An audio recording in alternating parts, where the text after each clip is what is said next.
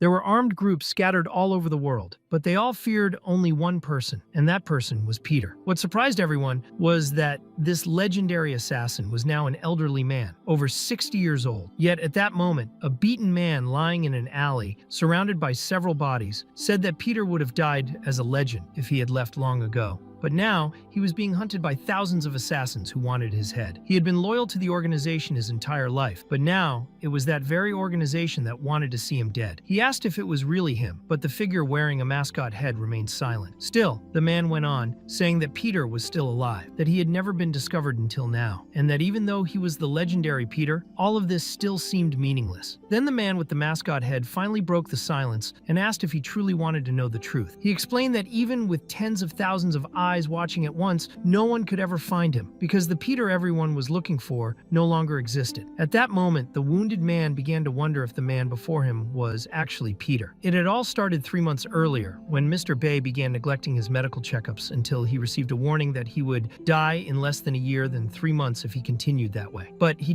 didn't fear death. After everything he had been through, he had faced the line between life and death thousands of times. He had devoted 50 years to the organization and carried no regrets. He thought he had done a lot, but as he looked through a photo book, he realized that in his entire life he had never taken a single picture of himself. Later, a young student girl entered the Hana bookstore. She was looking for elementary school textbooks and was greeted by Mr. Bay, who smiled warmly and said that they had everything there. She asked if he had any used books, since she wanted something more recent, even if not new, because it was for her little brother. Mr. Bay looked at her badge and commented that she was in her senior year of high school, and she confirmed with a smile, saying that he seemed to know the place well. Mr. Bay replied that he knew everyone in that town. Then he grabbed a pile of brand new textbooks, but the girl explained that she couldn't afford all of them and asked if the books were really new. He said it didn't matter. She could take them, because if the books just sat on the shelf, they wouldn't help anyone learn. The girl insisted that he didn't need to do that, but he said he could tell how much she loved her brother just by looking into her eyes. He told her to be kind while she still could, or else she would regret it later. The girl then asked if he had ever regretted anything in his life, and Mr. Bay replied that the longer one lives, the more regrets one accumulates. But he had done everything he could in each moment. There was no way to change the past or erase the regrets that came with time. Maybe she wouldn't understand that. Then he told her to just turn around and leave. He wouldn't kill her if she did. The student had a knife hidden, ready to kill him. But even with his back turned, Mr. Bay could sense her murderous intent. He said that he had memorized the face of every student from the neighborhood school, but he needed to confirm something. He pointed out that she claimed to be in her 3rd year, yet the local school only went up to the 2nd. That's when he realized she was lying. The girl was shocked and wondered if she had been in his grasp from the very beginning. Mr. Bay concluded by saying that he had smelled blood on her the moment she walked in and asked if she really thought she could mask the scent of a bloodstained knife with cheap perfume. The girl realized he had been playing with her the entire time, and consumed by rage, she rushed at him to kill him once and for all. But at that moment, she hesitated, even with the knife in her hand. She felt she was going to die, because just his gaze alone made her falter. Peter placed the books on the table and told her to take them. He knew that what she said about her little brother was true. For 50 years, he had done the same work, learning to read people's hearts just by their eyes. Then he asked if she too was from the Gloria orphanage, just like him. Their teaching methods hadn't changed in decades, because within the organization, if the volunteer mission failed, Plan B would be set into motion. At that moment, Peter grabbed the girl by the neck, not to kill her, but to save her from 2 assassins who appeared right after. He explained that when a mission failed, the volunteer also had to be neutralized. Peter not only saved the girl, but was also injured because of her. The other armed assassins easily captured her and used her as a hostage. At that instant, Peter couldn't do anything. His body no longer moved like before, and he ended up taking a punch straight to the mouth. One of the men asked if they were sure that old man was really Peter, until the operation leader appeared. He said that Peter's achievements surpassed everyone else's, and his reputation as the best still placed him at the top. But he added that no matter how legendary Peter was, he was nothing in the face of old age. That man was known as Octopus, the boss's informant. Peter asked why they were trying to kill him, and Octopus replied that the boss was angry with him. He said that if Peter somehow survived, there would be thousands of people hunting for his head. Regret was useless, since the bounty for his death was 7.6 billion. Peter found that amusing. It was the exact amount in his bank account. Octopus confirmed it, saying that all the money he had accumulated over his lifetime would now belong to someone else. He called it a stroke of luck, and asked whether the veteran Peter preferred to die now or later. The subordinates began beating him mercilessly, intending to finish him off. After some time, Peter was lying on the ground, and one of them asked if he was already knocked out. Octopus, irritated, stepped closer, but was blinded by a flash grenade thrown right in his face. In that moment of chaos, Peter took the chance to escape. The girl was completely stunned by what had just happened. Later, in an old abandoned playground, worn out just like him, Peter sat there, wounded. He no longer had the strength to fight as before. He felt the weight of his years and thought about how his entire life had been devoted to that organization. While others learned to write, he bled every day learning how to wield a knife. While others discovered the internet and social media, he learned how to wiretap and hack systems. While others went on dates and learned about love, he lived like a Russian spy, enduring frostbite. And when others were starting families, he was fighting terrorist groups just to survive. Peter had worked for years with his life constantly at risk, but everything changed when the new boss took over. This new leader claimed to have great hopes for him, but now saw him only as a useless, decrepit old man who needed to be disposed of. Peter had given everything to the organization. He never wanted recognition or honor, but he believed they shouldn't have done that to him. At least, not like that. He couldn't accept dying that way, nor allow them to take his money. That money existed for a greater purpose. But at that moment, he died there, alone and forgotten. Meanwhile, in the hideout of the Eight Tentacles group, one subordinate complained that they had lost $7.6 billion by letting the old man escape. Another asked why they were offering so much money for such a decrepit old man. They held a photo of Peter to help identify him. Someone walked up, saying that it was the first photo he had ever taken. They asked if it was Peter, and the one holding the photo commented that it looked like him because of the clothes, but probably wasn't. The man said he didn't know either, that he had just woken up like that. One of the group's members said that the place wasn't meant for students and told the man to leave, saying he was in the wrong place. The man, however, insisted. He had come there because he knew everything and demanded to be taken to Octopus, claiming he worked in the same line of business as them. They said fine, but reminded him that anyone who knew the location of that place should die. Even so, the punch thrown at him was stopped with a single hand. In that instant, the subordinate remembered the punch he had landed on Peter's face, and his hand was crushed. All of his fingers were broken. The one who had tried to stab him from behind was struck so many times in so short an interval that he couldn't even react. The first subordinate asked who the hell had sent that man there. He began to explain that those who mastered cutlery were considered third class. Those who mastered all conventional weapons were second class. First class was reserved for those who could use anything as a weapon. While he explained, he equipped himself with the tentacles of an octopus. When he was attacked by another subordinate armed with a knife, he simply whipped the weapon from the man's hand. He tied the tentacle around the enemy's neck, spun him around the entire kitchen, and finally slammed the man's head into a pot of boiling stew. The man then remembered the $7.6 billion bounty on Peter's head. He asked if that was the only photo that existed of his face. And there was Peter, once called the best in the field, now a younger version of himself. He opened his eyes and declared that the old Peter they were looking for was already dead. Meanwhile, Octopus still had the girl and said Peter would soon be officially declared wanted. In any case, his life expectancy was short because of the cancer. It would be merciful of him to give himself up, but Peter was already elsewhere. He was in his hideout, thinking that by not being there yet, he had given Octopus a little more time to live. Later, inside a subway car, people looked on in surprise. Peter was shirtless, his body muscular and defined. Looking at himself in the mirror, he thought none of it made any sense. He hadn't just been rejuvenated. The bullet lodged in him had disappeared, as had the pain from the cancer. He wasn't delirious. He was completely healed. He was young again. He didn't know why this had happened, but what mattered was that no one would recognize him anymore. Wherever they looked, they wouldn't find a trace. They couldn't get at his head. Still, he thought he should at least change his clothes. Then he noticed some people stepping away from two men smoking in a confined space. They didn't seem trustworthy, mostly because of the content of their conversation. Peter approached and warned that smoking was prohibited there. One of the young men asked if he was talking to them. Peter asked if there were any other smokers in the car. The first replied that he should be more formal and call him boy. Peter slapped the chubby guy's face, who laughed and said he'd let him go because he was in a good mood. Without reacting, Peter stood and went to the restroom door at the station. He thought it wasn't worth wasting time on that sort of people, so he locked the door and decided to settle things quickly. Inside, the others began taunting him, asking if he really wanted to die there. But Peter stayed calm, determined to show what happens when someone disrespects their elders. When the chubby man tried to land another slap, he was surprised. In a second, Peter landed a strike to the neck and another to the belly, leaving the man unconscious. One of the gangsters, stunned, asked who he was. Peter looked at him and said he didn't know who the man was, but he knew what he was holding, a pocket knife. He remarked that the man was holding it incorrectly and that way,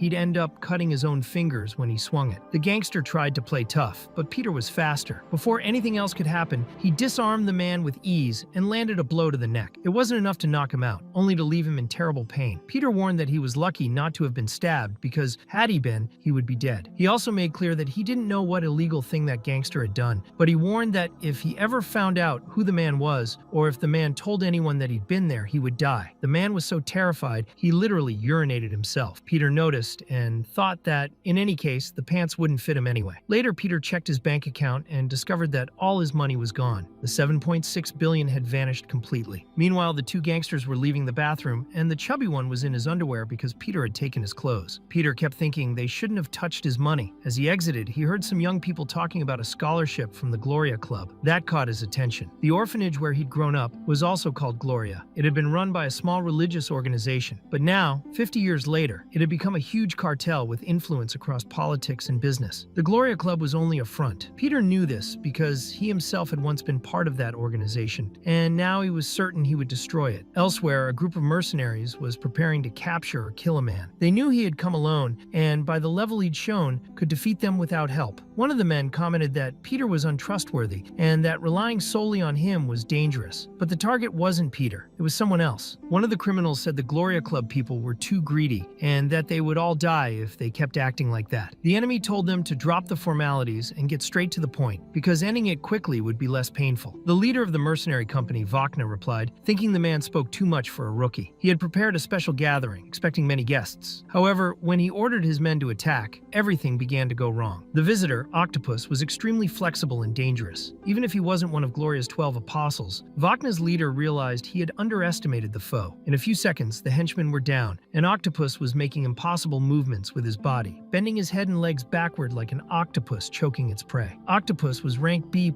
and his unique ability was hyperflexibility. He was number 1 in the national jiu-jitsu ranking, and with an almost demonic appearance, he moved in to finish the fight against Vakna's leader. When he returned to the hideout, he found his own men fallen in the kitchen, all the security cameras destroyed, and the evidence wiped. Octopus was sure Peter was responsible. In any case, the bounty would soon land in his account, so he only had to wait to be paid. He asked to be notified as soon as Peter's whereabouts were confirmed. Meanwhile, an assassin from Gloria, also part of the organization, remembered all Peter had done for her in the past, risking his life to save hers. When they reached Octopus's restaurant area, they noticed a customer without a reservation. The man admitted he had no booking but said he harbored much rancor. Octopus asked if it was about money, and the man confirmed it was. Quite a large sum, precisely $7.6 billion. At that moment, Octopus ordered the doors to be locked immediately and concluded the man must have ties to Peter. He thought it foolish for him to have shown up there since he wouldn't leave that place alive. Still, Octopus wondered who the man was and how he knew so much about Peter. If he were part of Gloria, he'd know exactly who he was. Octopus began to consider whether Peter might have a son or disciple, but he discarded the idea. Peter had always worked alone. He decided to give the intruder a chance to survive. He said the man had two options: tell them Peter's whereabouts and leave alive, or resist and take a bullet to the head. Peter himself, disguised, thought for a moment about what to do. Up until that point, no one had survived after hearing that proposition. He decided to invent a third option. He revealed that he himself was Peter, and that he had also been the one who killed Octopus's henchman. Octopus was confused, unsure whether this was provocation or the truth. He wondered if Peter had been the one to kill his men. If not, then who had? With the gun in hand, Octopus warned that it was real and demanded an explanation about the relationship between the intruder and Peter. Peter, calm, looked at the student he had saved in the past and said that if Octopus wanted to know so badly, there was only one way to find out: by killing him. Octopus, finding that intriguing, said that was his favorite part. He ordered one of his subordinates not to kill him immediately because he wanted him still able to speak. At the moment the shot was fired, Peter reacted. He launched a rashi straight into the enemy's neck and another into the gun's barrel, stopping the shot. The girl watched everything in disbelief, thinking it was impossible. The rashi had hit vital points with perfect precision. Peter took another rashi and went back to eating calmly, as if nothing had happened. The girl began to wonder who that young man was. He looked to be her age, and even within Gloria, there was no one capable of doing that. In fact, no one in the world could reproduce those movements. Octopus, impressed, admitted the action was interesting, even if it seemed like luck. He found Peter striking and asked, with a fake smile, which faction or club he belonged to, suggesting perhaps he should join them. But that was only a distraction. Octopus pulled his semi-automatic pistol and opened fire on Peter, who took cover behind a table. Octopus mocked the attempt, saying it wasn't a movie and that no one could block bullets with a table. However, when he checked the floor, he noticed the liquid spread there wasn't blood but spicy sauce. Octopus began searching behind pillars and under tables, but Peter was hanging from a pillar, watching him from above. At the right moment, he jumped and spat spicy sauce into Octopus's eyes, temporarily blinding him. With quick, precise movements, he disarmed the enemy, knocked him down, and, without difficulty, broke his neck. Even with his head turned backward, Octopus was still alive. He tried to understand what was happening, unable to believe it. He had faced countless opponents, but it was the first time he had seen someone so skilled and young. In that instant, Octopus remembered his childhood training inside the Gloria Club, the same place that had molded monsters like him and that he now faced his own legacy before his eyes. Octopus had been taught from a young age that an assassin's tactic was simple: either win or die. His instructor always said that one day they would face stronger enemies and that the secret would be to strike when the opponent's guard dropped, exploiting any breach to surprise them. It was then that Octopus developed his most dangerous technique, the total body choke, which used his hyperflexibility to dominate an enemy. He believed that with this skill he would never be defeated. He also learned never to turn his back thinking victory was already assured. That lesson became his motto. Now in the present, Octopus believed he could defeat Peter with the same strategy. Seizing a gap, he grabbed Peter by the leg, pulled him in, and wrapped him with his body, squeezing hard.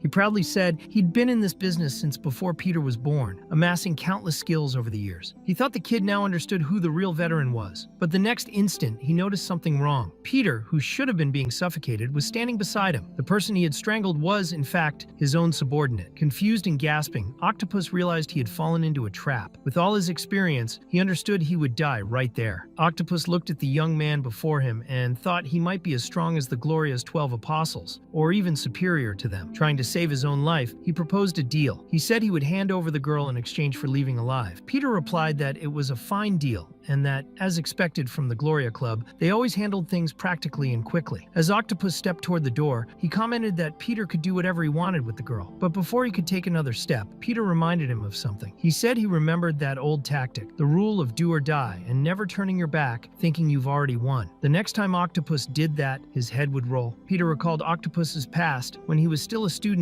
of an important instructor at Gloria, a man whose head today was worth 7.6 billion. That instructor had been Peter himself. He then asked Octopus if he remembered what was said back then, that no one who had met Peter survived to tell the tale. Ruthlessly, Peter broke every bone in Octopus's body at once, ending the fight. Shortly after, Octopus's boss received news of his death. The security cameras had been removed and no evidence remained. The boss found it ironic. An elderly man near death, shot and presumed dead, had returned and killed 4 well-trained assassins without leaving a trace. He said it was truly funny. He then decreed that all Gloria assassins were officially authorized to hunt Peter. Not long after, a new campaign appeared on billboards across Korea's busiest streets. A disguised photo of Peter appeared in a fake donation drive for the elderly, but the contact number in the image corresponded to the value of 7.6 billion, a coded message that there was a bounty on his head. Gloria also began distributing flyers with his face everywhere. Seeing this, Peter said there was no need for the club to look for him. He would go after Gloria himself. He knew, however, that he couldn't destroy everything alone. He would need someone's help, although the only person he thought of made him uncomfortable. Later, he entered an abandoned public restroom where several homeless people lived. Peter knew there was a secret passage there. By pressing one of the tiles, he revealed a hidden entrance. On the other side was a luxurious hideout, recently refurbished and tastefully decorated. He observed the place and concluded they had spent a lot of money renovating it. As he stepped in, he felt the cold touch of a blade against his neck. Peter remarked that she wore silk clothes and served tea in jade cups, but said all that was unnecessary. After all, she was blind. The woman did not like the comment and threatened him with her cane. Even her guide dog seemed bothered by the intruder's presence. She said the last few days had been quiet, but now it seemed she would have to deal with another body. By her sharp senses, she perceived he was young, noted the absence of the smell of alcohol, and concluded he wasn't one of the street drunks, and understood that his thirst for blood was too high for an ordinary thief. She suspected he had been sent by Gloria. Even trying to hit him with the cane, he dodged easily, not because she was blind, but because he was faster than her. She warned him to be careful with the surroundings, for the wallpaper was expensive. Then she threw the cane, sharpened at the tip, directly at his head. But Peter began to wonder if she was truly blind, for her attacks were extremely precise. She moved in, attempting a knee strike, but Peter held her in the air and gently placed her on the sofa. Ji-won admitted she was surprised. She hadn't expected Gloria to have someone so skilled. She said she was almost genuinely frightened, but also didn't sense any murderous intent from him. She asked if he was there to kill a blind woman. Peter replied that he needed to do it because it was part of his job. However, taking advantage of the distraction, the last attack came from Alexander McKing, her dog. But to Ji-won's surprise, McKing didn't attack. He lay there comfortable, receiving belly rubs from Peter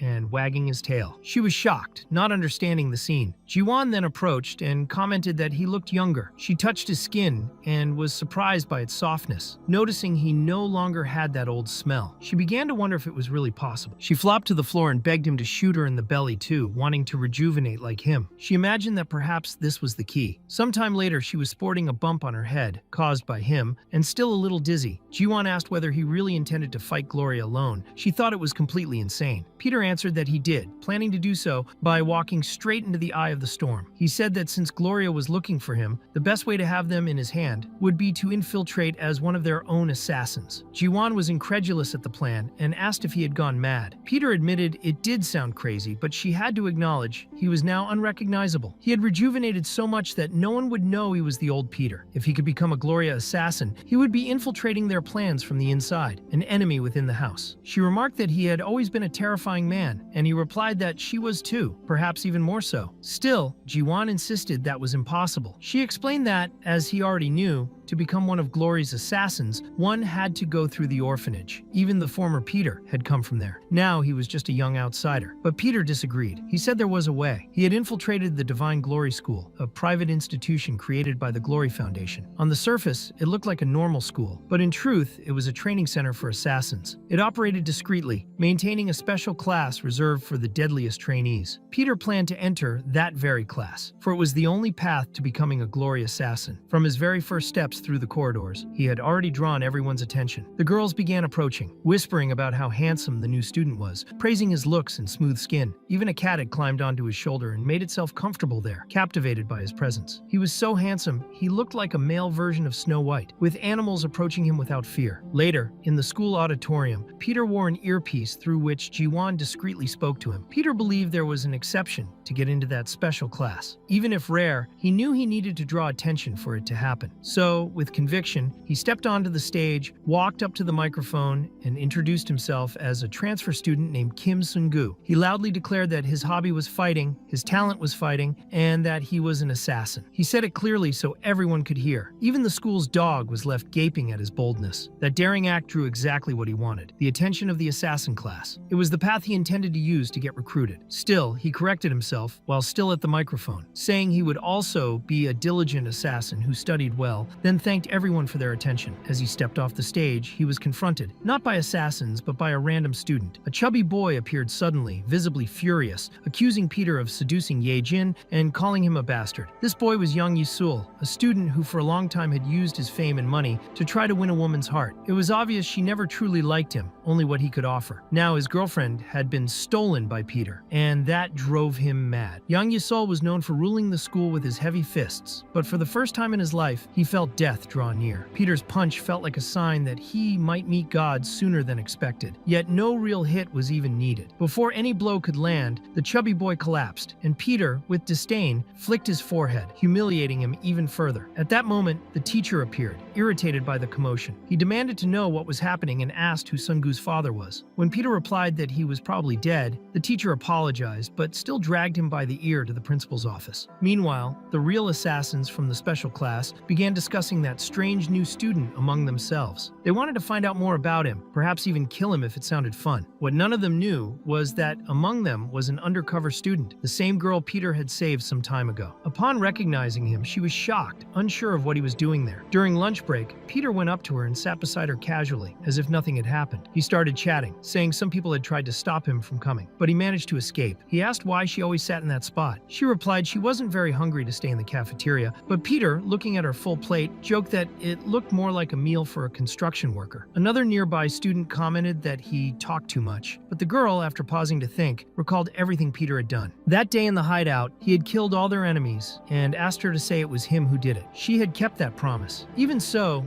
she asked what he was doing there. Peter explained that he wasn't there because of her. He didn't intend to kill her or anything like that. That's when Yoonbyul, who was also there, said that because of him, the company was now spying on the girl and things were getting difficult. Peter replied that she should be thankful since she was only alive because of him. But Yunbul snapped back, saying she had survived on her own and that he had no idea what that place was really like. That school was terrifying. Did he really think an outsider like him could do anything there? She stood up to leave, but Peter spoke seriously. He said he needed her help because they were in the same boat, and he knew it. Finally, he called her by her real name, Lee Yuna. Lee Yuna wondered how Peter knew her real name, but when she looked back, he was already gone. Not long after, the school was hosting a sports festival. The highlight of the competition was Jonathan, the favorite in track events and current holder of the school's 400-meter record. He ran confidently, certain of another victory, but Peter effortlessly passed him as if it were nothing. As he continued to stand out, he was constantly being watched. In the vision test, he got the best result of all. In the fine cooking class, he exceeded expectations by carving an intricate sculpture out of an apple. The teacher couldn't understand how he'd done it. There wasn't even an apple that big. It was obvious something was different about him. Meanwhile, elsewhere in the school, a teacher was being cornered by a group of students in an alley. The gang leader, a tall, intimidating student, mockingly asked what the teacher would do if he refused to clean something up. He called him a loser, saying the only thing he could do was shout and take out his frustrations through grades. The teacher, visibly angry, called them damn brats, but that only made them bolder. To make things worse, the students were recording everything, ready to post it online if anything got out of hand. The teacher tried to defend his authority, but the bully shoved him hard, knocking him to the ground like a bag of trash. He said the teacher wasn't an authority at all, and the scariest thing he could do was give bad grades. If he tried to report them using that video, he might even lose his teaching license. At that moment, Peter appeared, walking calmly with a small trash bin in hand. The gang noticed him and commented that he was the new kid. Peter approached and asked if they had assaulted the teacher. The big guy sneered at the question and told him to get lost. He said that even if he had, Peter couldn't do anything about it, then ordered him to disappear. But Peter didn't move. Seeing that Peter refused to back off, the bully spat on his chest, trying to intimidate him. He told him that if he didn't want to die, he'd better leave quietly. When Peter didn't flinch, the bully tried to punch him, but he couldn't land a single hit. Peter dodged each strike with fast, precise movements. The other gang members laughed at the scene until the bully was effortlessly knocked to the ground. Another student tried to attack him from behind with a brick, but Peter shattered it with a single palm strike before it could touch him. Moments later, the three bullies were apologizing to the teacher. Then they ran off, yelling that Kim Sung-gu was a villain. Peter asked the teacher if he was all right. The teacher, though thankful, said fighting like that in front of him was unacceptable. Peter replied calmly that he had just forgotten his phone recording, so he was only deleting the video of the incident. Deep down, he knew that teacher was just testing him. Without warning, the teacher tried to kick Peter from behind, but Peter blocked the strike without even looking. The teacher was impressed and remarked that, as expected, Peter's eyes were still sharp to people's intentions. He said he already knew Peter wasn't a normal student and wanted to understand where he had learned all that, or rather,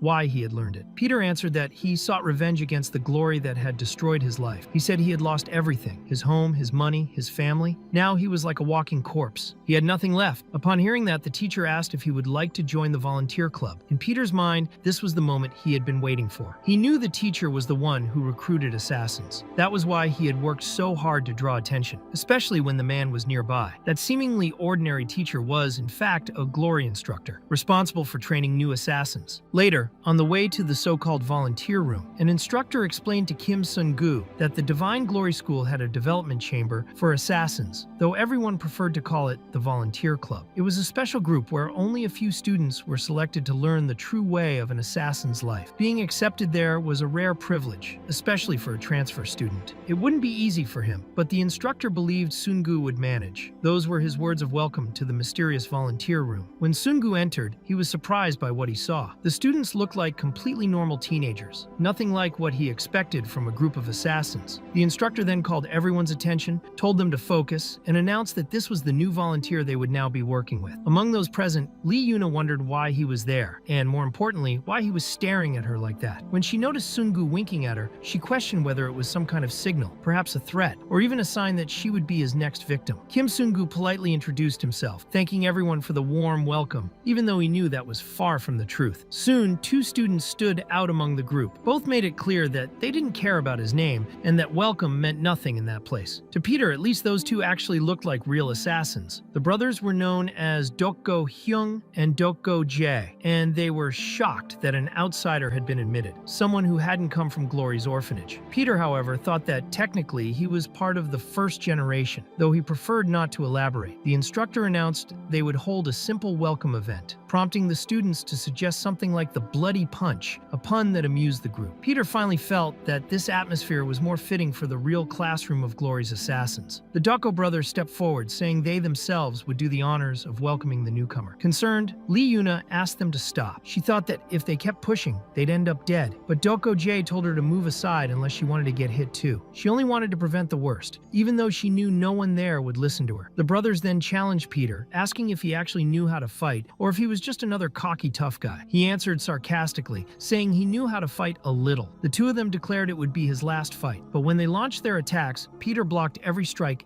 effortlessly. Dokgo Hyung said that this place wasn't for any random brawler. Everyone there risked their lives. Dokgo Jae added that they fought to become the greatest assassins in the world, following the example of the legendary Apostle Peter. Dokgo Hyung then accused Sungu of being there only because of favoritism, a real nepotist. They started speaking in alternating sentences, finishing each other's phrases like they always did. Peter found that incredibly annoying. He saw no charm in this twin habit of talking in sync. He said he was tired and told them to attack all at once already. Furious, and the two shouted that he was completely insane and charged at him, proud of their 18 years of experience. Peter, however, thought to himself that he had already lived 65 years. By the end of the fight, both brothers were exhausted, drenched in sweat, and barely standing. The class, watching the situation, pretended that the brothers had gone easy on the newcomer. Dokgo Hyung, trying to save face, said he hadn't even used half his strength. The others laughed, claiming the rookie had been so scared he'd run away and couldn't even fight back. Later, Lee Yuna met with Peter and, looking him straight in the eyes, asked why he wasn't taking the volunteer club seriously. She knew he was holding back. He hadn't used his true strength against the brothers. But Peter, in his usual carefree tone, simply replied that he had no idea what she was talking about. Yuna said she had proof against him. She thought he was a liar, especially seeing how the two brothers were completely drained while he didn't even seem to be sweating. Then she cornered him, pushing him firmly against the wall, demanding to know why he was acting like that. Ever since he had joined the school, he had already been considered suspicious, and now it was clear he was hiding his true power. It felt like he was plotting something much bigger. Peter, however, just lowered his head, shrank back a little, stepped aside slowly, and said it was time for lunch. But Yuna reminded him it was midnight. Even at that hour, she explained, there were still people working at the bus terminal. A driver, for example, had arrived expecting to transport a large group, only to find a single passenger waiting. That mysterious passenger had reserved several seats, even though he was traveling alone. Beside him were about 60 suitcases. The driver said it was fine and that he'd load everything, but inside, he thought the man was a creepy, annoying weirdo. That's when he noticed something strange about one of the suitcases. A man wearing glasses beside him tapped his hand and asked if he wanted to make a bet that the driver should try to guess what was inside that suitcase. Later, the driver ended up refusing the offer. Even so, the strange man with glasses kept staring directly at him. The driver, increasingly uneasy, could have sworn he saw the suitcase move. Shortly afterward, a new mission was posted on Glory's platform. Professor Lee Guangyu announced that the new client was none other than the president of the Daiha Group, Choi Yun-chang, one of the Academy's biggest sponsors. The team that succeeded in the mission would receive a volunteer certificate, meaning they would officially become assassins. The mission was a rescue. Recently, there had been a wave of teenage kidnappings, but this case was even more delicate because one of the victims was the president's only son. One student asked why the police hadn't been contacted. The professor explained that President Choi didn't want justice. He wanted revenge. That's why he came directly to the academy. The objective was simple: rescue his son. The professor then asked for volunteers to raise their hands. No one did, except the Dokgo brothers. Dokgo Jae remarked that maybe they were the only ones interested, but Dokgo Hyung disagreed. He said that besides them, the nepotist and the failure would join as well. Guangyu reminded them that they couldn't just storm in and beat everyone up. The first step was gathering intel. Peter, who until then had felt left out, thought this was his big chance ever since entering the school. The mission began at an amusement park. Peter wondered if the rescue would really take place there. Meanwhile, the park was hosting a samba performance, and the Doko brothers couldn't understand why the dancers were wearing bikinis in public. Confused or not, they couldn't take their eyes off them. Yuna was there too. She knew she had arrived at the right spot, but still had no idea what to do next. The professor had told them this was the correct location. In the middle of it all, a bold little girl approached Peter and asked if he had TikTok. Peter, startled, asked what was going on, completely confused. Earlier that day, Professor Guangyu had shown them the last known location where the president's son had been seen before being kidnapped. The mission was clear: rescue the hostage and defeat the abductor. Yuna reflected on that as she surveyed the park. She knew the boy had last been seen there, but the area was huge and they had no concrete leads. No one even knew if the boy was still alive. She also wondered if Sungu would show up to handle the case. Even without knowing why, she felt safe when he was around, as if things would somehow turn out all right. Later, a park employee appeared to explain how everything worked. He noticed that for many of them, it was their first time in an amusement park and suggested downloading the app. Yuna, who seemed the only one tech-savvy, opened it and started checking out the attractions. Meanwhile, Hyung watched her and asked if she was really focused on the mission or already getting distracted. Time passed, and the group ended up enjoying the park a bit. They rode the carousel, then the bumper cars. Yuna and Peter even played at the shooting gallery. As always, the vendor had rigged the game by putting hidden weights in the dolls so no one could knock them down with the blank bullets. That's how he made money, by fooling unsuspecting players. Even so, Yuna, who had never fired even a fake gun before, decided to give it a try. And later, to the vendor's surprise, the group walked away carrying several giant plush toys. He had no idea how they'd managed that. While Peter was distracted, the rest of the group called out to him, laughing and cheerful. He realized that everyone was genuinely having fun, maybe because it was their first time experiencing something like that. He thought that perhaps they, like him, had endured a hard childhood. It was a rare moment of happiness, and none of them knew when they'd get another chance to smile like that. Later, Yuna stepped away from the group to grab something to eat and also to gather intel, since they still had no solid clues about the kidnapping. Then, her phone automatically connected to a nearby pair of wireless earphones. She realized she had accidentally paired with Choi Eun-yeol's AirPods, the president's son. The signal was coming directly from the women's restroom. Yuna thought maybe the earphones had fallen during the abduction, and now someone else had picked them up. Without hesitation, she wondered whether she should call for backup or go in alone. In the end, she decided to act on her own. Inside the bathroom, there was only one girl, who didn't seem suspicious at first glance. Even so, Yuna remembered something she had learned in socialization classes. When dealing with ordinary people, the best approach was to smile. So, naturally, she approached and asked about the AirPods. The girl's reaction was one of shock. Suddenly, her boyfriend entered the women's bathroom and accused Yuna of messing with his girlfriend. Irritated, he wanted to handle things himself and asked if she was a thief, trying to find out why she was interested in the headphones. Without waiting for an answer, he pushed Yuna against the wall. Yuna didn't want to fight, but she had no choice. Despite her smaller body, she dodged all the young man's attacks, who was visibly larger. Using her reflexes and agility, she easily immobilized him. She was about to use the lollipop stick as a weapon and shove it into his ear when she remembered he wasn't an enemy. She couldn't harm civilians. So she simply pushed the lollipop into his mouth and calmly asked the girl again where she had found the headphones. Meanwhile, Peter was drawing the attention of everyone passing by. Even the birds seemed to stop to admire his beauty, something that happened frequently. At that moment, Yuna reappeared, bringing the first concrete evidence of the case. She said she now had an idea of where the boy could be. Peter, in turn, mentioned that he had thought of the same place. Yuna, surprised, wanted to know how he had come to the same conclusion. Peter then explained his reasoning. To kidnap someone, it would be necessary to find a place where screams wouldn't draw attention, even if it was crowded. It would require an environment where noise was normal. At that moment, Yuna noticed that in the amusement park app, the haunted house was marked as sold out. This indicated that the kidnapped person was probably inside.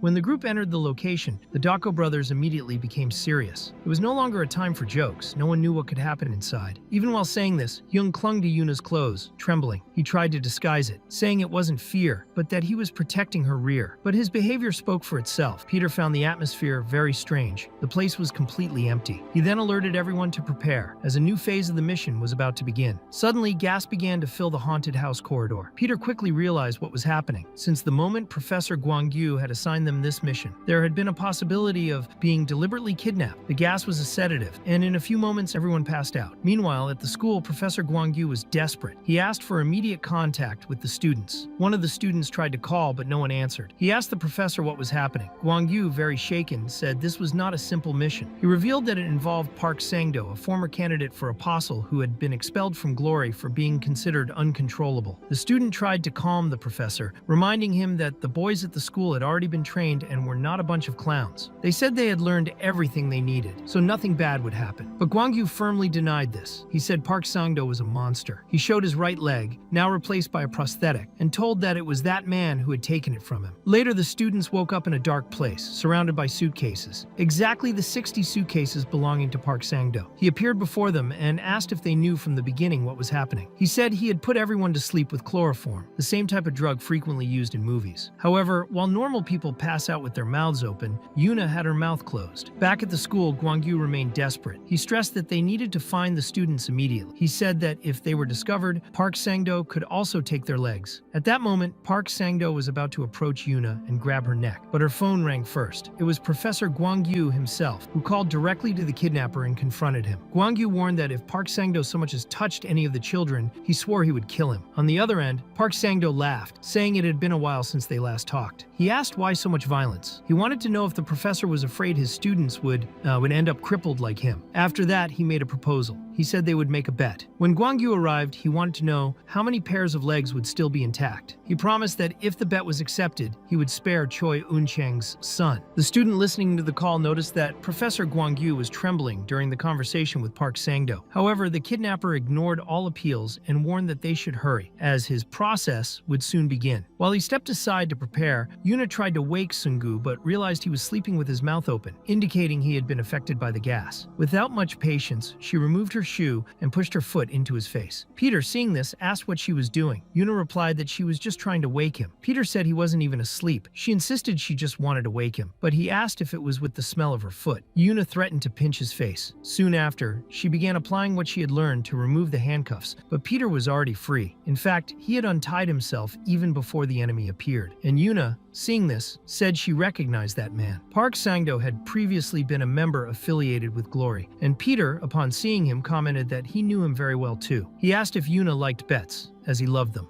At that moment, the Doko brothers were already standing and free from their restraints. Doko Hyung provoked the enemy, saying that for an ordinary worker like him, he was quite brave. He demanded that he say where the hostage was if he didn't want to die there. Park Sang-do observed the youths and commented on how foul-mouthed the academy students were. Since they liked challenges, he proposed a bet. He wanted to know what they thought about it. The Doko brothers immediately accepted, confident. Meanwhile, Professor Gwangyu continued listening through Yuna's phone, which remained connected. He was running to try to reach his students as quickly as possible. Park Sang-do established the rules. He said that if he lost, he would do everything they asked, even freeing Choi Un-cheng, the president's son. But if he won, they would have to give their legs as payment. Gwangyu, hearing this from the other side, fell into despair. He thought they should never accept that bet. No one had ever defeated Park Sang-do before. But the Doko brothers did not back down. They asked if the old man really thought they would leave unscathed, as they knew exactly what they were doing. They tore their shirts and advanced, ready to fight. However, Park Sang-do had not finished explaining the conditions. He said bets were only fun with fair rules. Then he threw a knife toward Hyung. Hyung caught the weapon in the air and responded confidently. He reminded him that he was the best knife user of his generation and had been #1 in blade combat at the Divine Glory School. Even with all his skill, Hyung could not pressure Park Sang-do. He ended up being cut on the face during the confrontation. Finding this very strange, Doko Hyung noticed something was wrong. He said that even though they were using identical knives, there was clearly a difference between them. Park Sang-do, with a smile on his face, provoked. He wanted to know what the problem was. That's when Doko Hyung realized he had received a blunted knife, and yet the opponent fought easily. What he didn't know was that Park Sang-do's knife was also blunted. The man was just having fun. At that moment, Peter and Yuna reappeared, but Doko Hyung asked them not to interfere. He said that this was their fight. If they were not able to win alone, they did not deserve to be saved either. All they could do was watch. Doko Jae agreed with his brother. He said that man had no idea of the motivation driving them. That's when they revealed the greatest challenge they had ever faced. The final test at the orphanage was known as the Infernal Month. For 30 days, the children received no food or water. Instead, they were given only a pistol with a single bullet. They were thrown into an area full of wild beasts and had to survive by their own means. That single bullet was everything. Some used it for hunting, others to betray allies, take hostages, or even end their own lives. But the Doko brothers never gave up. They preferred to fight until the end. They kept the bullet until the very last moment, knowing it would have real value in the end. With 2 combined shots, they managed to kill a bear. When the month ended, they discovered that all the other 181 children of the orphanage's 48th generation had died. Only the 2 of them survived. Later, they heard the story of a young man their age who would become a legend. That young man became known as the Apostle Peter. He survived without even using a single bullet. In 58 years of records, he was the only one to achieve such a feat. Inspired by this, the brothers spent the next 10 years trying to become like Peter. They trained without pause and grew ever stronger. And now, facing Park Sang-do, they said he was just another stone in their path. With that conviction, the two advanced at the same time, ready to execute their combined attack. Jae, being strong and a grappling specialist, grabbed Park Sang-do by the lower body. At the same time, Hyung, with his impressive speed, lunged straight for the enemy's face. Park Sang-do, even while being attacked, commented that instead of losing a leg, he could very well cut off his own arm. He then managed to grab Hyung's arm, which held the knife. However, Hyung had already expected that move. He thought that, even without an edge, the knife could still be used to pierce. But at the moment when the enemy's death seemed guaranteed, Park Sang-do asked if they wanted to become like Peter, making it clear that they never would that way. Then he pulverized Hyung's knife with ease, explaining that what he used was a kukri, a Nepalese blade. It was 3 times heavier than an ordinary dagger. He said he had trained with that weapon his whole life. It was faster than a regular knife and heavier than an axe. It was the perfect weapon for killing. Park Sang-do, ranked A, possessed a special fencing skill and was a master in the use of the kukri. Hyung was shocked to see how that older man could handle that heavy blade with such ease. He concluded they were not facing an ordinary worker. They were confronting a monster. In just 1 second, Park Sang-do moved through them all and struck each member of the brothers, leaving them completely incapacitated. Hyung, even wounded, shouted for everyone to run. Jae, surprised by the situation, asked if they really had to flee. That was when Ina began screaming desperately, causing an uproar. Park Sang-do mocked her, saying she was far too noisy for a young lady, and explained that they were not yet dead. He had no intention of killing children, but needed to complete his mission, and the reward required 1 leg from each. Gwangyu tried to stop him, demanding that he not touch them. However,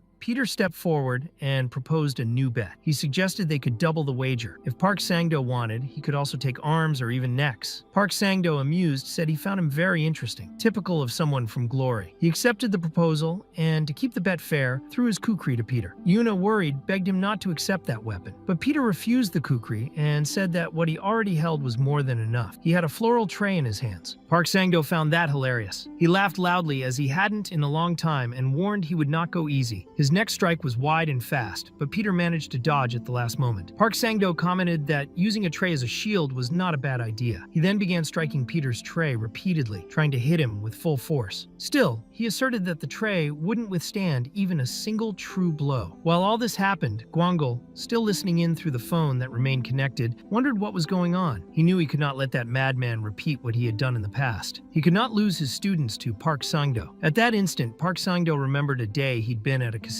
The croupier was terrified by the chaos around. He told her to relax and said that this always happened when he showed up. Since he liked bets, he asked if she wanted to wager her life, betting chips on his survival. At that moment in the past, he had been surrounded by 5 glory assassins, all armed with chainsaws. They were veterans, ranked B, and attacked simultaneously. Supposedly, it would be impossible for a man with a simple knife to defeat 5 seasoned assassins with chainsaws. But it wasn't impossible. Not for Park Sang-do. Everyone realized he possessed a superhuman capacity. With extreme brutality, he tore the limbs from each of those assassins. He thought it didn't matter whether it was a chainsaw or a knife. What truly mattered was how monstrous the person wielding the weapon was. In the present, his next strike almost split Peter's head in 2, but the boy managed to block it with the tray. Even so, the tray was cut in 2 pieces. Park Sang-do looked ahead and asked what was happening. Peter's shield, made from the floral tray, had split into 2 parts. It was then that Yuna felt she needed to help Kim Sun-gu, but Peter had taken the lead in combat. He noted that the weapon the enemy used did indeed seem to be a kukri. It was the first time he had seen someone wield it so ferociously. Even he was surprised by the brutality of the attacks. They were more aggressive than he'd expected, so Peter crumpled the tray and held it as if it were his real weapon. He would use the sharp edge of the tray's divided halves to attack. Park Sang-do acknowledged that Peter was skilled. He didn't look like an ordinary student. He was interesting. Park Sang-do even believed he had already killed him in that instant, delivering a nearly fatal cut. But Peter, at the last millisecond, dodged. And not only did he survive, he turned the tray into 2 improvised blades. Park Sang-do was bewildered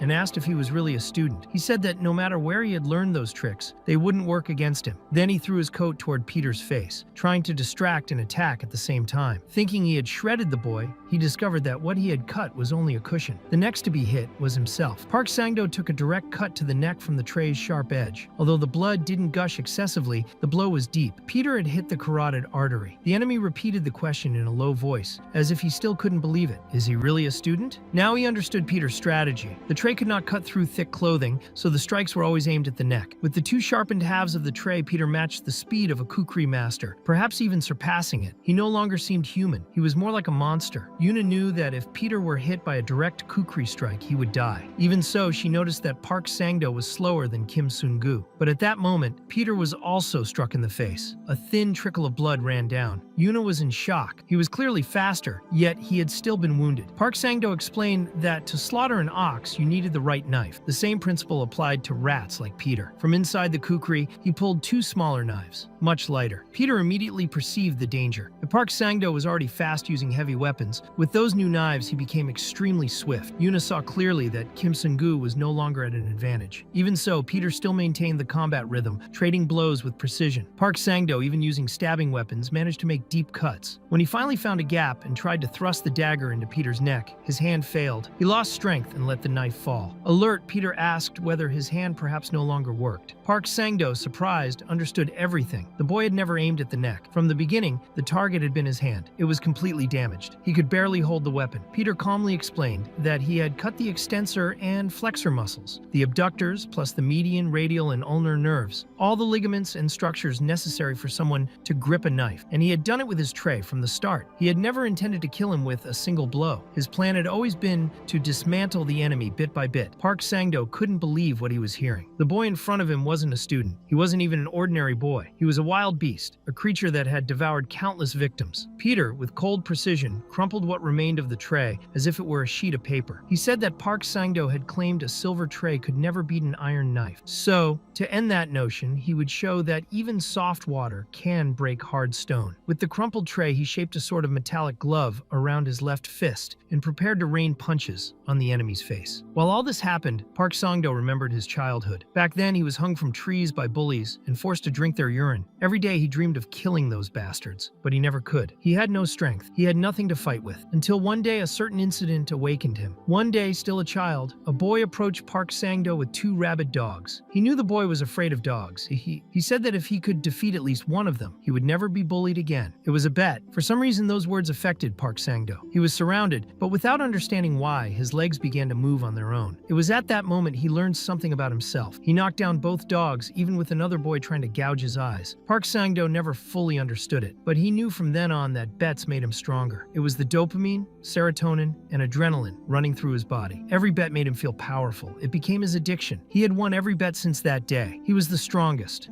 However, now the strongest was being beaten by Peter. After landing a punch using the glove made from the crumpled tray, Peter dropped that improvised weapon and moved in for direct combat. But Park Sang-do, desperate, begged him not to come closer. He held a grenade. He said that if it exploded, it would detonate the 60 suitcases in the room. Inside each one was a child, and one of them was the president's son. Yuna immediately realized he was holding those children hostage. Park Sang-do also warned that if the grenade exploded, the gas pipe attached to the ceiling would also blow, killing everyone there. He ordered Peter to kneel if he didn't want to die, but Peter was undaunted. He said he would only accept that threat if he could actually carry it out. The next instant, he was already beside Park Sang-do, shoving the grenade into his mouth. Peter explained that if Park Sang-do had used a grenade before, he would know what happens when you pull the pin. Now, the only thing preventing the explosion was his own mouth keeping the grenade in place. That was a real threat. Without giving him time to react, Peter began beating him, striking hard at his chest and abdomen, trying to make him swallow or spit out the grenade. If he dropped it, everyone would die. One of the punches was so strong that Park Sang-do fell to the ground. He didn't pass out purely out of desperation. Saliva running, eyes wide, he held the grenade between his teeth, trying not to let it go. Peter, still calm, praised the firmness with which he held it. Then he replaced the pin and told him to stop crying like a child, saying it was ugly to watch, especially since the fight wasn't over. Park Sang-do, stumbling to his feet, said he didn't want to continue. Yuna, watching everything, wondered what he was planning now. She was about to act, but then he knelt, begged. He said he would accept a draw. He would pretend he had never fought them and release all the children. He pleaded to end the fight there. When Professor Guangyu arrived running and saw Park Sang-do, the dismemberer, crawling on the floor begging for mercy, he couldn't believe his eyes. Peter, confused, asked why the instructor was there while he was already rescuing the two injured brothers. And so the incident ended. The president's son, Yu Tang, was safely rescued along with all the other children. Park Sang-do, still repeating that he wanted a draw, was taken to the Glory headquarters. years. Guangyu thought that the nightmare that had destroyed his life as an assassin was finally over. It was hard to believe that children had taken down that monster, but deep down, he knew. It wasn't all the children, it was only Kim Seung-gu who had done it. Still, he had nothing to comment. After this event, the boys were officially recognized as assassins. However, Dokko-jae was furious. He had received only a rank D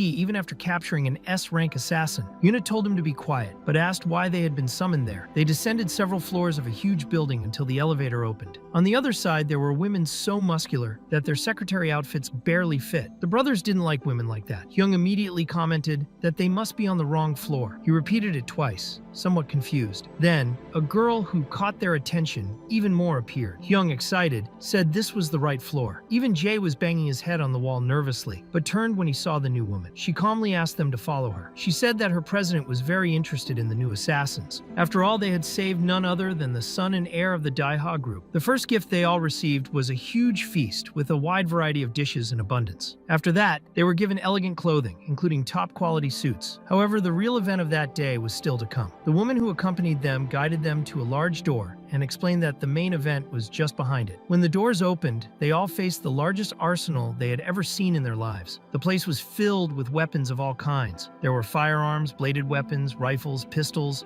sniper rifles, daggers, kukris, swords, and much more. The woman explained that, as a sign of gratitude, the president had authorized each of them to take everything they could carry. They could take any weapon, as long as they could carry it. Hyung commented that they didn't need weapons, and his big brother Jae agreed, saying it really wasn't necessary. But in the next instant, the two were already completely covered in weapons, looking like real war tanks. They had hidden equipment all over their bodies, and clothes, pants, even underwear. The woman, seeing that, warned that someone would deliver the rest of the arms they couldn't carry. Lee Yuna, who was a knife specialist, was particularly impressed. Among all those weapons, there were collector knives, rare pieces that would astonish any blade enthusiast. Even so, she hesitated. She felt she shouldn't take anything. That day, she limited herself to observing, doing nothing. She only watched as Seung-gu calmly chose his items. The woman accompanying them was curious. She approached Seung-gu and asked if anything there had caught his attention. She really wanted to know what he would choose among so many options. To everyone's surprise, Seung-gu took only a fountain pen. He looked at it calmly and said it was enough for him. The woman was puzzled. She wondered if he really wasn't at the age to want more, to be greedy. After all, among so many modern and rare weapons, he had chosen only a simple pen. But Peter, who was watching everything, understood why. He had already used all those other weapons throughout his life, so he didn't feel the need for any more. Suddenly, the woman received a message on her pager. The director had just contacted her. He ordered her to take only Seung-gu to the president's office. The others would stay. The meeting was only between the two. After climbing more than 40 floors, maybe 50 or even 60, Seung-gu was inside an elevator next to the woman. The atmosphere was silent, and neither had much to say. At one point, the woman broke the silence and commented that she thought the choice of the pen was an excellent decision. Peter, with a slight smile, remarked that it was a model he had enjoyed using in the past, but she explained that this model had been discontinued over 40 years ago. Seung-gu then revealed that he had received the same one as a gift from his grandfather. However, the woman found it strange, noting that he had grown up in an orphanage. Realizing the contradiction, Seung-gu quickly changed the subject and asked why President Choi wanted to speak with him. The woman replied that he could ask the president himself. Soon after, she led him to a spacious, quiet room. Inside was the most powerful man in the Daeha group, President Choi Yoon-chang, leader of the world's largest military company. As soon as Seung-gu entered, the president greeted him politely, asking if he liked the gifts. Peter responded affirmatively, thanking him politely, but got straight to the point, wanting to know why this particular meeting was taking place. Choi Eun-chang said he was interested in him and wanted to get to know him better. He asked him not to be nervous, stating that he knew very well who young Seung-gu was. Looking closely at the boy's face, the president remarked that he resembled Peter, the legendary agent, very much. Then he began explaining an event that had occurred on December 24th, 1978, in Korea. At the time, a man was being tortured by the Russians to reveal secrets. This man was a captured Russian agent. During the torture, he revealed crucial information. There was only one way to save a child who had been kidnapped. To do so, Korea would have to deliver a missile they had developed to the Soviet Union. If they refused, the son of the Daiha director would die. The president at the time was desperate. Despite the pressure, an elite unit was sent on the rescue mission. However, the Delta Force had already been eliminated as soon as they entered Russian territory. This deepened the director's despair. In his last hope, he went to the church known as Glory. He knocked on the door, begging the priest for help. His son was in the hands of the Russians, and he promised everything. military support, resources, power, whatever was necessary. He even promised 100 years of total support from the Daiha Corporation to the church, as long as they saved his son. All he asked was that they give up one of the apostles the church had trained. The priest, however,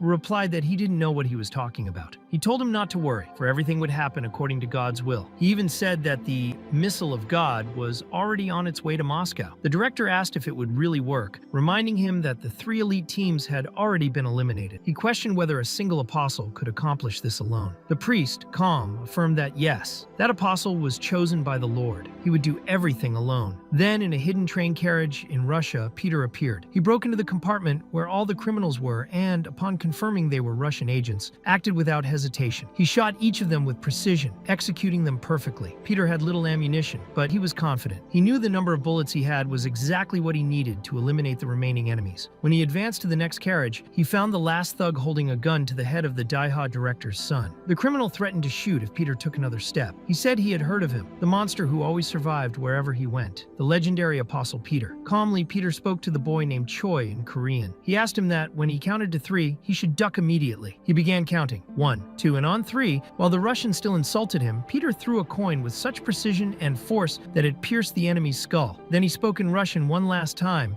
bidding farewell with a single word. It was over. Choi Un-chang, who was still a boy at the time, thanked him sincerely. He asked if Peter was Korean and said he would never forget that act. Peter, unmoved, simply placed a hat on the boy's head and explained that he hadn't come to save him, but to protect the future of the Daiha group. He told him to get up and move forward. The boy ran after him, impressed, thinking he was incredibly cool. He felt he was alive only because of that man. 40 years passed. Even after so long, Choi Un-chang still remembered his savior's face perfectly. Now, in front of Sun-gu, he commented that the young man must be Peter's grandson. The resemblance was striking. He said he looked identical to the apostle when he was young. Peter, in turn, reflected that it had been a long time since someone made him feel so uneasy. But he also felt proud. That little boy of the past had grown into Choi Un-chang, the great director of Daiha. The man commented that he had heard Sun-gu had chosen only a pen from all the arsenal. He wanted to know why he hadn't taken anything else. Peter replied that he was satisfied with just that. Still, Choi said he would never let his savior's grandson leave empty-handed. He asked him to accept a special gift, the pinnacle of technology developed by the Daiha group. It was an elite motorcycle called the St. Petrus 5-4, an advanced model created entirely by the company. The machine could reach up to 527 kilometers per hour. Lee Yuna was amazed by the motorcycle and commented on how incredible it was. Peter, on the other hand, thought the generosity was excessive. The Dako brothers, excited, asked if they could trade their weapons for the bike. The woman accompanying them firmly said no. Peter handed a helmet to Lee Yuna and asked her to hurry. It was the perfect moment to ride the motorcycle. At that moment, instructor Guang Yu contacted Peter, informing him that Glory wanted to see them personally. Everyone was curious to meet the newcomers, who had completed the special task. It was time to show the world the young, promising blood they carried. The Dako brothers followed Peter and Yuna on scooters, but managed to keep up. Guang Yu asked them to inform everyone that a new monster had appeared. Later, everyone was at the Glory Church of Hapjeong. The Dako brothers, as always, entered proudly and confidently. Peter looked at Lee Yuna and asked if she was ready. The brothers were visibly excited. When they entered, they faced the Grand Church, a sacred place where assassins received their revelations. Missions determined according to their individual rankings. Each revelation was delivered along with a consecrated host. Thus, each assassin received a mission linked to their classification. While Lee Yuna found this method impressive, believing true assassins received missions this way, Peter had another view. To him, this ritual was common only among low-rank assassins. The mission they received was simple and direct: fight. The priest in charge observed them and commented that it seemed to be their first time there. He said that first of all, they needed to experience what was called celestial blood. Without warning, he poured wine on Hyung's head, provoking him and asking if it was good. Everyone present was already waiting for them. Hyung, visibly irritated, commented that there were always idiots everywhere and asked if this old man was one of them. Within moments, a circle formed around them like an arena. The brothers began preparing for the fight. A bishop remarked that these brats were ridiculous. Director Jang explained that they had no idea what it meant to be ranked D, but Hong,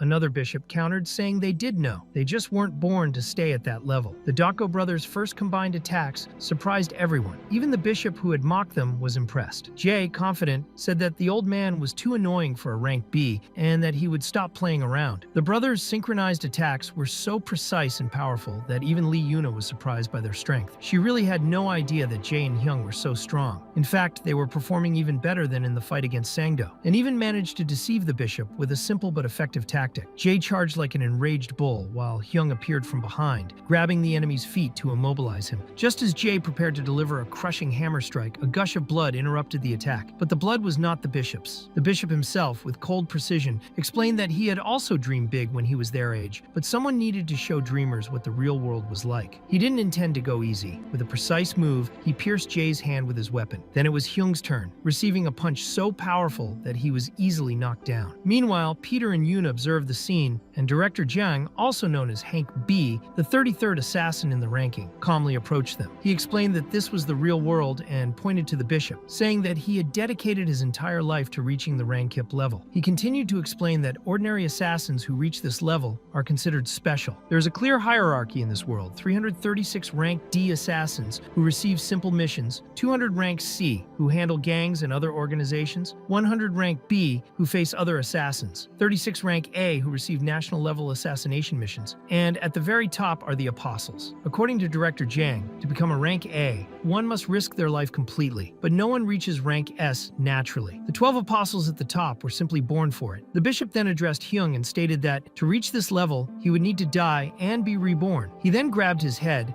and brutally knocked him out against the steel floor. Director Jang turned to Yuna and reminded her that she used to be nothing more than a lackey of the common folk. He told her she should be grateful for having reached rank D, since according to him, she neither had the skills nor the qualifications to be a true assassin. Peter, who had remained silent until then, grabbed Director Jang's arm and firmly told him not to cross the line. But he didn't stop there. He squeezed the man's wrist so hard that he nearly broke it. Then he asked if Jang really wanted to fight him. At that moment, Peter recalled a conversation he'd had with Dion, who had warned him not to stand out. After all, he was supposed to be just a rookie named Kim Sungu. It made no sense that he alone could have defeated Sangdo, a rank A opponent. With the skills he possessed, Glory would soon start to suspect something. They needed to come up with a plan, so Peter decided to act. If he wanted to stab those bastards in the back, he first had to disguise himself as a rank D assassin. That's why he allowed himself to be humiliated, accepting the director's slaps without fighting back. Even so, he humbly asked to take Hyung to the hospital. It was clear he had learned his lesson.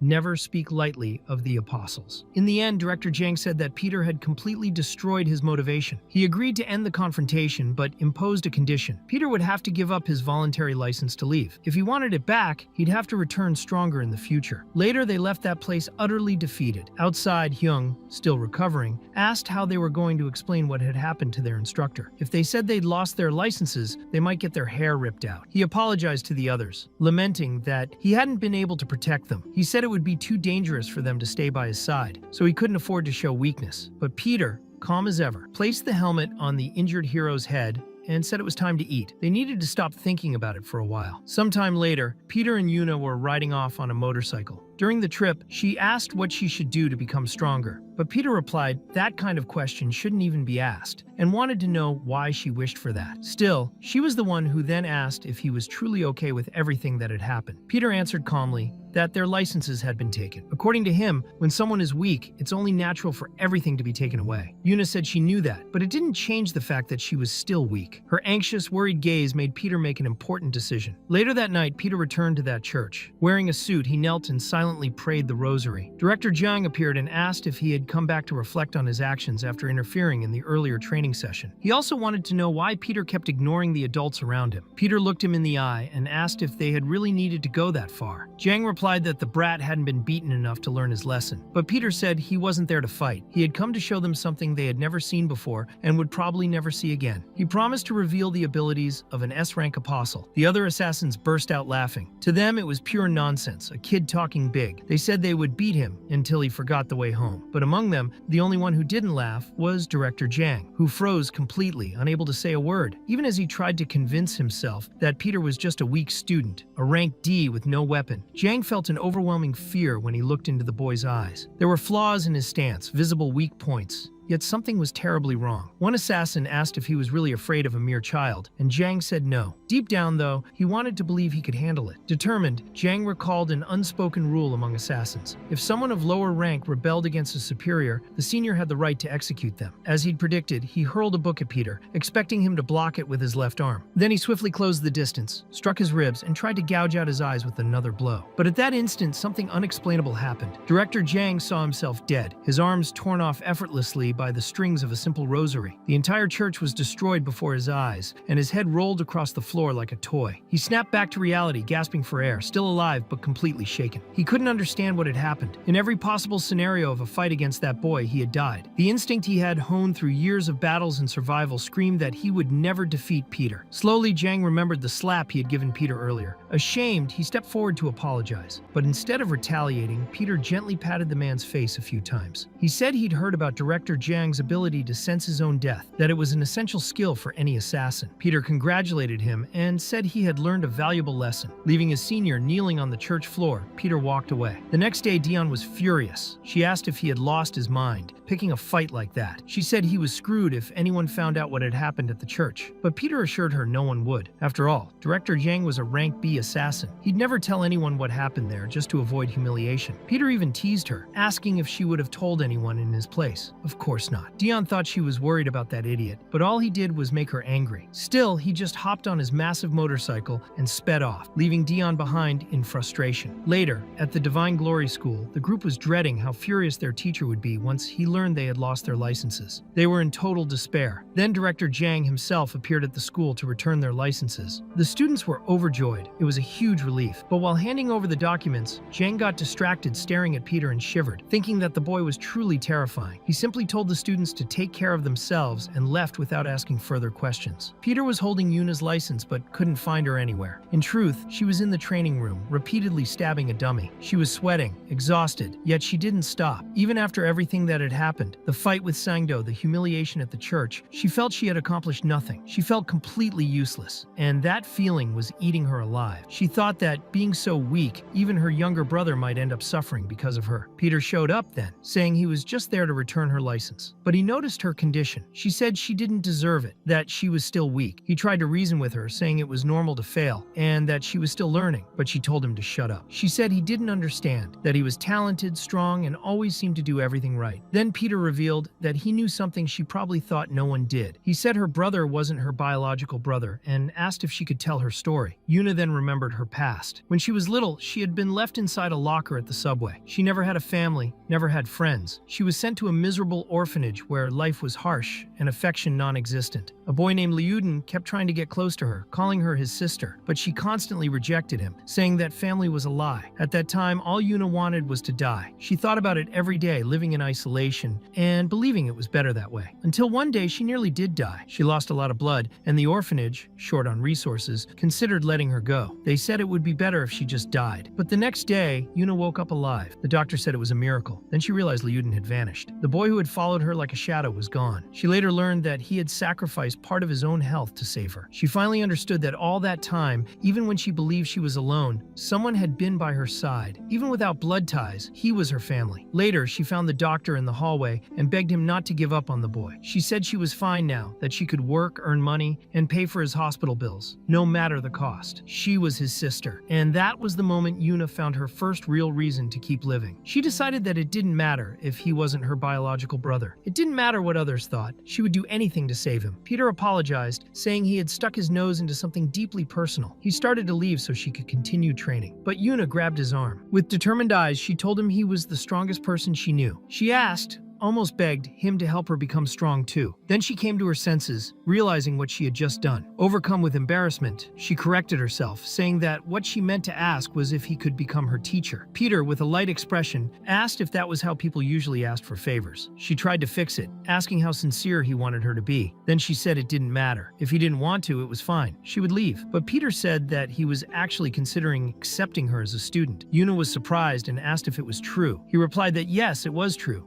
And so, he began the first instructions. He told her she was weak, had a poor physique, got scared easily, and had a terrible temperament for being an assassin, every bad trait. Yuna, still confused, asked Peter why he was doing this for her. He replied that despite the many limitations she had as an assassin, there was one quality that stood out. She had impressive vision, perfect for someone in the profession. He explained that he had noticed it from the first time they met, during the fight against Sangdo at the church. Her eyes were always alert, always observing everything. They were fast and tracked even the smallest movements with precision. Peter commented that good baseball players, those who often hit home runs, have the ability to see the ball's trajectory in the air. And he said with conviction that Yuna's vision was even more precise than those players. Yuna blushed at the compliment, but he continued. He said there was a special weapon that could overcome all the natural limitations she had. One weapon that would allow her to master her vision lethally. Peter then tossed a small weapon to her. He said that with it, she could finally become a true assassin. Meanwhile, Jae and Hyung were celebrating the payment they had received for their services. The smell of money excited them. They joked that Peter must be the richest guy in the world and was probably on a luxury yacht at that very moment. Peter, on the other hand, thought times had changed. Nowadays, even rank D hunters earned 1 million, which was impressive. In his time, that didn't exist. He then asked the brothers where Yuna was. Jae replied that she had gone to her part-time job. She usually worked for about 2 weeks to save some money. She was probably cleaning somewhere at that moment. Yuna's job was precisely to clean up after assassins. Blood, bodies, dirt. Even though it was disgusting, she did it all for her brother. She pushed herself to the limit, going to great lengths to protect those she loved. The brothers thought her effort was just to secure food since she ate like a bottomless pit. But Peter, beside them, listened silently. He knew Yuna didn't use all that money for herself. She was hiding her younger brother's existence from the entire world. Soon after, the brothers received a message from Yuna asking them to bring a scarf. They found it strange because it was very hot, but they soon discovered she was at an ice factory. Hyung thought it was absurd and asked why she would be in such a horrible place. Yuna replied that she was training. Hyung thought it was another part-time job. Jae joked that she must be getting paid a fortune, but Yuna, already irritated, said she wasn't there to work. She was training and called them idiots. Jae, curious, asked why she was hitting the ice blocks with her fists. Yuna replied that she wasn't using her fists, but the weapon Peter had given her that day. It was the rope dart, a traditional weapon from wushu, a Chinese martial art. The weapon consisted of a sharp dart attached to a very thin rope. The technique required spinning the dart around the body and striking with speed and precision. Peter explained that with excellent aim, the weapon became extremely dangerous. The scariest part was that the enemy never knew where the dart would end up, as it could spin, change direction, or fly unpredictably. The brothers mocked the weapon a little. They said it would be better to use a pistol, something simple like one shot, one kill. But Hyung decided to test it. When he hit an ice block, he realized the weapon had power. Still, he thought there were better options and wanted to know why she insisted on something so complicated. Yuna admitted that, in part, they were right. But Peter explained that while a pistol was efficient, it required 1 bullet per person. If you wanted to kill 5 targets, you needed 5 shots. With the rope dart, the logic was different. Yuna then demonstrated. With absurd speed and precision, she used the rope dart to destroy multiple ice blocks at once. The brothers were stunned, amazed at the strength and control she had acquired. The impact was so great that they began to look at the weapon differently. Some even thought about buying one for themselves. Yuna told them not to be jealous. Later, Park Bin-soo, a rank D assassin and owner of the ice factory, approached to see how she had done in training. Yuna said she had done well and offered to help clean up, but Bin-soo refused, saying it wasn't necessary. He explained that he had seen many people try to break the ice there, but this was the first time he had witnessed someone destroy it in that way. She apologized, but he said it wasn't needed. At that moment, Yuna almost forgot to pay for the use of the space and the ice, but one of the employees explained that she hadn't been informed. Someone had already paid for her 3 hours earlier. In fact,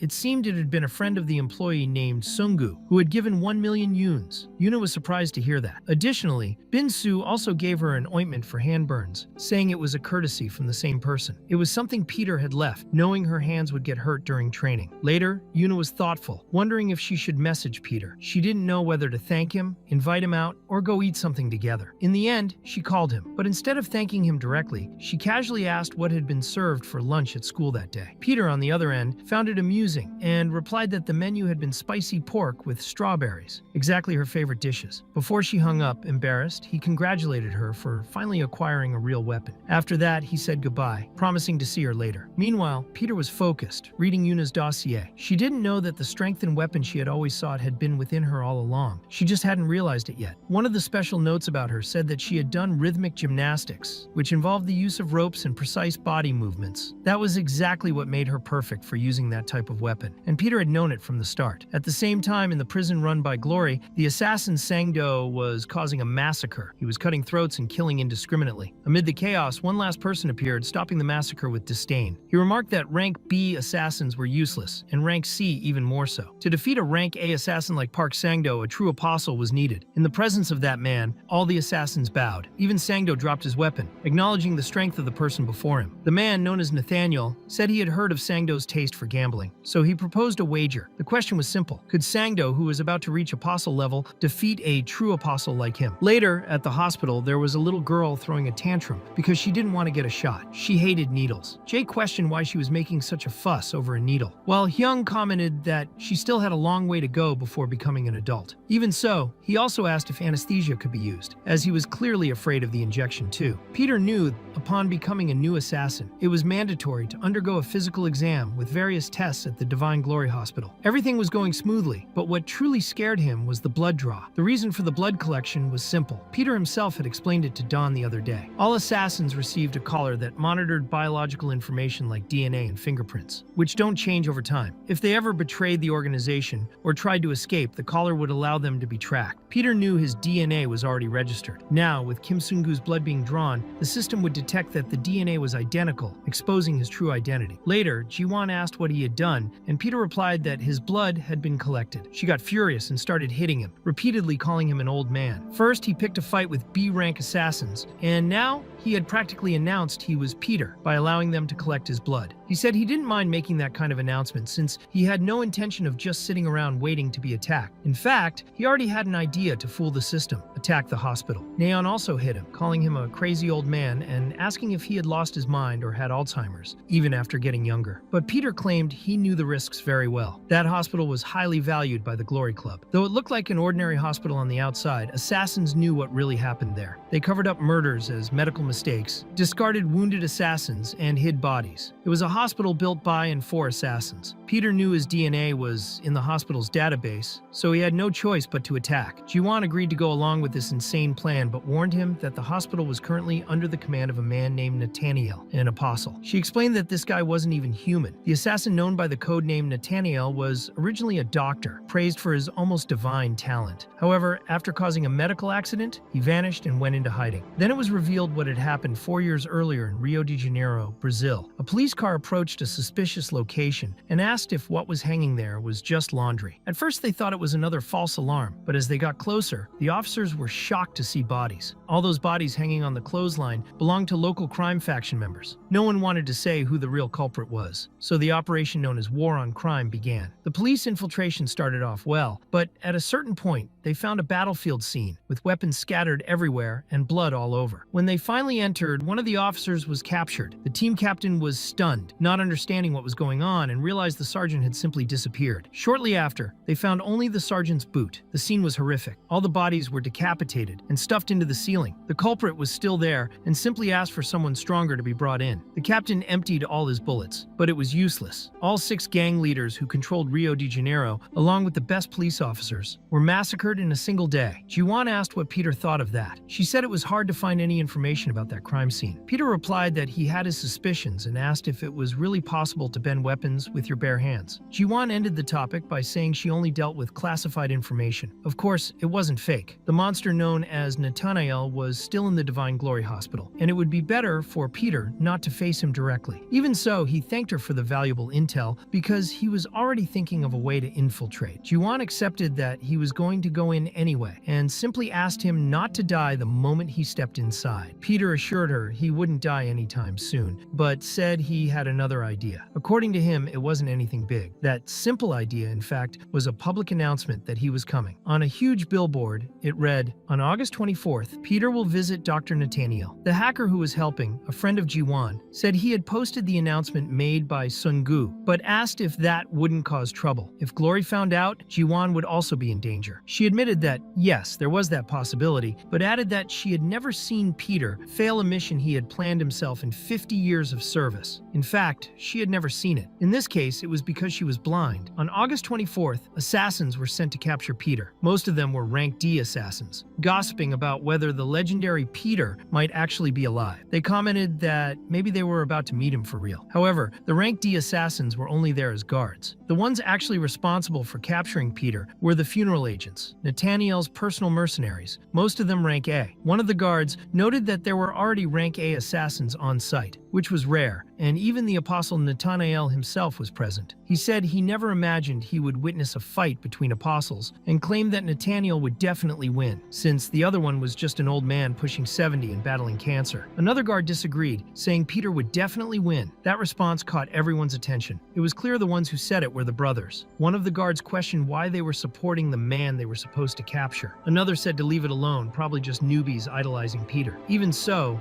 the group commented that with all that reinforced security, the old man might not even have the courage to show up. The problem was that one of the people listening to all of this was Peter himself. Ricardo, one of Nathaniel's assassins, started giving instructions to the team. He said that when they spotted Peter, they shouldn't attack directly, but rather pretend to show respect, get close, and use a tranquilizer or something similar. They were also to press the emergency button as soon as they found him and to report his position immediately. High-ranking assassins would arrive to support the guards. Everyone confirmed they understood. Peter, for his part, also understood perfectly. He found it all very interesting, especially because now Peter was going to capture Peter himself. Meanwhile, the most powerful leaders were in a private meeting with the head of glory, sitting together in a jacuzzi. One of the old men said he had been worried ever since they started provoking Peter, fearing he might decide to air all the secrets. Another commented that Choi Un-chang knew how excellent Peter was. One of the elders then told the head of glory to deal with this problem with the old man before it turned into something bigger. The boss apologized, saying he hadn't paid much attention, but now he would focus on the matter. After all, it seemed the hospitality of the place had made him forget where they were. Then he stood up and suffocated the old man who had questioned him, saying that as chief of the Army General Staff, he should interpret the situation better. He said that man should already have been discharged from the military and asked if he thought he was stupid. He added that he had been eagerly waiting for this moment. He wanted to see if his father's masterpiece, Peter, could defeat the genius he himself had created. Meanwhile, the real Peter was twisting a man's neck, but he wasn't killing him. It was just a chiropractic session. The man praised the service, saying it was great, and asked when Peter had learned to do that. For someone so young, he was doing really well as a doctor. Peter took the opportunity to ask if that staff member knew any doctor named Na Hyun-il at that hospital. The man replied that he had never heard that name in his life. That's when Peter realized he needed to find Nathanael, but he also understood that the identity of Na Hyun-il, who was supposed to be him, had been discarded. Whoever he had been in the past was now completely erased. But Peter was sure of one thing: Apostle Nathanael was inside that hospital. This had now become a real game of hide and seek, where whoever found the other first would win. Meanwhile, the brothers were creatively disguised. The one standing had both legs in casts, and the one in the wheelchair had his arms immobilized. Peter asked about Lee Yuna, and Hyung replied that she couldn't come, probably because she wasn't on their level yet. Jay commented that while Peter was goofing around, they had already made it through the whole lobby, and said that if they saw anyone suspicious, they'd just call. That's when Hyung spotted a chubby old man wearing exactly the same outfit as Peter. They quickly approached him, but not with the intention of capturing him. On the contrary, they said they would help him escape, treating him as if he were the real Peter. However, a nurse approached and asked if they needed a syringe to collect the man's blood. Peter replied that it wasn't necessary, as he had already drawn the blood himself. That was when he realized the hunt for Peter had officially begun. All the elderly people entering the hospital were having their blood collected, which meant anyone could be mistaken for him. While the brothers were trying to get the old man out of the hospital, Yuna bumped into Hyung, who asked why she was there. She said her little brother was in that hospital, turned around, and walked away without explaining anything else. That made Peter suspicious. Juwon asked if it wasn't time to start worrying about the students. Peter replied that he needed to figure out how to find Nathanael, but was still thinking it through. He knew they were hunting each other and needed to get the apostle's attention without revealing that he was Kim Sun-gu. That's when he saw Ricardo, already visibly irritated, ordering the rank D assassins to do their jobs. Sun-gu walked up and said he was just passing by. When he mentioned that he might have found Peter, Juwon asked what he was doing. Peter replied that, unfortunately, he would have to deceive him, and told Juwon it was time to use it. Juwon agreed and said her guys would get to work. Later, Peter entered an operating room where Ricardo was fuming about having to chase Peter instead of doing his own job. Sun-gu said he was no longer looking for the old man and asked directly where Apostle Nathanael was. Ricardo found the question strange and responded with contempt, saying that trash like him had no right to ask about an apostle. Peter stated that there's always a reason when an assassin asks about someone, and that reason, of course, was to kill them. As As soon as he lunged with the scalpel, Ricardo struck back with his baseball bat, saying he was already bored. Meanwhile, a messenger went to Nathanael to deliver a recording from the operating room. In the footage, Sungu, disguised in a doctor's outfit, appeared brutally beating Ricardo. In just 7 seconds, Ricardo, a rank A assassin, was already lying on the floor. Apostle Nathanael, upon seeing the footage, commented that Jesus had taken 10 seconds to kill a rank A assassin. Watching the security feed carefully, he clearly recognized that the old-looking man was the real Peter. The messenger explained they were still confirming with the security team, but all internal hospital recordings were being deleted. They didn't have the technical knowledge to resist the hacker attack. Meanwhile, Nathanael observed one of his samples, the sanguido, with satisfaction, saying it looked lively, just like him. He couldn't wait, not just him, but also Grayson, Sawyer, Carter, Robert, and all his test subjects. He had already cleared the VIP seat and hoped Peter would enjoy it. He planned to add him to his collection as soon as possible. Dewan commented that the whole thing had been incredible, asking if they were sure they had fooled everyone. The expressions were perfect, even the wrinkles were reproduced with precision, and that was great. Jiwan confirmed that if there was one thing for sure, it was that Peter would be surprised. After all, even with people scattered everywhere, he had still been attacked. Peter reflected that now that the bait had been cast, the hunter only needed to wait. Meanwhile, Leuna was disguised among the staff during a break, eating upstairs. She hadn't gone to the hospital because of Peter's mission, but because of Apostle Nathanael himself. She suspected he might have discovered everything that happened, including that Sungu had killed several people. Yuna concluded it was better not to tell anyone, as it might put others at risk, especially if Sungu ended up meeting Nathanael. Then Sungu appeared, asking what the problem would be and running into him. Yuna replied that her mom had told her to eat, but she was already leaving. Sungu reminded her that she was an orphan and asked her to sit, saying he was just there for a snack too. She replied, asking him to eat alone, but he said he unfortunately couldn't, because he had ordered 2 meals by mistake. Sungu mentioned he was there to meet a certain person, though he didn't want to reveal his plan. At the same time, Yuna didn't want to say anything about Nathanael, so as not to put Sungu in danger. He offered her some fried chicken, which she obviously accepted even while insisting she wouldn't eat with him. Sungu was confused, since she had literally grabbed the chicken box. Yuna said she would eat just one and then leave, but soon enough she had eaten nearly the whole box. Then she asked directly who he was waiting for. Sungu answered that she would be in danger if she knew, so it was best if she just ate her chicken. Even so, Yuna insisted and asked for the real reason he was at the hospital. She knew it was hard to trust her, since she had been with the rival group when they first met, and she had also noticed that he and Peter seemed very close. At that moment, Yuna apologized to Sungu because he had been shot because of her. She said that Grandpa Peter had probably died, but Sungu replied that he was looking for someone. He didn't want to involve Yuna, but after that incident, he was sure she had seen the man at the hospital. He then showed her a photo of Apostle Nathanael, asking if she recognized him, since he knew she hadn't been called for Peter's mission. Yuna replied no, that wasn't Nathanael. However, she didn't even need to describe him, because he showed up right then. The real Apostle Nathanael appeared with his escort, coming to fetch her. Peter watched everything and thought that he had finally shown himself. The apostle asked Yuna to accompany him immediately, but before that, he wanted to know who that boy was. When Peter stood up furiously, Yuna thought everything was about to fall apart if the two clashed. But to her surprise, Sungu simply lowered his head, shook Nathanael's hand, and said it was an honor to finally meet an apostle. He introduced himself as Kim Sungu and promised to bring Peter's head to him. Nathanael just stared at him in silence and then called for Yuna, saying she should be in his office soon, and when he finished his rounds, he would send someone to accompany her. Peter realized that this Nathanael was definitely not an ordinary person. Just from shaking his hand, his own had already started to tremble. Meanwhile, Nathanael walked through the hospital accompanied by his doctors, who informed him about the person who had captured the Sanguido. According to the Divine Glory Institution's data, the child who caught it had been lucky. Nathanael asked about the requested profile, but when he went to pick up the file, it simply slipped from his hand. He noticed he was also trembling too much and thought that boy wasn't any regular rank. He then asked the doctor who that boy was, and the doctor replied that his name was Kim Sungu. Nathanael said he was thinking about keeping him nearby to observe him better, since he might be a good specimen. Meanwhile, Peter was playing chess with a little girl who greatly resembled the protagonist of The Queen's Gambit. Jiwan warned him that Nathanael was looking for him intensely, and that if he got closer, things could get much worse. Peter commented that it wouldn't be very fun, even though Nathanael already knew he was there but still couldn't find him. Jiwan said the fun part was that crazy old man, that she knew this crap would happen, and that he was insane for staying there. She told him to get out already, because if he was caught,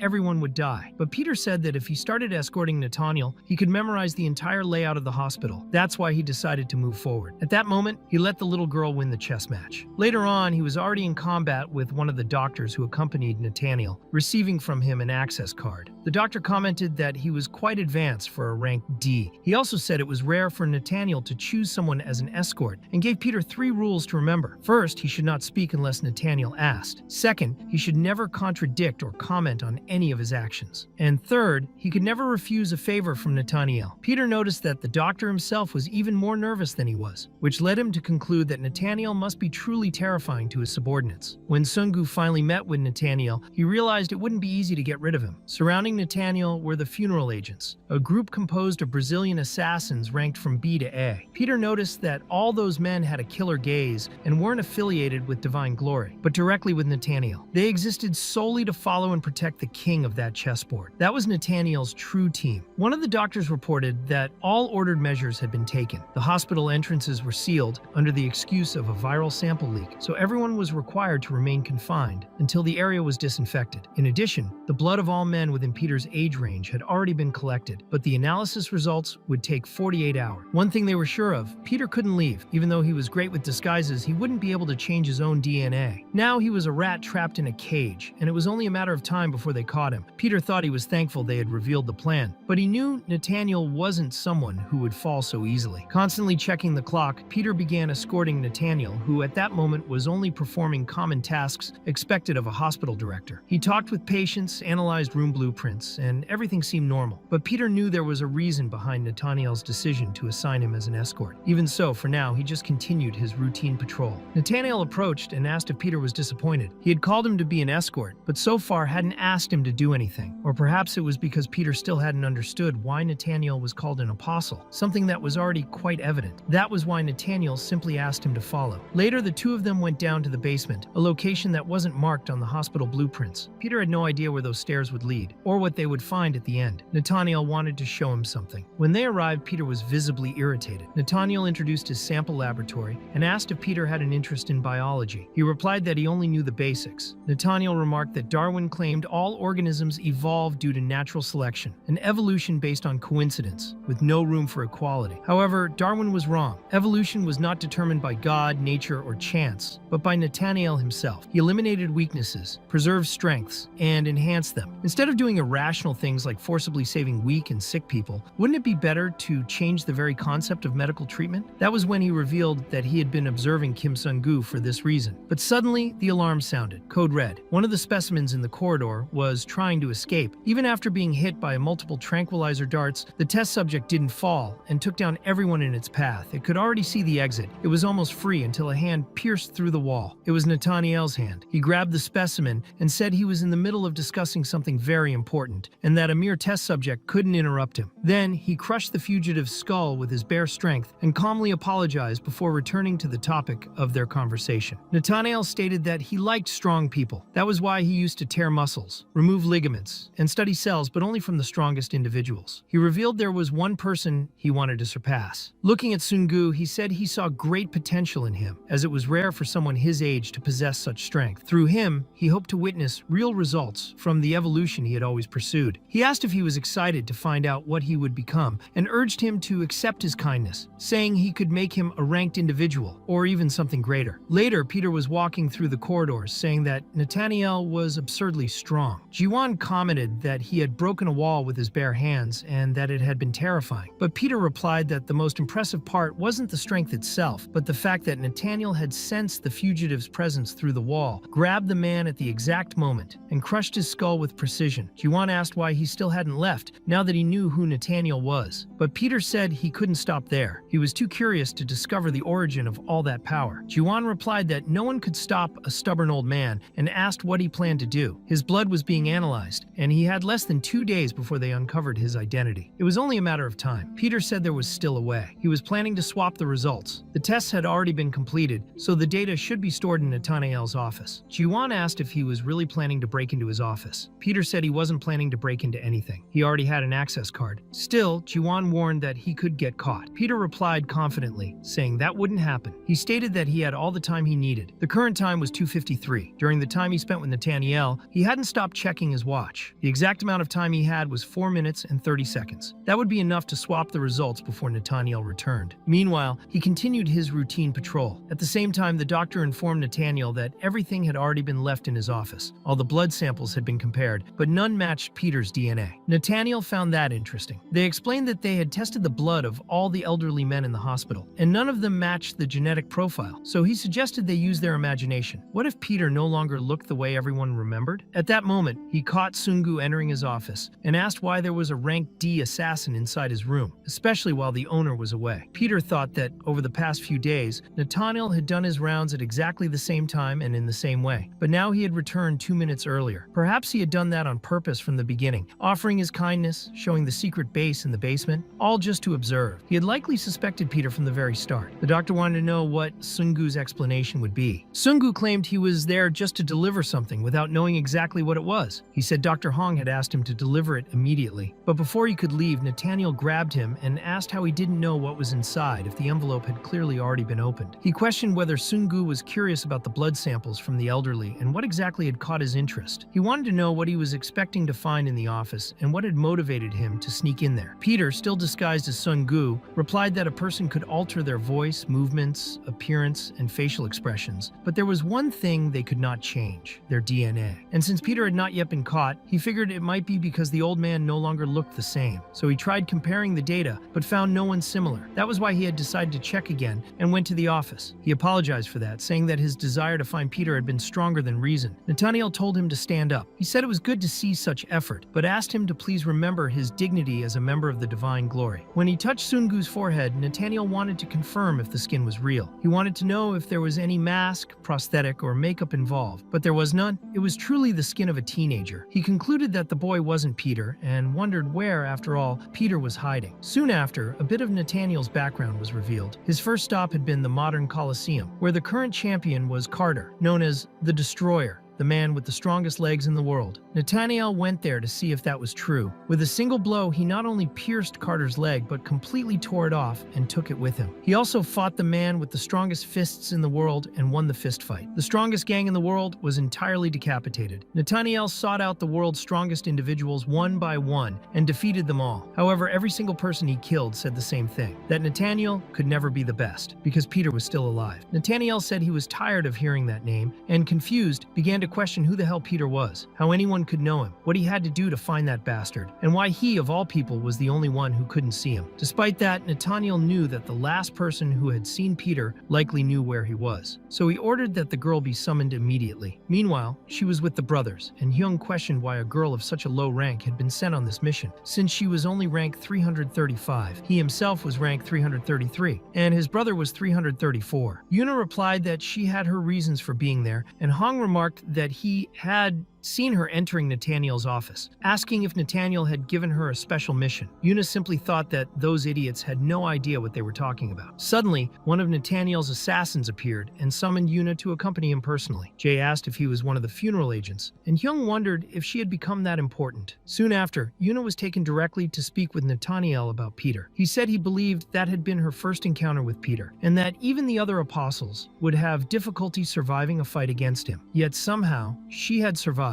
At first, Nathaniel believed Peter may have let Yuna live out of whimsy, but she had also survived the confrontation with Park Sanguado, a high-ranking assassin. Even though she only knew how to use a knife and didn't have anything special about her, with all due respect, he asked if perhaps she had gone through some kind of miracle. All the apostles, including him, had arrived at the same conclusion. She must have received help from Peter, both at the people's hideout and during the incident with Park Sanguido, and in return she had made a deal with him. Being a girl with no resources, Nathaniel imagined that the only thing she could have offered Peter was her silence. That's why she must have become a double agent. He knew she couldn't actually do anything, but he also knew she couldn't afford to die. She couldn't abandon her brother, who was bedridden due to hemophilia. The complications from his condition made it unlikely that he would survive another 3 years, which was a tragedy, considering how young he was. However, Nathaniel said he could save him. With a blood serum developed at the cost of $4.5 billion, they could cure the boy with a single vial. So, he asked which side Yuna would choose. He said Peter had promised to appear at the hospital on August 24th, and that no matter what she was asked, she should say that she could reveal everything. She was also told to set the time, 2 in the afternoon, at the clock tower in the hospital lobby. It was a simple mission, where she would be the bait. Nathaniel knew she could never afford a $4.5 billion serum, so they could make a deal. She would help capture Peter, and in return, he would save her brother. It was a deal that would benefit both sides, but she needed a reason to stay in the hospital, so he said he would give her a diagnosis. With a simple squeeze of her wrist, Nathaniel completely shattered it, then stepped on her arm, declaring that healthy people were not admitted to his hospital. And, of course, if she refused the offer, she could receive a new diagnosis. Finally, he declared that she would now be hospitalized and that he would speak with her during his rounds through the hospital. Later, already in her bed with a broken wrist, Yuna thought that if Nathaniel ever found out that the person who had helped her all this time was Kim Sung-gu and not Peter, both she and Sung-gu would die. But if she could save her brother, Yuna knew she would do anything. That was when Sung-gu himself appeared, saying it was time for the injection for patient number 604. He simply walked in, turned on the TV, and said the national singing competition was starting. He said it was fun, and she asked why he was in her room. Sung-gu replied that it was the price for having saved her. Since he was already there, he said he could watch the fighting competition too, and asked what she thought. Yuna asked for the remote and told him to leave. He wanted to know why she kept trying to kick him out, asking if it was because of Nathaniel. She asked if he was crazy, if he had a death wish, and reminded him that she had already told him to stop saying that name so carelessly. But Sung-gu said that Peter was her teacher, and even so, he didn't remember ever breaking his student's arm. So he asked who had done that to her. Yuna gathered her courage and asked what he would be doing on the 24th. She couldn't tell him the details, but asked him to go to the clock tower at 2 o'clock in the afternoon and told him not to ask questions, just to go. She asked if he would do that for her, and Sung-gu replied that it was fine. She could count on him. Later, crying in front of her brother's photo, Yuna wondered if she had made the right choice. She thought that even so, it was her only choice. Then, August 24th finally arrived. Nathaniel said he had been looking forward to that day. After all, Peter had announced that he would come visit him. He wanted to meet him as soon as possible, so he asked through the communicator where Peter was. Yuna replied that he was probably already on his way. And indeed, Sung-gu was heading toward the clock tower. At exactly 2 o'clock, everyone was tense with anticipation. Yuna remembered the call she had made to her brother, just wanting to talk to him a little. The boy asked if she had a boyfriend, because he had seen 3 guys in her profile picture. She replied that they were just friends. He thought that was cool and asked if she really had friends. He said that was really good, and mentioned that one of the guys looked handsome, so he asked if she liked him. Yuna said no, he was just a friend. Her brother commented that he wanted to play soccer with them. They looked like they were good, and said he wanted to watch the World Cup in 3 years, cheering for Korea. He said he would love to go, but he knew he couldn't even get on a plane. At that moment, he was completely intubated, surrounded by equipment, living inside the hospital. Yoonjin said that if he couldn't go, he wanted her to go in his place. Trying to comfort him, Yuna said that the new doctor had told her there was a medicine that could treat his illness. Yoonjin thanked her deeply for being in his life, saying he was happy to have her by his side. A bit embarrassed, she asked him to stop saying those things, said it was cheesy, and told him she was going to hang up because she needed to sleep. But the truth was that she had called him because she was in unbearable pain in her arm. Now she was waiting for Peter, thinking she had no other choice if she wanted to save her brother. She told Nathaniel that Peter was on his way and thought Sung-gu needed to keep the promise he had made. When the clock struck 2 in the afternoon, Nathaniel was disappointed and asked why Peter still hadn't shown up. But the truth was that Sung-gu had kept his promise. He was indeed at the clock tower at 2 in the afternoon, but at the garden clock tower. At that moment, Yoonjin had specifically instructed him to go to the garden tower and warned that if he showed up at the wrong one, she would kill him herself. And there he was. Yuna knew that if Nathaniel discovered everything, he would kill Sung-gu, because he was the one who had killed the people, not Peter. Yuna also knew that from the reception to the patients' rooms, everyone there was an infiltrated assassin meant to capture Peter. So, she thought Sung-gu needed to get out of that place. He had appeared in her life in a mysterious way, and she had never stopped suspecting him. But in the end, it was the first time someone had truly helped her. It was with him that she learned it could be fun to share a meal with someone and enjoy good moments together. She needed to learn how to rely on someone in times of need. Moreover, Sung-gu was the first person who thought about her and helped her, so there was no way she could betray someone like him. When Nathaniel asked what had happened, Yuna admitted that after that day she never saw Peter again, and that he had never called her either. She lied because he said he would give the medicine to her brother, but she commented that even if that old man knew she was there, he probably wouldn't come anyway. Still, she said she would do anything for that medicine and begged them not to touch her brother. Nathaniel, however, said it was truly a shame since she hadn't brought Peter to that place. Therefore, according to him, she had to die now because she was completely useless. But before Yuna could be captured, someone activated the fire alarm. The real patients began evacuating the place, while the assassins were supposed to stay. Even so, the brothers used the confusion to escape. At that moment,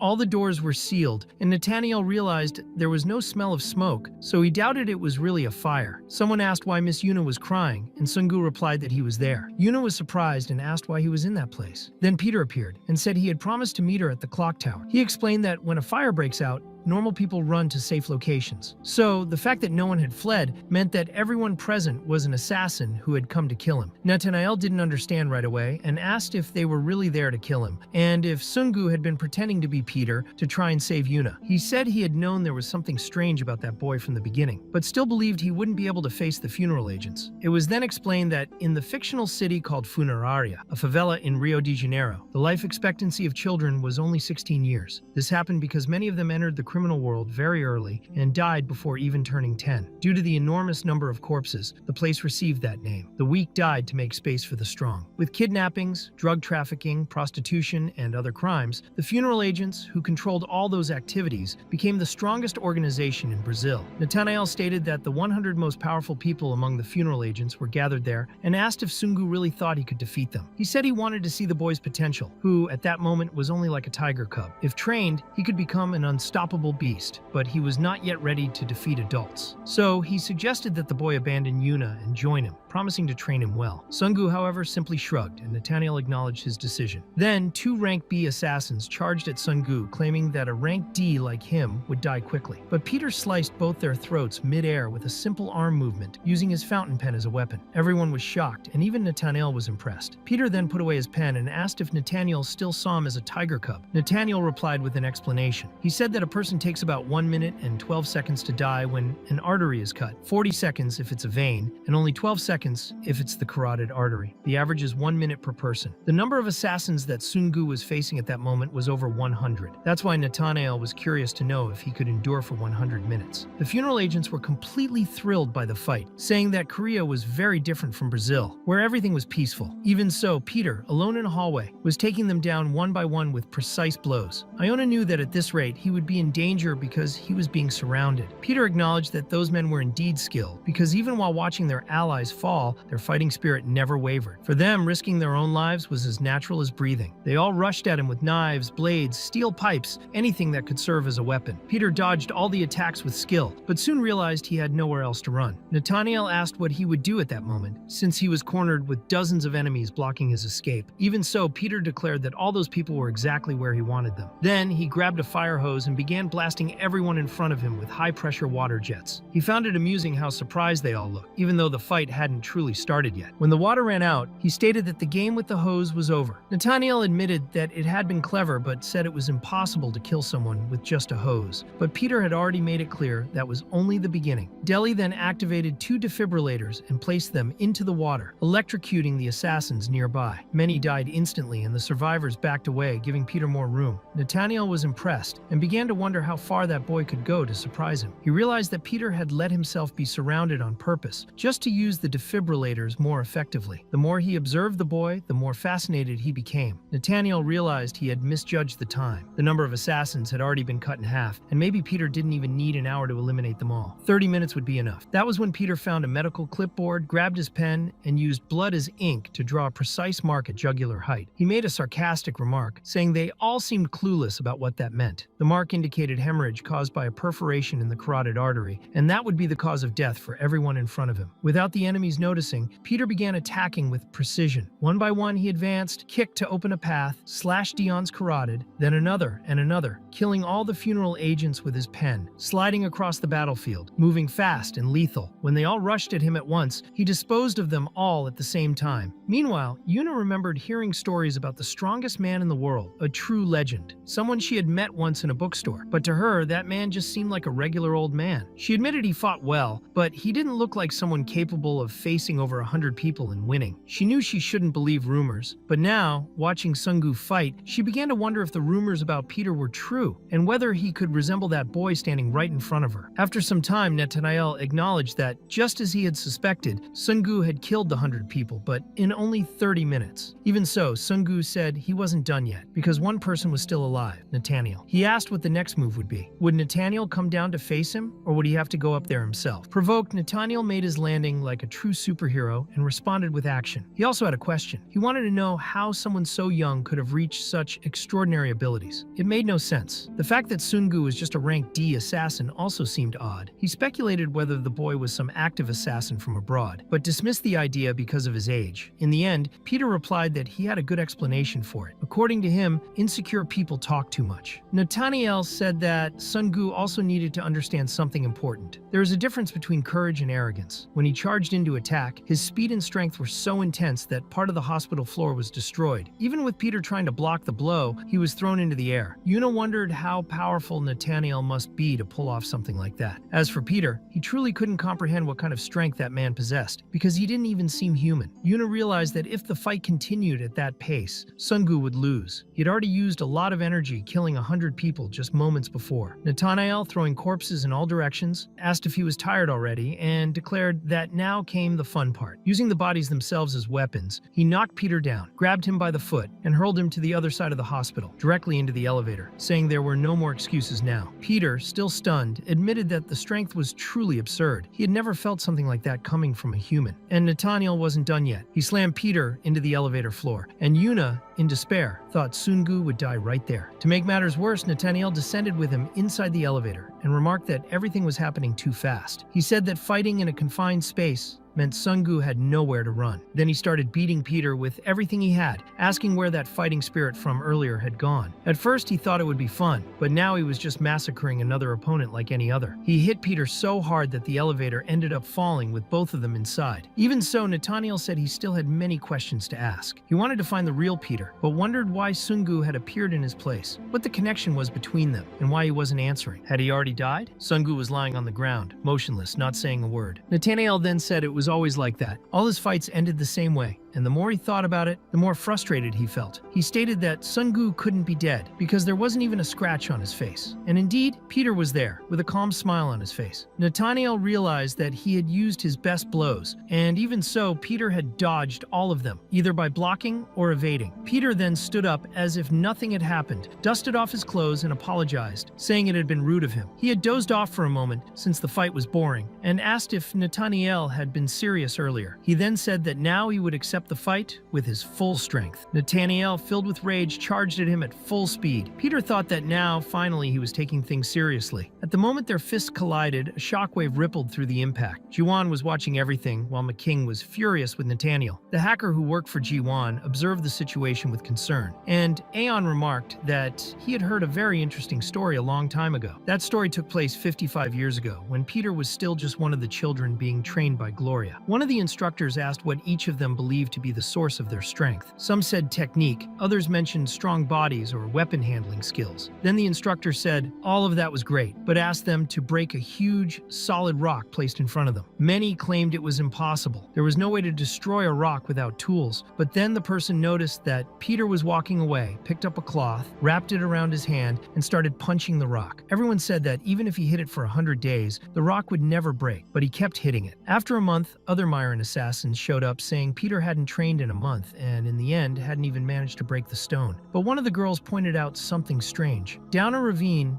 there were more than 80 stones, all split in half, and they wondered if Peter had been the one responsible for that, even though he had only been 10 years old at the time. After one blow, Nathaniel asked if Sungu knew what the maximum strength a human could exert was. He explained that athletes known as strongmen can lift around 500 kilos in a deadlift, but people like that were not enough to impress him. Then he questioned whether Sungu was even human, given how he could release so much force at once. Sungu, on the other hand, asked if he had ever been hit by a car, because his punch would hurt more than that. The slash he delivered to Nathaniel's neck was so powerful that it sent him flying, creating an opening that allowed him to brutally beat the poor man. Each strike and each cut, made with the palm of his hand, shattered a capsule on Nathaniel's body, and even the doctor's head was smashed into one of them. The hacker then concluded that Sungu had won, but soon realized that wasn't exactly the case. Nathaniel got up as if nothing had happened, making Peter wonder why he was still alive, while Sungu's hand was damaged after the attack. Nathaniel asked if he remembered what he had said earlier and revealed his secret. He took off his clothes and exposed his body, which made Peter wonder if he had really done that to himself. Nathaniel's body was perfectly sculpted, with muscles so powerful they bulged through the skin. He called it his glorious evolution, something he named anti-fragility. What didn't kill him made him stronger. His muscles grew stronger through destruction and recovery, and he had developed a drug that drastically reduced recovery time. The more attacks he received, the stronger his body became, which made the chance of losing him in a prolonged fight virtually zero. With his superhuman strength, Nathaniel slammed Peter to the ground, crushing his skull, and stated that no human had ever survived his hands. Even so, Sungu remained standing and asked if he should go all out. Nathaniel Nathaniel believed that was impossible. He grabbed Sungu's neck and smashed his head against the floor, but in a fraction of a second, Sungu broke free from the grip by slamming his head against the ground on purpose, pretending to have taken the hit. Meanwhile, Peter thought he had barely escaped. Even though he had been grabbed for just a moment, it felt as if Nathaniel's hand had been embedded in his body. One thing was certain: if Nathaniel touched him again, he would die, because that man was pure brute force. Nathaniel remarked that he had seen his opponent's chart and concluded that he seemed like a ranker, with good strength, endurance, speed, intelligence, mental fortitude, and skills. He was balanced, almost like an apostle. Even so, he said the man would never win, because he, Nathaniel, was always evolving. He added that if Sungu kneeled and begged for forgiveness, he might let him live, as he could do something brilliant with his body. At that moment, Peter raised his hands as if he were surrendering, and the hacker commented to Jiwon that it really looked like he was giving up. If that were the case, they would all be exposed. However, with his hand raised, Peter simply made a move, a small slap. A little slap on the butt would be perfect for a naughty kid, perhaps enough to fix Nathaniel's problem. Of course, Nathaniel was extremely enraged by this, and the two resumed exchanging blows at such a speed that not even the camera could properly capture it. It was a spectacle of capsules exploding, punches flying in every direction, and impacts so powerful they destroyed parts of the hospital. The hacker commented to Jiwon that, before their eyes, it didn't look like a fight between humans. Nathaniel, as he took Sungu's blows, realized the boy was incredibly strong, unlike anyone he had fought before. But the fact remained: his body continued to evolve without stopping. He had no idea how strong he could still become, and perhaps Sungu himself would push him to that limit. However, there was something he still couldn't understand. If Sungu's profile was so average, why was he so strong? Why did his eyes never waver? Then Nathaniel finally grabbed Sungu and said it was no longer worth keeping him alive. From that moment on, he would destroy him completely. He threw Sungu toward his own capsules, breaking all of them along the way. Meanwhile, he deeply lamented. He regretted that the last thing the other man would see was his fist closing in. The hacker commented to Dion that Sungu almost died at that moment, which made her panic for a second. But Peter asked if that theory really made sense, that he grew stronger by being hit, and the answer was yes. The muscles became stronger through the process of destruction and regeneration. The reason he was so strong was because he had accelerated his muscle recovery. That's why he had been waiting all along. Now he was stronger than ever. But Peter also said that Nathaniel had forgotten something important. Muscles become stiff, hard, and overburdened, and eventually they can't move anymore. From so much accumulated strength and recovery, they had grown so much that Nathaniel could no longer move like before. And as Nathaniel realized this, he thought he hadn't noticed. He had been so thrilled with the fight that he had forgotten this essential detail. Then Peter declared to Apostle Nathaniel that this was his defeat. Right after, he was kicked away like a sack of potatoes, and he thought that this shouldn't be happening. He had sacrificed countless lives to obtain that strength. He had endured unimaginable pain to reach it. He had become the perfect human, but now he was about to die at the hands of a young man like that. Nathaniel then admitted to himself that he never thought he would use it. He took one of the stickers attached to his own shoe, which was actually a drug, something similar to acid or LSD. He said Sungu deserved to witness his final evolution. By using this drug within 3 minutes, he would no longer be in this world, but neither would Sungu. With blood dripping from his mouth, Nathaniel began to move again. He no longer cared about the rigidity of his muscles. He was literally destroying his own body, using his muscles, organs,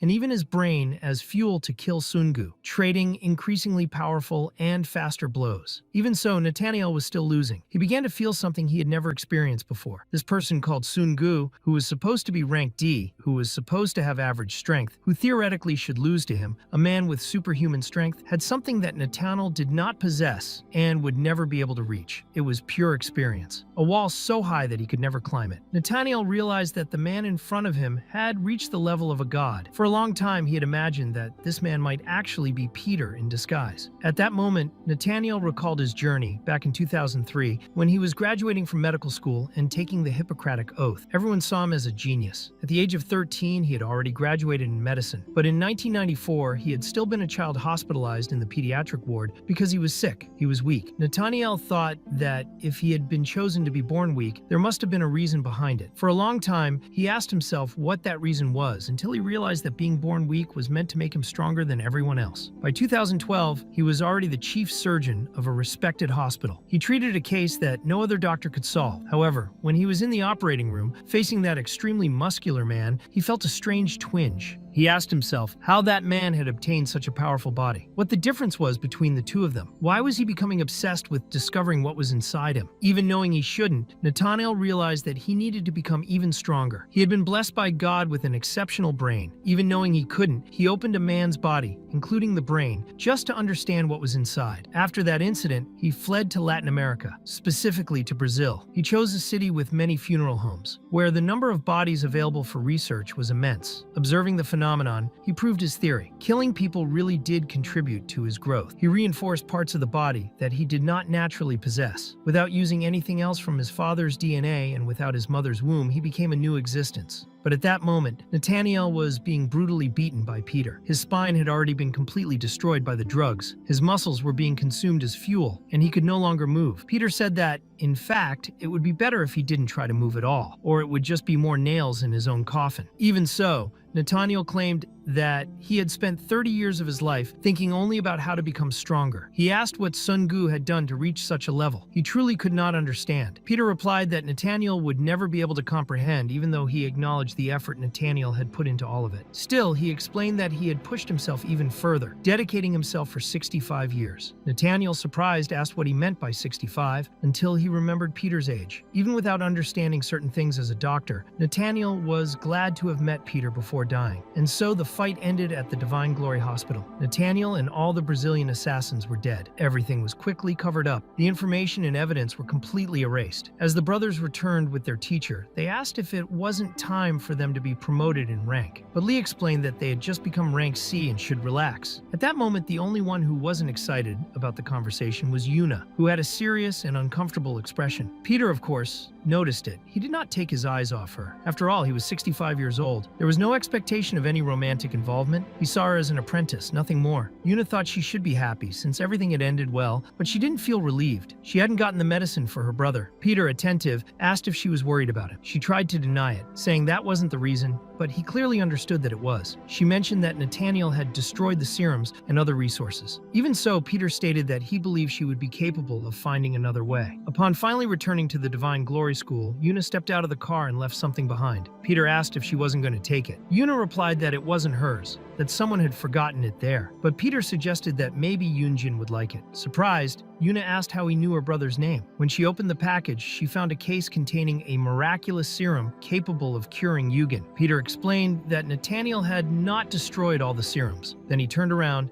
and left her alone in that moment so she could cry from the emotion, finally having hope to save her brother. Peter was not a father, nor a mayor, nor a president. Peter was truly an apostle, a true saint, an extraordinary man. Meanwhile, the current head of Divine Glory was completely discredited. Nathaniel was dead. The hospital looked like a war zone. The fight that had taken place underground certainly was not between ordinary humans. The director commented that all of it could only have been done by Peter. His subordinate said he had been caught on security cameras, but no one saw him entering or leaving, as if he were a ghost. When the director asked if he had said ghost, the subordinate quickly denied it. He said no, that he hadn't said that, and apologized. But it was too late. In the next moment, he was torn apart and turned into a human skewer. The hooded woman asked how anyone dared to speak the word ghost in her presence, and questioned the director if he was upset because she had killed his subordinate. The director replied that, of course, he was not. The hooded woman commented that Nathaniel had died before even receiving training from the new apostle, which was a shame. She also said that this Peter guy clearly needed a beating. Meanwhile, back to the school routine, the students received a new mission. Jay complained that it was exhausting being so popular, and Hyung commented that they had barely finished one mission and were already on another. He asked if it would be espionage or assassination this time, but Professor Lee explained that it was just a simple volunteer task and that it was better for them to go through with it. Later, they found themselves on an extremely isolated island, accessible only by boat. There was no place to land helicopters or small planes. It was indeed a volunteer mission. They were sent to an ordinary school, and Will was there to help take care of the children. The group began to wonder why they had been complaining so much. Sungu asked them not to be so cold, because for the club to be recognized by the school, they needed to perform real volunteer work and maintain Divine Glory's image. Otherwise, they would only be seen as assassins, and that was not the goal. They needed to pretend that they were, in fact, a group of volunteers affiliated with the institution. The two brothers began to whine, saying they didn't want this kind of mission and preferred something more exciting, like espionage or combat. That was when teacher Ieden appeared and asked if they were the volunteers for the day. The brothers looked around and complained that the school school had too much grass, and they were already pulling it up to clean the place. The teacher explained that those were flowers and asked them not to pull anything else. Yuna commented that those two really were hopeless, and Sungu agreed, but she asked why the teachers had sent them so far away, since that school was more than 500 kilometers from the capital. Lee responded that he didn't know the reason. He had just followed what was in the official documents, but asked everyone to be careful, because even if this was a real volunteer mission, they should not reveal their strength under any circumstance. Peter told Yuna that there was certainly a reason they had been sent to that place. Yuna wondered why Sungu was so downcast that day. Meanwhile, the brothers began flirting with the teacher, asking if she was a student. She said no and explained that she was a teacher. They commented that they were just giving her a compliment, and Hyung warned his friend not to look at him so sweetly, reminding her that he was just a student and she was a teacher. Yuna told everyone to be quiet. Soon after, the school's janitor appeared to welcome them. He explained that it was the only school in the village on that island. Yuna found everything very peaceful there and asked what volunteers like them could actually do. The janitor replied that the back of the school looked like a pigsty and that he would give them a tour of the place. Yuna immediately sensed that something was wrong. That couldn't just be a cleaning mission in the back of the school. That was when the local troublemakers showed up. A chubby boy asked when they would receive the rent, claiming that the others only lived in comfort because of them, but that it came with a price. The janitor was outraged and asked how they could say something like that to such a poor school. He explained that they didn't even turn on the heaters because the electricity bill was too high. One of the bullies, while smoking, replied that they were poor too and burned newspapers to stay warm. The janitor then handed over a large pile that the students initially thought was money, but in fact, it was potatoes. He explained that they grew the food themselves right there. The thug knocked everything to the ground, including the janitor, saying it was a disgrace and that they were breaking the rules by acting like businessmen in a place like that. That was when Yuna stepped forward and warned Sungu not to get involved. He said he wouldn't anyway. She reminded him that the teacher had made it very clear they shouldn't use their strength in that place. Teacher Yejin explained that it was clear they had no money to pay, since the school survived solely on donations to educate the children. However, the young criminal insinuated there were other ways to please them, and that she knew exactly what he meant. At that moment, Hyung appeared, saying that a man's hands were not meant to hurt a woman, but to protect her, and that was why he wouldn't forgive such a thing. Even when he was punched in the face, he didn't fight back, because he knew he wasn't allowed to. He just commented that the punch didn't hurt at all. It just felt like a tickle, even though his nose was bleeding heavily. Soon his brother arrived as well, but both of them ended up getting beaten badly. They were beaten until the sun went down. Later, they were in the infirmary with their faces completely bruised, but they had followed the rules and didn't fight back. Yejin asked if they were okay, visibly shaken by what had happened. Joe told her not to worry about them, but instead to worry about those thugs, because their hands must be hurting from hitting so much. The janitor apologized, saying they had shown up at a bad time. Those delinquents had nothing better to do and kept collecting rent and bothering others. He said that this was the world they were living in now, but Yejin said that despite everything, the students and children were happy at that school, and that was also thanks to the volunteer work the group had been doing. For that reason, she sincerely thanked them. Sungu asked Captain Hyung if he was okay and commented that he had actually improved a lot. Since the first time he saw them, the brothers had come a long way. He said that a truly strong person is someone who holds back when they need to, and that Hyung had acted like a true leader that day, so he should rest. Hyung thought those words were nice, although he didn't want to admit it, and the same went for Jae. Later that night, at the school playground, Yuna was thinking about what Sungu had done for her by giving her the serum that could heal her brother. She thought she should have thanked him, but hadn't found the right moment. She also wanted to talk to him about something specific. That was when Sungu suddenly appeared beside her and asked if she was seeing a ghost. Yuna asked why he always showed up like that, and then decided that maybe that was the right time to bring up what was bothering her. She started explaining how she felt, but in the end, it was Sungu who thanked her. He realized what she had done by sending him to the clock tower in the garden, saving him from being killed by Nathaniel. He said she must have been very scared, but she still protected him. He commented that her courage was admirable. Yuna tried to downplay it, saying it was nothing, but soon became curious and asked if he was related to Peter, or maybe his disciple. She had seen many assassins before, but Sungu was extremely strong. It was strange that someone like him was only a rank D assassin. Sungu replied that, when the time came, he would explain everything to her. Yuna then thanked him, but he pretended not to hear and asked her to say it louder. When she repeated herself, he said she didn't need to shout. Embarrassed, Yuna said he had done it on purpose and left in a hurry, completely flustered. Deep down, she was very shy. Sungu, on the other hand, admitted to himself that the Doko brothers and Yuna had improved a lot, and since things were finally calmer, he decided to move forward with his mission. Later, he personally looked for the janitor to ask if there was anything he could help with. The janitor, surprised, asked if that student hadn't gone to sleep yet, and commented that if he worked too hard, he would end up old like him. He advised Sungu to rest so he could grow stronger. Sungu replied that if there really was nothing else he could help with, he would return to the dorm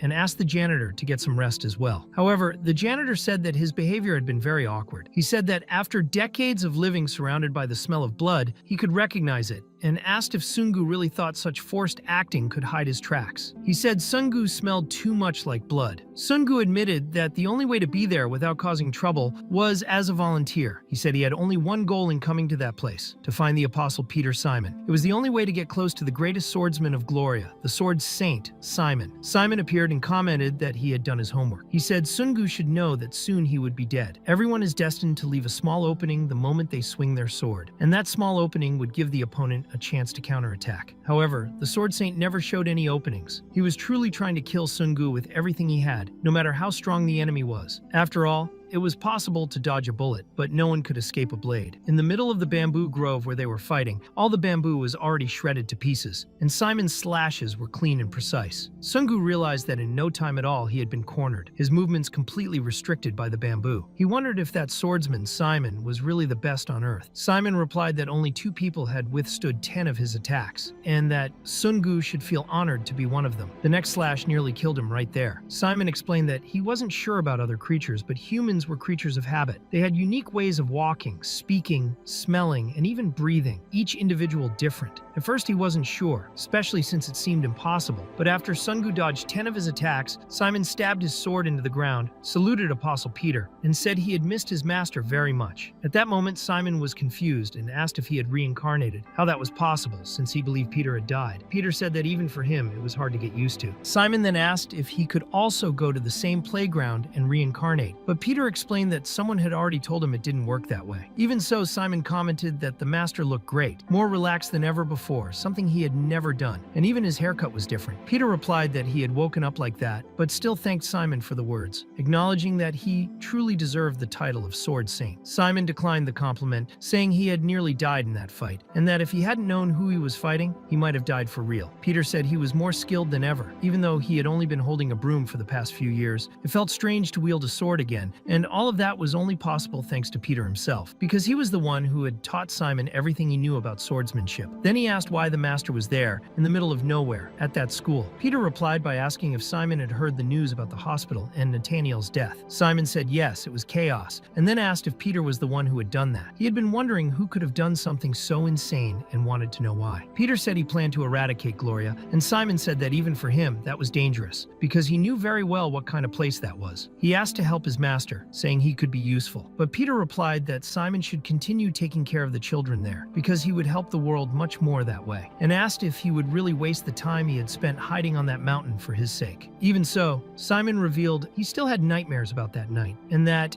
if he hadn't stopped his master back then, he might not be alive. He said he wanted to kill that new cursed leader, even if it cost his life, and that if he had decapitated that man, he would have no regrets. Deep down, Peter agreed. 60 years ago, the orphanage of Gloria Divina had been founded by Father Gabriel, and all the children raised there, including Peter himself, had been trained to become infamous assassins. They were treated like animals, but out of the many who went through that, only 20 survived. Those were promoted and became secret agents of the nation, known as the 20 Apostles. Before the world even realized it, Gloria and the 20 Apostles had grown enough to make a global impact. However, one day something happened. A young boy appeared at the orphanage of Gloria Divina, and Father Gabriel decided to adopt him. Over time, that child came to covet Father Gabriel's crown, and so he killed him, taking his place. When that happened, Simon was obviously furious and wanted to kill him with his own hands, but Peter stopped him, saying it wasn't the right time. Neither of them could do anything at that moment. The organization had fallen into the hands of that boy, and Gloria had become a filthy organization, full of assassins stained by corruption and blood, completely different from what Father Gabriel had created. For Peter, who considered himself incapable of doing anything back then, regaining his youth now was the greatest weapon he could have. That was why Simon needed to stay there, because he would take care of everything himself. He said he would destroy that kingdom. The next morning, everyone was getting ready to leave. The brothers also wanted some recognition, saying they had helped and deserved a little affection, but all the children were clinging to Peter. Ed Jin commented that luckily the gangsters hadn't shown up that day, and the brothers assured her they wouldn't come back. The night before, they had tied the gangsters to the mast of one of the boats and forced them to promise they would live as excellent volunteers for the school. Hyung told the teacher that it was nothing and that only they would remember it. Before leaving, Yedin deeply thanked them for the good memories with the children and for the treatment she had received. The janitor said it had really been great, and Hyung told the teacher they would return every year to visit her. Yedin replied that it would be wonderful, as the children would be very happy. At the farewell, Simon assured her that she could count on him, and all she needed to do was call, and he would come running. Peter thanked them and wished everyone well and safe. However, that same night, something strange happened. Once again, Simon felt someone approaching and commented that it was curious to receive so many visitors lately, especially in such an isolated place. He asked if the person truly hadn't come to volunteer. He wanted to know why someone would come all the way out there just to see him. The Phantom Sword replied that he had been hiding there all this time. One of Father Gabriel's 20 apostles, Simon, the Sword Saint, the best swordsman in Korea. Simon recognized the voice as that of a woman who used a sword and was accompanied by a man who looked like a bear. He concluded that she was the new false Simon of Gloria, the famous Phantom Sword, the strongest in Japan. The visitor commented that it was interesting he already knew who she was. Simon, already taking off his janitor uniform, asked the reason for her visit and if she was there to steal his title. She replied that of course she wasn't interested in that. She had only come to do her job and collect her payment. With his sword in hand, Simon said that if she had come as such an unexpected guest, maybe he should tidy up the house. But he asked how she dared call him the strongest swordsman in Korea when he was the strongest in the world. The Phantom answered that the trip had definitely been worth it. Simon said not to worry, as he treated all of his guests very well. And so, they would fight to the death. Under the moonlight and the rain, the thing that shone the most were the flashing strikes of the blades as two sword saints dueled each other. The Phantom admitted she was excited about it, though slightly disappointed because he had aged. He wasn't as impressive as she imagined. That was because Simon had already taken a deep cut to his right arm. He admitted that,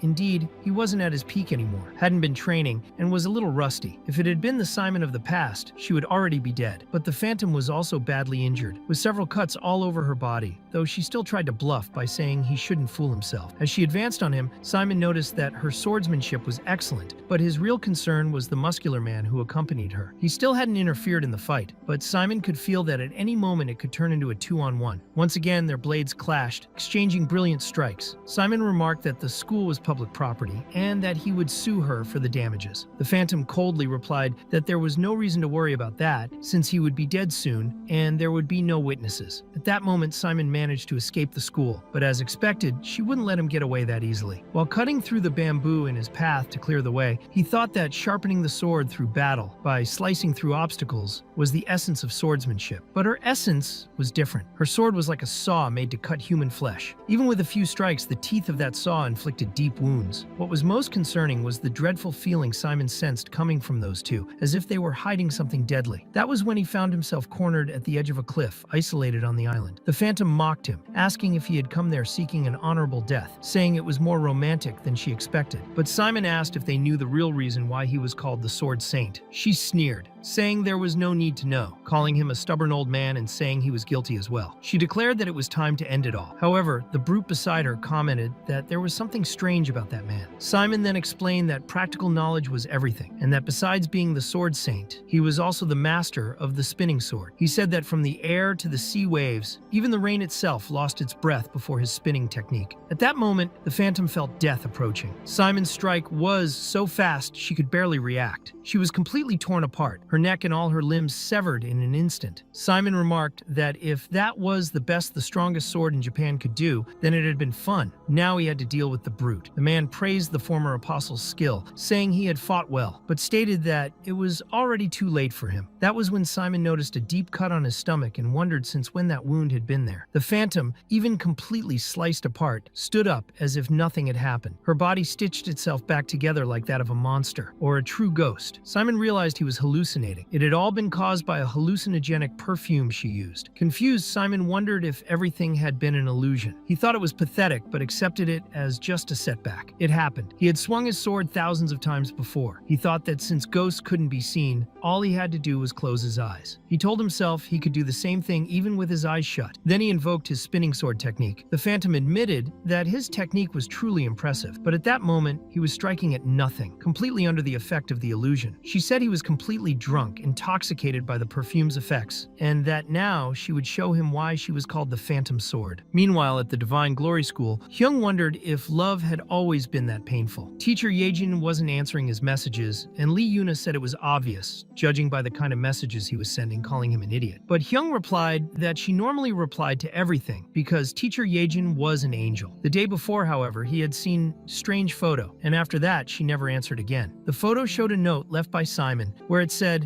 "A woman who wields a sword and a man who looks like a bear." Peter understood what that meant and made a call, asking if Ji-won was available. Later, they returned to the island, where the fight between the Phantom Sword and Simon had taken place. Ji-won and the hacker wondered why they were there since it was freezing cold, and McKing could smell blood. Ji-won asked what exactly McKing was sensing, and also wondered why Peter looked so furious. Peter remembered the last moments he had with Simon, because now he was dead. The gift left behind by the Phantom Sword was Simon's severed arm, and there had been a spy present who had been reporting everything. The spy had told the Phantom Sword that Peter had already received his gift. He was with a blind girl and an elderly man. At that moment, Peter appeared behind him, took the phone, and asked if she was now the new Simon of Gloria. The Phantom Sword responded as if it were something exciting, and then Peter asked if she called herself that, not understanding why she was so confident. He hoped she was truly safe, because if she wasn't, she would die in agony at his hands, at the hands of a real phantom. While squeezing the spy's hand and breaking all of his fingers, he said she would pay for what she had done to Simon. Peter took action as quickly as possible, already planning his revenge. He was heading toward the Phantom Sword's base, but Adam warned him that it was dangerous, as it involved an invisible ship. Even after crossing 6 continents and 5 oceans, that ship had never been detected. Its crew was completely unknown, and the vessel was known as the Phantom Cruise. Simon was still alive. He had been kidnapped and was now imprisoned inside that cruise, and everything about it was hidden behind a veil. But Peter knew who they were affiliated with. They were on Japan's side and belonged to an assassin organization that had operated since the time of the Kakura shogunate. For 1,000 years, they had remained at the top as the Wandering Phantom Blade. A demon commented that the most famous story about them was the case of the largest Yakuza group, the Missing Yamagumi Mission. On the day of the incident, they were celebrating the 60th birthday of their leader, and around 2,000 Yakuza members were killed by just 2 people. That event became known, but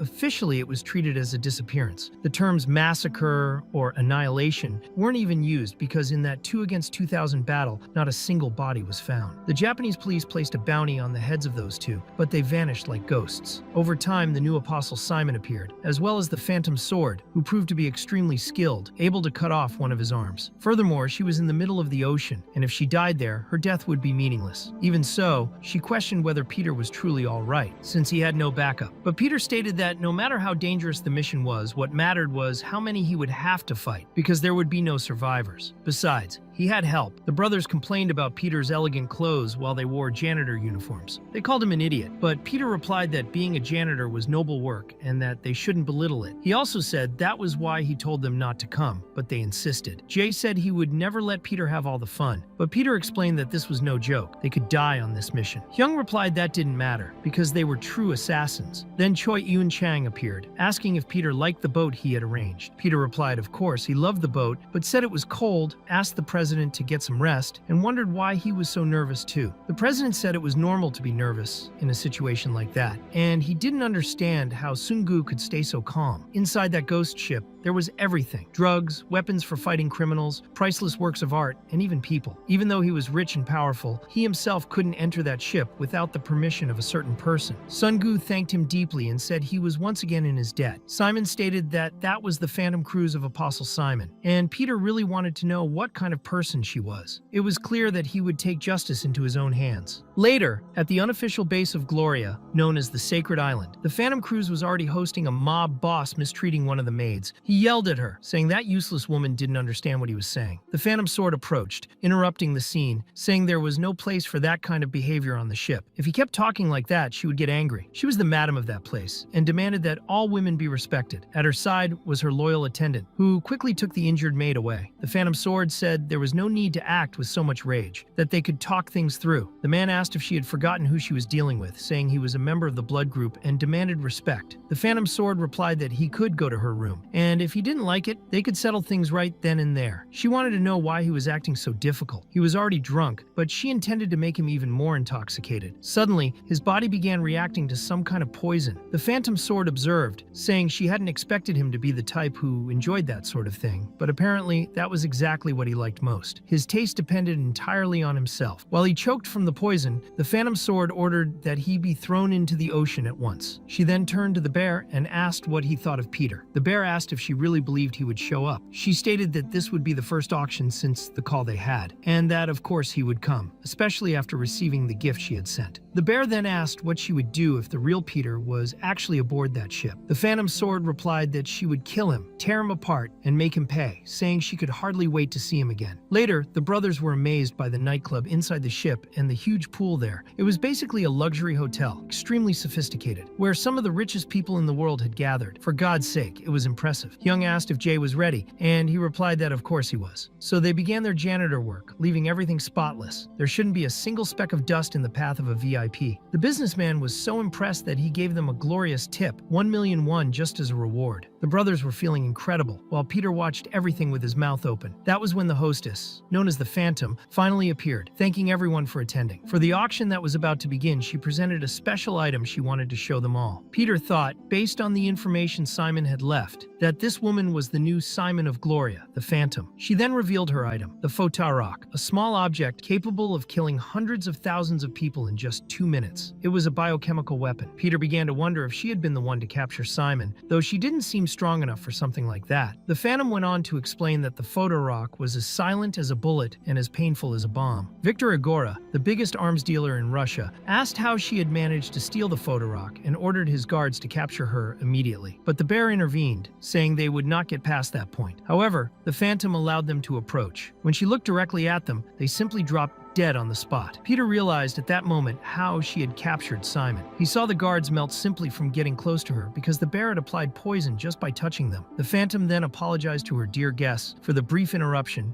and resumed her presentation. Bidding for the Photarok would start at that moment, but she also announced there was another special item, one none of them would imagine finding there, which would only be revealed the next day. Meanwhile, Peter was consumed with rage, wondering where Simon was. The bear asked the Phantom if she believed Peter was among the guests. She said she didn't know, but she would find out the next day. Choi Un-chang commented that he was so nervous he had gotten hungry and invited Sun Gu to join him at the banquet. He warned that extreme caution was needed in that place. That woman, along with politicians, businesswomen, and all kinds of influential figures, demanded total obedience regardless of status. Of all the business people Anang knew, she was the most radical and insane. As they talked about her, the woman herself appeared. The Phantom asked why Cho was so hard to find since he didn't come when invited but showed up out of nowhere. She said it had been a long time since they last saw each other and suggested they have dinner together. Choi Un-chang, very nervous, explained that he had planned to dine with his own people, but she approached and told him to relax. Choi Un-chang thought that woman was extremely dangerous. Peter then stepped in, put his hand on the Phantom's shoulder, and said they would have dinner together next time. He introduced himself as Choi Un-chang's bodyguard and explained that the president wasn't feeling well, offering to accompany her if she needed anything. He asked what she thought about that. They stared at each other for a moment, and then Peter led the president away. The Phantom thought that baby-faced bastard was doing some adorable things, wasn't he? So she decided she would show him something. She said he was absolutely right. She really did need someone to accompany her during dinner. She asked why they didn't go on a date. Meanwhile,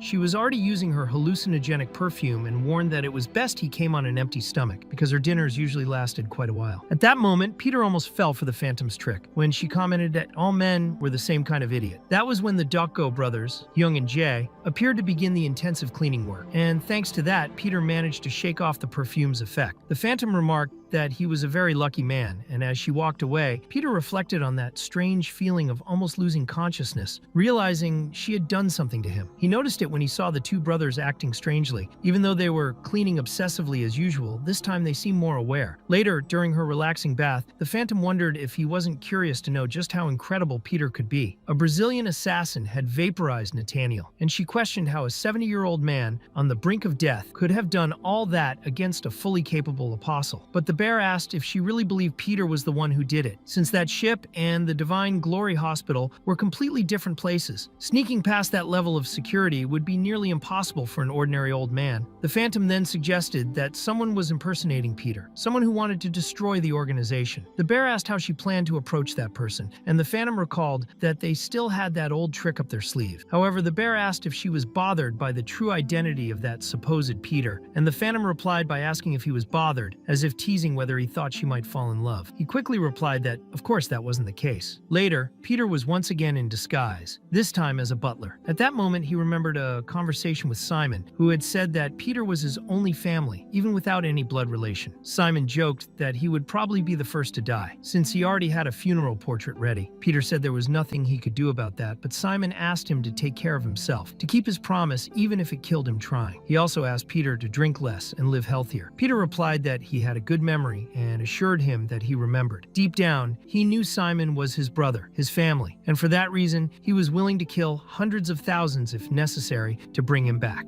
Meanwhile, the first auction was taking place. With all eyes on the event, Peter took the opportunity to search for any evidence about Simon. Disguised as a room service worker, he went unnoticed at first. However, one of the guards commented that there were no Asian employees on that ship, and another added that maybe he was one of the bastards the madame was looking for. Peter then asked if by any chance they were pirates, and the next instant, both guards were lying unconscious inside the cart, completely defeated. Peter muttered to himself that they were surprisingly sharp. Later, in the kitchen, he carried out a massacre, and the same happened in the engine room. He searched the entire ship but found no trace of Simon. Only one place remained. At that moment, the Phantom was presenting another auction item, a painting from 1780, a rare artwork that drew everyone's attention. The auction was a massive success with extremely high bids, but then she revealed her true treasure, the final item of the night, the one she had fought hard to obtain, quite literally. The Phantom declared that the photo rock was something no jewel could compare to, far more valuable than anything ever sold at that auction. She explained that this item had been deeply loved by God and that she had prepared it specifically for one person, the star of the evening, the one and only, the best swordsman of the glory, the former apostle Simon. Inside the vault was his body, with one arm torn off and completely chained. The Phantom said that in the past he had been called the strongest swordsman in the world, the Saint of the Blade. The audience was stunned to realize that it was indeed the body of the legendary Saint of the Blade. The Phantom wanted to see Peter's reaction and wondered if he was watching at that very moment, telling herself that it would surely make him furious, perhaps even insane. That was when she noticed someone in the crowd with eyes full of hatred and understood that she had finally found him. When the bear asked, she confirmed that yes, she had found him, but lost him soon after. She said she had sensed a murderous aura among the guests, but it disappeared quickly. Even so, the Phantom had not finished her plan yet. She then began the auction for Simon's body, starting the bidding at $10 million.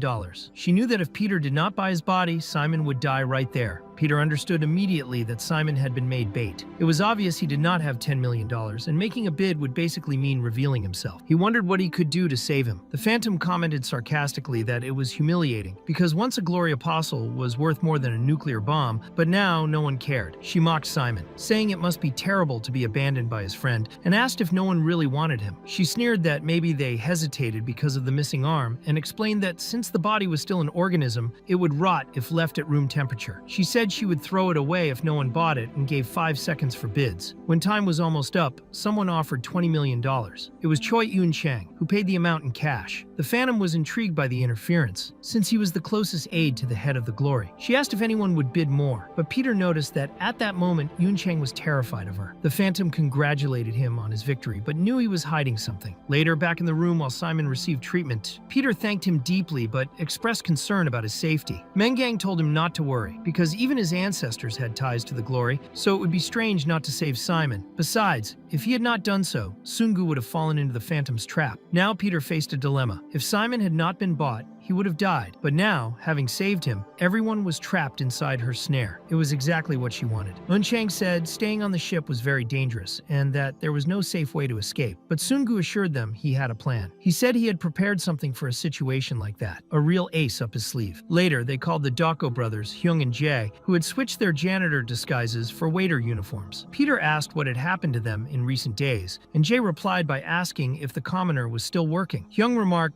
that the assassin life was not paying off and that they would get rich if they joined him. Sungu, however, reminded them that they were there to become legendary assassins, like Peter himself. At that moment, the two brothers realized how far they had strayed from their path. Young admitted it was true that they could become rich as cleaners, but they would never become great assassins. They asked what they could do for Peter, and he explained that something very dangerous was happening on the ship. He said only they could solve it, since they knew every corner of that place. That would be their reward for the hard work. From now on, both would receive a special ranking mission. Later, Peter tended to Simon, who was still badly wounded and trying to recover. When they were young, Simon asked if Peter had ever thought about it. He said it would be great if their uniform were real, if they were just students and did not have to carry swords, only backpacks and notebooks. Maybe it would be wonderful to go to school like normal people. But Peter replied that such thoughts were ridiculous. How could they attend school? Simon insisted he was just joking, and in the end he was right. How could they hold a pen if they carried blood on their hands? Then Peter said it was simple. They only needed to build a school, just the two of them, for the poor, orphans, and homeless. A school to shelter those who had nothing. They could create the first school in the world dedicated to that kind of person. He said he would attend it, study there, and pay for all of Simon's school supplies. But when he asked what Simon thought of the idea, he said he did not want it. Peter was shocked, but Simon explained he would buy his own books. Peter insisted they had to go to school together. It was a promise. Outside, Choi Eun-chang listened to everything. Maybe he already suspected that Sungu had been Peter all along and was only there to confirm it. Meanwhile, the Phantom was completely furious with Choi Eun-chang, wondering what his relationship with the Saint of the Blade could be to have interfered in her plans. She declared they would kill him immediately, that she would decapitate that cursed Eun-chang and hang his head where everyone could see. Someone warned that he was the leader of the Daiha group and that they could not kill him without the permission of their superior. The Phantom, however, replied that he was not the boss of that ship. She told them not to be mistaken, because there, she was the Empress. She was the law. She ordered her men to go after Eun-chang with instructions to kill everyone in their path, including the Saint of the Blade. Soon after, Peter answered Eun-chang's door, disguised as his butler. They had knocked, claiming to be room service. Peter had ordered dinner but returned only with tea, saying the meat was cold and had been sent back. Eun-chang commented that it seemed that woman hated him, and thinking she might have tampered with his food was painful. He said he was fine with skipping a few meals, but there was someone there who needed to eat while working. Peter said he had no appetite and left, promising to return before the tea got cold. He walked to the door across the hallway and remarked that the room was very dirty, that the ship's room service staff were extremely careless. He also said that the ideal temperature for tea was 60 degrees, but that one was above 75, meaning they had failed as crew members. One of the armed men on the other side mocked him, saying he had no idea what that Asian guy was talking about. They seemed to have no grasp of the situation. There were 20 of them carrying guns. He had only a pepper grinder. They wondered what he could possibly do with that, but Peter said it was obvious they knew nothing. He then stated that he would show them how dangerous 2 pepper grinders could be. One of them remarked that the Asian man was very brave and confident. After all, he was surrounded by more than 10 armed men. They questioned again what he could possibly do with that useless object. Still, something about his posture was intimidating. Peter began warming up right there in the middle of them and said that fighting while relying only on having a weapon in hand completely limited a warrior. He announced he would teach them a lesson. Instead of bullets, the lid of a pepper grinder was tougher. With a quick advance, before they could even pull their triggers, he knocked down half the pirates, striking each one's head with the pepper grinder. Peter asked why the pirate wasn't shooting, but the reason was clear. The enemy moved so fast that he couldn't even aim properly, so he never managed to pull the trigger. If he fired, his own fellow pirates would be hit. Because of that, he always hesitated. That was when Peter decided to show something interesting. He threw the 2 pepper grinders with such force that they created a thick cloud of smoke, blinding all the pirates. Then he charged at them, defeating them one by one. In the middle of the smoke, Peter commented that if they had been using melee weapons instead of firearms, they might have survived a few seconds longer, which was a shame. After that, he left all the bodies in the hallway and continued on his way. Soon, a messenger returned to inform the Phantom that the pirates had been defeated. She was shocked because she had personally sent those men to Choi Eun-chang, carefully chosen from Somalia. Even so, they had all died. The only explanation was that the old Peter was hiding behind Choi Eun-chang. Another guard arrived with a new message, saying that Peter had been seen in the restaurant. The Phantom wondered how that was possible, since he had been in Choi Eun-chang's room just moments earlier. Another message came through the walkie-talkie, reporting that he had appeared at the pool and killed everyone there. Then he was seen in the casino, and later in the engine room. It seemed like he was showing up everywhere at once, and she began to wonder what that bastard was planning. She immediately ordered her men to find out what was going on. Meanwhile, the Doko brothers were congratulating congratulating themselves, saying they were doing a great job since all that chaos had been caused by them. At that moment, when Peter gave the mission to the Dako brothers, he asked what being a VIP meant to them. They replied that it was someone with a lot of money, and Peter said that was exactly right. The wealthy were in danger now, but Hyung commented that they needed more money. Then Sungu explained that the Phantom's subordinates had killed a VIP's bodyguards and kidnapped the VIP himself. Her plan was to assassinate all the VIPs aboard the ship. When the brothers heard that, they were shocked, realizing they had been targeting the most important people. That was why Sungu explained that it was time for them to reap the fruits of their efforts. Their special mission was simple. They could move freely around the ship disguised as janitors, as long as they kept cleaning as they always did, but with one extra task: spreading rumors. They began whispering that the madam of the ship was killing all the VIPs. They spoke to each other as if in hushed tones, but deliberately loud enough for the VIPs to overhear. The rumors spread throughout the ship until Peter gave the signal, firing a shot into the air and shouting that he was there to kill all the VIPs. Hyung said that was the signal, and Peter explained that once they heard the gunshot, they should begin the most important part of the mission. Then they started shouting, alarming all the passengers, claiming that a crazy old Korean man was killing everyone. The Dako brothers spread the word that Peter was on board, and chaos broke out. One of the guards informed the Phantom that the situation was critical. Some were saying that Peter was on the ship, others that she planned to kill the VIPs. It needed to be contained. But in a fit of rage, the Phantom struck the guard with an ashtray, hitting him several times until his face was disfigured. She screamed furiously that damned decrepit corpse dared defy her. She swore she would kill Peter. Then the bear approached and said he could capture him, that he would bring Peter back to her. The Phantom asked if he was sure of that, but soon calmed down and told him that her baby didn't need to worry. People like Peter lived hidden underground. He might try to catch them with his own hands, but he would never succeed. They would just disappear again. However, she had a plan. She knew exactly what to do. She only needed a servant who would trust her and obey her orders. He had already promised that, when it was all over, he knew what would come next. Then the Phantom grabbed the biological weapon that had been presented at the auction and declared that to deal with moles, one had to use pesticides. More specifically, around 200,000 people would die because of that small artifact. By the time Peter realized what was happening, it was already too late. The Phantom Blade had released the photorock gas on the ship. He knew that if he breathed it carelessly, he would die within minutes. There wasn't enough time to reach the control room, and his only option was to get all passengers to the top deck. Time was running out. Civilians, assassins, Choi Un-chang, and Simon, everyone was about to die. But Peter also knew that the Phantom Blade ignored one crucial detail. He had faced this kind of situation before. Photorock was one of the worst inventions of the former Soviet Union, capable of killing tens of thousands with just a single drop. Now that deadly weapon was spreading through the ship. Even though the gas couldn't be seen, Peter recognized the symptoms: hair turning white, eyes bleeding, and people vomiting blood. The most terrifying thing about Photorock wasn't just its lethality, but the chaos it caused. As soon as the gas spread, everyone panicked, and mass hysteria took over. People ran in desperation, trying to save themselves, but ended up trampling one another. Corridors, casinos, halls, and pools turned into a true hellscape. The entire ship became a scene of despair, with people shoving and collapsing over each other. Peter knew the only way to control the chaos would be through an emergency announcement, but he soon realized the crews had no sirens or broadcast system. He couldn't just shout, it would be useless. Worse yet, Simon was in the greatest danger, as he was unconscious. As he pushed through the crowd, Peter thought how dire the situation was. He could use his abilities to move through easily, but that would expose his identity, so he had to act cautiously. That was when Choi Un-chang appeared, carrying Simon in his arms. Sungu said he would take Simon and find a safe place, but Choi Un-chang asked if he knew why Deha had become the largest weapons company in the world. He explained that knowledge and trust were the foundation of everything, and that he would never abandon those principles. He also told Sungu not to worry, because the tea had not yet gone cold, making it clear that he would take care of everything. Peter was impressed. The little boy he had once saved in Russia had become an admirable man, so he entrusted Simon to Choi Un-chang, saying he would return to retrieve him. But Choi Un-chang noticed that the direction Peter was running toward was where the poison was spreading, and wondered what he was doing. Sungu simply ran without a second thought straight toward the deadly gas. He knew the danger he faced, but deep down, a part of Choi Un-chang believed that Peter was capable of the impossible, the same feeling he had always had about him.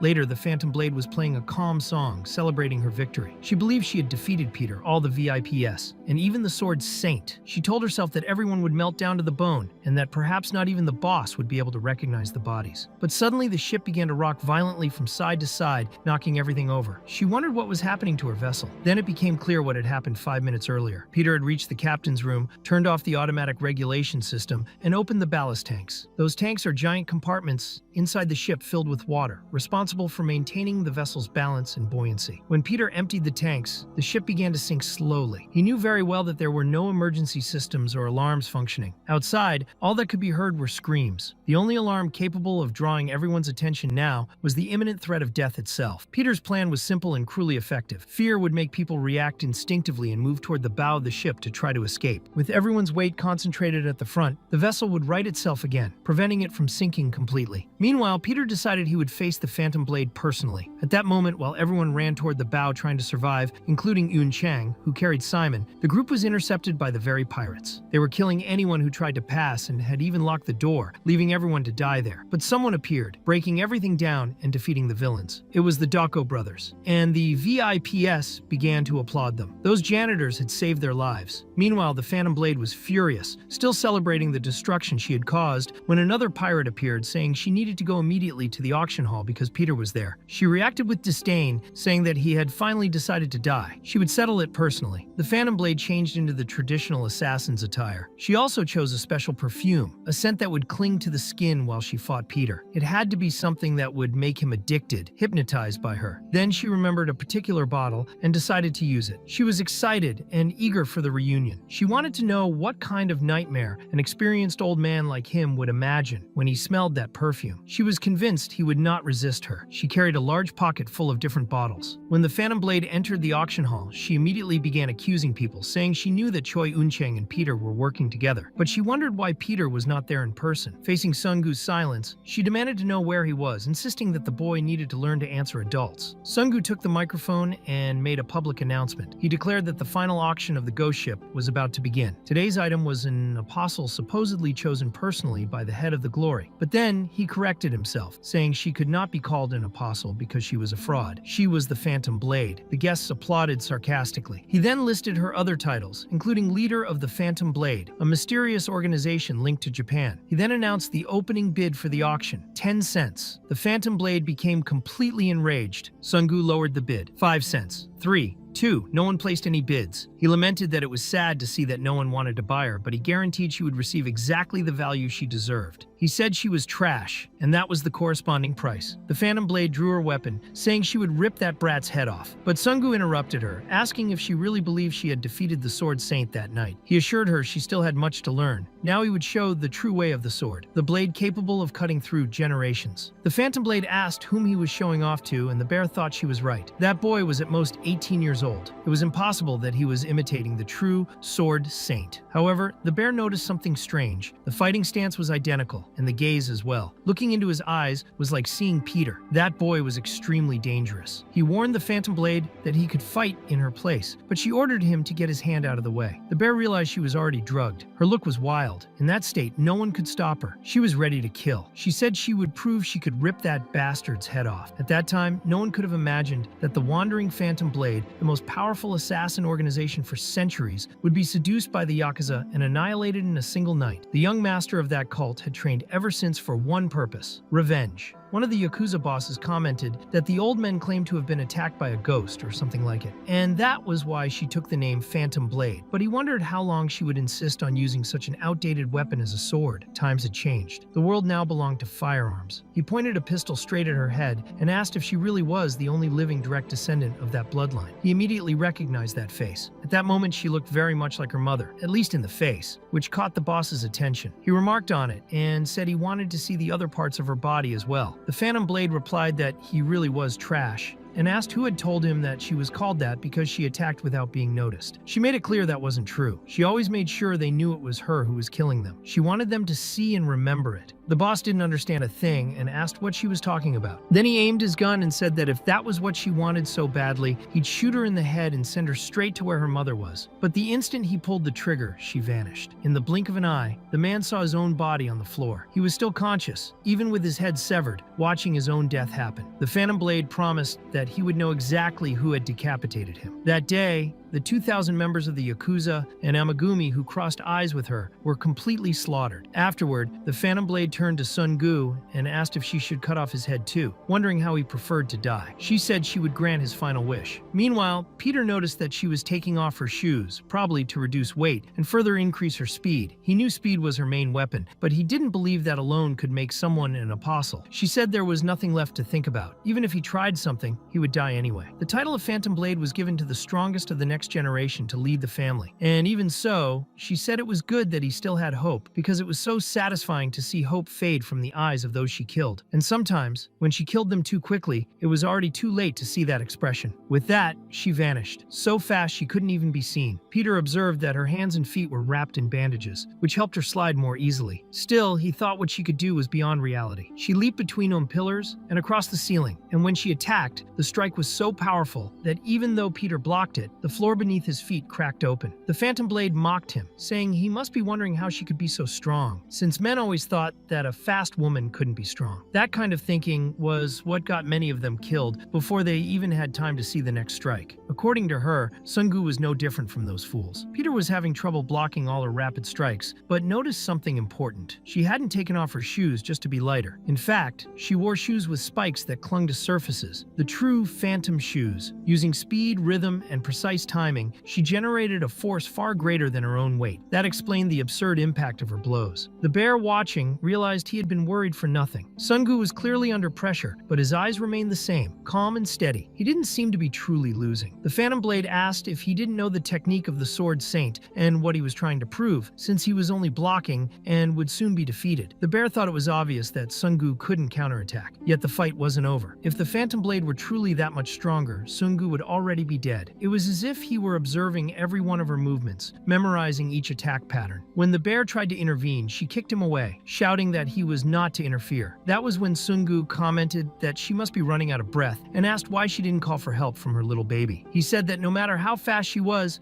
nothing compared to the Sword Saint. According to him, she was just a parrot imitating the master's movements, and if she kept that up, she'd end up hurting herself. That provoked the Phantom Blade, who decided to unleash all her power and speed at once. The bear realized that things would not end well for them. Peter remembered an old conversation with Simon, in which he had said that there were many powerful people in the world. When Peter discovered what the real world was like, he felt like a chick in the trash, like a needle lost inside a vast haystack. At that moment, Peter wondered if Sun Gu could ever become like him, perhaps even the strongest swordsman in that world. He knew Simon was already incredibly strong. After all, he was the one who had created that technique no one could ever defeat. So Peter prepared his most lethal sword strike, known as the Saint's Whirling Slash. When the two struck each other at the same time, he revealed to the Phantom Blade that there was a reason he had been able to block all her attacks. The Phantom Blade's face was injured, but Peter had also suffered a small cut. He explained that she always needed to push off the ground to reach that absurd speed, which made her attacks extremely powerful, but also revealed a critical weakness. Because she had to step in the direction of her strike, he could accurately predict the path she would take. So when she approached, all he had to do was raise his sword at the exact moment. That strike had been made in honor of the Saint of the Sword, and when she realized what had happened, she saw that her right arm had been severed. Desperate, consumed by rage and pain, she ordered that all the perfume bottles be detonated. Peter admitted that he was impressed. She was much faster and stronger than he expected, but the Saint's Whirling Slash was still too much for her. In other words, Simon was not someone she could underestimate. The Phantom Blade, overwhelmed by hatred, declared that she would kill Peter no matter what happened. At that moment, all the perfume flasks were activated, causing an explosion and filling the room with a dense cloud of poison. She warned Peter not to try any tricks, because this time he would die. She said it was a shame she would die before him, but what was happening now was something even he could not prevent. The perfume cloud spread quickly, filling the entire space. Peter knew there was nowhere to run. The Phantom Blade explained that this had always been the most entertaining part. Even the Saint of the Sword had gone through it, and despite his power, he could not do anything without his mental faculties intact. According to her, even Peter would end up intoxicated and die. But then she noticed that Peter, or rather Sun Gu, was removing his vest and tie, tying them around his sword. The bear, watching, wondered why he was not suffering from the perfume's effects and what he was trying to do with the blade. The Phantom Blade asked if he was holding his breath and said she wanted to see how long he could keep that up. Peter replied that the hallucinogenic cloud had completely filled the area, meaning he truly had no way out. He then soaked the sword and the clothes wrapped around it with the whiskey nearby. He explained that in truth, he had just been waiting for this moment to use her own perfume against her, so she would finally understand how useless and foolish her strategy was. Then he lit a lighter, set the blade on fire, and, brandishing the flaming sword, burned away the hallucinogenic smoke from the perfume. Peter stated that she was nothing more than someone who hid behind cheap tricks. The smoke was completely burned away, since the perfume was made from flammable liquids, which made combustion extremely easy. The bear remembered that the first time the Phantom Blade had used that perfume against Sungu, he had already realized what the compound was made of. Even so, she insisted that it would all be in vain, since the entire room was filled with poison. But Peter said she already knew what would come next. He would burn down the whole place. Simple as that. From that point on, he began pouring all the whiskey he could find along the way, spreading alcohol across the floor to create trails of fire. The bear realized Peter had planned this from the start. Not once had he counterattacked. He had only dodged and thrown bottles toward the Phantom Blade, all with the intent of soaking the area in alcohol. Then, with a single movement of his flaming sword, he set the entire auction hall ablaze. Now the Phantom Blade was without her perfume, missing one arm and completely off balance, as she could no longer rely on the walls that were engulfed in flames. Peter, with calm eyes, knew she had finally reached her limit. Then something happened that even Peter had not expected. The bear managed to knock the Phantom Blade unconscious with a single blow. Peter admitted that it was actually a good decision, since if her blood pressure had risen too much, her head would probably have exploded or something like that. He then asked if the bear would be his next opponent, but the bear replied that he had made a mistake that day, so he simply took the Phantom Blade's body, crossed through the fire, and carried her out of the burning ship. When they later analyzed Peter's old fight against Nathaniel, they discovered that the bear had already been there at the time. He explained that when all of that was over, he and his madam would return to Japan. The current head of Divine Glory found it all very interesting, and asked what they planned to do upon returning. He wanted to know if they intended to revive the old Phantom Blade organization, but the bear did not answer, choosing to remain silent. That silence made the leader realize that the bear's cult knew far more than they let on, which only made him more curious. Peter reflected that everything had gone according to his plan, but one doubt still lingered in his mind, something he could not figure out. How had the Phantom Blade organization become involved in all of this? Ji-won, in her research, discovered that the woman was extremely dangerous. Even at a young age, she had become the head of the Phantom Blade cult and had killed thousands of people in a single strike. Still, Ji-won insisted there was no way that woman could have become Simon. According to her, Peter knew very well how the process of becoming an apostle worked. It was an irreplaceable position reserved only for the orphans of Divine Glory who were handpicked. In many countries, apostles were considered more valuable than nuclear weapons. Ji-won asked if Peter didn't find it all strange. That girl might have been impressive, but she was nowhere near the level of an apostle. She analyzed the records and concluded that even if she were reborn, she would never be able to defeat Simon. The new head of Divine Glory was gathering apostles who were far weaker than the former ones, and Ji-won still did not know exactly what had caused that girl to become the apostle known as Simon. At that moment, Peter thought that Ji-won had always been right. He finally understood why the Phantom Blade had become the so-called Saint of the Sword, or whatever title she had received, yet it still made no sense. As he watched the prow of the burning ship, Peter wondered why she continued to live under the shadow of the Phantom Blade's title. He reflected that he did not know exactly what her situation was, but he did not need to follow the same path, because he was not the true disciple Simon. In the end, the truth was different. The bear was the real Simon, the true apostle, Simon Kagyo. He had always been the rightful heir to that title. Kagyo said there was something he had heard ever since he was born, that in that world,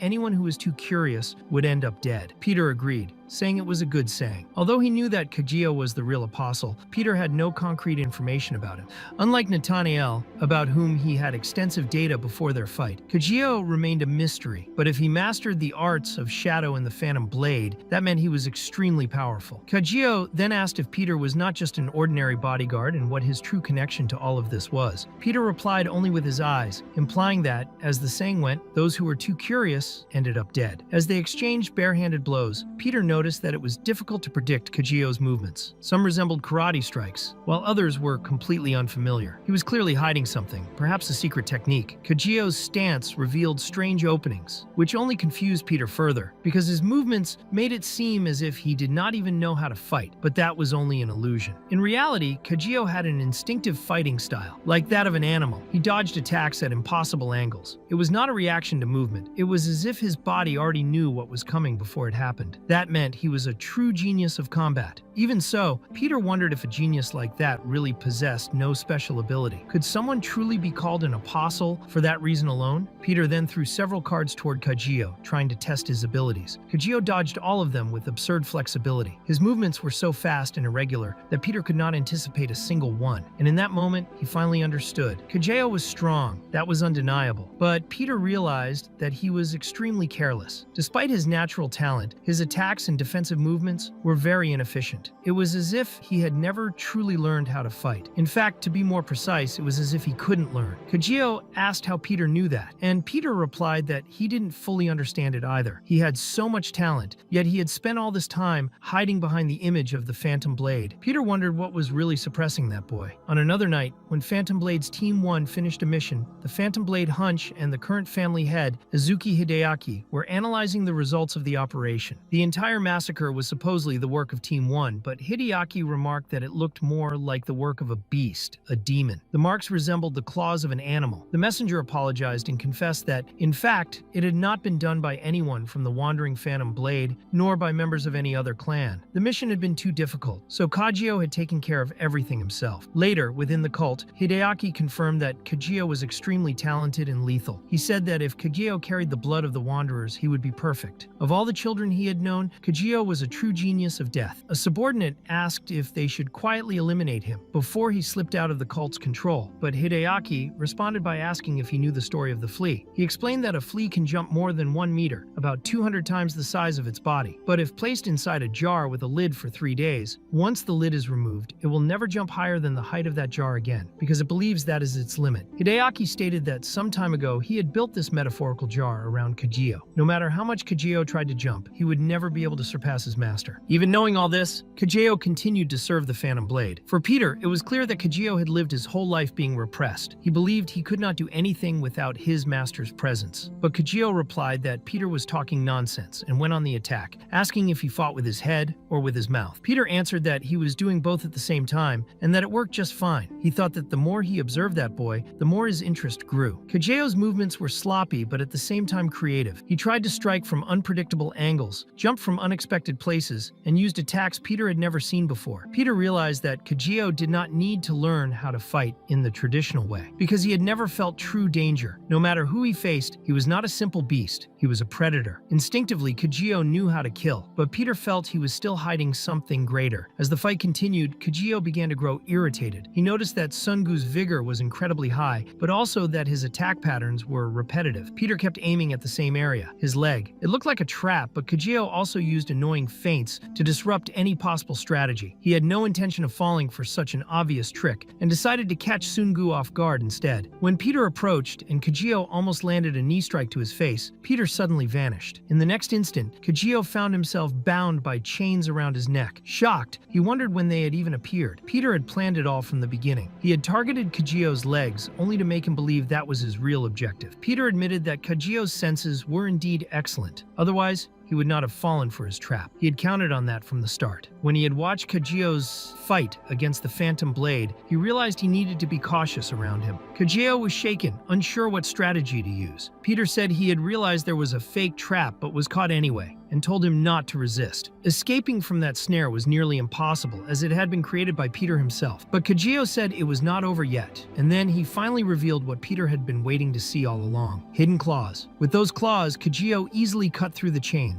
Peter remembered seeing something similar during the auction, when Kajio had touched the faces of the bodyguards and they simply melted. Now he understood that those same claws also melted the chains, which meant he could no longer get too close to him. That made everything much harder. Kajio said that no matter how much Peter thought about it, it was already too late. He said he would disappear without leaving a trace. At that moment, he almost managed to grab Peter's face, and he knew that if he touched him, Peter would die. But Peter had enough reflex to grab Kajio's hand at the last second. He could have dodged, but instead he deliberately deliberately put himself in danger just to hold his hand. Kajio thought Peter had pretended he couldn't escape, just to see what was really happening. Peter was literally analyzing his hand calmly, but Kajio believed it wouldn't change anything, so he tried to attack again with the other fist. This time, Peter dodged and stepped back, realizing he had cut his own palm. However, the most important thing wasn't Kajio's right claw or his creative attacks, but his blood itself. Peter wondered how a human could have blood capable of melting iron and flesh. Kajio replied that if Peter wanted to know, he'd have to capture him first, which meant he'd never find out until he died. The next slashes from Kajio's claws began melting all the metal on the ship's bow, destroying its structure. Peter noticed that he was now faster and stronger. The claws were his true power, which was annoying, since Kajio's blood made it impossible to approach him. Kajio began attacking with wide, deliberate movements, spreading his blood everywhere, melting everything around. Even so, Peter grabbed his hand again and said that, from what he knew, only a few people in the world possessed that kind of blood. He thought all descendants of that lineage had vanished long ago, so he was surprised to realize that Kajio was part of the legacy of the leopard's toxic palm. Kajio was confused, wondering how Peter knew that. Peter explained that all descendants of that legacy had been killed. So how was Kajio still alive? It was revealed that, in the past, he had been captured by the Phantom Sword clan, which had completely annihilated the entire family of the toxic leopard. Only one last baby had survived, hidden inside a barrel of poison. One of the Phantom Sword assassins, upon seeing that, found it fascinating that a baby could survive in the midst of such chaos. He thought maybe it wouldn't be a bad idea to spare someone carrying the blood of the toxic leopard. Thus, the baby was taken and trained to become a bodyguard. In the dojo, Kajio always defeated every other fighter, not just because of strength. For some reason, he would burn people's skin and flesh during combat. They began accusing him of bringing poison to the fights, but Kajio didn't understand what was happening, as he himself didn't know the origin of that power. The man who brought Kajio there, one of the Phantom Sword swordsmen, knew very well about the old toxic leopard family. According to him, every child of that bloodline was forced to ingest deadly poisons from an early age, transforming their bodies into living weapons with acidic and corrosive blood. He realized that Kajio had a genius-level combat instinct and that his poisonous blood could become too strong, even dangerous. So the master took precautions and limited his growth. Kajio didn't take part in official training, especially those involving swords. Over time, Kajio realized his blood was different from everyone else's. As he grew up, no one came near him. He was treated like trash, rejected by everyone, constantly wondering what he had done wrong. In a lonely moment, while training in the forest, he tried to save a fallen bird. He just wanted to put it back in its nest, but when he held it, the creature dissolved in his hands. Anything that came into contact with his blood disappeared. That was when he understood he could never get close to anyone. Everyone avoided him, everyone hated him. Tired of being rejected, he started acting so that everyone would fear him instead. Peter wanted to know why he sided with the same family that had destroyed his clan, but Kajio told him to shut up, saying he knew nothing and only spoke nonsense. He demanded to know who Peter really was. It was obvious he was allied with Peter, but he wasn't part of the Divine Glory Orphanage either. Even so, he fought on equal terms with him and even against the madam. It was impossible for someone his age to possess such knowledge. Peter answered that if he was really that curious, he would only discover the truth if he managed to defeat him. The next attack was a nearly devastating knee strike that almost made Kajio fall, but he held on. Peter didn't have time to recover, as Kajio's following strikes were wide and dangerous. Besides being sharp, they were poisonous. Peter tried to think of a strategy, but the situation was growing more and more frustrating. He ended up being thrown into a cleaning supply room, where he saw a mop and a bucket. Kajio entered right after, claiming that Peter had nowhere left to run. He said that if Peter told him who he really was, he might at least die without pain. He asked where Peter was, but Peter replied by complimenting his fighting style, saying that if he always fought like that, no one would be able to face him. He said it was time to fight for real. Kajio thought it was a joke, considering the danger of their situation, and realized that Peter intended to fight using the mop. He asked if Peter had already given up on life. Peter replied that he hadn't, and that from now on, he would turn Kajio's poisonous blood into his own weapon. Kajio said that short and long-range attacks didn't work against him, so it was impossible to win. But Peter replied that maybe that was true, yet Kajio had no idea that a mop could become his deadliest weapon. He explained that those who could turn any object into a weapon were considered the lowest class of warriors, but even so, they were still dangerous. Kajio scoffed, asking if Peter really thought he could win just because the mop was longer than his claw. He found it amusing, but repeated that wood wouldn't work against him. Peter replied that he would only find out by trying. Kajio then realized Peter was actually planning something with the mop. He had seen Peter fight before and knew he calculated every move. That meant Peter had a plan. Soon, Peter began attacking with the mop handle. Kajio tried to find a way to get closer, but couldn't, as Peter used the mop's reach to keep him at a distance. He couldn't find an opening. He decided to close in, even if if it meant taking a hit. Peter dodged and said he had caught a big fish. Then he wrapped the mop strands around Kajio's claw, entangling them around his hand. He said he had captured him and that Kajio should give up now. But Kajio simply destroyed the mop with a single movement. Then he struck Peter, making him stumble back, and said he had overestimated his enemy. No one would have imagined Peter resorting to such a cheap trick, but he said that Kajio was underestimating him and that it was disappointing. Kajio asked if he was really going to talk nonsense before dying, but as he moved forward to attack, he tripped, fell hard, and got hurt. Peter watched and wondered if he had slipped on something. Kajio's body slid across an area covered in a strange liquid, and he could no longer move. Peter explained that indeed Kajio possessed a terrifying ability, so dangerous that it was risky even to get near him. However, Kajio's poisonous blood had a fatal weakness. Peter wondered what would happen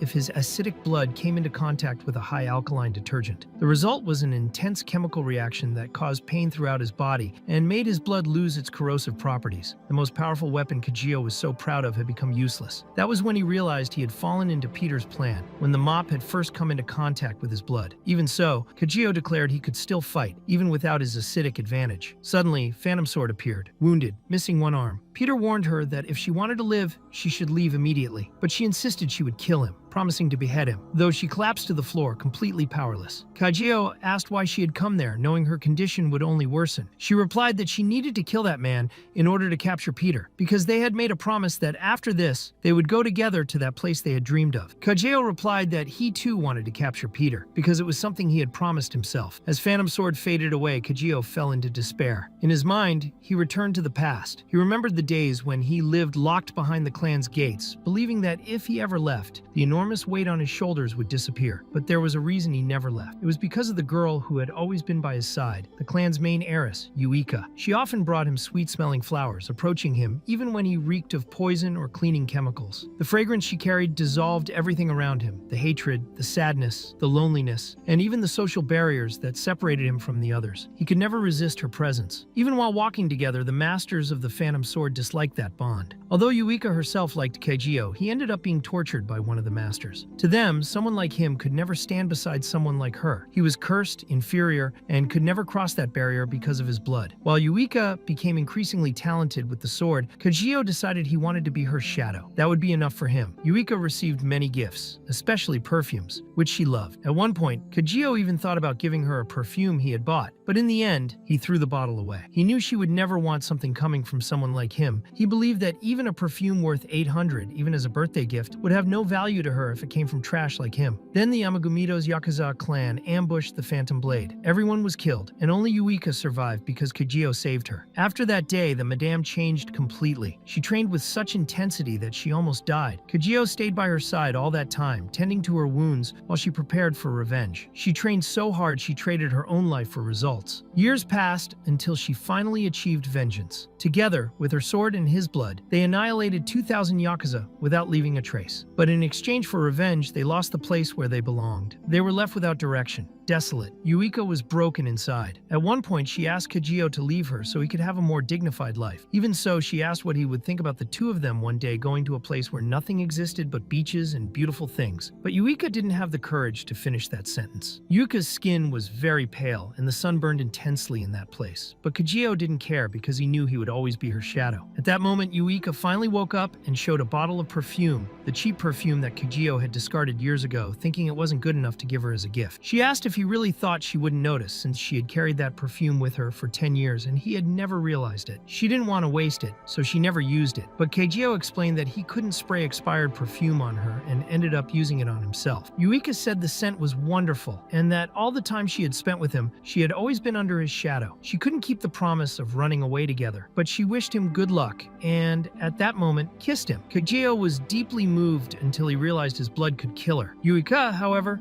said that it was better this way, that she had done so many unforgivable things in her life that, with this, Kajio could finally move on. She left the world in the arms of the only person who had ever made her feel loved in that cruel world. With Yuika in his arms, Kajio decided to fulfill her wish. Determined, he would kill the enemy there and capture Peter. His blows began to destroy everything around them, and he drenched his own body with his toxic blood. Peter realized that Kajio wasn't just fighting, he was deliberately putting himself in danger, spreading his poison everywhere, showing that he didn't care if he died there, which made the situation extremely extremely frustrating. Peter wondered how he could get close to him and then threw several fire extinguishers, not to hit Kajio directly, but so that the smoke would come into contact with his body, trying to reduce the bleeding. Kajio thought that every opponent he had ever fought lost the will to continue once his poison touched them, making all their plans useless. But surprisingly, Peter wasn't affected. With a single movement, he twisted all of Kajio's joints, finally knocking him down into a crater formed during the battle. Kajio realized that if Peter was associated with someone like that, he must also be connected to the glory, and perhaps even be a ranker or higher. Confused, he asked who Peter really was, since everything was starting to lose meaning, and he begged to be killed. Peter then asked if Kagio had ever thought about why the Amagumido's Yakuza clan attacked the Phantom Blade, explaining that it was all part of a wicked plan from the glory. He quoted Luke 5:37, "You do not pour new wine into old wineskins." 10 years ago, the leader of glory had changed and began recruiting new disciples, drawing the attention of the Japanese Phantom Blade clan, the greatest assassin clan in Japan, which had ruled for 1,000 years. The leader of that clan was proud and strong and resisted the temptation to submit, but Peter had devised a way to take control of the clan. The first step was to visit the Phantom Blade's nemesis, the Zamagumi. The next step was simple. He annihilated the entire clan. It was a horrific event, and after that, Yuika and Kajio acted, growing stronger and stronger, becoming exactly what the new leader of glory desired. Soon after, they lost the will to live, for they had already achieved their revenge. At that moment, the leader of glory appeared and offered them the position of apostle. He got what he wanted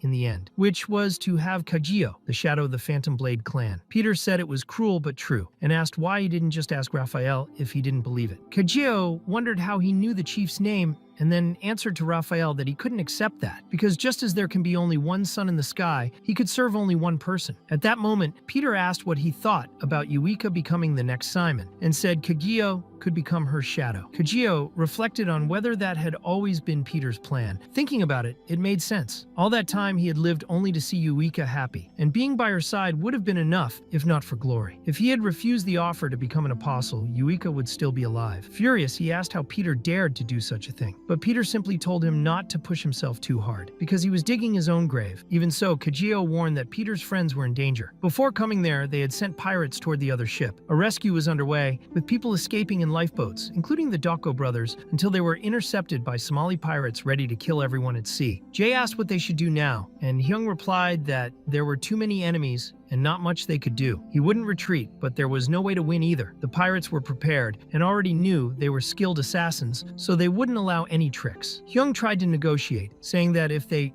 shot him, they would regret it, asking them to make a deal. At that moment, however, Glory's assassins finally made their move. Peter reassured Kagio, saying he didn't need to worry because there was an assassin from Glory there to deal with the pirates. And not just any assassin, but an apostle. Then Simon appeared, standing up and slicing through all the pirates' weapons in a single motion. Everyone was in shock, wondering if he had really cut all their weapons in 1 second. The pirates thought he was dead, but Simon was alive and well. He remembered an old conversation with Peter, when his master had asked what the most critical moment for a swordsman was, the one he would never expect to face in battle. Peter explained that one such moment was when a swordsman lost an arm, as he could no longer wield his sword, and asked what Simon's brother would do if that happened. Simon replied that if he lost his arm, he would open a noodle restaurant. Peter found the answer absurd, saying it was impossible to have a decent conversation with him. But Simon just joked that even with one arm, he could still cook plenty of noodles. A few days later, Peter heard people saying Simon had gone mad because he had broken his own right arm to train only with his left. When Peter confronted him, he asked if he had lost his mind, and Simon explained that he had thought about it a lot, but figured it would be harder to make noodles with one arm, so he needed to prepare. He said that the day he could no longer use the spinning sword would be the day he perfected his new technique. It was common knowledge that a swordsman needed both hands to wield a sword, and that a shooter needed all his fingers to pull the trigger. That was, of course, until they met an apostle. Simon used the spinning sword strike, the perfect technique of the sword saint, a one-sided revolving slash. With that move, he sliced into pieces every pirate in sight. Simon had already said he would perfect that technique, and it was explained that everyone on board managed to escape successfully. Thus, the second base of the Glory Club,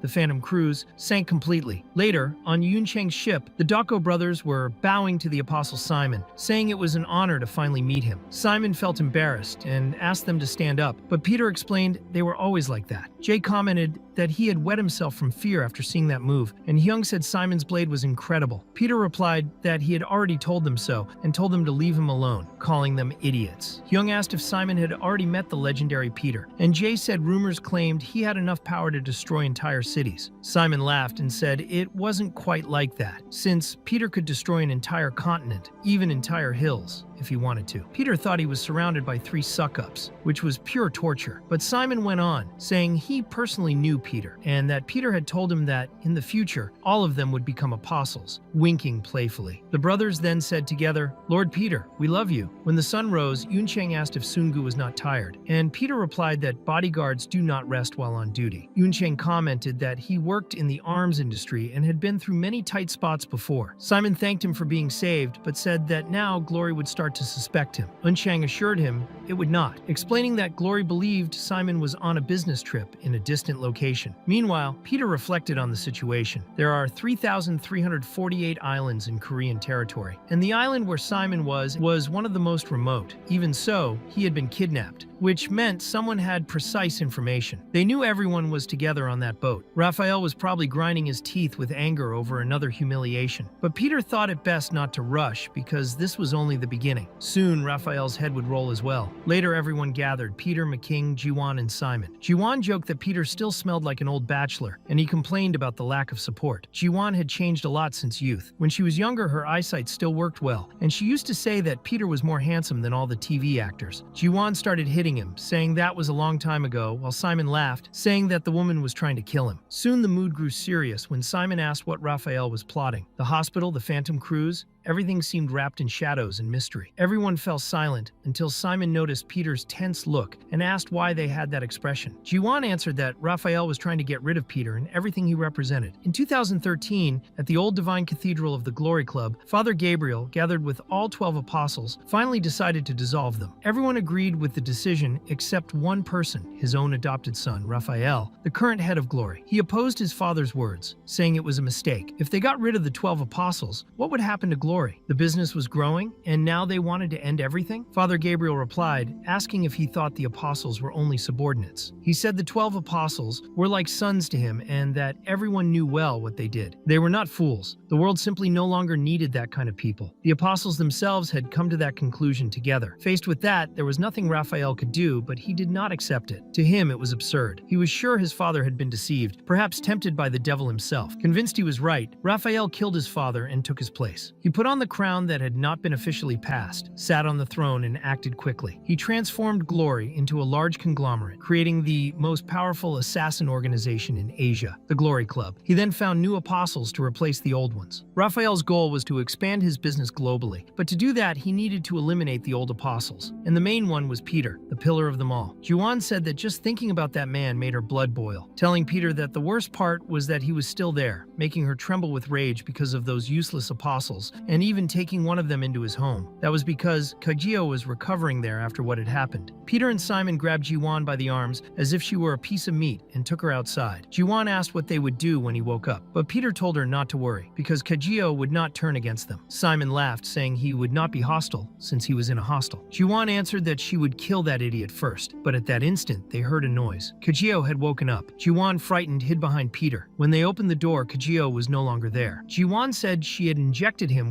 with a huge amount of tranquilizers to stop his bleeding, but still he had stood up. Peter said it was all right, because he knew exactly where Kagio had gone. Meanwhile, Raphael was in a meeting with his new apostles. He said that all of this compromised him too much. There was no doubt that Peter was behind the incident at the hospital and the Phantom Cruise, even without having shown his face. It was impossible. He asked the apostles what they thought about it. One of them, wearing a hood, wanted to know if Kagio had been defeated and commented, amazed that he hadn't known Peter was that strong. Another, wielding a huge weapon, joked, saying the old man was sexy. A more robust apostle found the whole thing interesting, saying it was incredible that the man could still do all that even on the verge of death. Soon, the discussion began to heat up among them. Raphael interrupted, saying he knew everyone had missed him, but now they were gathered together once again. He said that the apostles were the strongest people in the world, so why hadn't they managed to capture a mere old man yet? Suddenly, the door to the hideout hideout was smashed open. Someone entered without knocking. It was Simon. Raphael looked at him in surprise and said he was glad to see him alive. He offered his condolences for what had happened to Yuika and then asked the most important question. Where was Peter? Had he found him? Kajio, furious, interrupted the conversation and asked if everything they were saying about Raphael was true. Raphael replied that he didn't quite understand and asked for more details. Kajio, filled with anger, declared that he knew Raphael had been responsible for the extermination of the Phantom Blade clan. Yuika had once said she was grateful to him, that thanks to him she had found a new home. But now, everything made sense. Everything that had happened to her was because of him. He asked once again who was behind the massacre, and Raphael replied that it was a pity, very unfair, that he had wanted to tell this to Kajio, and that it had only happened because of Yuika's temper. He also said that none of it would have happened if Kajio had never taken on the position of apostle. Kajio said he hoped it was a lie, and then ordered all the apostles present to leave the room one by one, giving them 10 seconds and warning that anyone who stayed inside would die. Raphael commented on the plan that it was to kill everyone present. The apostles then insulted Kajio, calling him a useless zero, while one of them begged for mercy, reminding the others of how hard Kajio had fought to reach his current position and that he deserved some respect. But others compared him to a blood-sniffing baboon. At that moment, the hooded man tried to attack first, but Kajio managed to dodge and counterattack, though he didn't land a hit right away. He noticed that the apostle was focusing on avoiding his blood, so he struck at the blind spot and nearly killed him. But the hooded man evaded and hit a ballistic shield. The strong man continued mocking him, saying Kajio should feel honored to die by their hands, and his punch sent Kajio flying far away, not even giving him time to breathe. Another strike followed, but another apostle intervened to stop the fight, asking them not to use such violence. The one who intervened explained that he felt compassion for Kajio, who was clearly exhausted and just needed to vent his anger after coming there seeking revenge for someone dear to him, as if it were a romantic story. By that point, Kajio was at his limit, having lost too much blood, and took advantage of the confusion to escape. Kajio remarked that the noise Felipe had made scared the boy away, and Raphael concluded that it was fine, that the young man was at the age when one acts on emotion and impulse, but he would find him again eventually. Later, Raphael admitted something that had been troubling him. It was known that Kajio had met with Peter, and Peter was not supposed to have any connection with Nathaniel or the Phantom Cruise. So how did Peter know all of that? It was reasonable to assume someone was helping him, someone with plenty of resources. Raphael added that he knew the owner of the Daiha group had been present, or perhaps Yun Chang, suggesting that powerful connections were behind those events. Raphael's behavior seemed strange to everyone. He had decided to board the cruise ship suddenly, even after showing complete disinterest in it before. He had even refused a meeting, claiming to be on a business trip. However, all evidence pointed to him having gone there only to help Peter. Raphael commented that the timing was perfect to act, since he needed a new weapons warehouse. He asked if Apostle John could take care of that for him, reminding him that he was dealing with someone who had killed one of Father Gabriel's former apostles. To Raphael, Choi Yunchang wouldn't be a problem, but he warned that if he wasn't prepared, the apostle could ask another for help. He knew the Daiha group had heavy security, but John assured him there were 372 armed guards, including a Spanish elite team reinforcing the place. Even so, he doubted that would be enough to stop the attack. Satisfied with the answer, Raphael authorized the departure, ordering John to eliminate Choi Yunchang that very day. The next morning, shocking news rocked the world. A message written in blood covered the entire facade of the Daiha group building. Simon found it strange. The building was extremely tall, and he wondered how the culprit had managed to write across the whole wall. Jiwan replied that only an S-rank assassin could have done a job like that. She knew exactly who it was, Apostle John. Peter confirmed. He said it was him, the man who had killed the former Apostle John, known by the codename Alipide. That was his mark. At the crime scene, the name Alipide had been written in blood, and a young man from a very wealthy family bore that same mark. The boy was terrified because he knew he would be next to die. Then Apostle John appeared before him, telling him not to worry. He presented himself as a servant of Father Gabriel and said he had come precisely to take him to safety. However, John remarked that he believed things might be resolved sooner than expected. The boy, confused, asked what he meant, and John explained that the real Alipide was right behind him. The assassin, disguised, rushed forward and stabbed John in the neck, but John withstood the blow and praised the precision of the attack. He then asked how John had discovered his disguise, and the apostle replied that his uniform carried two different scents. At that moment, Alipide revealed his true appearance. Everyone expected him to flee, but he extinguished all the lights and began the attack. John, trying to react, fired his pistol to use the muzzle flash as illumination, but the enemy vanished into the shadows. Alipide's voice echoed from all directions, mocking the attempt to track him by the sound of the shots and saying that only high-level people would do such a thing. The fight was brutal and fast. John, experienced from countless missions, trusted his skills, but the absolute silence and the complete disappearance of Alipide's scent disoriented him. Even with his thermal vision, he could only see the blade floating in the dark. Then he was struck again, unable to locate his attacker. The last thing he heard was Alipide's cold voice saying he had always been curious what an apostle's blood tasted like, and that was how the former apostle John was murdered. Later, Simon was stunned by the report. He said the cameras had not detected any movement, not even the slightest change in skin, which was impossible. The old John had been a legendary veteran, and no one imagined he could be killed so invisibly. Jiwan, observing his shock, only commented with curiosity that she was also puzzled by it. After analyzing the case, Simon told Peter that Apostle John had been an extremely skilled man. He could not believe someone like him could have been defeated by an assassin like Alipide. Peter replied calmly, explaining that the most terrifying thing about Alipide was not just his strength or technique, but his macabre habit of marking every victim. That bloody mark on the building had been his work. It was his symbol, a signature that announced the next target. According to Peter, the next name on Alipide's list was Unchang. As soon as he heard that, Simon flew into a rage, declaring he would go after that bastard immediately, determined to rip his head off with his own hands. But before he could act on impulse, Don asked how he intended to find someone so mysterious. Peter then explained they would not need to look for him. Although no one knew exactly when Alipide would appear, he always made sure to leave his mark in person, with his own hands. Therefore, Peter believed the assassin would show up very soon, leaving his mark right under the next target's nose. Meanwhile, Simon told the others that there wasn't much time left, so he asked one last time if Jiwan was really blind. Jiwan waved her hand in front of her own face, trying to demonstrate how she could still use a computer. She explained that she used a screen reader, which narrated everything happening on the screen for her. In response, Simon gave her the middle finger and asked if she could see that. Jiwan replied that she couldn't see, but she could feel, and she still called him an idiot. She said that when everything was over, she would cut his finger off. Simon commented that now he understood why she was just an assistant, and Jiwan started hitting him again. Peter asked the two of them to sit down as he had something important to say. He explained that there was no doubt Raphael would take drastic measures from now on. When Raphael's plan began, not only would they be in danger, but also all of Father Gabriel's former apostles. Peter was certain they would be hunted down and killed, just like what had been attempted with him and Simon. He stated that he wanted to find the old comrades before they could be hurt by those enemies. Simon commented that he wasn't too worried, since he believed the others could defend themselves. However, if that was a request from Peter, he would help. Later, Simon asked if they would really be fine without him. Peter replied that, by that point, Simon had already been exposed to too much, and it would be dangerous for him to continue with the group. The most important thing now was for Simon to find the other apostles. Simon promised that if anything happened, they could call him. As an apostle, he would always be by Peter's side and would do everything in his power to save all of his brothers and sisters. Meanwhile, at the Daiha group building, where the message left by Alipide had been found, Peter appeared accompanied by Jiwan, introducing her as his assistant throughout the entire time. Jiwan added that, besides that, she was the mentor and guardian of that brat. But she also said that something intrigued her about the president. She wanted to know why Yuncheng had chosen Sungu as an affiliate of the Glory. Considering his wealth and influence, he could have easily hired someone more skilled. Yuncheng explained that he had made that decision after the events of the Phantom Cruise. Even though he was affiliated with the Glory, Sungu was its complete opposite. Most importantly, Yuncheng knew that the situation was inevitable. Raphael, the current president of Glory, had never accepted the fact that the Daiha group had strong ties with Father Gabriel, and sooner or later he would act to sever those ties and take full control. At that moment, Yuncheng felt weak, so Sungu said he would take his leave and asked him to get some rest. Later, Sungu was walking alongside the same commander who had taken them to that place, while the Doko brothers carried several weapons. The commander commented that Alipide was known as the best stealth assassin in the world. He never failed a mission and was extremely brutal when killing his targets. In fact, he was the one who killed the former apostle Joao, one of Father Gabriel's disciples. Sungu said that everything happening within the Daiha group must be kept secret, since the current president could not trust the Glory. The commander replied that, for that reason, they had already prepared a special team for him. It was SHIELD Team, the main security force in Europe. One of the team members, the leader named Costa, questioned if that boy was really an assassin from Glory, as he barely looked old enough. However, they were partners now. As a first gesture,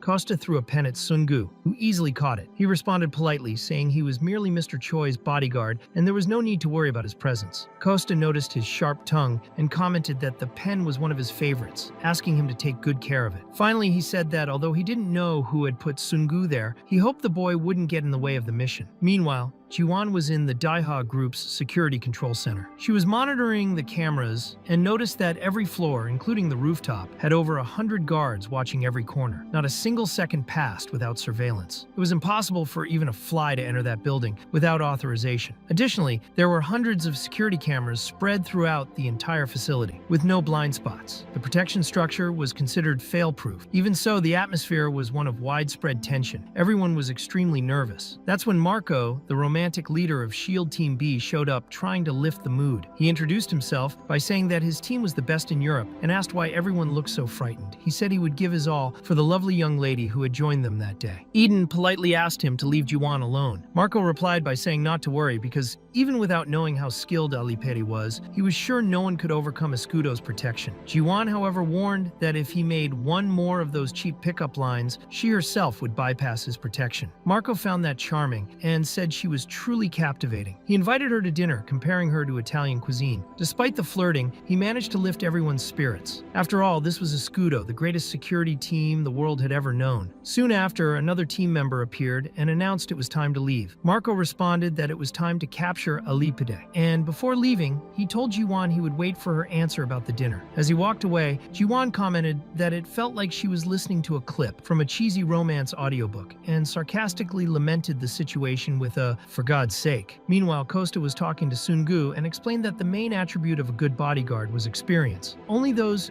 who had faced real situations could reach the top of the profession, and he was one of those cases. Peter, listening in, acknowledged that Costa wasn't wrong. He and his team truly demonstrated a high level of experience. However, there was something strange in the air. All the cameras were working perfectly, watching every second of every corner of the facility. Even so, there was no sign of an invasion. If Alipide had really infiltrated, he would have left some trace, but there was nothing. This led Peter to try thinking like the enemy himself. He began imagining how Alipide could have entered the place. Suddenly, everyone heard gunshots. They immediately headed toward the source of the shots. Peter noticed something strange. Costa stood still, just looking at his watch. Meanwhile, the security guards mobilized and announced that someone had been murdered. The body was headless, which prevented immediate identification. However, upon checking the ID badge, they discovered the victim was Marco, the romantic leader of Team B. He had been killed by Alipide. Costa, in shock, asked how that man had managed to get inside the building. But Peter believed he was asking the wrong question. If Alipide was that skilled, he wouldn't have broken in from the outside. The only logical explanation was that he had been inside from the beginning. Peter stated that by putting himself in the enemy's shoes, he deduced that the infiltration didn't happen from the outside in. Costa was right in saying it was nearly impossible to get past the external security. That's precisely why Alipide was already there, probably disguised as one of the team members. Then everyone received a notification on their phones. It was a video from the security cameras showing Marco, the romantic, running in despair before being brutally murdered by Alipide. Peter concluded that this man was different from the other apostles. Extremely meticulous and confident, Alipide had no intention of hiding. Marco's body bore a bloody mark drawn on his head. It was a clear message. No one would leave alive. Alipide was betting against Peter himself, putting his skills to the test to see who would win. At that moment, Costa pushed Peter against the wall, pressing him, and asked if he was really sure that one of them was Alipide in disguise. He said that in situations where there's an infiltrated traitor in a group, there's a high chance that the one raising suspicion is the real traitor. Furthermore, he accused Peter of acting like he had already foreseen all that chaos, as if he had been expecting it to happen. Now Peter needed to prove he wasn't the traitor, because at that moment, he was the prime suspect in that room. While this was happening, Costa noticed something important about Sungu. Despite his youthful appearance, he was no small matter. He already had his hand positioned ready to take on anyone who approached. The commander then said that this was exactly what Alipide wanted. As soon as they started doubting each other and fighting amongst themselves, they would have already fallen into his trap. She turned to Sungu and asked how he was so sure the enemy was among them. She wanted to know if he had any evidence to support that claim. Sungu replied that they shouldn't worry, because everything would be over soon. Meanwhile, in the security room, the operators were in panic. They began imagining they would all be brutally killed. They had analyzed all the surveillance footage, the full 72 hours from all 36 floors of the building, and found no record of an invasion. Not a single person had entered the facility during that time. Ji-won, who had been following everything, thought that Alipaydi was even more calculating than she imagined. He was manipulating everyone into turning against each other. By doing so, he created the perfect distraction to escape unnoticed. He was clearly someone who enjoyed playing with his victims. Ji-won knew that people like him always left an enigmatic message before disappearing. Then one of the guards shouted that he saw Alipaydi on the cameras. In the footage, he appeared on the 14th floor, Area C, confronting two guards. They fired at him, but it was as if they were shooting at a shadow. His body barely showed up in the footage. Alipaydi lifted the two men and killed them brutally, pinning their bodies to the ceiling in an invisible way. He even left a message to try again if they had the courage. The entire security team was mobilized to that area, but Ji-won felt something was wrong. Normally, security cameras don't record audio, but as soon as she arrived at that place, she configured all of them to capture sound. That was the only way to understand what was happening in the videos, since she was blind. However, the video of the attack on Marco, the romantic one, shown earlier, was completely silent, even with audio recording activated. That proved the video hadn't been recorded that day. Outraged, Ji-won left the room using her cane, without her guide dog. She was furious. She said that damned Alipaydi was too bold. She didn't know exactly why, but she was sure he was trying to communicate directly with her. She felt that he was doing it on purpose, leaving clues especially for her. It was as if he wanted to provoke someone who couldn't see. At that moment, someone ran past her. Ji-won noticed and muttered to herself that that idiot was underestimating her abilities. She contacted Peter, warning him that Alipaydi was a cunning rat and that she was receiving signals from him all the time. When Peter asked where she was, she replied that she was in the West Wing, Sector B1F, but told him not to rush, as there wouldn't be much left to do once he got there. Peter panicked when he realized Ji-won had stopped responding. Meanwhile, Costa was still restraining Sungu, preventing him from leaving, but Sungu said he needed to get out of there urgently. Costa said he understood, but that he couldn't let him pass at that moment. He suggested Sungu sit down, stay quiet, and not take a single step. Sungu, however,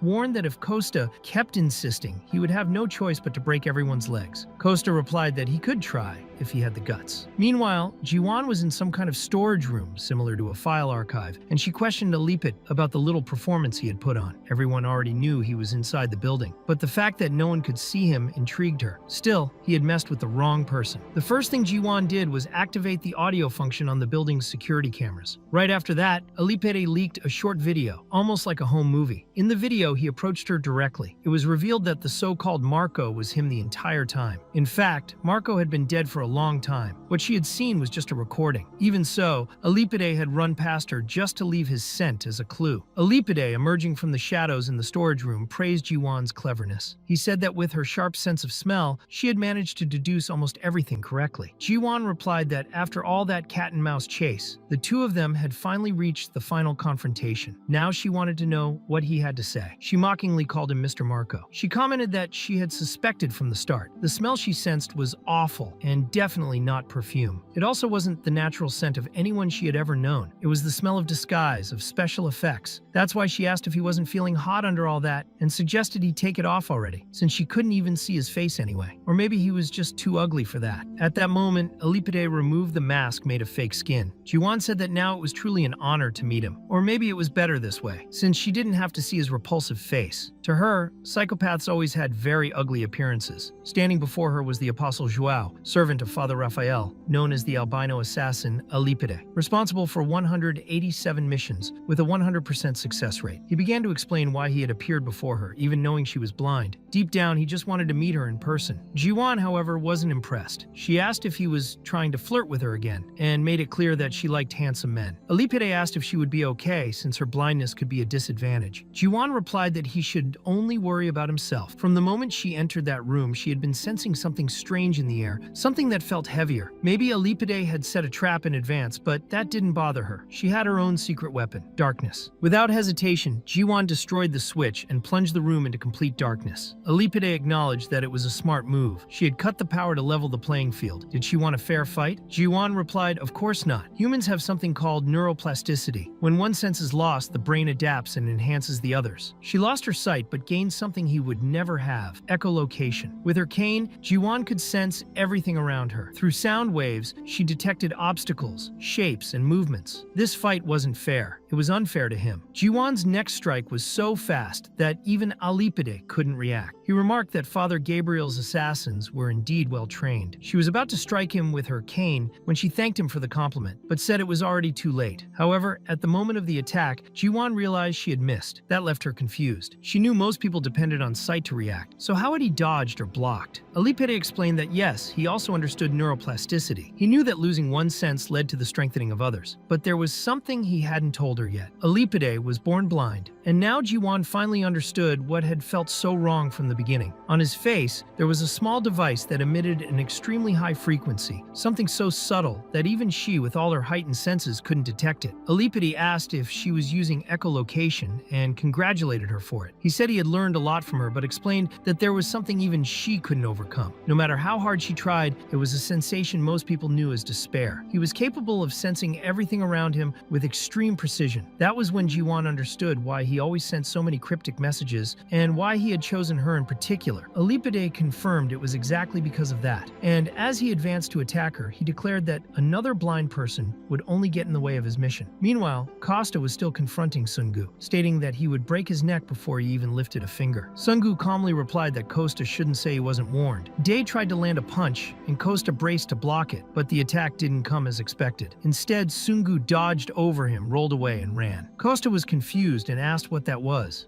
The other guards tried to chase after him, but Costa held them back. That was when he realized that Sungu had placed his hands directly on his jugular. He could have killed Costa instantly if he wanted to, so Costa admitted he was worried about the boy and ordered the others to go after him. Back in the storage room, Ji-won tried to talk to Alipide, suggesting that the two of them could help each other as companions sharing the same condition of blindness, leaving all the hostility behind. But his next attack hit her squarely, sending her crashing into several boxes and rolling across the floor. She cursed herself for not realizing it sooner. Alipide was using an ultrasonic frequency, above 20,000 hertz, something the human ear cannot detect. That was how he performed his echolocation. Frequencies that high are only perceived by animals like bats. Alipide was beyond a normal human. At that moment, Ji-won remembered something important. During her training to develop echolocation as a method for fighting and moving, her instructor had commented that she was almost the best person he had ever trained. Her skills were top tier, but there was someone she could never surpass. That person was different. He had been born blind. Since birth, he had developed his senses in a unique way. The instructor explained that this man had utilized the concept of neuroplasticity to an extreme level, pushing all of his senses to the limit of what a human was capable of. Alipide's senses functioned as if they were his own eyes. Without showing any effort, he threw a knife with precision into Ji-won's back, and she fell to the ground, wounded. She wondered how that could be fair. She had spent 25 years perfecting her echolocation technique, while Alipide's level was so far beyond that it would take centuries to reach. His perception was far superior to any normal human. Even so, she wasn't completely defenseless. Alipide remarked that Ji-won was different from other blind people he had met, but he also said that, unfortunately, he had been born with a natural advantage over her. That was not a gap she could fill with effort. After all, she hadn't been born blind. At that moment, Alipide screamed in pain. Ji-won knew his hearing was extremely sensitive. She began scraping a steel pipe against a metal pillar. The screeching sound made him cry out, complaining about the pain and asking if that was really how she expected him to react.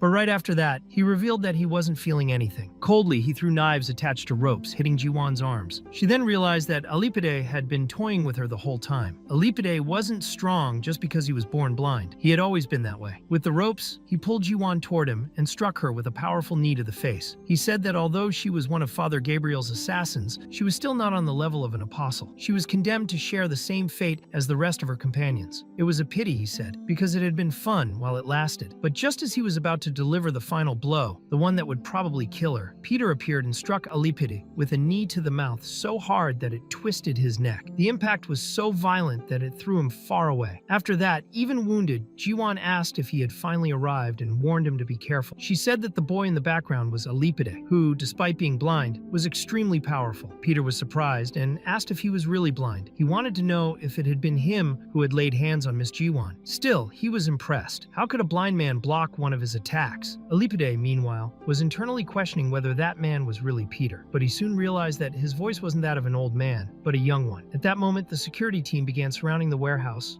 where they were, intending to capture Alipide. However, he simply muttered that everyone there was going to die by his hands. He threw a knife and then vanished completely, slipping into the shadows with ease. While fleeing, Alipide reflected that something was wrong. He had blocked that boy's attack, but it hadn't been intentional. It was hard to believe, but he truly hadn't been able to react in time. How dare that boy? Later in the employees' break room, McKing was consoling Jiwan, who was still recovering, with a few kisses. She joked, saying he'd better keep doing that because the pain was killing her. She wondered how many times she had been stabbed and said it hurt like hell. Peter watched and commented that, judging by her screaming and her reaction, she would probably live for quite a while. Jiwan then asked him to at least pretend to care about her for once in his life. She said he had no idea what she was going through. Desperate, she wondered if he was about to have one of those dramatic main character close-ups, with his face in focus and deep thoughts appearing on screen. She begged him not to ignore her, and yes, that was exactly what happened. A dramatic close-up was shown on Peter's face, revealing his thoughts. He reflected, intrigued. Even setting aside that man's incredible combat abilities, what impressed him most was the fact that a blind person could disguise himself perfectly as someone else. If he really was blind, how could he know what someone looked like? Meanwhile,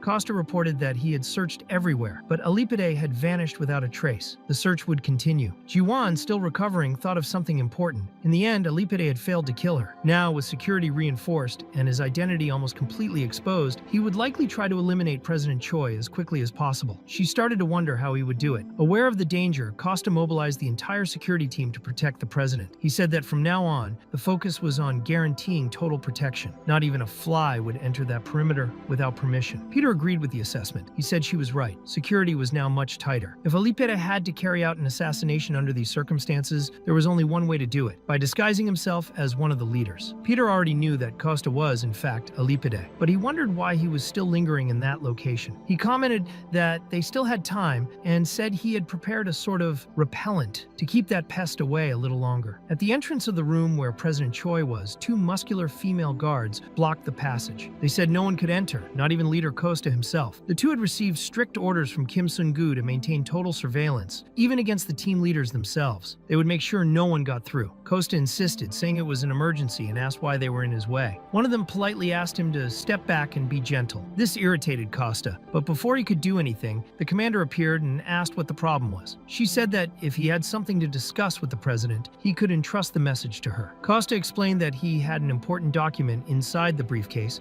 and asked that she not open it before delivering it personally to the president. Meanwhile, Peter was heading to meet Costa. Jiwan commented that she was sure the enemy had an accomplice among them and that he was still hiding inside the building. Peter confirmed there were no reports of new bodies, which made it impossible to know who Alipide was disguised as. Even so, he stated that yes, there was another accomplice among them. He said this out loud on purpose so that all the Escudo guards around could hear. He warned them that Alipide was still nearby, watching. Soon after, Peter entered the elevator at the exact moment Costa was also going up. Dion commented that the biggest issue was Alipide's dirty style, as he preferred to hide in the shadows to gain an advantage. She suggested luring him into a place where he couldn't hide. Peter replied that he would contact her later. Inside the elevator, only the two of them were present, and the atmosphere was curiously friendly. Alipide thought to himself that the boy still didn't know his true identity, but the president remained his top priority. Peter commented that he was coming down from the president's office and asked if something had happened. Costa replied that he only had an important document to deliver. He also said that according to reports, Kim Sun-gu was one of Gloria D's assassins, and yet he was surprised by the skill the boy demonstrated. He said there was no way that kid could be just a rank D. From his movements, he noticed he was young, but at the same time, he gave off a strange feeling, as if he were much older than he appeared. Costa reflected on this. The boy was around 1.8 meters tall, 85 kilograms, strong and well-conditioned. Even the way he breathed was extremely controlled. His level couldn't be that low. In his evaluation, Kim Sun-gu should be at a higher rank. Costa then brought up Peter, saying he had heard the name and that, according to rumors, he was one of the legendary assassins of Gloria. He said many were after him, wanting his head, and that he'd love to meet him someday. He asked if Peter thought the real Peter might be nearby. Kim Sun-gu simply replied that Peter was a low-rank assassin who would probably never show up. Changing the subject, he said that since they were talking about dangerous individuals, there was also someone he really wanted to meet, Alipide. At that moment, the real Alipide, standing right beside him, trembled inside. Peter said he'd heard that Alipide operated mostly in Europe, where he and Escudo had a long history of conflict. Then he asked why Alipide would come to this continent despite despite all that. He questioned why he insisted on fighting from the shadows. If he was so powerful, why not defend himself in broad daylight? Or was it that he simply couldn't see? In the end, Peter said that although Alipere was skilled in combat, he would never be comparable to him. That made Alipere extremely angry. Then, as if remembering something, Peter mentioned that he had almost forgotten to return the pen Alipere had lent him, the same one he had thrown earlier. Alipere confirmed, saying yes, that it was a rare item and very hard to find. Peter then claimed he had made a mistake. He said he had given back the wrong pen. The one Alipere was holding was black, while the original one he had received was a different color. At that moment, Alipere started to suspect his intentions. He thought Peter was testing his perception, trying to provoke him. That's when Peter asked if he hadn't noticed the difference because he was blind. He explained that everyone has habits that are hard to break. As an example, he said, prison guards are always checking whether doors or drawers are locked, and firefighters wake up automatically to any alarm, even in their sleep. From that, Peter began studying the habits of blind people and discovered that many of them have the habit of touching objects with their fingers, especially surfaces with braille. And that was the behavior he saw Costa repeat when entering the elevator, touching the can as if feeling for some raised markings. The detail was, until the day before, Peter had never seen him do that. In fact, he always drank the can normally, like any sighted person. When he realized he had been exposed, Alipere gave the order to cut the building's power. His accomplice immediately obeyed, shutting down all the electricity. Alipere then attacked Peter inside the elevator, trying to stab him multiple times. Peter pretended to be injured to study his opponent's movements. He quickly realized that Alipere was very fast, and in the dark, the fight became even harder. When the elevator finally opened, Alipere escaped. Inside there was blood and soda splattered everywhere. Jiwan, upon seeing the scene, panicked and demanded to know what was going on, asking if Peter was still alive. He said yes, that he had just had a conversation with Alipere, and then calmly cleaned his clothes as if nothing had happened. Right after, he turned to Jiwan and ordered her to send everyone to look for Costa's body, because he was already dead. He also asked that they identify Alipere's accomplice, as he knew the enemy was only gaining the upper hand thanks to someone cutting the lights for him. Meanwhile, hidden in the building's pipes, Alipere was trying to make sense of what had happened. Everything was too unpredictable. He mentally reviewed the situation, but nothing made sense. He had stabbed Sue 52 times, always in vital spots, and yet the boy had dodged everything in the blink of an eye. On top of that, he had blocked the attacks using just the tip of a pen. It was the first time Alipere felt something like this. For the first time, he wanted to kill someone out of his own will. There was no way that boy was just rank D, but it didn't matter. The plans had changed. It was time to use the secret weapon. Now the real fun would begin. Running through the hallways, Peter had already explained everything to Jiwan. He said the entire situation had been a grand distraction created by Alipere. The hunt had no real purpose. The goal was to draw everyone away from the real target. The one who would kill the president wasn't Alipere, but his accomplice. Jiwan, surprised, asked if he knew who the accomplice was. Peter responded that throughout the entire mission, there had been several emergencies, but only one person had never been present during any of them. During every critical moment, that person had always been by the president's side, and that person, above all, had absolute control over the building's internal operations. And most importantly, that person was the only one allowed to freely enter the president's office. Peter now had only one suspect, the secretary and direct commander of Mr. Choi. He stated that soon he would come face to face with her. Meanwhile, the secretary herself was already sending a message to Alipere, saying that the situation was not looking good. On the other side, Sanchez and the other agents were quickly approaching. Upon seeing them, Alipere recognized Sanchez as one of Marco's subordinates and commented that he posed no threat since he was already dead. He had killed everyone in the bathroom. Then he asked about Mr. Choi's condition. The secretary replied that everything was practically ready, and Alipere declared that after eliminating the old man, the next target would be the boy. But at that moment, the secretary was confronted by two muscular women who directly approached her and asked what was inside the briefcase. Curiously, their names were Ariana and Grande, a joke that seemed straight out of Fronder. The secretary tried to keep her composure and said that the briefcase contained important documents for President Choi, questioning why they were suspicious, especially since they had witnessed everything earlier. However, Ariana and Grande replied that it was an emergency situation and that they had received direct orders from the president to question everyone on the premises. The secretary tried to argue, saying that she was the president's personal secretary. Even so, the two made it clear that she could leave, but would have to hand over the case. When they forcibly took the briefcase, the secretary tried to resist and asked what they were doing, but it was already too late. The two opened the briefcase and found a hidden lethal injection. They immediately demanded to know what that circular compartment inside the case was, and said that if she was guilty, she wouldn't leave there alive. But if she told the truth, she would at least leave in custody. With few options, the secretary held only a small knife to defend herself. She knew she had no chance against the two, but tried to maintain confidence and speak firmly, hiding her weakness. Ariana and Grande were Israeli mercenaries with 13 years of military experience. Even so, the secretary decided to risk everything. She launched an attack, but her first strike was easily blocked. Grande crushed the knife with her bare hands, and right after, Ariana immobilized her. Defeated, the secretary realized there was no way out. Both paths led to death, so she decided to play her final card. She confessed that she was only following orders from Gloria and had no choice. She began to plead for mercy. Ariana replied that if she cooperated, she might live. Grande asked where Joao was, but just as the secretary was about to reveal the information, Aliped himself appeared and slit her throat with a knife. In a mocking tone, he said he didn't understand why she had stopped talking. The woman collapsed, choking on her own blood. Ariana and Grande stared at Alipede and said it was bold of him to show up there. He coldly replied that they could stare all they wanted, but they would never get past him. The two, however, showed no fear, especially now that they were in full light, but Alipede said that didn't matter. What made a successful assassin was ensuring no witness survived. When Peter and Ji-won arrived at the scene, they found the two seemingly dead. But in truth, Ariana was still alive, on the verge of death. With effort, she handed her phone to Peter. He asked if the conversation he had with Alipede in the elevator hadn't been enough. Alipede, in turn, replied that this was precisely the point. He needed to finish that conversation with Sun-gu. He then sent a message to Peter, saying that Sun-gu should go alone to the armory room in the basement on floor B10. If he didn't go alone, the president would be killed. Soon, everyone would understand the reason for the threat. Shortly after, Ji-won urgently called Peter.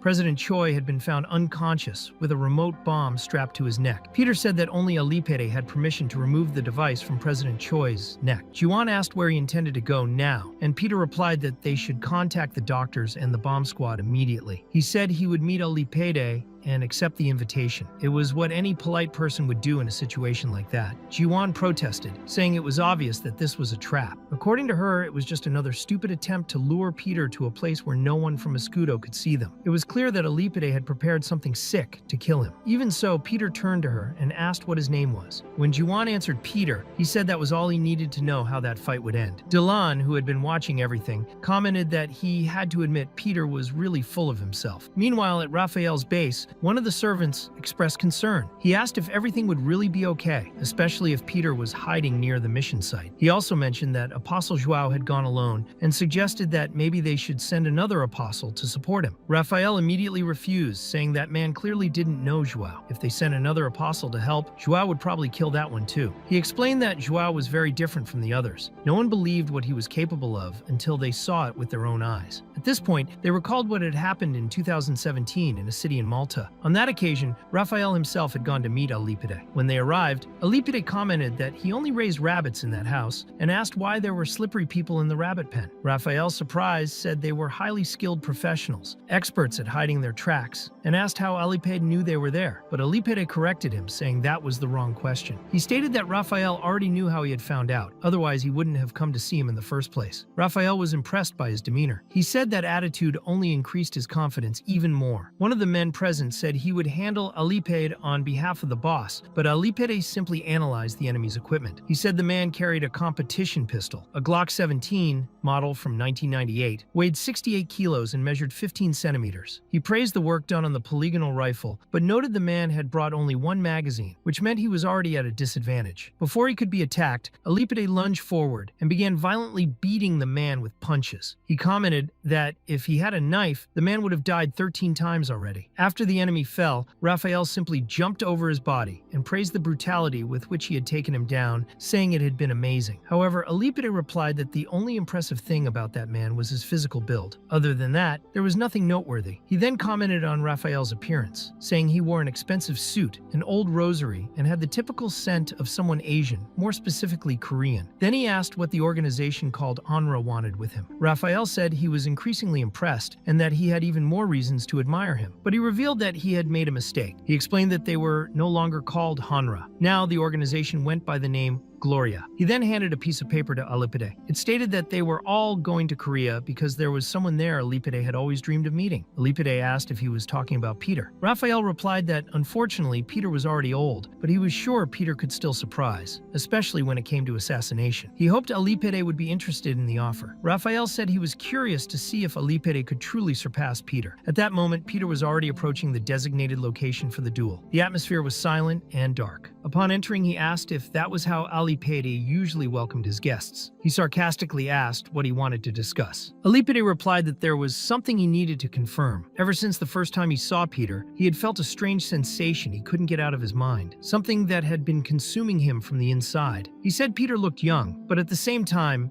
carried the presence of someone much older. His skill was so refined that no man his age could possibly reach that level. It was all far too abnormal to be a coincidence. Peter wanted to know what he was implying. Then Alipede explained that he never judged a book by its cover, and that was why he had come to the conclusion that the man standing before him could only be the real Peter. Peter silently thought to himself that Alipede was indeed perceptive. He said that now that his identity had been discovered, he had no choice but to kill him. Alipede simply smiled. He said the party was just getting started and showed a small switch in his hand, stating that he could blow up President Choi's head at any moment. He mentioned that his comrade Mateus was a specialist in building that kind of device. Peter remained calm and explained that if Alipede pressed that button, he too would be obliterated without leaving a trace. But Alipede smiled again and said that was perfect. That was exactly what he wanted. Then he pressed the switch. At that moment, the bomb squad detected the start of the detonation, but it was already too late. The explosion shook the building, taking half the structure into the air. Alipede looked at the fire around him and declared that no party was complete without music. He said Peter had seemed brave before, but now he looked shaken. According to him, the real Peter wouldn't be like that. The man in front of him was broken by what had just happened. Peter, covered in dust and blood, asked if he truly understood what he had done. Alipede replied coldly that, yes, he did. He said he had just blown up President Choi's head and that the body of the blind girl had probably been reduced to ashes, unrecognizable. He added that he wanted to show all those arrogant and proud fools the true meaning of despair. With that, he pressed another button that shattered all the lights in the warehouse, plunging the place into complete darkness. He said he liked seeing people's despair and that Peter hadn't seen anything yet. From that moment on, he would experience a level of pain so intense that he would wish he were dead. Peter kept his breathing under control and thought about the previous confrontation with Apostle Joao. On that occasion, Alipede had used a device that made body heat completely undetectable. That meant he would have to find him another way. Knowing how meticulous Alipede was, Peter was certain he had blocked all light sources as well. Finding him would be nearly impossible. From within the darkness, Alipede mocked him, asking if he was afraid of the dark. He said there was no need to worry because this was just the beginning. Then he threw several knives and carambites in Peter's direction. Peter dodged by instinct, but was still cut superficially in various parts of his body. Peter had no idea where the enemy was. Alipede, hidden in the darkness, said Peter was no different from the others, as he too was at the mercy of the shadows. He said Peter was inferior, just like everyone else. With fast and precise movements, he kept attacking. Peter's blood dripped, and he realized that the problem with Alipede's attacks wasn't just the speed, but the deadly precision. Every strike was calculated to kill. To defeat Alipede, Peter needed to stop him from using his echolocation. At the moment, Peter could barely keep up with the enemy's blows. It was as if he were being swallowed by the darkness. He knew there was only one way to defeat an invisible enemy: wait for the right moment to grab him. However, Alipede dodged with ease, stating that he knew exactly where Peter was and everything he was doing. He seemed to see everything. After taking another hit, Peter grew even more frustrated. He remembered how talkative Alipede had been in the elevator, as if it had all been meaningless chatter. Peter recognized that Alipede had finally decided to attack him directly. He admitted that Alipede was a dangerous assassin, someone who fought very well in the dark. However, he assured that this advantage would end there. He then pulled a flare from his pocket and activated it, fully lighting up the area. He said that now they were on equal footing, but Alipede threw a knife with precision and cut the flare in half, disabling the light. He said he had hoped Peter would be different from the others, but all he had was a useless flare. He mocked him, saying it was pathetic. But Peter wasn't shaken. He replied that the flare was never meant to be a weapon. He never intended to just light up the room with it. In truth, Alipede's echolocation used wavelengths to map the environment. Peter knew this and wanted to test what would happen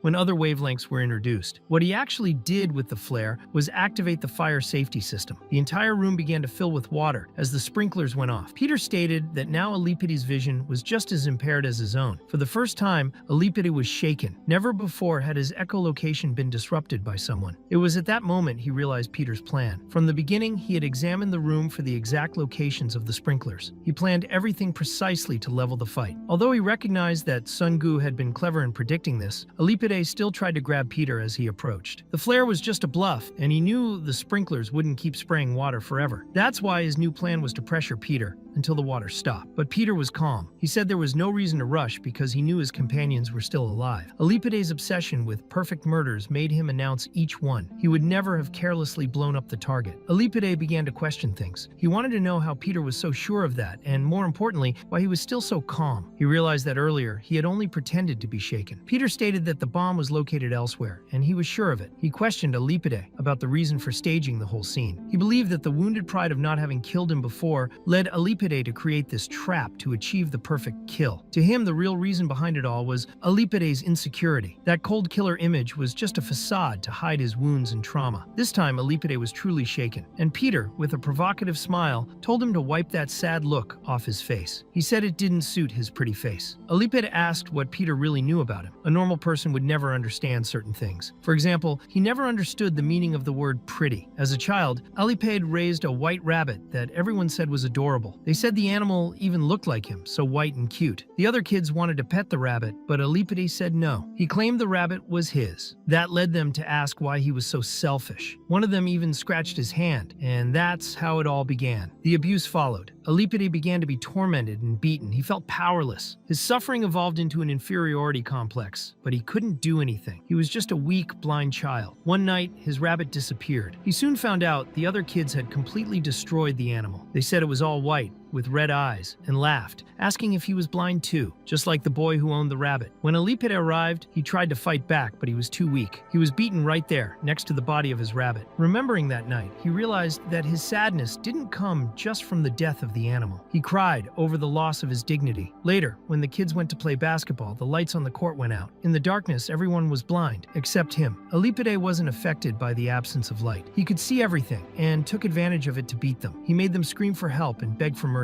When the coach finally arrived, he found them all dead, and Alipide felt for the first time that he was better than them. He then said that Peter could talk about insecurities, but just activating the sprinklers and flooding the room didn't make him superior. He called Sungu a beetle, saying he hid in a hard shell but was fragile inside. He asked who he thought he was. Even so, Peter kept dodging every blow with ease. He not only avoided the attacks, but also caught them. He said he was dying to capture him, but knew that if he let him slip away, he might not get a second chance. He had to make sure this was the last time. Without Alipide noticing, he was already handcuffed. Peter revealed that he had provoked the enemy on purpose, waiting for him to bite the bait. Under normal conditions, Alipide would never have left an opening. But now, he was completely under his control. Finally, Peter could see him clearly. He pinned Alipide against the wall and explained that the human body has 34 vital points that, if struck, can cause fatal injuries. He wanted to know how many of those points Alipide could endure. He had his palm ready, even glowing, to beat the enemy. The technique Peter used to strike Alipide's vital points was called Denko, the lightning martial arts. The first strike landed directly on the liver, but Alipide showed no sign of pain at all. That puzzled Peter, because an ordinary person would have been left breathless from an impact like that. He then tried other points. He struck the larynx, the throat, the chest, the diaphragm, and the clavicle. Despite the precise blows, Alipide remained standing. Peter acknowledged that his opponent's willpower was impressive. Even so, he believed that no matter how strong Alipide was, he would eventually fall. But Alipide mocked his strategy. He said that if Peter's goal was to restrain him, he should have handcuffed his legs as well. With that, he started counterattacking with powerful kicks, hitting Peter's abdomen. The fight turned into a direct clash. Alipide's two legs against one of Peter's arms, and Peter finally realized he had been mistaken. Alipide wasn't fighting only with willpower. He was fighting with pride itself. That pride kept him conscious, as if he were willing to die as many times as necessary, as long as he could prove he was a true assassin. With no other choice, Peter had to throw him across the room. Even then, Alipide stood up, as if nothing had happened. He remained firm and unyielding. He admitted that the idea of the handcuffs made sense, but said that was enough. If the plan was to stop him from escaping, then Peter should have cuffed both arms together. Without hesitation, Alipide broke the chain of the handcuffs with brute strength. Peter sighed. The sprinklers were still active, which meant Alipide still couldn't use his echolocation. He knew that in this state, Alipide needed to get out of the room as quickly as possible. So Alipide ran to the armory, entered the access code, and stepped into another room where there was no sprinkler system. But that area was brightly lit. Peter followed him, believing he would have the advantage in the light, but soon realized he was wrong. Alipide was powerful both in darkness and in brightness. It made no difference to him. The light only affected the enemy. He managed to land a kick straight into Peter's chest, sending him flying backward. Alipide taunted him, saying he had gone quiet again, that his plan had failed, and now he was desperate. Before Peter could react, impact, Alipede flipped another switch and shattered all the light bulbs in the room. He pointed out that there were no sprinklers there either. Even so, he praised Sun Gu, admitting that he was the first opponent since the former Apostle Joao to make him feel this excited. Peter responded seriously, saying Joao was old, that he had retired, and demanded respect for his memory. But Alipede explained that he had been misunderstood. He didn't mean he defeated Joao because he was old, but because the Apostle relied too much on his vision. That was exactly why he lost. According to him, Sun Gu was following the same path. Without sight, he couldn't block or dodge his attacks. Then Alipede lunged forward with everything he had, as if this were the final moment. He was completely consumed by the fight, using the best of his abilities. His echolocation was fueled by desperation. He could sense Sun Gu lost, overwhelmed by panic, surrounded by total darkness. He believed this was the end, but when he got close, he didn't expect what came next. He was struck by a direct blow to the face. Alipede couldn't understand how he had been hit. His senses were working perfectly. Even so, when he tried a faster and stealthier move, attacking from behind Sun Gu, he was met with another punch, square in the face. He was furious, because none of it made sense. He couldn't see his opponent, yet somehow the boy seemed to anticipate every attack. Peter calmly explained that he really shouldn't be able to see him. If the fight continued like that, Alipede would probably win. But then Peter mentioned something that made Alipede hesitate. He asked if he remembered the handcuffs from earlier. Alipede replied that he had broken them, but Peter denied it. He said that Alipede was still handcuffed by something he could never escape from. It was at that moment that Alipede, with his sharp sense of smell, realized that his hands were covered in luminescent ink. This made all his movements and strikes highly visible. He finally understood that it was part of a plan carefully crafted by Sun Gu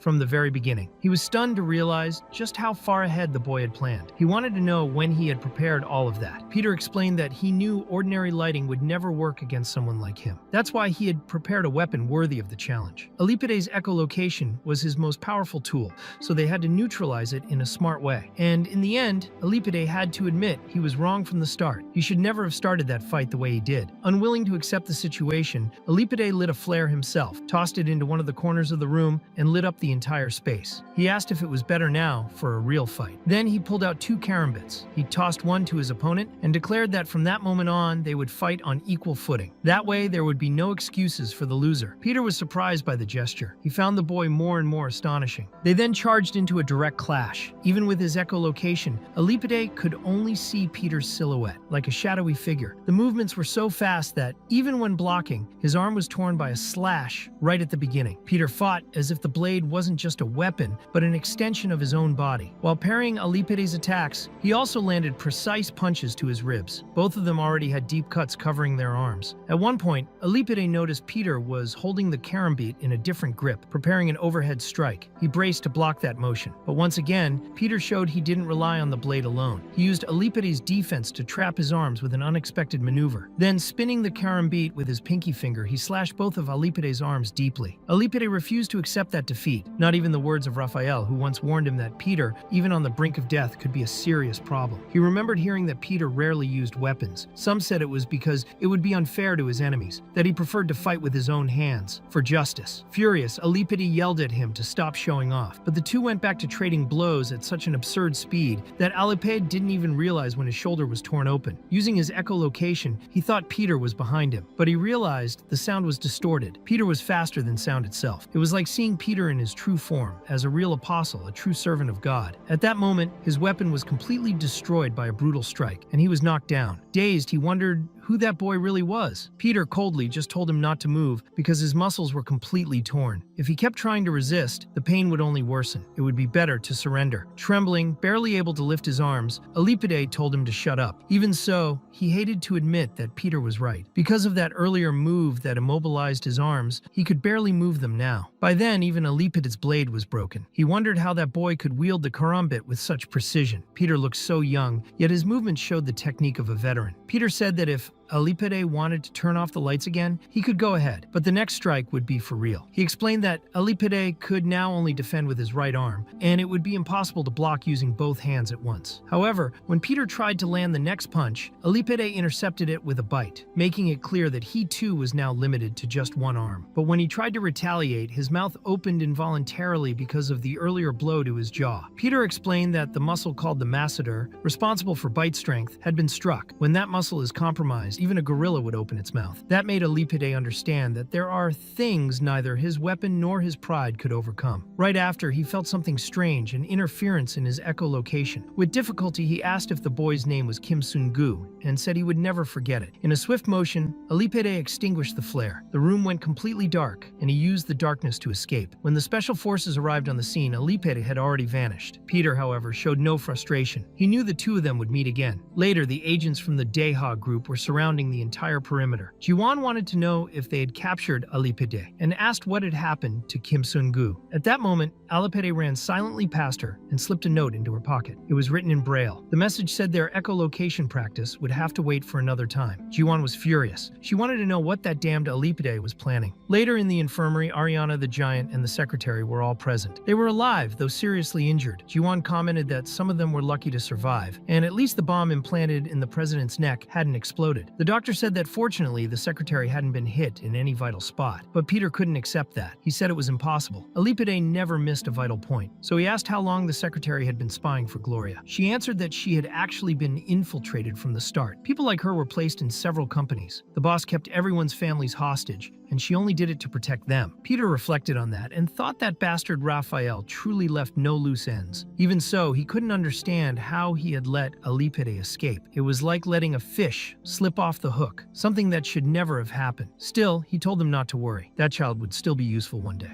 Jiwan, suspicious, said it all just sounded like an excuse. He had failed for the first time in his life and didn't want to admit it, but Peter insisted it was only a matter of time. He told them to wait and watch. One day, everything would make sense. Meanwhile, at Raphael's base, he was speaking with Joao, wanting to know if he had taken care of Unchang. He was excited to see the headlines in the next day's newspapers. Joao, cold as ever, said he hadn't killed the target. Peter hadn't caught him because he wasn't even there. Then someone approached with sarcasm, mocking the situation. He said they were watching a loser pretending not to understand. That someone was Tadeu, and before he could continue with his provocations, Alipide threw a knife directly at him. But Tadeu caught the blade effortlessly, just with his fingertips, and even mocked him, saying Alipide was far too aggressive. Raphael, observing the scene, thought it was truly interesting. He was witnessing the best assassin in the world, Alipide, facing off against a true martial arts master, Apostle Tadeu. Tadeu then changed his tone. He said he wasn't going to play around anymore, but before that, he made one last provocation. He pointed out that, by the way, Alipide's assassination success rate was no longer 100%. Alipide charged at Tadeu in fury, but Tadeu blocked every strike using only one foot. With the other, he kept distance between them. Still, Alipide demanded he uncross his arms and fight for real. However, Tadeu refused. With his arms still crossed and using just one leg, he counterattacked with precision and dodged Alipide's blow, explaining that if he fought with full power, he might end up killing his own mentor, and he didn't want that to happen. They began exchanging kicks. Although Alipide seemed fast and powerful, he didn't have the same technique, posture, or martial arts mastery that Tadeu displayed. Meanwhile, Raphael watched the fight closely. He asked Joao and Tadeu to stop playing around and act more maturely, as that wasn't the time for childish disputes. Even so, Alipide declared that Kim Sun-gu would die by his hands. Tadeu was puzzled by the comment and asked who Sun-gu was, what Alipide was talking about, and why he was leaving. As always, Alipide spoke in riddles before disappearing. Raphael simply said to let him go, not to stop him. Then Tadeu asked his superior what they would do now. Mentioning the situation with Yunchang, Raphael replied that there was no need for violence. There was a safer way to get the answers they were looking for. He ordered the car to be prepared, as he would meet with Yunchang personally and immediately. Even though the building was heavily guarded due to previous events, Raphael didn't hesitate. He went there, determined to see the president. Without any ceremony, he grabbed his own guards, threw them against the glass, shattered it, and entered the building. The special forces called for reinforcements, but Raphael ignored them. He claimed that, since he had already entered, even though it was forbidden, he was above the president. He stated that he had an important meeting with Choi Eun-chang, who should be somewhere in the building. He also suspected that Peter was there, but his main goal was to meet the president. As expected, Eun-chang was the first to learn about the unauthorized entry, thanks to the listening devices. When one of his guards asked who the intruder was, he was informed it was the president of Gloria himself, Raphael. Even as they tried to stop his advance, all Eun-chang could hear were the screams of the security guards being taken down one by one. Soon after, Raphael entered the room carrying one of the unconscious guards. He commented that he was was relieved to know Chang was still alive and said he was a bit disappointed by the reception, since there were several guards pointing guns at his head. The head of security justified the reaction, citing the seriousness of recent events. Raphael, however, said he was just a friend worried about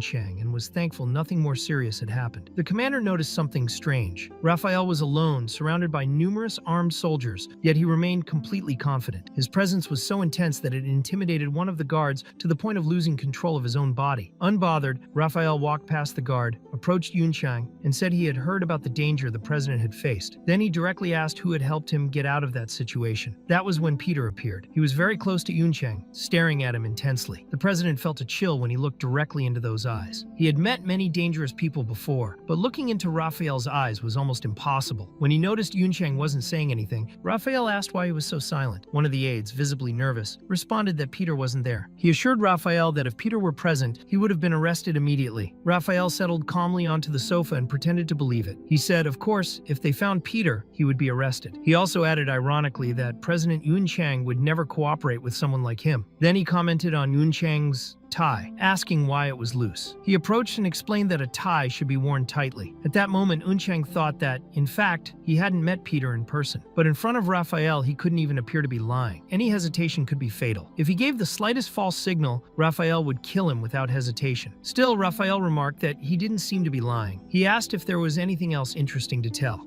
Chang replied that it wasn't about Peter, but about a Gloria assassin. He thought about Kim Sun-gu but hesitated before mentioning his name. He only said that Gloria had several exceptional assassins and that surely the team would find Peter. Raphael stood up and said it was fine. He said he would let his friend rest. He explained that he only cared about him, and that was why he kept an eye on his movements. He mentioned they could have dinner together sometime. He brought up the spicy soup Chang had eaten the day before and asked if it was good. The president was surprised and asked how Raphael knew about that. Raphael calmly answered that he cared about him, and that's why he watched over him. Before leaving, Raphael gave one last warning. He said that if there was anything to say, it would be better to say it soon. He warned that if he was secretly conspiring with Peter, and that was discovered later, he would tear him to pieces. As soon as Raphael left, the building entered a state of emergency. Everyone ran to the president's office. Chang was panicking, completely out of control. He kept repeating that Raphael was going to kill him. The doctor tried to calm him down, saying Raphael had already left and ordered sedatives immediately. He told everyone to leave the room. Jiwon commented that Raphael had just been there. She didn't know exactly what had happened, but Chang was in a state of shock. It was clear he had been under pressure from Raphael for a long time, and no one knew how to calm him down. It was then that she showed Peter something. It was an object the president didn't want to let go of for anything. It looked like an old hat. Peter recognized that hat. It was his. He asked everyone to leave the room. He wanted to be alone with the president. The doctors hesitated, but someone intervened, saying that Sun-gu was a much more competent doctor and that they knew what they were doing. Once alone, Peter said it was really him and asked to talk calmly. The spies Raphael had planted were already gone. Even so, Chang asked them not to lie to him. He said it was too late. The truth was that Gloria had always been in control of the situation, and now Raphael had his head in his sights. Peter asked him to calm down and questioned whether Chang intended to disappoint him like that. He reminded him of the promise he had made that day many years ago. Chang immediately remembered Moscow in 1978, when Peter had killed all the enemies around and rescued him. That day, there were still 2 enemies hidden. Peter told Chang to sit down, cover his ears with the hat, and count to 10 out loud. Chang did exactly that, obeying without question. While he counted, Peter prepared to act. He asked the enemies whether they would come to him or if he would have to go to them. The 2 enemies, surprised, wondered how he had discovered their positions. They planned to shoot at the same time, knowing he was unarmed. But when they turned to attack, Peter was no longer there. He had ambushed them from behind. He told them that if they were smart, they should abandon the train immediately. At the moment Chang counted from 7 to 8, Peter took down the 2 enemies with precise strikes. When Peter lit his cigarette, he remarked that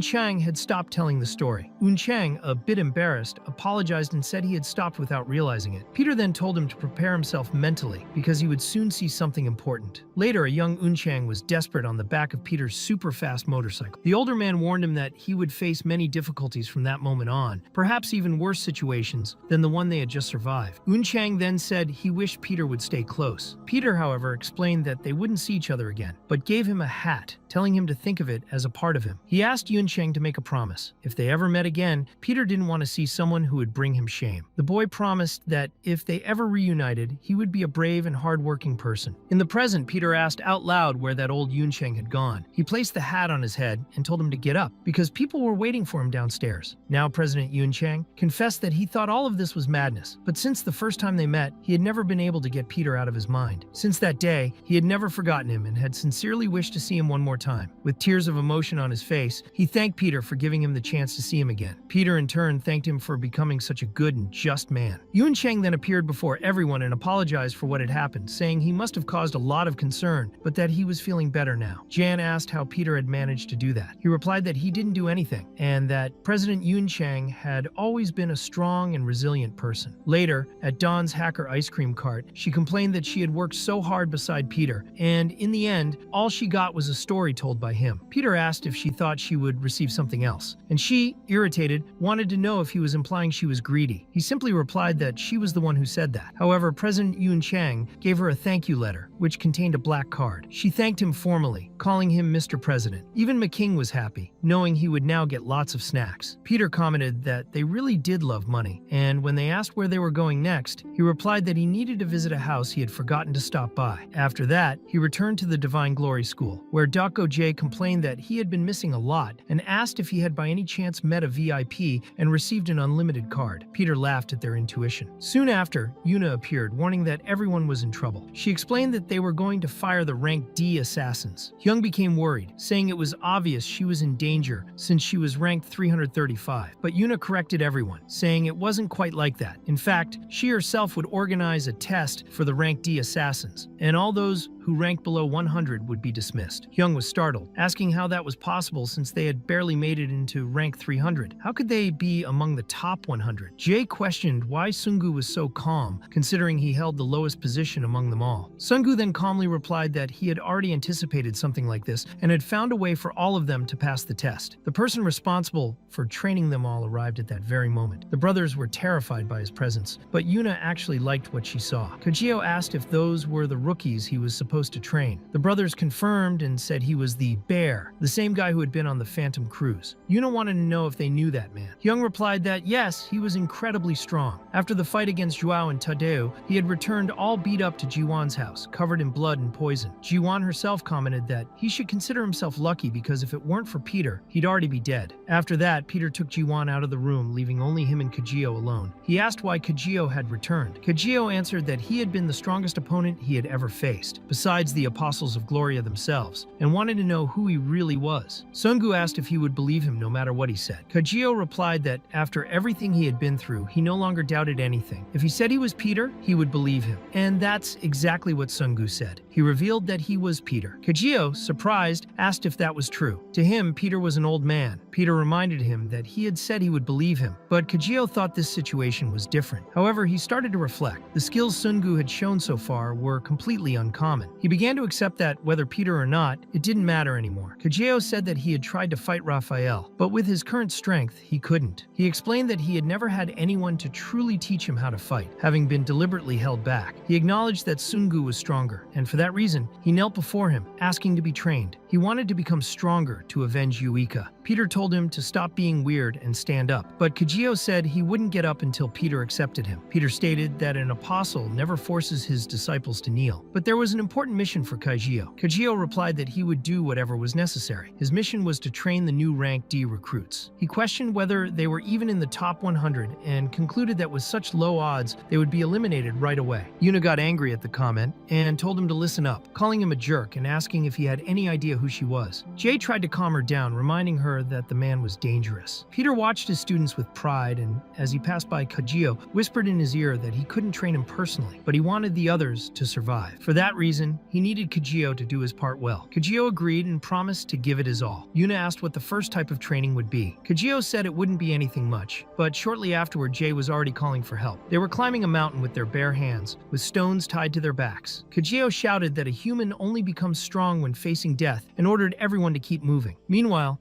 at Raphael's headquarters, he was talking to Tadeo about a possible connection between Nathanael's hospital and a recent incident. In all the events analyzed, there was some trace of Peter. According to him, the movements of the Assassins of Gloria were things only someone from the inside would know. Peter shouldn't have access to such details, yet he did. If Peter were operating alongside the Assassins, he would surely be at the top. It would be impossible for him to go unnoticed. But then Raphael reflected that Peter would never act so directly if he were at the top. Maybe he was hiding among the many rank D D assassins, who were the most numerous. Tadeu still thought it didn't make sense for Peter to go unnoticed. But Raphael admitted that Peter was someone who always acted against logic, which made it so difficult to predict his moves. Everyone knew they had to stay alert. The enemy could be like Joao, a master of disguise. The question was, how do you identify someone like that? Tadeu said he knew a very fun way to do it. Later, Jiwan commented that all of this was clearly a trap. Demoting all rank D assassins except the top 100 made no sense. To her, Gloria was doing it just to track someone. They were trying to sniff out Peter's trail, whatever it was they were planning. It was better to keep him close and under control than to let him go. Still, he was going, wasn't he? An idiot. Peter replied that yes, if he didn't go, it would raise even more suspicion. Kajeo then said he would go with him, but Peter explained that he was too well known and couldn't appear in public inside Gloria. Kajeo insisted, saying he could wear any disguise. Peter explained that he was an apostle and no disguise could stop him from being detected. Dion, annoyed, said one of them was stubborn and the other an idiot. She pointed out that they had no information about the location of the event and didn't even know what kind of trap Raphael might have prepared. Peter concluded that there was only one way to find out, by going there. A week later, they arrived at the Holy Land, also known as Death Island. Peter never imagined everything would happen on a deserted island like that. Everyone present was a rank D assassin. Yuna, surprised, asked why so many assassins were being gathered like that. Was it some kind of group training? Jai, terrified, said he didn't want to go through another training as he had nearly been skinned alive the last time. Ryung also refused to participate, especially after what he went through. Yuna commented that with those brothers on the team, everything would be even harder. Soon after, a narrator explained the reason for the gathering.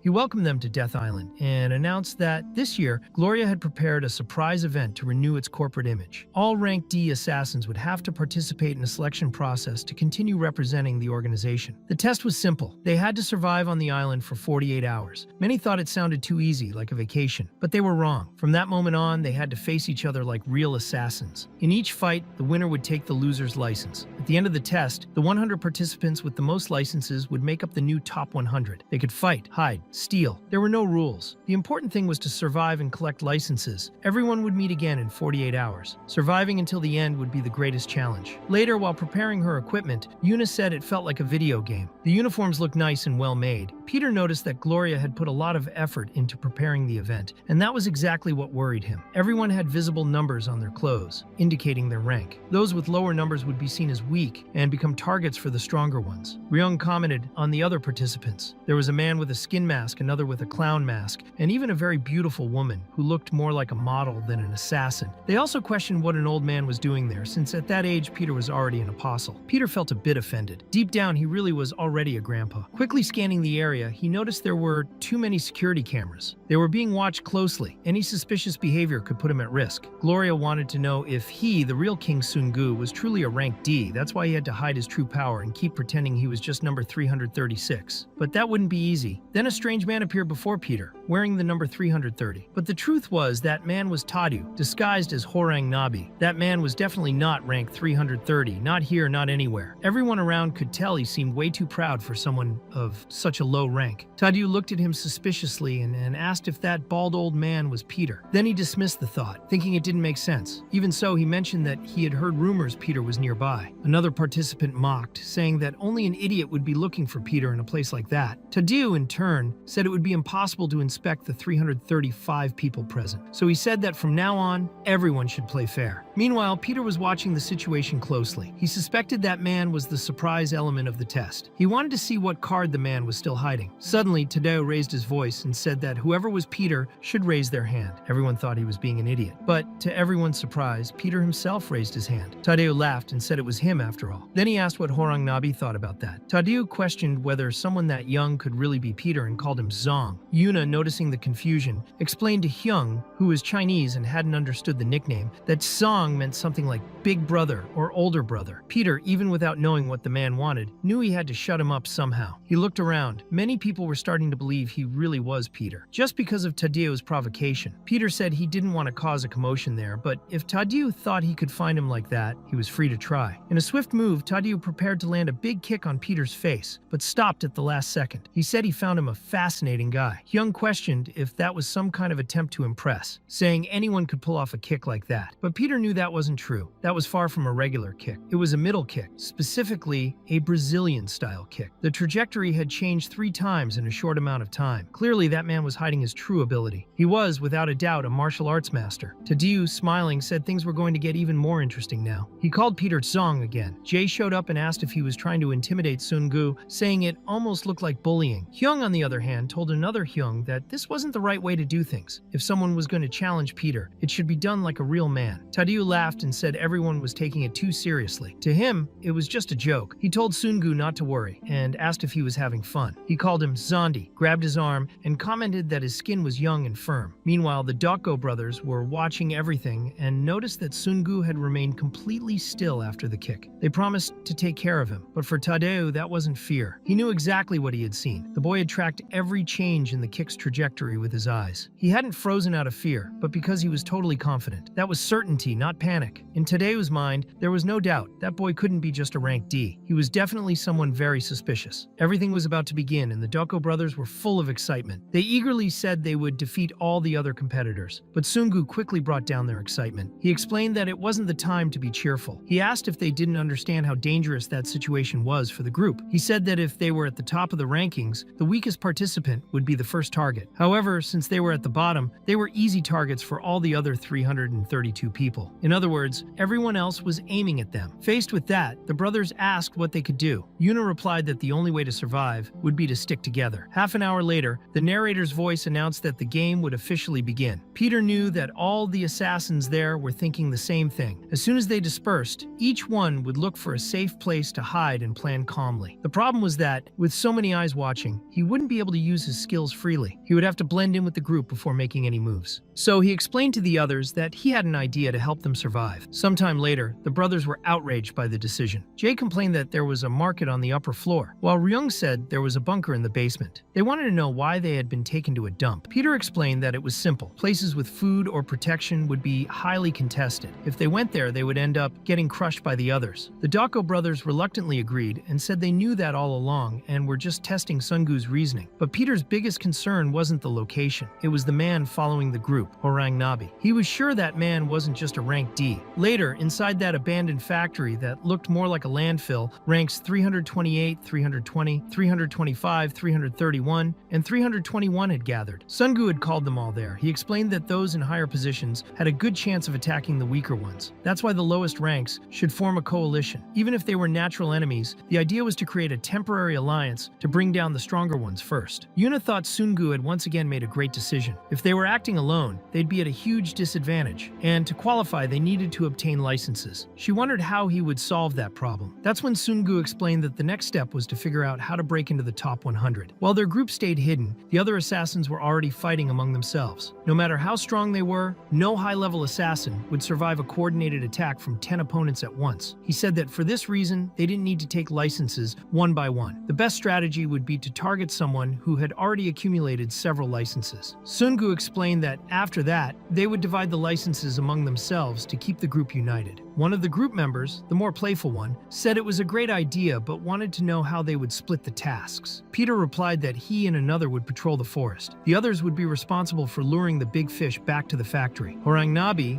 watching from a distance, thought that boy had true leadership spirit. He was curious to see how Peter would handle the challenges ahead, mentally calling him Zong. Later, Sungu was patrolling the area wearing a ski mask. He said he had once been a promising boxer, even winning national competitions. However, due to financial hardship, he had become an assassin. Even so, when he got there, all he found were monsters. He barely managed to maintain a rank C, and now he was down to rank D and would probably fall even further. Peter, listening to all this, said he understood. He had gone through the same thing, and assured him that his effort would never be in vain. The other just replied sarcastically that he even heard that from rank 336. He said it was a nice bit of comfort and thanked him. Peter realized that, for now, there was no one around. He hoped the group back at the base was doing well too. At that exact moment, at the base, a clearly weak man began banging on the door, begging to be let in. The boy outside warned that there was a rank B assassin right outside the base. The others immediately panicked and asked how that was possible, since the test was supposedly only for rank D. One of them found it very suspicious and said they should lock the door, but it was already too late. The man outside revealed his disguise. In fact, he was rank 2 and the man accompanying him was rank 3. The two had already infiltrated the group, pretending to be rank D, but now it was clear that they were real rank B assassins. Tadeo, watching from a distance, murmured with curiosity, saying the situation was getting interesting. Yuna was also alarmed. She didn't understand what rank B assassins were doing there. 2 of them, no less. She remembered what happened at the church. She knew defeating someone of rank B was practically impossible. At the factory, the man with the ski mask noticed the invasion and alerted the others. The clown of the group fled immediately, shouting that it was every man for himself. The masked man asked Sungu if they should run too. Meanwhile, Peter thought that the moment he had been waiting for had finally arrived. One of the invaders commented that this was just a test, but even so, they had already killed one of the participants. No one understood why, but the rank B assassins explained that there was no rule against killing. Plus, the victim's licenses would be taken automatically after death. Tadeo, watching from a distance, found the whole thing extremely entertaining. He wondered whether or not he should get involved. For now, he decided to just watch how the rank D participants would handle the situation. Yuna, worried, thought that if Sungu were there, everything would already be resolved, but she knew he couldn't use his full strength. Hyung, meanwhile, was preparing to fight, even knowing the situation was desperate. He told the group that it had been good while it lasted. Jae, for his part, said they would see each other in heaven, next to God the Father. Yuna reflected that all their training would now be put to the test. That situation was literally a matter of life and death. Rank 2, confident, remarked that they now had 5 licenses for free. He said he would take them with his own knife, but before he could take another step, he was punched so hard in the face that everyone around thought it could only have come from another rank B. However, it wasn't another rank B. It was Sungu himself, disguised with the Pumpkin Knight mask. Peter, observing, understood what he had done. He knew that with all the surveillance in that place, moving freely would be impossible. The only way to go unnoticed was to steal another participant's identity. Sungu had gone into the forest, where there were no security cameras. There, he attacked one of the participants and took his clothes. He returned to the base dressed as the Pumpkin Knight, without raising any suspicion. Jae, confused, asked where Sungu was, since he was supposed to be with Peter. The Pumpkin Knight replied that he had come first, and that he would deal with those idiots. Yuna, watching everything, thought to herself how foolish those guys were not to recognize Sungu after so much time studying together. For her, it was obvious from the beginning that it was him. She had never been fooled. Rank 3, surprised, asked who that masked man was. Peter replied, saying he was Pumpkin King Knight 331. One of the rank B assassins, still confused, wanted to know if someone of that level would really have the guts to face them.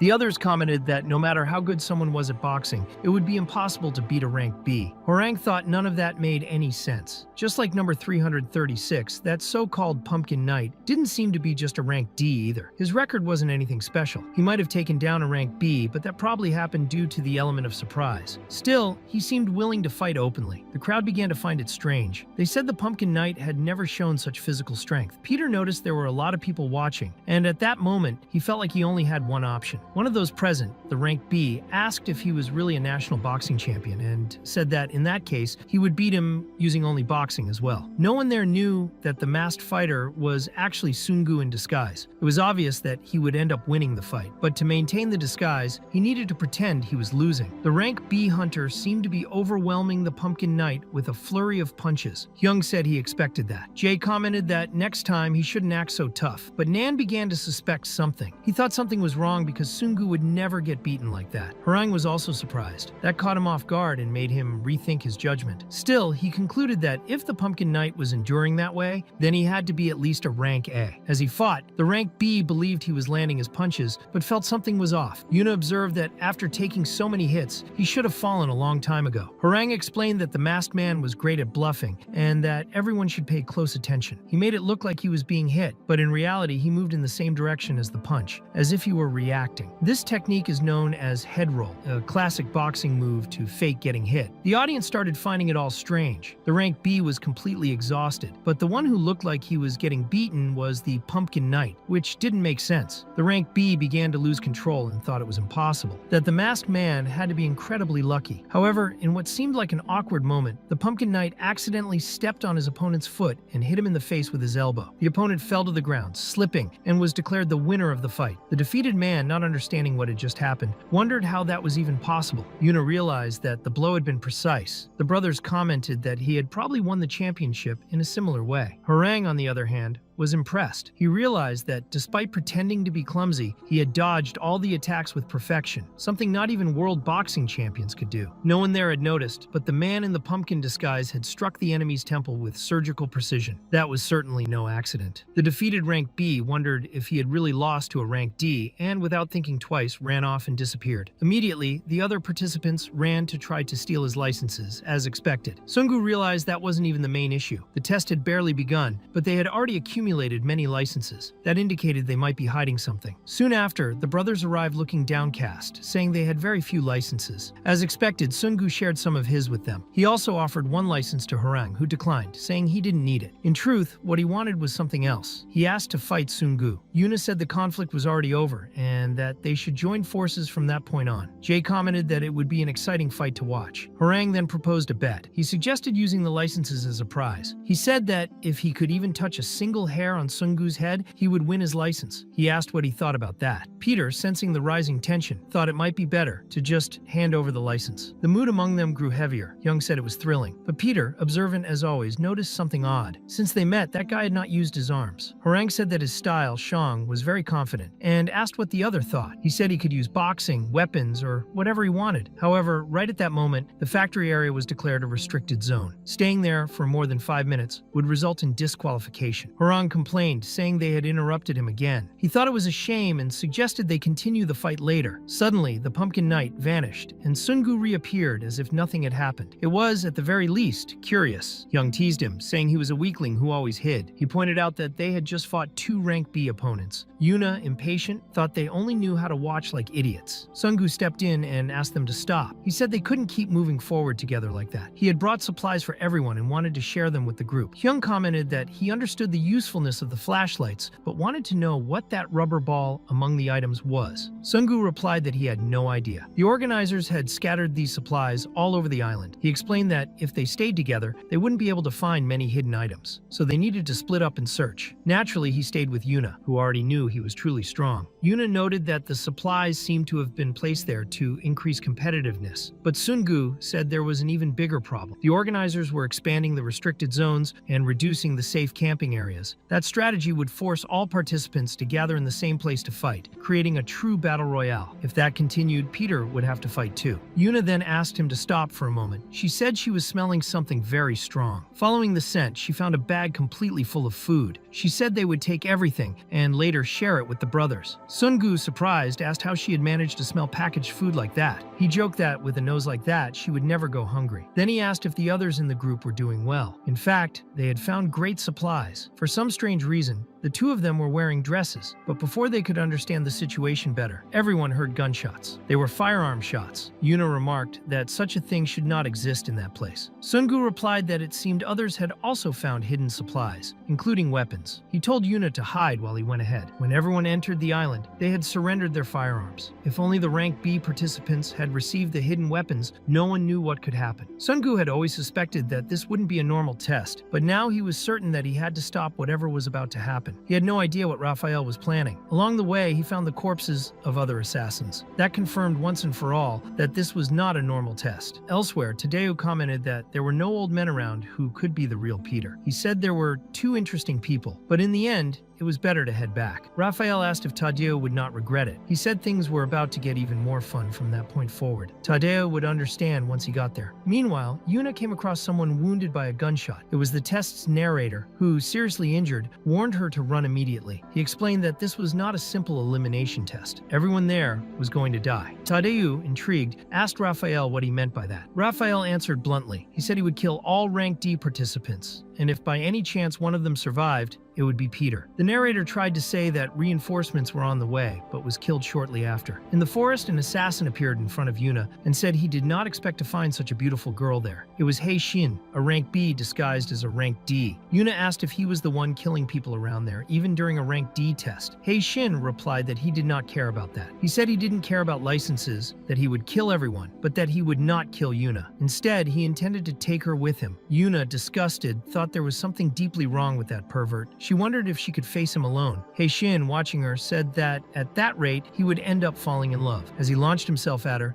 the Dako brothers intercepted him. Jae commented that people always said Peter appeared at just the right moments. Hyung stated that now they would have to fight. Jae warned that they needed to be careful because that guy had been killing people all over the place. Hyung said he was a perverted son of a gun. Jae, however, questioned if he was really a rank B because he looked more like a lost little monkey in the forest. At that moment, they were changing out of the blue dresses they were wearing and back into their traditional combat clothes. Hyung remembered they had gone through something similar back at the church and said it would never happen again. Yuna also thought that this time was different. They would have to handle everything without Sung-gu. But Hyung asked her to save her strength for later. Jae told her not to worry because they would handle that little monkey in their own way. The brothers' coordinated attacks were as fast as ever. They vanished in front of Hae-shin, who was confused when he saw them dashing toward him. Hyung was the first to strike. Still, Hae-shin surprised them with his speed. Even so, Hyung was also fast, and the two began exchanging blows evenly. Hyung soon realized that despite Hae-shin's agility, he was not the type who specialized in speed. He commented to Hyung that this wasn't exactly what he expected. Jae said it didn't change their plan and managed to grab Hae-shin from behind in a hold. Hae-shin was impressed by Jae's strength, thinking he was far too young to have muscles that strong. Jae explained that if Hae-shin were human, he would not be able to break free from that grip. But Hyung told him to let the enemy go. Hae-shin then commented that they were talking about Peter, weren't they? He said that even if they were reborn, they could never be like him, because at their age, Peter was already a legend. Then, Hae-shin grabbed both brothers by the neck at once and slammed them hard against the ground. He said they were mistaken. He explained that the average grip strength of an adult man was 45 kilos, but a chimpanzee's was 130. That was his specialty, the 130-kilo grip. Even while being choked, the two boys still managed to apply a leg lock to their enemy's arm, performing a simultaneous flying kick. They refused to be defeated. Jae stated that no matter how strong the opponent was, he could not belittle someone else's dream like that. Even if they were seen as weak by others, they believed they could become like Peter. During training, Kajio had asked why they wanted so badly to become like him. They answered that it was their destiny. 11 years earlier, they had been abandoned. Other kids at the orphanage said that even there were still Hans, a way of treating them as inferior. Those two did not even have names, so they were simply called those guys over there. Later, after being beaten, they were the only ones punished. Dokoje questioned why only they had been locked up if they hadn't started the fight. Hyung said it seemed like everyone had become sad after Father Gabriel left. Even so, Jae wondered if their mother would ever come back to get them. Hyung replied, no. No one gives a name to a child they plan to return for. They had been thrown away, not even given names, and no one would show up to claim nameless children like them. At that moment, a beam of hope literally hit Hyung on the head. A book fell from above and struck him. When they opened the book, they found it was an old diary. In it, a child had written on July 11th, 1967, that he also had no name because everyone who knew it had died in the war. This child was bullied and called Lone Wolf, a nickname that was also an insult. Even so, he never cared. He kept fighting, proving he was strong. In 1970, he finally chose a name for himself. Even if it sounded silly, he decided that was his name. He repeated it to himself, even if others didn't call him that, and he swore never to become someone who did not deserve the name Peter. Hyung asked if that was the diary of the legendary Peter. Jae wondered why they couldn't choose a name too. After all, Peter had done it. From that day forward, the two of them became the Doko brothers. Dokodai, in Korean,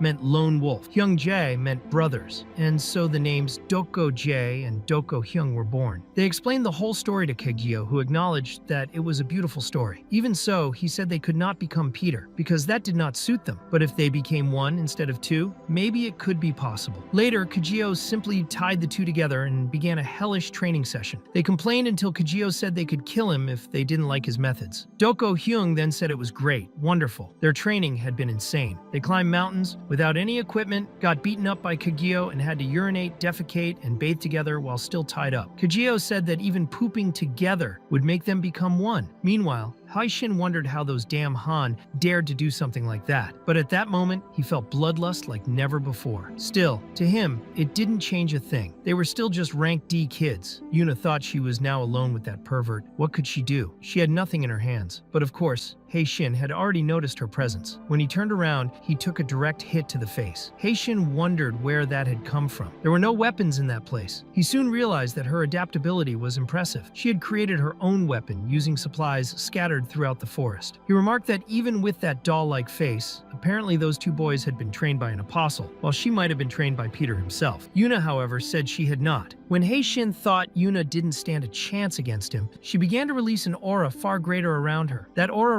reminded him of her master, Peter himself, who used a technique inherited from his grandfather. Yuna decided it was time to show everything she had learned. Heishin tried to stay focused. He thought he couldn't let himself be shaken by someone of rank D. He said it wasn't proper for a lady to fight in such a situation. In his mind, she was too fragile. When facing someone stronger, the correct thing to do is to fight from a distance. That was basic martial arts. To him, Yuna was beautiful and smart, but it was a shame her weapon would be useless in a forest like that. As she dodged, Yuna thought that, unfortunately, he had a point. The forest was dense, full of trees, and if she threw her weapon carelessly, the projectile could easily get caught in a branch. She couldn't see any opening. That pervert was clearly having fun toying with her. Heishin commented that her throwing ability was weak. In the end, he thought the aura he felt earlier was just a hallucination. But then Yuna launched another attack. She thought that this time she couldn't miss. However, to Heishin's eyes, she had missed once again. He believed that at this rate, she would never land a hit. That's when he took a dry blow to the back of his neck. Confused, he wondered if someone was behind him. But no, the one who struck him was Yuna herself. At that moment, Yuna remembered a conversation she had with Sungu about her new weapon. She had asked if, with the skills she had, she could stay strong. Sungu answered honestly that he didn't think she could. Yuna felt like she had taken a punch to the gut when she heard that, but he explained that he was just being honest. He said that the dart, or projectile, was a good weapon, capable of dealing significant damage from a distance with little effort. The problem was that, in places like that forest, it could become a weakness. It was important to understand that there are places where throwing weapons becomes unfeasible. So Sungu proposed a challenge. He asked her to try to hit a target deep in the forest from where they were. He wanted to know what she thought of it. Yuna replied that it would be impossible. She didn't understand how she could hit something like that. Sungu said there wasn't only one right way to do it. She would have to create her own path, her own trajectories. After that, he simply walked away without giving any clues or tips, leaving her alone with the challenge. Soon after, Sungu went to visit the Doko brothers. They were still tied up. He asked what exactly they were doing. Doko-J replied that the training had been pure hell. He asked if Sungu had ever tried sleeping at the same time as someone else, because if they didn't sleep together, one would always end up waking the other. Doko-Hyung added that, as much as he loved his brother, doing their business together was absolutely unacceptable. Still, they wanted to know where Yuna had gone.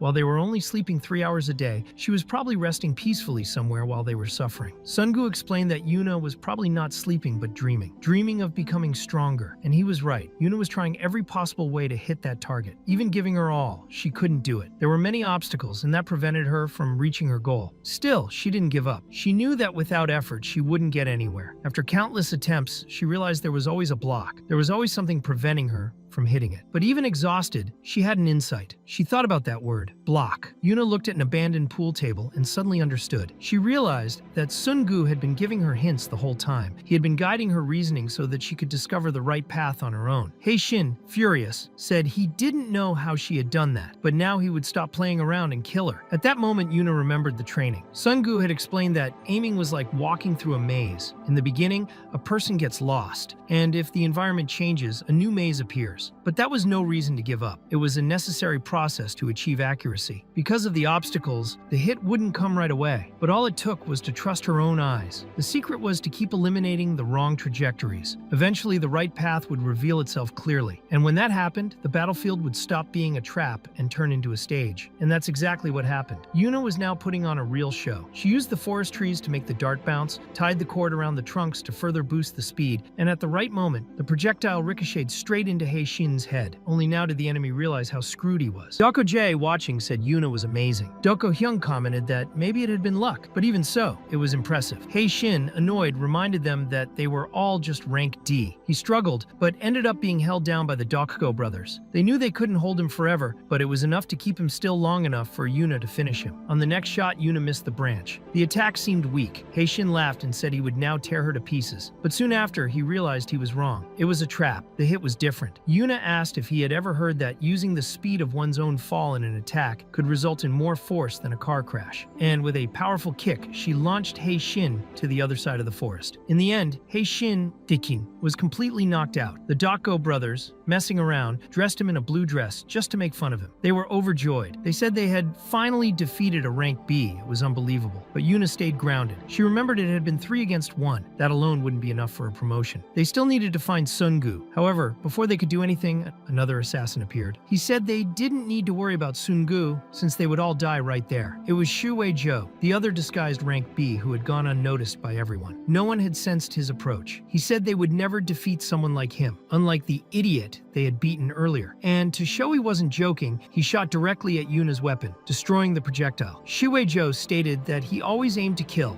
and that he never missed. He said the next shot would be to her head. Doko Hyung wondered where he had gotten that gun from, since weapons weren't allowed in the test. Yuna thought that this must have been the man who had fired earlier, the one fighting someone else with a firearm. And now, standing before him, they simply couldn't see a way out. It seemed impossible to win. When a new presence approached, they hoped it was Sun Gu, but to everyone's shock, it was Horang Nabi. Smiling as he said it was a pleasure to see his apprentice again. Wei Zhou asked who that guy was. Horang Nabi, smiling, replied that he was also a rank D and that he got curious when he heard the gunshots. He said he came to check what was going on and asked if they were friends of the pumpkin, hinting that they were throwing a party. Wei Zhou couldn't believe what he was hearing. He pointed the gun directly at his head, serious, ready to shoot. But Horang Nabi asked if he was really going to shoot. He thought it was fun. He said he wanted to see who was faster, him or the gun. Wei Zhou replied that the guy was one step away from the grave and still acting cool. But Yuna was watching carefully. She thought Horang Nabi was very clever. When close to an opponent like that, you can grab the weapon and take control, or even dodge the shot at that distance. Horang Nabi then asked if Wei Zhou was trying to create an opening. He said they could make it even more fun. He already knew how it was going to end. That was when Wei Zhou realized the man in front of him was a lunatic. To everyone's surprise, Horang Nabi placed the gun inside his own mouth and bit down on the barrel. Horang Nabi explained that this way, Wei Zhou would not be able to dodge. Doko Hyung wondered if that guy was insane. Yuna thought the same. If Wei Zhou pulled the trigger, that man would die instantly. But there was something strange. For a brief moment, he saw something. He realized that if he pulled the trigger, the one who would die was himself. Horang Nabi then asked why he was shaking, asked if he was afraid to shoot, and at that moment, he positioned his leg and said that if the other would not shoot, then he himself would die. Wei Zhou told him to stop with that kind of provocation. But suddenly, with a single leg movement, Horang Nabi redirected the gun and broke Wei Zhou's arm. The arm went limp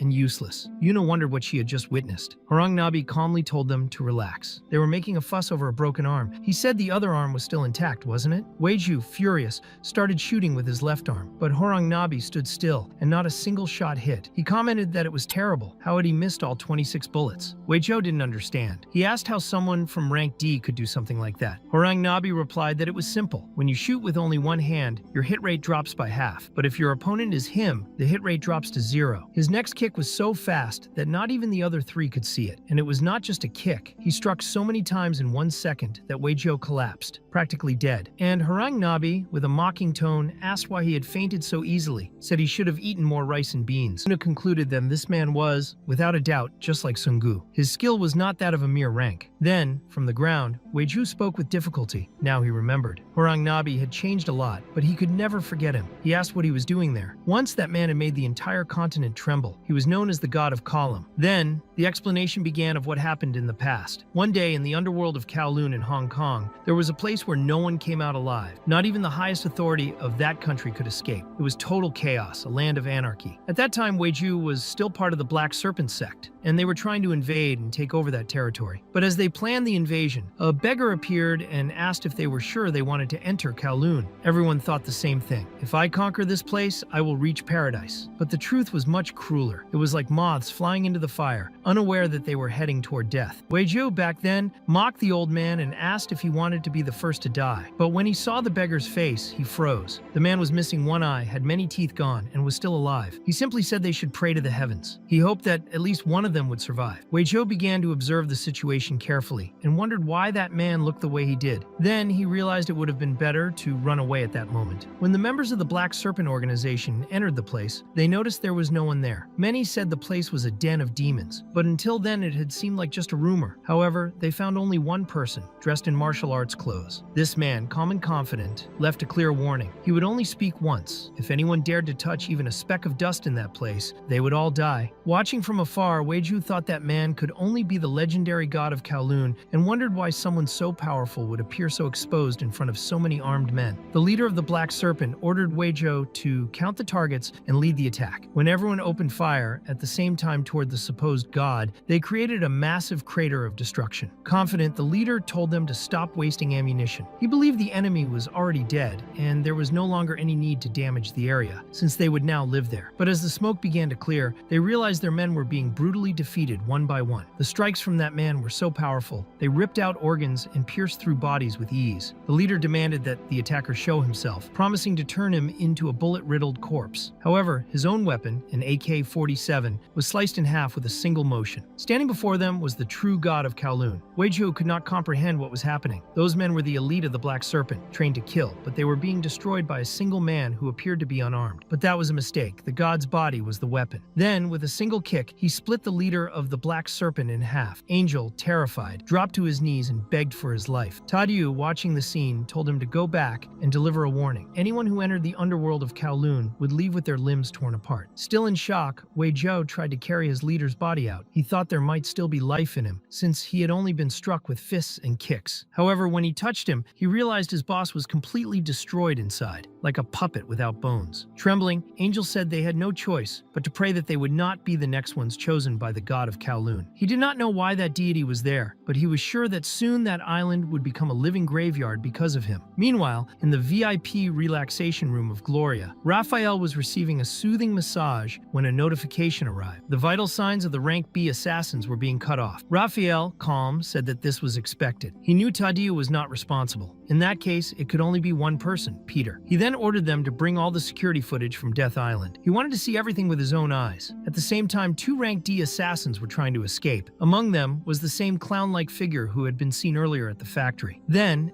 an assassin who looked exactly like Johnny appeared. Joker, upon seeing him, commented that it was a waste to destroy such a healthy tree like that. One of the people nearby explained that the man was Mikhail, known for his dark past. He had once worked as a guard in a prison in South America, infamous for housing the most dangerous criminals on the continent. During a rebellion, many guards were killed. But when the special forces arrived, all the prisoners responsible for the riot were already dead. They had been eliminated by a single person, Mikhail himself, who had become a guard for only one reason: to kill without being punished. Joker commented that the man seemed more like a psychopath, very different from the era of honor led by Father Gabriel. Seeing that there was no chance of escaping, he decided to use his own tricks. As a knife-juggling specialist, he displayed his skill, but Mikhail looked surprised and asked where he had gotten a knife, since weapons were forbidden in that place. Joker, with his hidden supplies, planned to use that to his advantage. Even knowing Mikhail was rank B, Joker believed he had the upper hand, as his opponent appeared unarmed. He threw all his knives at once. Mikhail dodged them all effortlessly, and Joker thought he had won, but he was wrong. Soon after, he was also pierced by Mikhail. Confused, Joker asked how he had gotten a weapon. Mikhail replied that all humans carry weapons, their bones. The knife he had used was made from a bone he had torn out from one of the men he had just killed. Then, he struck Joker in the head and remarked that it had actually been fun to watch that happen. Soon after, Mikhail noticed another assassin hiding in the forest. He said that place was an endless gold mine and ordered the intruder to show himself. That was when Sun Gu appeared, looking in disbelief and saying that guy was completely insane. Meanwhile, Hyung was with 3 other companions and wondered why he was feeling so down, even though the day was so beautiful. He asked if they had seen some kind of ghost, but the brothers denied it. Nabi asked why they were so tense, wanting to know if he had done something wrong. Hyung assured him he hadn't, but Yuna understood perfectly the reason for their fear. They had seen a real ghost. In truth, Nabi had defeated a rank B armed opponent using only one leg. He was so fast that even Yuna's eyes couldn't keep up. Until that moment, the strongest fighters she had ever seen were Nathanael and Sun Gu, but now she was sure that Nabi was on their level. Nabi remarked that they still hadn't found the Pumpkinhead and wondered where he was. That was when they found a body. It was Mikhail, who had been disguised as a rank D, but was clearly a rank B. Yuna thought that all the most dangerous opponents they had faced so far, like rank 2 and rank 3, were also disguised as rank D. She concluded that the only one capable of defeating someone like Mikhail was Sun Gu, and if Nabi found out it had been him, she had no idea what could happen. That's why she couldn't let the two meet. Jay asked if Sun Gu was also there. Yuna lied, saying it hadn't been him, and told Jay to run immediately. However, at that moment, she saw Sun Gu lying beside a tree, blood on his head, trembling, and pretending to be defeated. He said someone had defeated Mikhail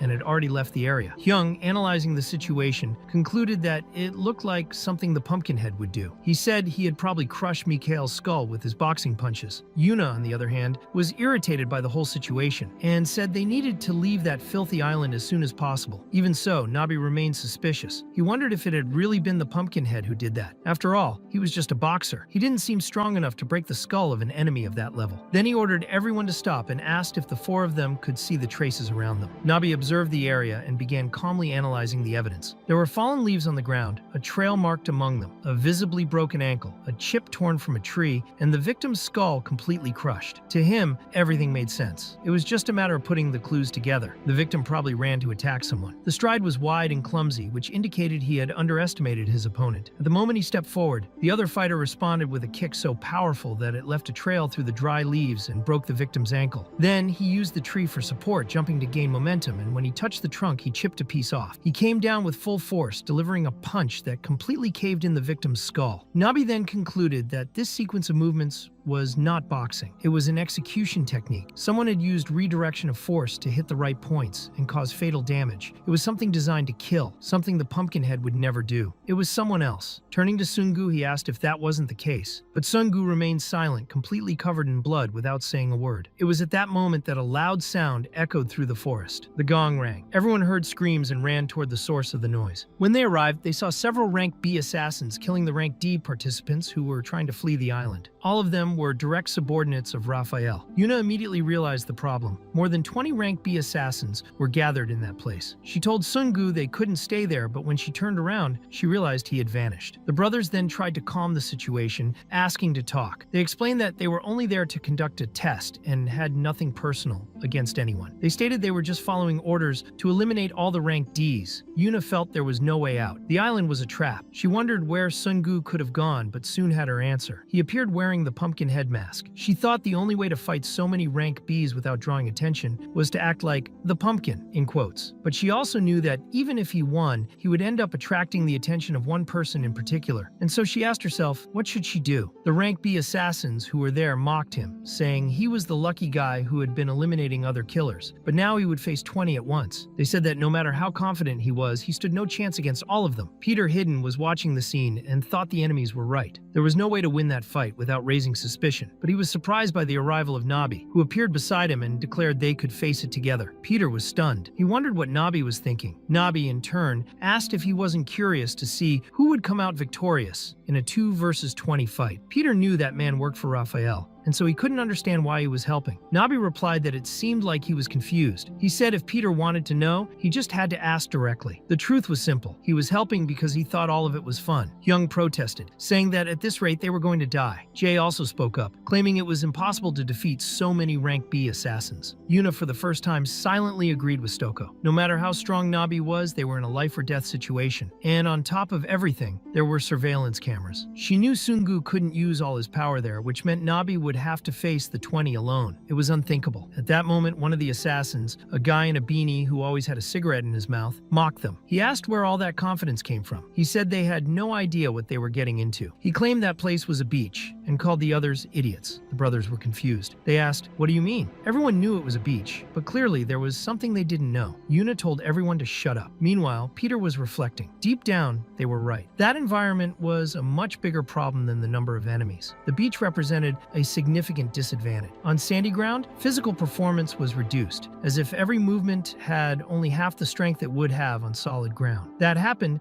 because the force applied when stepping on soft sand was absorbed, making it difficult to gain momentum. Horang Nabi confirmed it was true. He felt his movements limited by the sand, and to make matters worse, the enemies were armed with firearms. It was an extremely unfavorable situation, but to him, that was exactly what made everything more fun. One of the shooters asked if he was crazy. He couldn't understand how anyone could laugh in such a tense situation. He also asked if they would even have a chance to get close to the enemies, or if they would end up getting shot in the head before that. Yuna, on her end, thought that fighting in that location was even harder for another reason. There was no cover at all. In addition, the distance between them and the enemies was very large, making any approach difficult. Horang Nabi then spoke to himself. If the sand limited his movements, he had no choice. He apologized to Mr. Pumpkin and then prepared a kick in his direction. Seeing that, some rank B assassins thought he had become a traitor. Yuna also wondered why he would turn against Sun Gu, but in truth, it wasn't that at all. Horang Nabi was just creating a plan. He shouted for Peter to sink his feet. Taking advantage of that moment, he used Peter as a springboard and dashed forward at impressive speed, fast enough to break the necks of several rank B assassins with precision. While destroying the enemies, Horang Nabi explained in a teasing tone that if the sand was what limited movement, then the solution was to not step on it. With that, he began using the bodies of the rank B assassins as a platform, stepping on them to gain momentum and break their necks one by one. The brothers were shocked. They said he was way too fast, but Peter noticed something beyond the speed. In an extremely short span of time, Horang Nabi had broken, with surgical precision, all the joints of those soldiers' bodies. The last remaining enemies were the ones who were not armed. One of them, armed only with a knife, ran straight toward Peter. At that moment, Peter thought that Raphael was probably watching everything. Because of that, he couldn't use all of his power there. Making a quick decision, he looked at the brothers and ran toward them, leaving that enemy for the two of them to handle. Hyung commented that it had been fun while it lasted. Jay said they would meet in heaven. However, just as they tried to approach the enemy with the knife, the rank B was easily defeated. He realized then that Mr. Pumpkin, that is Peter in disguise, was not actually fleeing. Peter skillfully pretended the attacks he delivered had come from the brothers themselves. He beat the rank B in just 1 second and then threw himself to the ground, pretending it had all been an accident. He claimed he didn't know what had just happened. Tadeu, who had been watching, noticed everything. He understood that man had used a camera blind spot. He had made it seem like he had slipped, accidentally taking down the enemy. That confirmed his suspicions. Mr. Pumpkin definitely was not an ordinary person. Meanwhile, Yuna didn't stand still. She quickly grabbed a flare gun and fired it so everyone could escape as soon as possible. When the messenger reached Raphael, he reported that, for some reason, Tadeu had taken down all the rank Bs that had been sent. Raphael wanted to know if there was anyone else at the scene besides Tadeu. The messenger replied that one of the assassins had been eliminated by another man, but this man had made a mistake afterward. Then they all began planning to flee. Raphael then considered the possibility that Tadeu had betrayed him. Frustrated, he stabbed the meat he was eating so forcefully that the plate broke. But then he stated that, if it were anyone else, he might believe it. But not with Tadeu. To him, Tadeu was the god of Column, someone who once ruled an entire continent. A man like that would never betray him. Never. So, he decided that the only thing left to do was watch. Later on, all the surviving participants, the rank Ds, were gathered in the center of the island. Yuna spoke up, saying the test was over. They needed to leave that place as quickly as possible. Peter thought they were right. It was better to get out of there before something even worse happened. But Horang Nabi interrupted the conversation, apologizing. He said he needed to find Peter before leaving the island. He started to wonder where the old man could be. Since the test began, he had not seen any older man that resembled him. He concluded that, if Peter were really there, he would be hiding. His appearance wouldn't be obvious, and he was likely concealing his true identity and abilities. He was the type of person who clearly wouldn't be a real rank D, considering his level of technique and strength. Thinking it through, there was someone who fit that description. The most interesting part was that he hadn't realized it until now, because he hadn't paid much attention to Mr. Pumpkin. But now he noticed something strange. The more he thought about it, the more suspicious it all seemed. Mr. Pumpkin and the lowest ranked participant in rank D were never in the same place at the same time. Horang Nabi asked if maybe they were the same person. There was a strong chance that the masked man was Peter himself, or someone connected to him. Sungu said that conversation made no sense, but Horang Nabi insisted. He said it was simple, they just needed to remove the mask. Sungu replied, what if he didn't want to take it off? Horang Nabi said that, in that case, he would do it himself. Peter realized he was completely cornered. With the flares fired earlier, the rest of the test participants had gathered there. Now, all eyes were on him. Even Raphael was probably watching. Everything was against him. Tadeu warned that if they kept scheming in front of him, he would kill whoever was involved. Then he launched a kick so fast that only Peter would be able to dodge it. Tadeu was sure the kick would land, but Peter managed to dodge it in an incredibly short time frame. That didn't disappoint Tadeu. On the contrary, he felt that outcome was worthy of someone like Peter. Everyone around was stunned by the speed and tension of that moment. Peter noticed that with just one strike, the atmosphere had completely changed. He knew that the longer he waited to act, the worse it would become, because he couldn't use all of his strength. With no choice, he was also forced to fight back. But Tadeu was fast enough to dodge his attacks. Still, something caught his attention. Sungu wasn't directly focused on Tadeu, but rather on the surrounding sand. He had created a dust cloud to conceal his movements, allowing him to attack without revealing his true strength to others. Some observers began to wonder what was going on. Weren't those men supposed to be just rank Ds? One of the girls commented that she had seen something like this before. She was the dealer who had been present the day the Golden Blood killed everyone inside the casino. She said that just being in the same space as someone of that level made it hard to breathe. It was like living in a dream, something too surreal to feel real. Amidst the sand cloud, the two were exchanging intense blows. Yuna noticed there were many cameras around. If Sungu revealed his true strength, it would be a huge problem. She didn't know what he was thinking, but she was glad that earlier, when she saw Horang Nabi in the forest, she had felt fear and recognized how dangerous he was. In the end, she was right, but she also knew that Sungu was even stronger than him. While blocking the blows, Tadeu thought that guy was incredible. Sungu had just copied his technique and was even adjusting the trajectory of his own punches to trick his defense. At that moment, Tadeu was struck and thrown far away with such force that a crater formed on the ground. Those watching wondered if Horang Nabi had been defeated, but Tadeu, laughing as he got up, said that this fight was full of surprises. He admitted that Sungu was really strong and that he was having a great time, something that rarely happened. Finally, he asked if they hadn't met somewhere before. While observing everything, Peter began to suspect that Horang Nabi was also someone extremely suspicious. Even in that tense situation, Peter was still not using his true strength. The opponent noticed this and warned him that if he kept going like that, he would end up defeated. He told him to stop showing off and finally fight with everything he had. Tadeu, with a confident smile, replied, "Of course, it would be rude of him to keep playing around." When he assumed his combat stance and made his first move, Peter noticed something strange. That was completely new to him, a form he had never seen before. With a serious look, Tadeu stated that from now on, begging for mercy wouldn't help because he had asked for this himself. Watching from a distance, Raphael commented that he knew there was someone among them who wasn't a true rank D. That's why he wanted to discover his identity, unmask him, and reveal everything to the world. One of his subordinates, however, said that if that someone was Peter, then Tadeu wasn't in any danger. Raphael then changed the subject and asked if he liked track races. He explained that in such competitions, when an athlete hears the starting shot and reacts in just 0.1 seconds, they aren't praised, they're disqualified. That's because judges believe that instead of reacting, the person predicted the shot, since the minimum human reaction time, according to science, can't be less than 0.1 seconds. The subordinate was confused and asked what exactly Raphael meant by that. Then he explained, Tadeu's strength is beyond human capacity. He would be disqualified from any competition for being superhuman. Meanwhile, Peter analyzed the situation and thought that until he uncovered the secret behind Tadeu's martial arts, he needed to stay cautious. But he barely had time to think because the first blow had already landed. Peter realized he could try to counterattack, but Raphael noted that no other human being would be able to do that. Tadeu's reaction time was literally 0. The visual information went straight from his eyes to his muscles, bypassing normal brain processing time. Peter was stunned. As soon as he sensed the impact of one blow, another was already coming. Tadeu, showing total control, told him to hold firm because that was just the beginning. Raphael, watching everything, stated that Tadeu's physical abilities exceeded all human limits. He was known as the god of Kowloon. In a matter of moments, he struck Peter in several parts of his body simultaneously, preparing him for what was coming next. He said that the Pumpkin Knight would have to use all the strength he had if he wanted to survive his 88 techniques. These Kowloon techniques were notoriously impossible to block or dodge. Peter, caught in that storm of blows, couldn't react. It was as if he were trapped in a barrier of 100 instant strikes. His body was violently hit, and yet he remained standing. Yuna, watching from a distance, showed concern at what she was seeing. Tadeu, on the other hand, noticed that Peter's body, despite everything, wasn't destroyed. Somehow, he had endured it. It was clear to Peter that this man was hiding something. Even so, his body remained still and far more resistant than he had imagined. Peter realized he could no longer keep fighting as if he were just the Pumpkin Knight. All the conditions were now against him. Tadeu then declared it was time to remove his opponent's mask, but at the last moment, Yuna intervened. She said there might be another way to solve this. She believed the masked man must also have his own reasons for hiding his face, and felt she had to protect Sungu's identity. Tadeu responded that this made things complicated. If she didn't get out of the way, he would have to remove her by force and might even end up killing her in the process. Determined, Yuna drew her weapon and said she didn't care. She would fight back too. However, in the very next second, Tadeu had already struck her with a precise blow to the neck. She didn't even see the attack. Unable to move, she collapsed to the ground, and Tadeu commented that he actually admired her courage. He then turned his attention back to the masked man. Now, no one would stop him. Just as he was about to remove remove the mask, Raphael interrupted and said they had finally captured Peter. He ordered the mask to be taken off immediately, stating that there were no more apostles or allies left to help him. As incredible as he was, Peter was now alone. He couldn't defeat the glory. Raphael's plan was to take control of the world, and for that reason,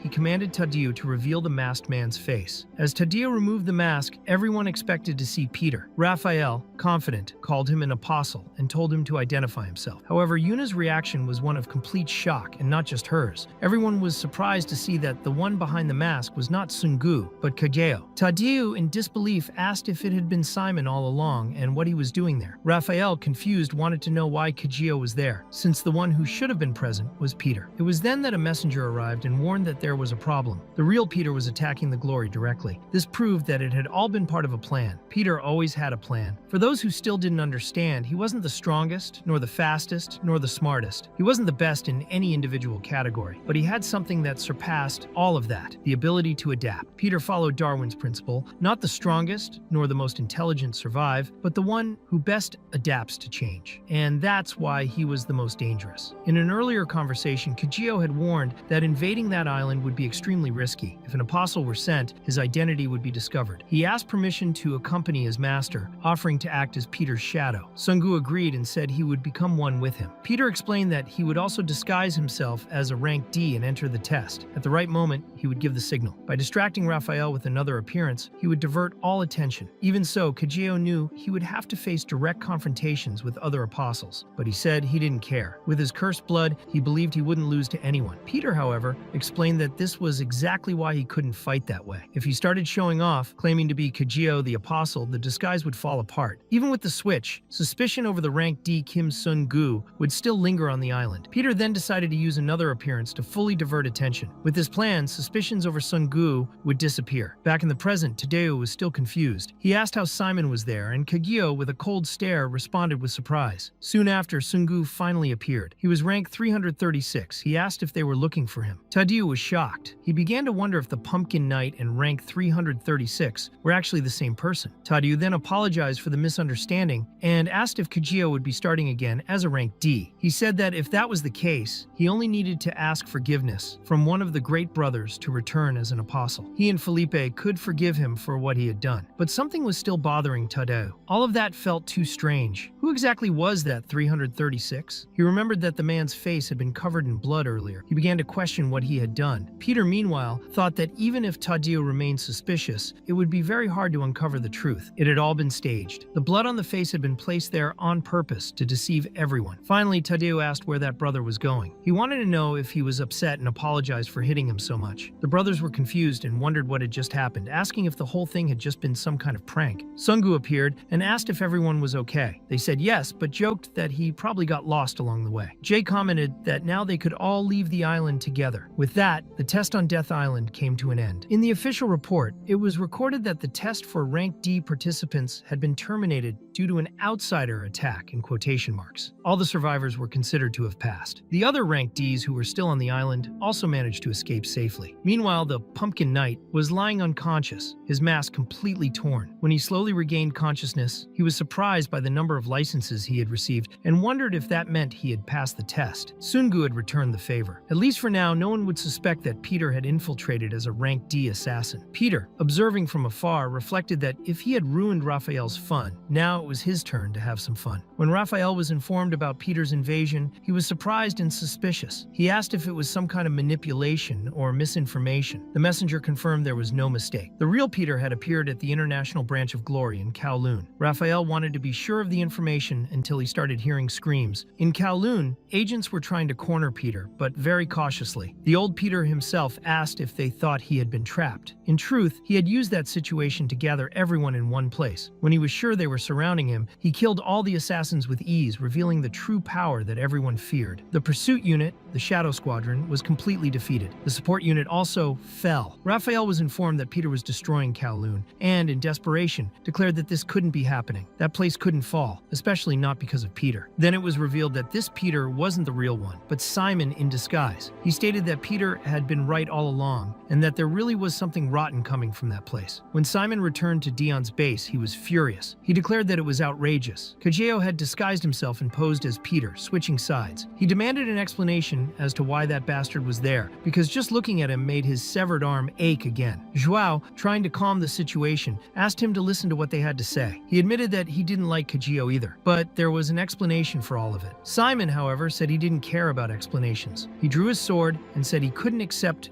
Kajio as one of them. He declared that he would cut him into pieces before Kajio's blood even touched the ground. Kajio, however, didn't respond with aggression. He stepped forward only to kneel and bow before Simon. He apologized for everything they had done to him. He acknowledged that it couldn't erase the past, but he wanted to show his resolve. To do that, he offered his own arm to be cut off. Simon raised his sword and, at the last moment, stopped the strike. He realized that Kajio had no intention of dodging. He told him to take his arm back and to never forget that moment. He declared that this arm no longer belonged to him. From now on, it should serve Peter alone. Kajio swore that he would honor that promise. Jiwan, watching everything, commented that it was a good thing they had managed to avoid a bloodbath. After all, Kajio's blood would have ruined all his expensive furniture. In the end, Kajio declared that from that day on, he would call Simon his mentor. Simon commented that, in the end, it wasn't so bad. Considering the difference between him and his own master, he said it might be more appropriate to call him a teacher. Aeon, observing Simon's behavior, found it strange that he was acting so relaxed. Taking advantage of the moment, the narration itself reflected with the others. It was not clear whether Kajio was as strong as Simon, but it also didn't seem like Simon was the strongest of them all. In fact, Father Gabriel's apostles always seemed more powerful than Raphael's apostles. The problem was that they had all grown old. Just like Joao was killed by Alipede, Peter had also been defeated once before being reborn. Most likely, Father Gabriel's apostles were indeed stronger, but time had caught up to them. Even McKing seemed satisfied with how the conflict had been resolved. Jiwan commented that both Simons were equally ridiculous. Later, when Kajio explained the details of what had happened, Jiwan asked if it was true that the man who had appeared was really the apostle Tadeu. Kajio confirmed he had recognized him. Jiwan then asked why the old man did not seem worried. Peter replied that he had already expected this. To him, it was obvious that Raphael would place at least one apostle on the island. Given the power that man had shown, it would be strange if he were not an apostle. Jiwan then asked why he had sent Sior to Kowloon as well. Sior himself explained that while looking for his brothers, he discovered that Raphael was hiding something in the city's underworld. Peter stated that Raphael was indeed hiding something in that lawless zone, something he clearly did not want anyone to discover. Jiwan wondered if this could be Raphael's weakness, but admitted that, even so, with the approaching war, it would be difficult to stand against the glory, even with Peter's name. The glory of today was no longer like it had been in Father Gabriel's time. Now it was a global conglomerate. Peter said he knew that, which was why he had never planned to act alone. As Jiwan herself had said, the glory was full of extremely powerful people, and facing that alone would not be enough. He then opened a bottle of royal salute to drink with his allies, and revealed that his plan was to gather people to face this threat together. Jiwan questioned what kind of allies could truly stand against the glory, since the Apostle brothers were scattered around the world, some missing, others likely dead. But Peter replied that his brothers were right there with him, right now. Simon asked if he could still join even without an arm. Kajio said he would follow him to the death, calling him master. Jiwan commented that even though she was old, she could still handle it. Even McKing seemed willing, wagging his tail enthusiastically. Jiwan stated that Peter intended to gather even more apostles in the future. That was what it looked like. The old man never stopped surprising them with his tricks. Peter thanked her for the compliment, but Jiwan asked whether, even without having killed Nathaniel, he could still be useful. Peter admitted he wasn't sure, but he was certain that after all this, Raphael would be even more prepared. Meanwhile, Raphael, furious, ordered Tadeo to return immediately. Peter was in the Kowloon underworld, determined to capture and kill Raphael once and for all. Jiwan asked how they intended to handle the huge difference in numbers, since Raphael had hundreds, maybe thousands of allies on his side. Peter replied coldly that it was simple to calculate. Each of them just had to face 1,000 enemies, and the problem would be solved. At the same time, in the Kowloon underworld itself, Tadeu was already prepared. He and his entire clan were ready to hunt Peter. He said they would meet again soon. Raphael, in turn, summoned the Diamond Brothers. When the messenger arrived, he questioned why they were being called, since they were also from the Kowloon underworld. Raphael explained it was because of the apostle rank. Coincidentally, the Diamond Brothers showed up soon after, ready for a direct conversation. Raphael commented that they had barely arrived and were already in a hurry. He said the rank would be theirs, but only if they managed to break Peter's neck. The two brothers climbed onto Raphael's table and demanded that he keep his promise, claiming that the rank had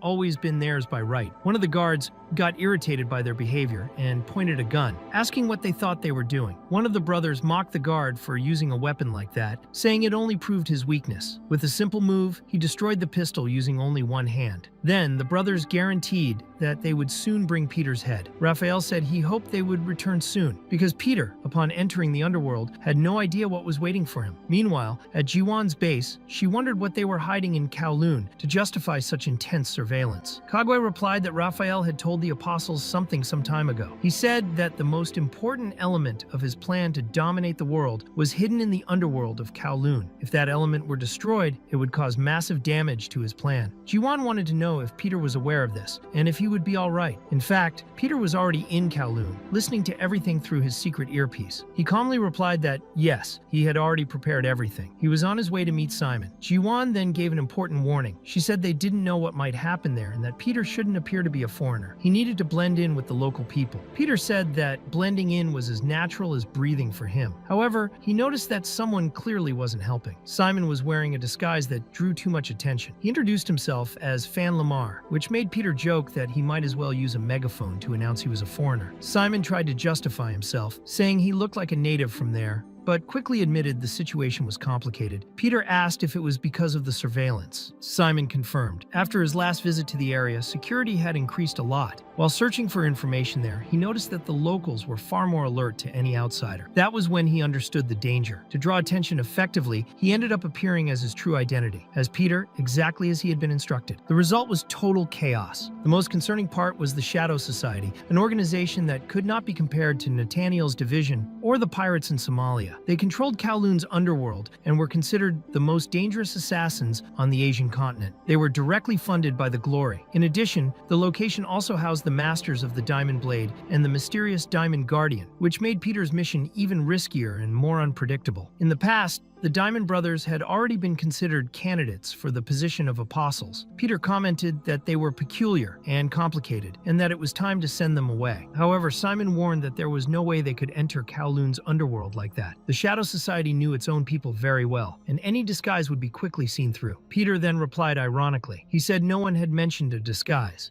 They were not going to hide. They would enter through the front door. Later, while watching the entrance to Kowloon's underworld, Simon finally understood what Peter meant by front door. He was literally walking openly toward the underworld, with no disguise, being watched by everyone. Simon, impressed, said that if that was his will, he would be willing to give even his left arm to help. But at that moment, all the bald men in the area saluted Sungu, calling him the disciple of the great master. Simon was confused, not understanding what was happening. For Peter, entering that place wasn't hard at all, and there was a very simple explanation.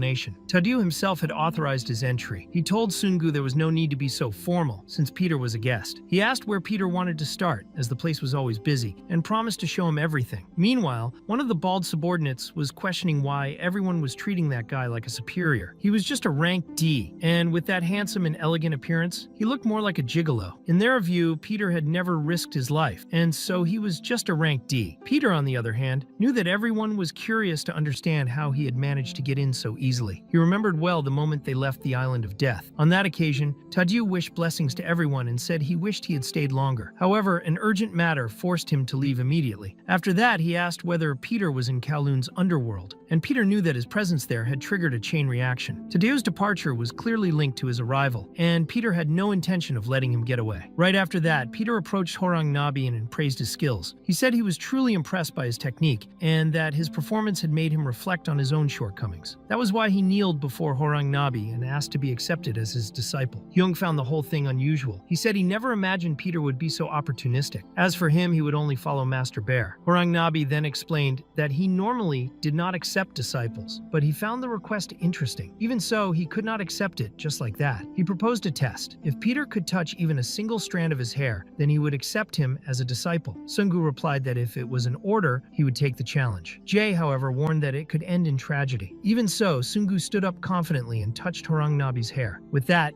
the master said everything was settled and that they would see each other soon, officially calling him a disciple. Later, Peter pretended to be impressed with Kowloon's underworld. He said he had only heard of the place, but had never stepped foot there before. Even so, he found everything surprising. He had expected something completely different, but the place was much more luxurious than he had imagined. Horang Nabi explained that in the past, the place lived up to its name as an underworld, but now it had changed. He said that transformation was the work of dear Raphael, who had breathed life into the area, so he could only thank him. However, Sungu found it all a little strange. Despite all the luxury, the place was occupied only by militias. The true residents of the underworld seemed to have vanished. Tadeu replied that it was a secret and changed the subject. He then asked if he knew Peter. Sungu wanted to know if he meant the apostle. Yes, he knew him. He knew exactly who Peter was. Tadeu commented that Peter was truly impressive. His mere presence had been enough to shake an entire organization. He also said that he held no personal grudge, but that he needed to find him, and when he did, he would kill him. That was why he advised Sungu to be careful, as Peter, the feared one, was hiding somewhere in Kowloon's underworld. He asked Sungu to always stay by his side, as he would protect him. Meanwhile, some members of the Shadow Sect began to comment that Tadeu was acting strangely. They said that if he kept behaving like that, sooner or later, they would end up crushed by the Diamond Brothers. One of them then raised a question. If they fought against the apostles, who would win? Another replied that he had once heard a story. They said that among the apostles, there was one whose physical strength surpassed anyone else in the world. According to the rumors, if it were true, maybe they could even defeat the Diamond Brothers. That was when the Diamond Brothers themselves appeared. The Diamond Guardian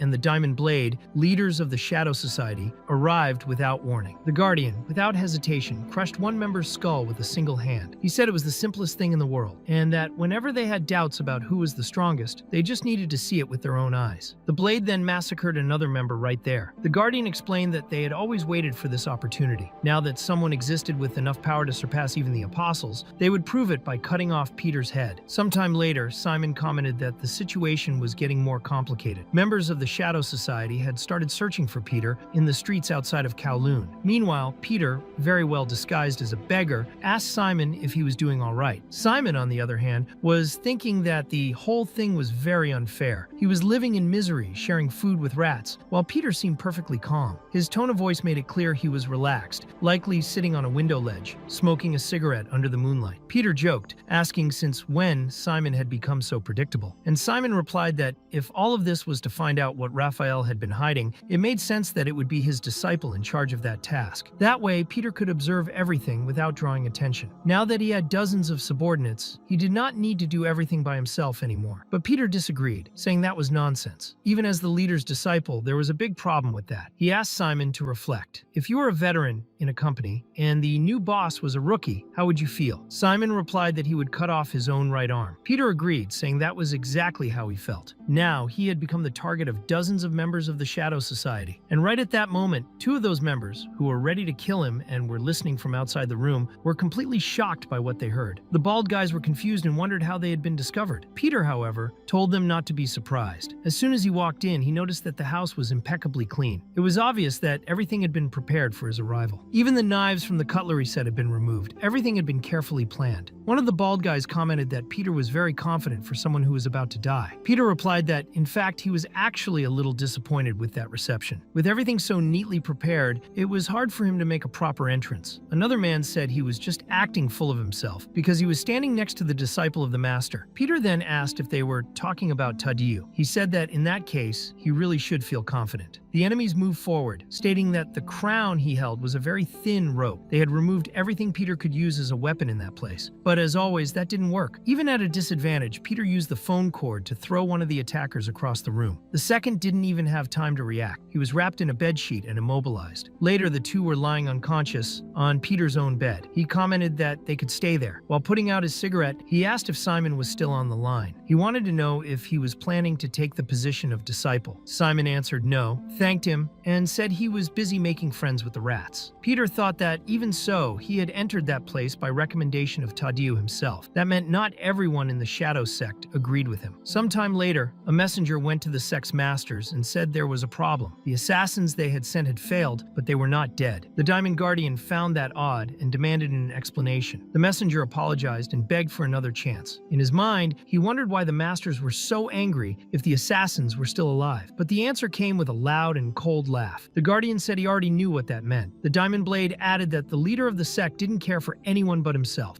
The Guardian then deduced that something was being plotted and that they could use that failure against him. Later, Tadeu welcomed Sungu with good humor and asked if he liked the house. He wanted to know if it was comfortable. Peter replied that yes, it was good enough, but internally, he thought Tadeu had no idea that he had been attacked. That confirmed his suspicion that others inside the sect were conspiring behind Tadeu's back. Tadeu still asked how they had treated Peter. He replied that he was received so well he barely had time to react. Then he asked why Tadeu called him Shang and why he never ever used that kind of nickname with the other members of the Shadow Society. Tadeu laughed at the question and said he was very observant. Peter asked if he had joined the sect later. Tadeu confirmed that he had. He said Peter was smart and seemed to have studied a lot. He admitted he was right. Among all of them, Tadeu was the only one who had already lived in Kowloon. He explained that the Shadow Society was a group of assassins from China, but in practice it functioned as a group of mercenaries hired to capture Peter. They didn't like him. The Diamond Masters also didn't like him and were always trying to kill him to take his place. Sungu then asked if he was saying that with a smile. Tadeu replied by asking if he didn't find it all funny. He said he didn't care about the fact that they were trying to kill him, but he wanted to know Sungu's opinion. Did he think he would die at their hands? Sungu then turned the question back, wanting to know if Tadeu was after Peter for some other reason. Tadeu replied yes. They had arrived, and he pointed to a building. He said that place was his mother's house. She was the reason why he fought. He needed to kill Peter to protect her. But at that moment, screams echoed. Some people were shocked to see the bodies nearby. The two assassins who had been sent to kill Peter were now hanging, strangled, as if it were a public execution. Watching from a distance, Peter thought it was probably a punishment for failing their mission. Tadeu asked Peter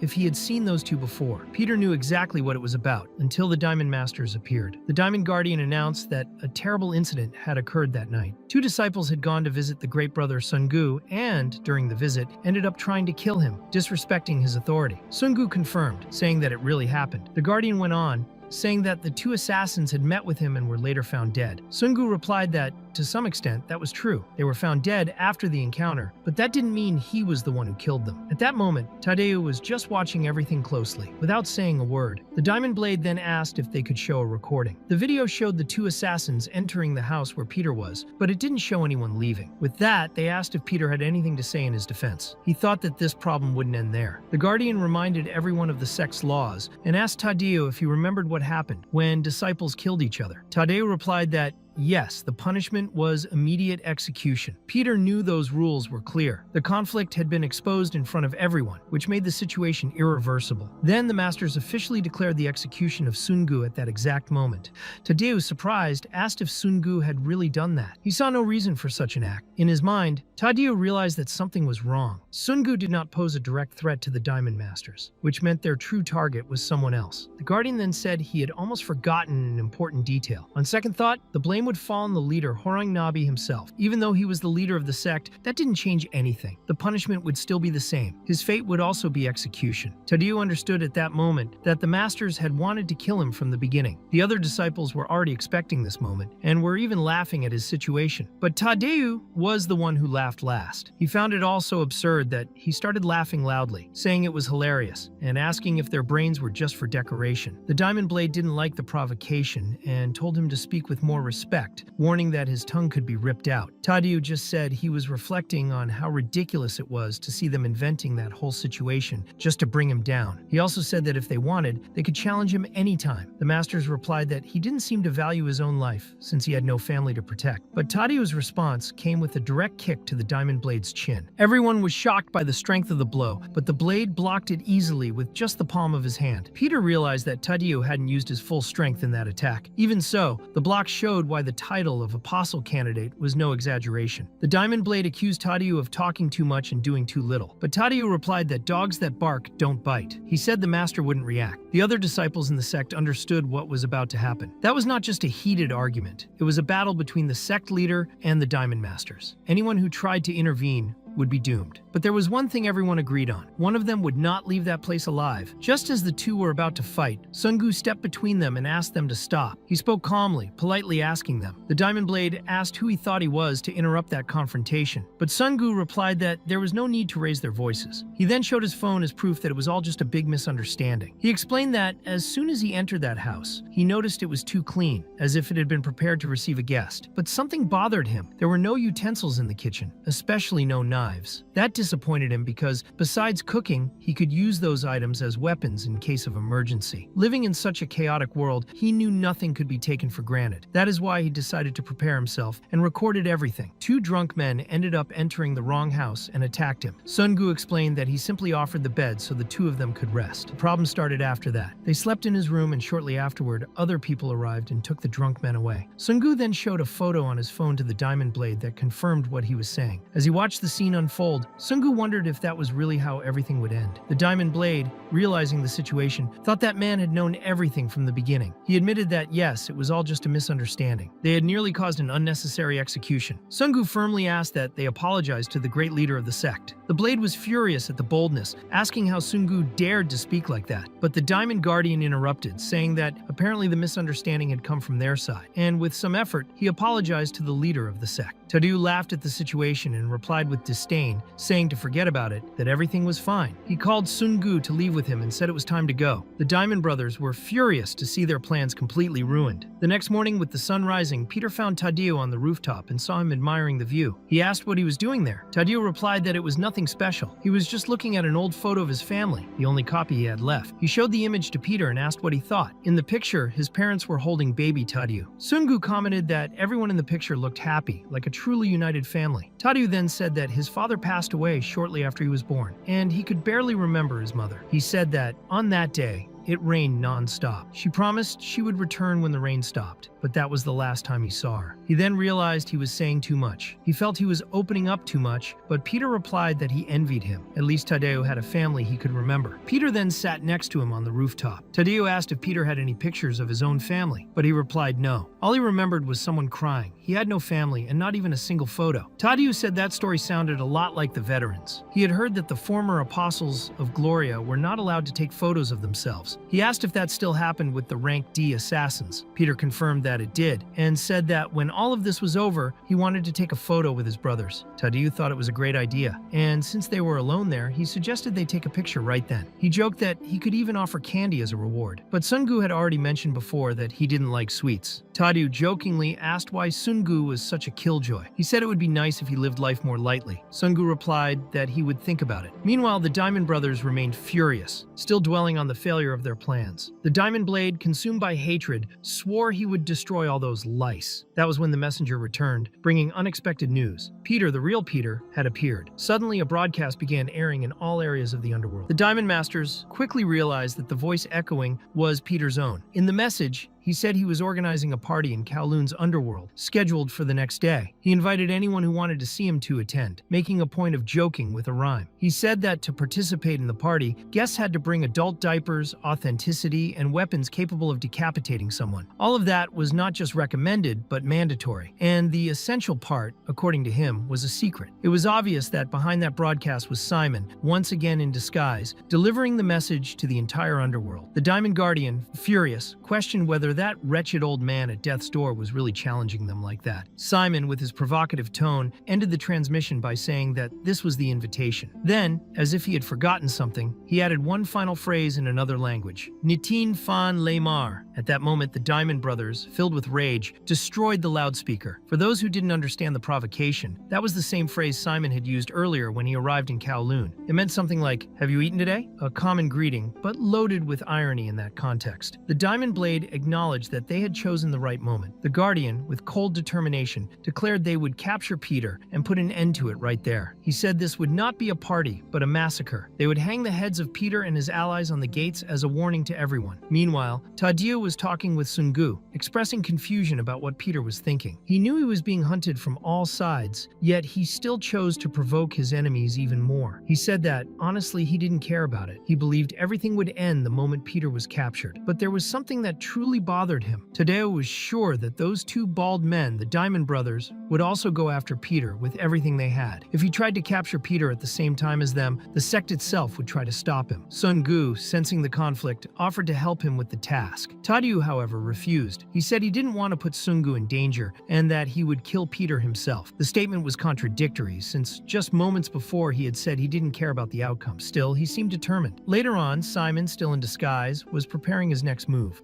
Later, one of the bald guys tried to approach to deliver a message to the Diamond brothers, but was stopped by another, who warned him not to go in. He then noticed that his companion was extremely nervous. He said it was rare to see the brothers' killing intent linger for so long. That meant something serious was going on. Decades ago, when several assassin sects began to expand, the most famous ones engaged in battles for power. This conflict lasted for years, plunging the continent into a long period of anarchy and violence. But everything changed after a defining incident known as the Continent overload. It was at that moment the Diamond Brothers appeared. They managed to unite thousands of people affiliated with all sorts of sects. What was most surprising was that all this unification had been accomplished by just the two of them, without any help. Meanwhile, the Diamond Brothers themselves were finishing another one of their light training sessions, as they like to call them. In practice, it involved simple things like dodging 10 wrecking balls at the same time. The Diamond Guardian confidently stated that they would reclaim the title of Apostles of Glory, as they had only lent that position to a certain kid. According to him, it was more than time to break Peter's neck. Elsewhere, Simon asked if that was really the place where they should secretly meet. He found it strange, since they were in one of the apartments owned by the Dark Sect, which drew a lot of attention. He even commented that there might be hidden cameras there, but Peter reassured his friend. He said that sometimes what is right in front of your nose is exactly what you fail to notice. He explained that the Diamond Brothers themselves had tried to use that same strategy against him before, and had failed. That was why it wouldn't work again. Even so, Peter said there was something strange in the air. When Simon asked what it was, he replied that it was something his companion would never understand. At that moment, Peter seemed to be talking to himself. Simon found it curious, and mentioned the legend of the doppelganger, when you encounter a version identical to yourself that tries to kill you. Peter, irritated, said that if Simon had come just to say nonsense, he'd better go home. Even so, Simon noticed that Peter smiled at the joke, which meant he was starting to warm up to his humor in some way. Right after, Simon got more serious and asked if that was really the plan. He wanted to know why Peter had ordered him to declare war on the Shadow Sect. After all, someone with such a high bounty on his head wouldn't just go around exposing himself, saying, "Look, I'm here," unless he had a clear reason. Peter confirmed. The goal was to provoke an internal division within the sect. He would pretend to be an older version of himself and attack, drawing everyone to an isolated location. That way, the Shadow Sect's attention would be completely focused on this false Peter. Meanwhile, the real Peter would use the opportunity to search for Raphael's most valuable secret, hidden somewhere in Kowloon's underworld. Simon, impressed, once again acknowledged that his master always had everything planned. Before leaving, Peter warned him to be careful. He said those brothers weren't normal. One single mistake, even in combat, would be enough. Simon, confident, said there was no need to worry. He wouldn't lose again. Later on, Peter reflected that everything was going according to plan, calmly and carefully. However, there was still one fundamental piece missing: discovering where Raphael's weakness was. Generally, that kind of secret was stored in a well-protected place, but he had never seen such a location in Kowloon's underworld. He began to think it might be too close, so close that no one noticed. As he had said before, it could be right under their nose. That's when he thought about the safest place in Kowloon, a location that didn't need guards because it was respected by all, a place feared even by the most powerful, a place that had to be protected at all costs, even with one's own life. That place was Tadiu's family home. Now, standing in front of the house, Peter realized there was no visible security system. He began to question whether that was really the hiding place and what exactly was inside. But before he could investigate further, Tadiu himself appeared behind him and asked what he was doing there. He called him Brother Sungu and wanted to know what the plan was in going to his mother's house. Peter, realizing how sensitive Tadiu had become about that situation, decided not to take any risks. He simply replied that he had noticed a few broken tiles in front of the house. In the house where Peter had lived for a long time, there were also broken tiles similar to those he had just seen. That was why he felt obliged to check them. He thought that when Tadiu's mother returned, she might hurt her foot if she tripped on one of them. Using that as an excuse, Peter said he was just leaving and that they could meet another time. But Tadiu, suspicious, insisted. He said that since Peter was already there, he should come in and see his mother's house, as it would be rude to decline the invitation. Faced with that, Peter accepted. He thought that fortunately everything was still going according to plan. Upon entering, he noticed that the house was quite charming. Despite being uninhabited, it was incredibly clean. Tadiu mentioned that Sun Gu was the first guest he had ever received. He said he didn't usually open the doors to many people. In that moment, Peter reflected that the so-called god of the Kowloon underworld seemed like just a normal boy in his eyes. While looking around, Peter was surprised by a cabinet made entirely of mother of pearl. Tadiu explained that it had been a gift from his father to his mother and that she had treasured it her whole life. However, he said he couldn't open it. He confessed he couldn't quite remember the touch of his mother, nor her voice. The only trace left was the scent that still lingered inside that cabinet. Whenever he missed her and opened the door, he feared the smell would disappear forever. Moved by Tadiu's sincerity, Peter apologized. He realized he had been suspicious for no reason. But Tadiu, confused, asked what he was talking about. That was when they both heard a commotion outside. People were shouting that Peter had appeared. Sungu, in disguise, shouted for them to go after him. However, Tadiu stopped him. He said Peter was an extremely dangerous man and asked him to stay inside,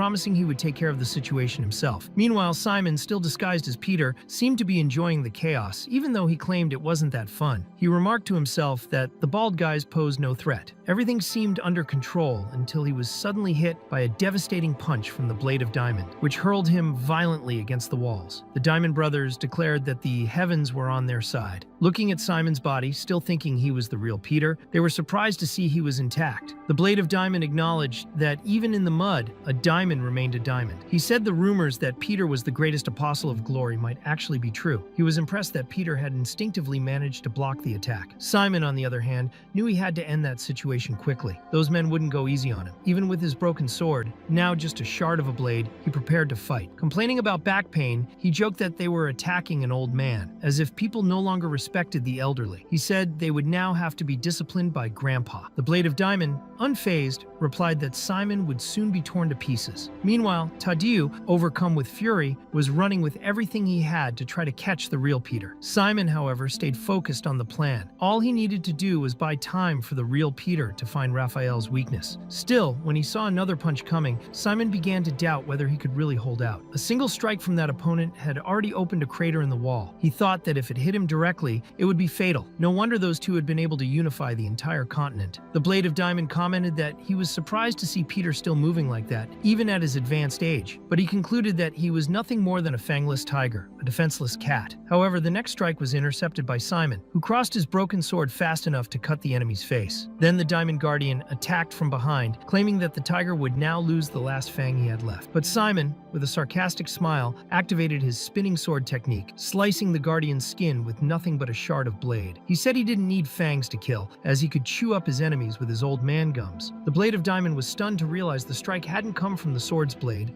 but from the scabbard. At that moment, Simon also kicked the Guardian of Diamond far away. He mocked his opponents, asking where that ageist prejudice had gone now. With irony, he taunted them. "Scared now, little diamond kids?" The blade admitted he had underestimated his opponent. Even without fangs, a tiger was still a tiger. The Guardian coldly replied that it was human nature to reap what one sows, and then both charged in at full force. Despite their weight and brute strength, Simon was impressed by the speed the brothers reached. He knew that if he were hit by one of those attacks, especially a coordinated one, his body would be torn to pieces, just like his sword. Even so, with only the sword's scabbard, Simon managed to dodge every strike and land precise hits on each of the brothers' joints. He could perfectly read their movements, but realized his blows weren't causing any real damage. The brothers kept advancing like beasts, showing no fear or pain, and with each strike, they seemed to grow even more aggressive. The blade, with an insane smile, said Simon could try all he wanted, but they would remain standing. He guaranteed that the moment they caught him, he would die. When Simon realized he was about to be captured, he slapped the blade in the face, calling him one of the craziest people he had ever met. But he added, in a serious tone, that insanity alone wasn't enough to kill him. However, the brothers had another plan. Simon realized too late that the Guardian was coming from behind, swinging a massive wrecking ball. The impact was devastating. He was launched through several walls and landed, wounded, among the rubble. The Guardian, satisfied, said that no matter how skilled Simon was, it made no sense trying to kill someone using only a scabbard. Still dizzy, Simon looked at his sword, now broken in half. He now understood their strategy. While the blade distracted him, the Guardian prepared the fatal blow. He also noticed that his fake arm had shattered on impact. For a moment, he thought that this might be the end of Peter, his true self. The blade, confident, mocked him. He said Simon had spent too long hiding like a rat and should have stayed that way. The Guardian added that such boldness would be the final nail in his coffin. Both thanked him for his contribution, stating that once they killed him, they would become apostles. But Simon, even wounded, smiled. He said that the one who should be grateful was him, since he was standing before such kind and compassionate leaders, capable of returning the fangs to an old toothless tiger. He had landed in a kitchen after the crash and calmly picked up a bread knife. The blade scoffed and asked what he planned to do with that little knife. The Guardian added to the insult, saying it was no different from using a scabbard. Simon said they would soon find out what happens when someone wields a real blade. He took a deep breath and focused, aiming to become one with the air. He inhaled, exhaled, and in a precise motion, used the art of the sword saint. With a simple vegetable knife, he unleashed a strike so powerful that it split the entire house they were in, reducing it to dust. The brothers were stunned to realize that from the beginning, Peter had not been aiming for their necks. Before disappearing, Simon simply murmured a phrase, "Nitten Fanum," right after the shack collapsed on top of them, allowing him to escape unharmed. As he walked away, Simon thought Peter was probably doing well in his mission. Even so, he knew he had stayed exposed for too long and recognized just how dangerous those brothers really were. When Tadeu finally arrived at the scene, it was already too late. The Guardian mocked him, saying that all the rumors about Peter were lies, that they had beaten the old man and made him run. The Blade, laughing, said the man was practically dead and asked if Tadeu still wanted a piece of him, though nothing was left. The Guardian, noticing Tadeu's serious expression, asked if he thought that was unfair. Tadeu calmly replied no. He just admitted he had been one step behind. He said he wasn't there to collect a piece of Peter, but for another reason. He then began to analyze the scene of the fight. There weren't many traces, but Tadeu knew that the Apostle Peter was someone capable of making anyone tremble. Observing closely, he realized that the brothers' injuries hadn't been caused by a simple kitchen knife. That was strange. Maybe Peter hadn't even intended to kill anyone. This realization made him reflect even more on who that man really was and what exactly he was doing in the Kowloon underworld. Meanwhile, Sungu remained alone in front of Tadeu's mother's wardrobe, considered the most precious belonging of the most powerful man in Kowloon. The possibility that this wardrobe concealed Raphael's greatest weakness was extremely high, but Sungu chose not to open it, remembering Tadeu's sincere words. Peter, on the other hand, also reflected. He knew that, based only on deductions, he shouldn't force the wardrobe open, especially since it didn't even have a regular lock. Shortly after, Peter received a call from Simon, who said that thanks to him, the investigation had progressed well. Simon asked if he had discovered anything concrete, and Peter replied that he would explain everything once they met. Then he asked if Simon had managed to escape the scene easily and warned him that the street where the old hideout was located was now dangerous. He recommended that he head somewhere else. Meanwhile, Tadeu walked through the streets, deep in thought.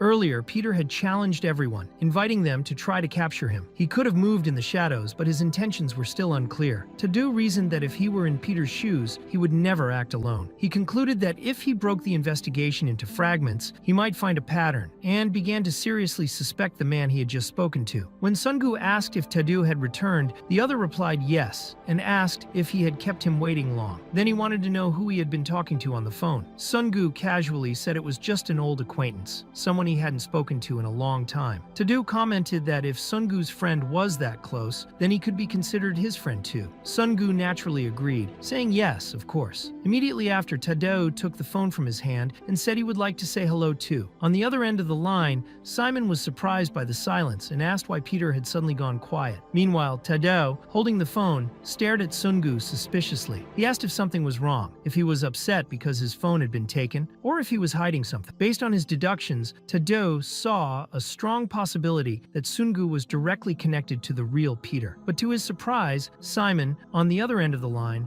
responded completely unexpectedly. He said that if the customer was placing an order, he should at least complete it. He asked whether he was going to finalize the purchase or not. Tadeu, confused, wondered if the call was about a purchase, then heard the attendant say he was just waiting for confirmation of the tile order. The man even complained that staying silent like that was very rude. At that moment, Sungu pointed to the stairs at his mother's house and commented that he was still very bothered by the broken tiles there. Then he changed the subject and asked if Tadeu had managed to capture Peter. Tadeu, embarrassed, replied that no, he hadn't. Sungu calmly said it was fine, that there would be another chance, and that he needed to go as he still had preparations to make. Tadeu, realizing the misunderstanding, felt awkward in the face of his calmness. Meanwhile, Raphael, during one of his luxurious dinners, scoffed that the Diamond Brothers had completely lost their edge. He said it was pathetic to think they could struggle to capture a decrepit old man like Peter. Now, with the enemy at death's door, Raphael believed he was acting out of pure desperation. He questioned whether that man truly thought he could find his weakness and declared he would never let that happen. He said that, if necessary, he would summon the devil himself again, since Peter dared to step into his underworld. Later, Sungu found Tadeu on the rooftop, under the dim light of the night. Tadeu, still embarrassed about the phone incident, asked if he had hurt him when he grabbed him. Sungu replied no, but jokingly said that if Tadeu knew a good doctor nearby, he could make a recommendation. Laughing, Tadeu grabbed a piece of paper and drew a rough map, pointing out a place near his home. He explained that there really was a good doctor in that area, and and advised Sungu to treat the wound before it turned into a deep cut or left an ugly scar. Sungu thanked him for the gesture and said he was also curious about something. He asked if Tado was angry, how mad he was, and if something was bothering him. Tado, surprised, asked how he knew that. Sungu replied that it didn't take a genius to notice, since there was a completely dented iron pillar on the rooftop with clear punch marks. He realized Tado had been venting his anger. Tado explained that he had actually had a conversation with the Diamond Brothers and asked them why they kept saying they didn't have much time left. The brothers responded by asking if Boss Raphael hadn't told the sect leader. Very soon, Kowloon's underworld would be completely demolished. Tado commented that Raphael was probably holding back the government's construction plans, but the Guardian explained that the government had been pressuring Gloria heavily, making it difficult to protect anything. Lamena added that to stop the demolition, Raphael would have to be properly compensated. Even so, he still hadn't captured Peter. The brothers told Tadeo not to worry, because once Peter was caught, they themselves would take care of Kowloon. They also suggested that Tadeo should leave the Shadow Sect once and for all. Tadeo turned to Sungu, confused by the situation, while the brothers kept interfering in the deals with Boss Raphael. Sungu observed that he still didn't fully understand Tadeo. If his mother's house was truly that important, he should find another way to preserve it. But Tadeo replied that it wasn't just because of her. There was another reason. He told him about a man known as the Devil of Kowloon. He said the Diamond Brothers weren't the real problem, and that what he feared most was the return of that man. Sungu realized the subject was sensitive, but Tadeo insisted on continuing. He wanted Sungu to hear about the person who had turned his home into a war zone, the man he most wanted to kill in the world. He explained that Kaul had been abandoned and gradually slipped out of the government's control. Refugees and exiles, with nowhere else to go, began to populate Kowloon, forming a peaceful community. The village was full of smiling people, and Tadeo believed he could live happily there forever. Everything changed the day the village was destroyed and reduced to ruins. He was separated from his mother and waited for her for a long time, but she never came back. Even so, he continued living under the care of some uncles from the village. But that was just the beginning of the tragedy. A man appeared, the devil from the outside, and began a brutal massacre. The first victims were precisely the uncles who had taken care of Tadeo. He never forgot the image of his land being turned into hell. That man proclaimed that Kowloon now belonged to him. For a moment, Tadeo believed everything would be okay, since the adults banded together to fight back. There were many men in the village skilled in martial arts, but that only made things worse. Right before Tadeo's eyes, the man used techniques so powerful that they inspired both fear and awe. He defeated all of Kowloon's warriors using only his legs. The tragedy didn't end there. The devil dismembered all the villagers. Tadeo, realizing he would soon be next, understood that to restore peace to Kowloon, he would have to become strong. He wanted his mother's house to remain standing, in case she ever returned one day. Over time, Tadeo realized that man wasn't normal. His strength didn't come just from training or natural talent. There was something hidden behind it all. He noticed that the devil always carried a book. One day, Tadeo broke into the place where the man lived and stole the book, but he was caught in the act. The devil of Kowloon asked what he was looking for and if he wanted to read his secret martial arts manual. Tadeo admitted that he did. He wanted to learn and become strong, believing that was the only way to protect his home. He asked to be accepted as a disciple and mentioned that his father had said the devil was very powerful. The man replied coldly, saying he didn't have a father, which left Tadeo confused and frightened. Then the devil began to beat him using only one leg, mocking him and saying that a miserable, talentless brat like him would never learn his techniques. He ordered Tadeo to disappear and never come back. Tadeo knew that if that man ever appeared again, he would kill him. Even so, he decided to steal the book. He did it for his mother. From the moment he took the book, he didn't waste a single minute. He spent all his days and nights training, polishing his body, and fighting techniques until his hands and feet bled. He refined himself to the limit, until the blood dried, the bones broke, all to become stronger. Years passed, and finally Tadeo felt he had reached the power he had been seeking. When he returned to Kowloon,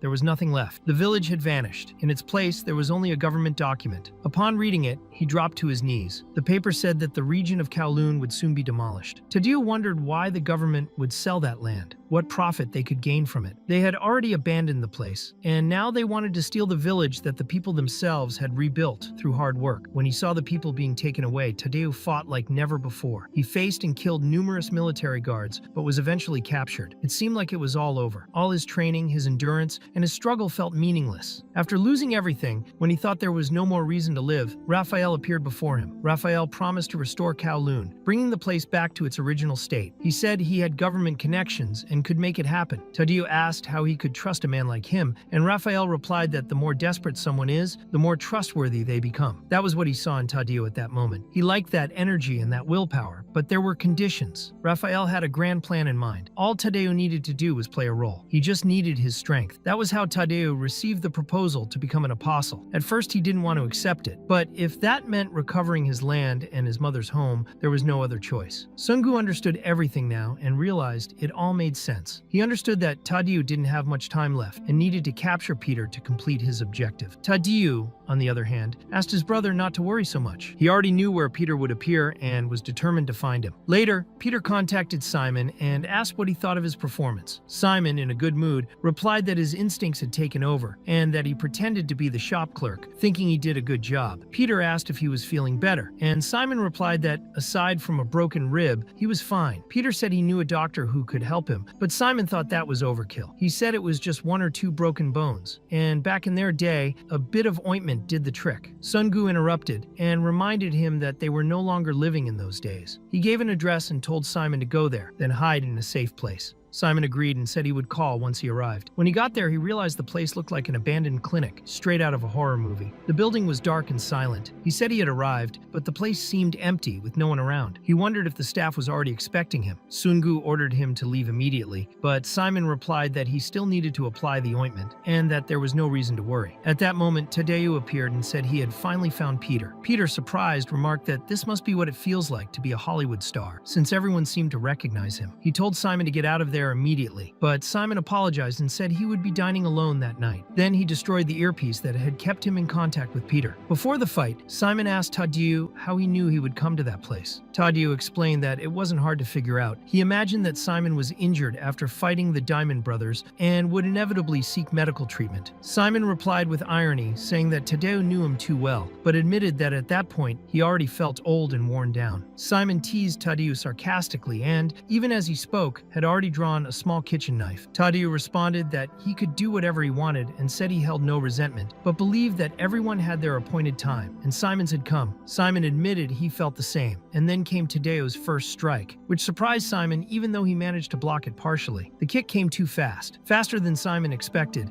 and made it clear the boy was far more agile than he seemed. As Simon tried to dodge, Tadeu followed up with a second movement using the knife, aiming for the Achilles tendon, but Simon narrowly escaped. Tadeu realized that Peter's movements were instinctive, not premeditated, born from immense combat experience. Simon, despite keeping a playful tone, felt his whole body weakened by the broken rib and knew that the longer the fight went on, the worse it would be for him. With no other options, Simon decided to use his trump card and unleash the technique known as Whirling Sword Saint. Tadeu managed to dodge most of the strikes and admired his opponent's speed and precision, wondering how an injured man could still fight so well. Simon noticed that the old man seemed capable of ending the fight with a single blow, but he was also impressed by how Tadeu dodged almost everything, as if he could read every movement of the blade. The fight escalated. Simon used the walls and ceiling for momentum, launching spinning attacks, and Tadeu felt sharp pain in his ribs with each move from the opponent. Although Simon's strikes had lost some of their original strength, he hid extra techniques and explained, with a superior tone, that underestimating an opponent is only allowed after victory, and that the advantage of a short blade lies in its ability to wound repeatedly while a broadsword requires wide swings. At the right moment, Simon vanished from Tadeu's sight and performed the technique called Thunderfall, a rain of fast, clean slashes that struck him. Tadeu realized he had been led into that attack, and that, faced with such speed, dodging was impossible. Instead of evading, Tadeu grabbed the blade with his bare hands, knowing it might cut his fingers, and that saved him from more serious injuries. When Tadeu countered with a kick, Simon expected a strike to the ribs, but Tadeu changed direction at the last second and hit Simon's face, showing cunning and control. Tadeu acknowledged the talent of his opponent and mentally commented on the number of monsters hidden in Kowloon, impressed by the caliber of those warriors. Simon realized he had used up all his luck that day, and, despite his confidence, the difference in power was becoming clear. At the climax, Simon decided to end the fight with his most devastating technique, the barrier of 100 instant strikes, a far more powerful version of Thunderfall, capable of unleashing an unstoppable flurry of slashes. Simon was speechless in that moment, but thought he was lucky to be there in his brother's place. However, fate seemed to mock him, for Sungu himself soon appeared. The young man asked Tadeu to stop, saying he would explain the true reason he had come. Tadeu, however, responded bitterly. He said he had liked having Sungu there in Kowloon's underworld, where everyone mistreated him. Despite Despite that, Sungu had been like a true brother to him, but something had deeply disturbed him. He mentioned the floor in his mother's house, the one Sungu kept saying he wanted to fix. Tadeu said he knew Sungu hadn't done the repair, not because of negligence, but because there was no one in that province capable of that kind of work. Then he angrily asked, who did he call? Trying to understand, Sungu asked how long Tadeu had been suspicious of him. In response, Tadeu recalled the fight between Peter and the Diamond Brothers. On that occasion, Peter had used only his left hand to wield a cutting weapon and defeat both masters. That made Tadeu reflect. He considered the possibility that Peter might be left-handed, but soon realized that wasn't the case, because the fencing technique used in that fight never required the use of the right arm. Then Tadeu remembered what Yuika had said about Peter's closest friend, a man skilled in fencing, known as the Sword Saint. It was at that moment that Simon removed the mask disguising him as the old Peter, revealing his true identity. Even so, Tadeu said he needed a final confirmation, something more solid than surface-level suspicions, a definitive piece of evidence. He explained that he had given the doctor's location to Sungu, and shortly after, Peter appeared at that exact address. The only person who knew that location was Sungu himself, and that was why Tadeu realized there was reason to distrust him. Despite the evidence, Tadeu never wanted to believe that Sungu was his enemy. Now, faced with the truth, he asked if he had only gotten close because he was on Peter's side. Sungu replied no, saying that didn't make sense because he was Peter. Furious, Tadeu refused to believe it. He told him to stop joking, reminding him how much he had searched for that man and how much he hated even hearing his name. Peter, however, calmly stated that it would take a long time to explain, but it was true. He was the Peter Tadeu had been looking for all along. Hearing that, Tadeu decided that whether he was the real Peter or just a subordinate, he would die all the same. He stepped forward, moving his foot swiftly towards Sungu's face. Meanwhile, Sungu thought about how he had rehearsed that fight countless times in his mind, trying to plan how he would react to Tadeu's blows. However, facing him for real, he realized the truth. There was no time to react. Tadeu's speed was on another level, far above any enemy he had ever faced. Even so, he needed to analyze what kind of attack he was facing and find an opening. At that moment, Simon called Jiwan, concerned. He had also realized that the blow Peter had taken was so strong that it even affected his vision, but he knew he needed to help. Shortly after, Simon informed Jiwan that Peter and Tadeu had started fighting. The scene was brutal. Tadeu advanced with fury, striking non-stop, while Peter only blocked and tried to endure. It didn't feel like a fight, but rather a one-sided massacre. Even so, Peter gathered his strength and tried to counterattack, reflecting that in combat, the advantage usually came from brute force. However, he asked himself, what good is all that strength if it can't land a single hit? Tadeu, with focused eyes, easily dodged the attack, redirecting Peter's force with finesse, controlling his movements. Peter was impressed. This was a problem. Tadeu left no openings, and not even a hair could be touched. Peter needed to create distance to counterattack, but Tadeu wouldn't allow it. His next flying kick hurled Peter against the wall on the other side. Simon had felt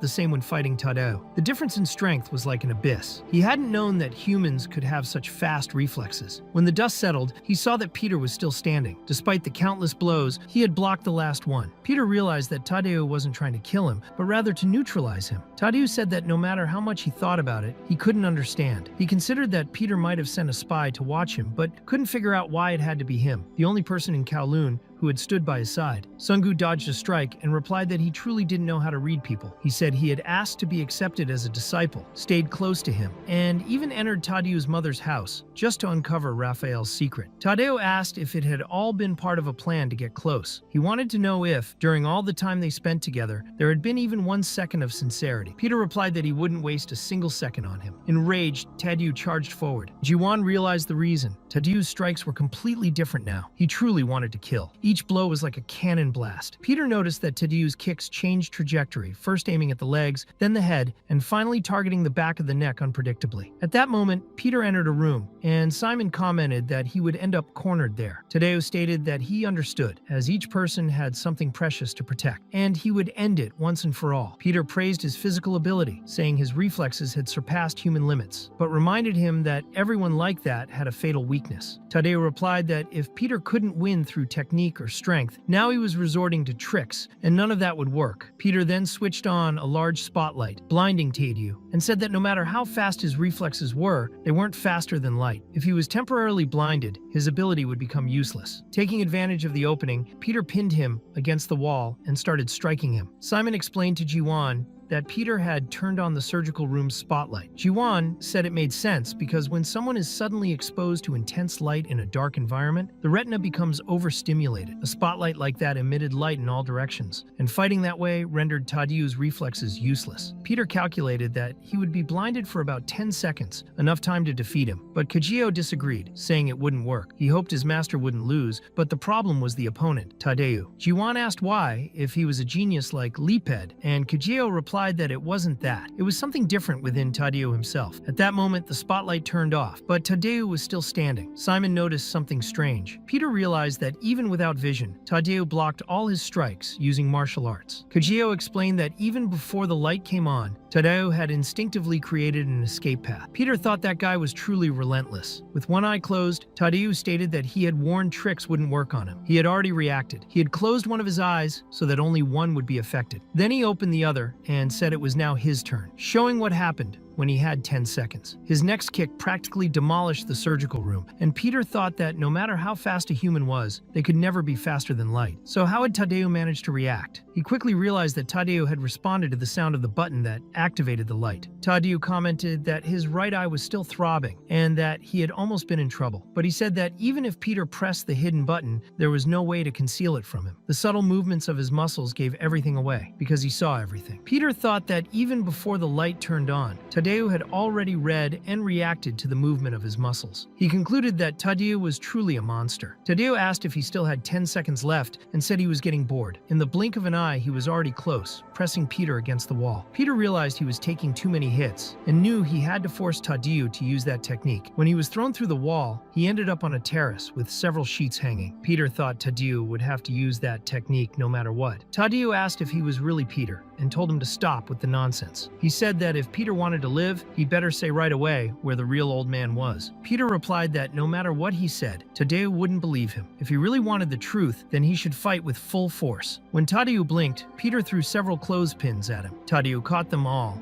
and asked if that was what he called an attack. But Peter had already disappeared. Hiding among the sheets, Peter asked if this was going to be their final game of hide and seek. He said that if he got caught, the victory would be Tadeu's, if he could do it, of course. Tadeu, annoyed, said he didn't have the patience for that kind of game anymore. Peter agreed and said Tadeu's reflexes were impressive, that he didn't miss a single movement, not even the subtlest one. When Peter attacked from behind, Tadeu reacted instantly. Tadeu asked if Peter's best idea was using clothespins, but Peter asked back what he thought of this. Suddenly, a huge shadow covered the entire terrace. Tadeu realized the clothespins were just a distraction to pull down all the sheets at once. Peter explained that since Tadeu had incredible reflexes, the best way to deal with him was to physically block his vision before he could even react. But Tadeu grabbed one of the sheets and immediately attacked in Peter's direction. Peter was surprised and admitted that it was incredible. In an instant, Tadeu spun his arms and got rid of all the sheets. Simon thought it was absurd and wondered what Peter was doing. He asked him to stop playing that endurance game, saying it was disappointing. He expected much more from an apostle and demanded Peter show his true strength. Tadeu said he truly wanted to understand why Peter had done all that, but it didn't matter anymore. He said he would end it right there and told Peter to pay close attention because it would be the last thing he'd ever see. Simon thought that if Peter were hit now, it would be a huge problem. Tadeu assumed his supreme martial arts stance, one of the techniques of the Devil of Kowloon, impossible to block or dodge. His next step cracked the terrace floor, and the following strike was the feared barrier of 100 instant strikes. A massive cloud of dust rose as the attack hit its target. Simon was in shock and murmured that this couldn't be happening. Simon observed that it made no sense. Peter had blocked the entire barrier of 100 strikes using only his arms, though he was spitting some blood. Tadeu thought it must have been a coincidence and asked what Peter was doing, just standing there after blocking his attack. Tadeu wanted to see how long Peter could last, since no one had ever survived that technique before, and said he should feel honored to be there. Simon remarked that even though Peter had managed to block it, if it continued like this, it would be a disaster. Jiwan urged them to get Peter out of there immediately. Simon admitted that something had been bothering him from the beginning. That man had something strange about him, and wondered if Peter was acting that way because of it. Tadeu gave Kajio one last chance, saying that if he didn't stop, he would really die, and ordered him to beg for his life. Peter replied that if he begged, it would mean his only desire was to defeat Tadeu, and that would make him weak. Tadeu then challenged Peter to try blocking another strike, claiming that sometimes human fingers could become sharper than legendary swords, and that the smallest difference rendered any defense useless against the celestial needle fist, the sharpest technique in the world. Peter countered with a punch to to Tadeu's stomach. Tadeu was shocked to see that his flawless technique didn't work, and Peter warned him not to be surprised. That was just the beginning. Now it was Peter who attacked with his palm shaped like a blade, relentlessly beating Tadeu. He hit him so hard that his clothes tore, he coughed blood, and several structures around them were destroyed. Tadeu, lying on the ground, couldn't believe it. He, who couldn't even see his own strikes, had now had his needle fist blocked. He asked how that was possible. Peter explained that the move was indeed impossible to block for someone who simply reacted, since the reaction time was virtually zero, rendering defense useless. The only way to deal with such an attack was to become negative, the opposite of reactive. Peter said he predicted the attack and countered. He didn't react, he countered. Tadeu declared that was absurd, that his technique couldn't be predicted like that, and Peter responded that if it had been his first time seeing it, he would have fallen. But since he was already familiar with it, he needed Tadeu to use it so he could understand. After all, the techniques Tadeu used were the same ones employed by one of Peter's brothers, an apostle. Tadeu denied it, insisting the technique belonged to the devil of Kowloon. Peter revealed that the true devil of Kowloon, the one responsible for devastating his homeland and ruining his life, was the former Tadeu, his own father. Tadeu, surprised, thought that was absurd. He said it was impossible to believe that such a monster could be his father. Even so, Peter threw a document at his feet and asked him to read it, because it contained the entire truth about the devil of Kowloon, the one Tadeu hated so much. The document stated that, long ago, in an abandoned laundromat in a poor district, Apostle Tadeu had written a letter to his brother Peter, asking how he was. He said it had been a long time since they last spoke. He mentioned that he was sick and the doctor said it could be fatal. It was ironic, since he had always believed he would live for many years. Now he could feel in his own skin how fleeting life truly was. Even so, Tadeu wrote that for people like them, death made no difference. No one would remember them anyway. But if he had one last wish before dying, it would be to see his wife and his son one last time, the ones he loved more than his own life. When Peter received the letter at his bookstore, he replied saying he understood his brother's feelings, but warned that seeking them out would put everyone in danger. He asked Tadeu to cast away those dark thoughts and take better care of his health, living as long as he could. Sometime later, Tadeu wrote again, saying he had received a letter from his wife, but now he was worried. Maybe it would have been better if he had never heard from her, because after that, she never responded again. When Peter read it, he understood what his brother intended to do. He knew it would be useless to try to stop him, but at least asked that he use a good disguise. Tadeu then departed for Kowloon as fast as he could. His instincts once again had been right. He hoped he was wrong, but ended up finding his wife in the worst possible way. If he had arrived just a little earlier, perhaps he could have prevented the tragedy. Faced with that pain, his mind became clear. Even as he felt death approaching, Tadeu realized there was something he had to do before the end. He knew the people of Kowloon were not peaceful. He discovered that the dumplings sold in the region were made of human flesh, and that his wife's meat had been used to feed his own son. Consumed by rage, Tadeu could never forgive them. Still, when he looked into his son's innocent eyes, he felt regret. He understood that, as cruel as it was, maybe he had done what was necessary. The boy, named Rebeo, would be in even greater danger if nothing was done. That's when Tadeu made his decision. He dressed as the devil himself and eliminated every single one of those responsible. He believed that by doing this, he would free his son from all that evil and ensure he had a chance to live, even if it was a lonely and hidden life. He preferred for Rebeo to grow as an invisible weed than as a flower torn out by the world's greed. Aware that his son would need to learn to defend himself alone, Tadeu intentionally left behind a book with his martial arts. He saw that the boy had determination and believed that by making him strong, he would become the hero of his own life. Deep down, what Tadeu most wanted was to hug his son and say how much he loved him, but he knew that would be selfish. So Tadeu chose to be the devil in his son's life, and as the days passed, he watched from afar as Rebeo grew stronger and stronger. Peter explained that, even after everything, Tadeu could never stop thinking that the boy was a flower by nature, and not just any flower. He knew that, because of that, one day the boy would become the target of those cruel people. After eliminating everyone in Kowloon and pacifying the territory, Tadeu discovered the government's demolition order. Enraged, he himself, known as the Devil of Kowloon, killed all the guards and warned that if anyone dared step into his territory again, he would tear them all in half. But soon after, he began vomiting blood. He was very sick and knew time was running out. He needed to act before death reached him. So the Devil of Kowloon, already weakened, proposed a peace treaty. He said it would be his last warning and ordered that no one ever look toward the underworld of Kowloon again. Then he signed the treaty,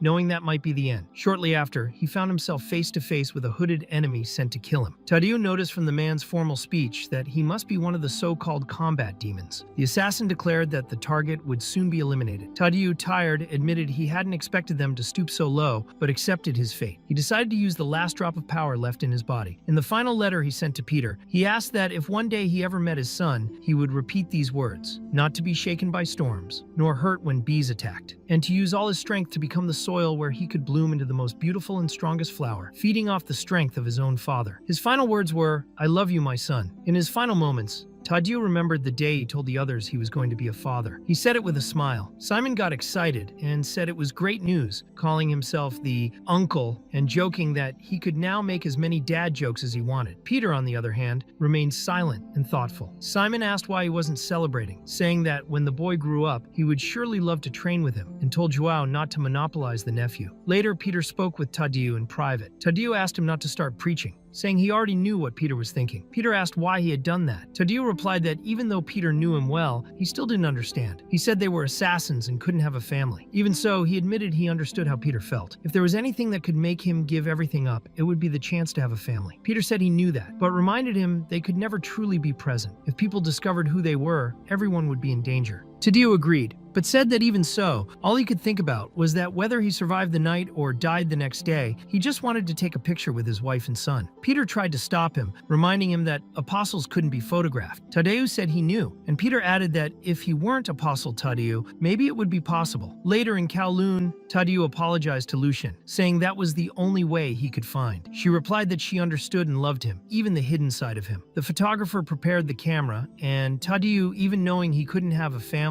or leave any record of his existence in the world, still wanted to leave something behind. That simple photograph would perhaps be the first and last proof that they had once been together. In the photo, the man holding Rebeo in his arms was Tadeu in disguise. Even so, it was him. Back in the present, Rebeo asked if Peter really expected him to believe all of that. He said he couldn't accept that the devil of Kowloon was his father, or that he had tried to sell the place or destroy everything. He asked who Peter was really trying to protect. Peter responded by asking Fiesong if he had never suspected anything. He asked if Rebeo hadn't noticed that everything that happened in Kowloon seemed like a script written by someone. Rebeo said it was a lie. He insisted that his father had promised to return the underworld of Kowloon. Rebeo thought Raphael would never do such a thing, but suddenly remembered the first conversation he had with him. Doubt began to grow, and he asked himself whether everything had been manipulated, whether Raphael was actually the one responsible. He tried to deny it, saying it couldn't be true. Peter calmly stepped forward and suggested they check together, asking if Rebeo truly wanted to find out who Raphael really was. Before they could do anything, they heard a great commotion outside. They wouldn't need to confirm anything anymore. They ran toward Rebeo's mother's house, which was under attack by the Cult of Shadows. Thick black smoke was coming out of the woman's wardrobe. Rebeo, desperate, kept telling himself this couldn't be happening. He had never wanted to open that wardrobe because it still held his mother's scent. But now everything was burned. Her clothes had turned to ashes, and behind the false back, there was a secret tunnel. Peter stood silently for a moment, trying to understand how Raphael could have done such a thing. Rebeo asked if this was the real reason Raphael had gotten close to him. Peter explained that Raphael was always looking for someone who would protect what he held most dear, and that this place seemed like the perfect hiding spot. Overcome with rage, Rebeo said he needed to see with his own eyes what Raphael was trying so hard to keep hidden. They hurried down the stairs. Peter was carrying Simon, who was seriously injured, with several broken ribs. Even in that condition, Simon looked around and was amazed by the size of the underground space. He asked how Raphael had managed to build something so big without anyone noticing. Peter analyzed the place and realized that everything had already been prepared for an eventual collapse. It was a self-destruct system, built to eliminate any evidence if something went wrong. Then he noticed a piece of paper with a familiar logo, and at that moment, he received an urgent warning. Raphael had sent mercenaries to capture them, and they needed to leave immediately. A boat was already waiting at the port. Simon, even in his weakened state, told his brother not to hesitate. He believed they should destroy everything now, as they couldn't forgive what had been done there. Peter knew that, despite the strong words, his friend was in terrible shape. His internal injuries were severe, and continuing would be difficult. But at that moment, the biggest problem wasn't Simon. It was Tadeu, who remained unconscious. Peter asked him to get up, saying he understood his feelings, but Raphael would capture everyone if they stayed. If Tadeu truly wanted revenge, they first needed to regroup. Rebeo firmly held Peter's hand and agreed, saying they could retreat for now. While running through the streets of Kowloon, Simon asked who could be capable of something so cruel. His mind pointed to the usual suspects, the feared Diamond Masters. Peter commented that, from the beginning, they never liked Tadeu. That was obvious. He wouldn't be surprised if those men were merely following Raphael's orders. Simon added that those guys weren't normal. They had absurd strength, almost as if they weren't human. Facing them again would be a major challenge. Even so, he knew the confrontation was inevitable. While walking through the streets of Kowloon, they came across two bodies lying on the ground. They were the corpses of the Diamond Masters. Seeing that scene, Simon asked in shock who could have done such a thing. The brothers had been crushed as if they were rotten fruit. It was unbelievable to imagine that someone had enough strength to end them that way. Peter, equally surprised, also questioned why someone would do that. At that exact moment, a voice came over the loudspeaker, ordering all troops to gather and capture Peter. Tadeu quickly thought, unless Nathaniel had come back to life, there was only one person in the world capable of killing both masters like that. He then warned Peter that they needed to run to the docks as fast as possible. They knew Simon was seriously injured, so they threw him onto the boat first. Peter was also hurt, a result of the previous battle. Just as they were about to set sail, Rebeo interrupted them. He said he had forgotten something important from his mother and needed to go back. Jiwan's assistant, incredulous, asked if he was crazy for risking his life like that. But Peter, understanding, said he understood Rebeo's feelings and told him to go quickly, but return soon. The old man, irritated, complained that everyone there was impossible to deal with, but gave a 10-minute limit. Rebeo promised he would return quickly and went back into the building. He returned to the room where the master's bodies were, but was surprised by a hooded man who was waiting for him. This man referred to him as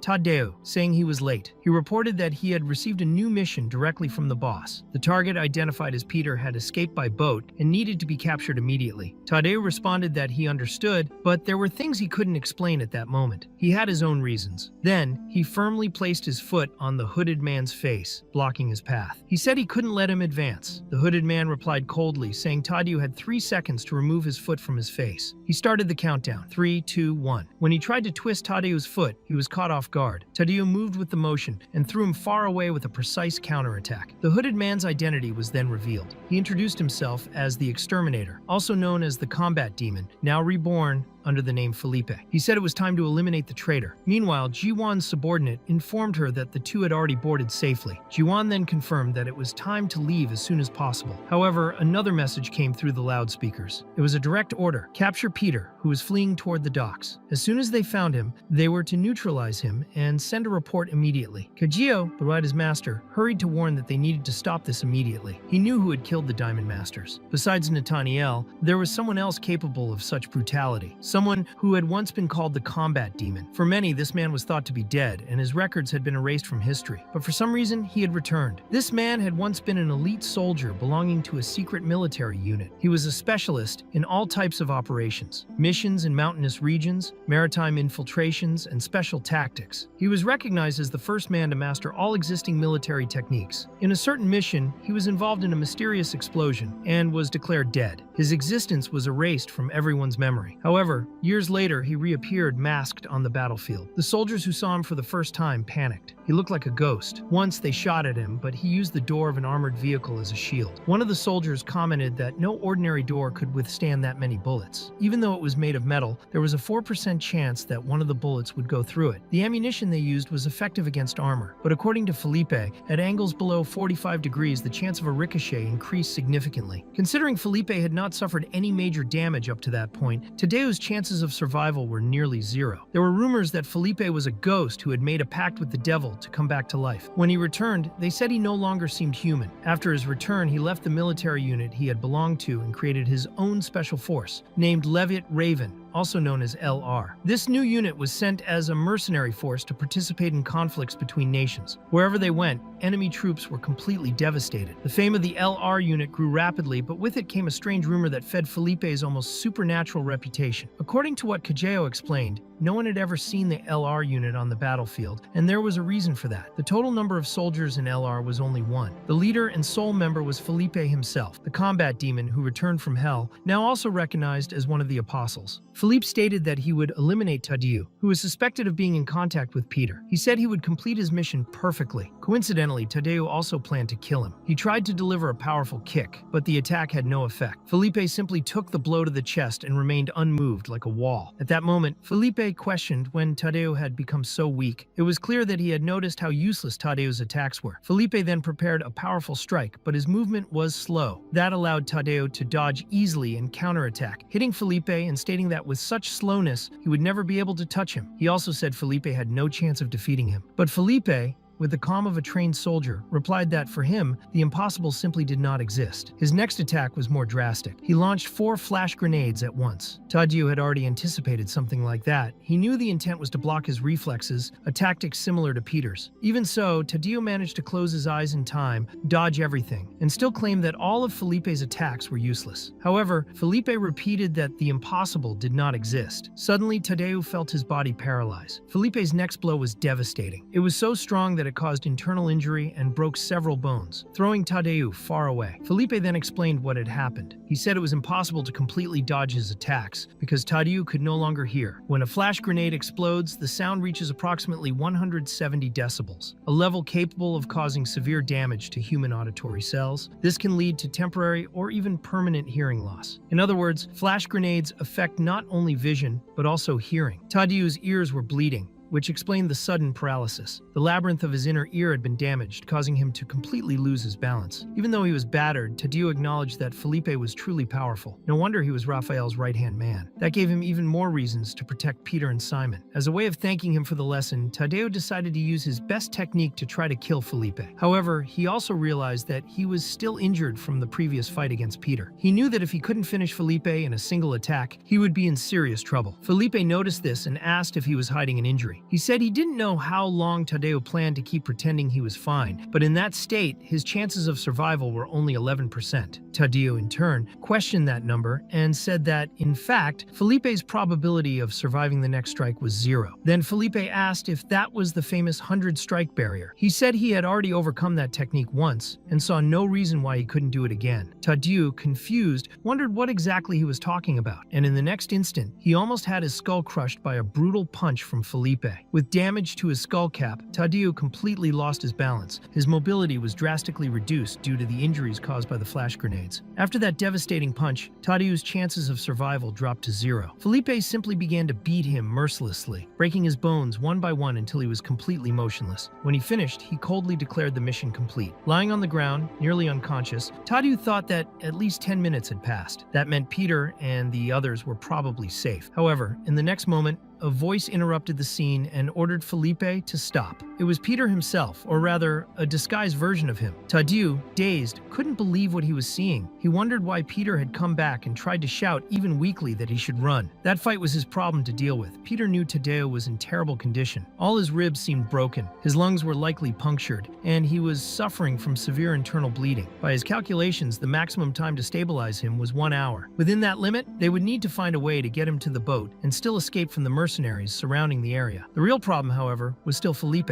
He stated that the master of Kowloon had betrayed the glory because of Peter himself. He said he needed him alive because he would be taken back to Korea to be executed under military law. Right after that, Felipe started a timer on his wrist. He wanted to measure the exact time it would take to destroy him. Peter replied that he didn't even need to bother because he would never get the chance to find out. They both rushed forward at the same time, exchanging blows with equal force. The impact was brutal. Peter realized that if he hadn't blocked the last punch, his bones would have been completely crushed. From the intensity of the strike, he was sure Felipe was indeed the one responsible for killing the Diamond Masters. Felipe noticed that Peter had stopped moving and coldly asked if he had already given up. While dodging the next attacks, Peter thought quickly. He knew his only chance was to strike with speed, aiming at vital points and blind spots. He then delivered a sequence of fast and precise attacks. He struck from unpredictable directions, taking advantage of the slightest openings in Felipe's movements. Even so, his attacks caused almost no damage. Felipe picked up on the pattern. Despite Peter's cleverness and the fact that he wore a mask that limited part of his vision, there was a clear flaw. He was impatient. Taking advantage of this detail, Felipe grabbed Peter and threw him out of the temple, slamming him hard into the ground. He said Peter was injured and impatient, but admitted he was impressed that Peter, even weakened, could still fight. He looked at the timer and recorded the combat time, 5 minutes and 23 seconds. Based on the injuries, he calculated coldly that Peter's chances of survival were only 18%. Peter thanked him for the detailed analysis. He said that, in that case, he would raise the probability a bit. Then he vanished into the forest behind the house. Felipe, calm, said it was useless. Hiding wouldn't help him at all. The longer the fight dragged on, the lower Peter's chances of survival would be. Peter, however, responded that Felipe was too methodical a soldier, someone without flexibility, and asked if he didn't find it exhausting to live like that. Felipe threw a knife at a tree. Peter, teasing, said he had missed the target and that apparently he was still within the 18%. Felipe replied that he was mistaken. The probability had dropped drastically because now he knew exactly where Peter was. When he moved in to attack, Peter suddenly appeared behind him, attempting a surprise strike. Even so, Felipe managed to anticipate the move and intercepted him. Grabbing him by the neck, he effortlessly lifted him off the ground. It was then that Peter realized the true purpose of that knife. Felipe had thrown it into the tree to use the blade's reflection to spot any attack coming from behind. Felipe explained that he had studied every military tactic in the world. It didn't matter what strategy was used against him. He would always be able to see and react. With brutality, Felipe slammed Peter into the ground and delivered a violent punch to his chest. The impact was so strong it broke his ribs, just like he had done to Tadeu moments before. Felipe thought that if Peter hadn't been injured, he would have taken too many risks in that situation. Now, more than ever, he needed to kill him. Meanwhile, Peter was trying to gather strength in his legs to keep going, but Tadeu reminded him that he had forgotten one important variable. Then he used the Void Strike. Despite his effort, the attack caused almost no damage to Felipe,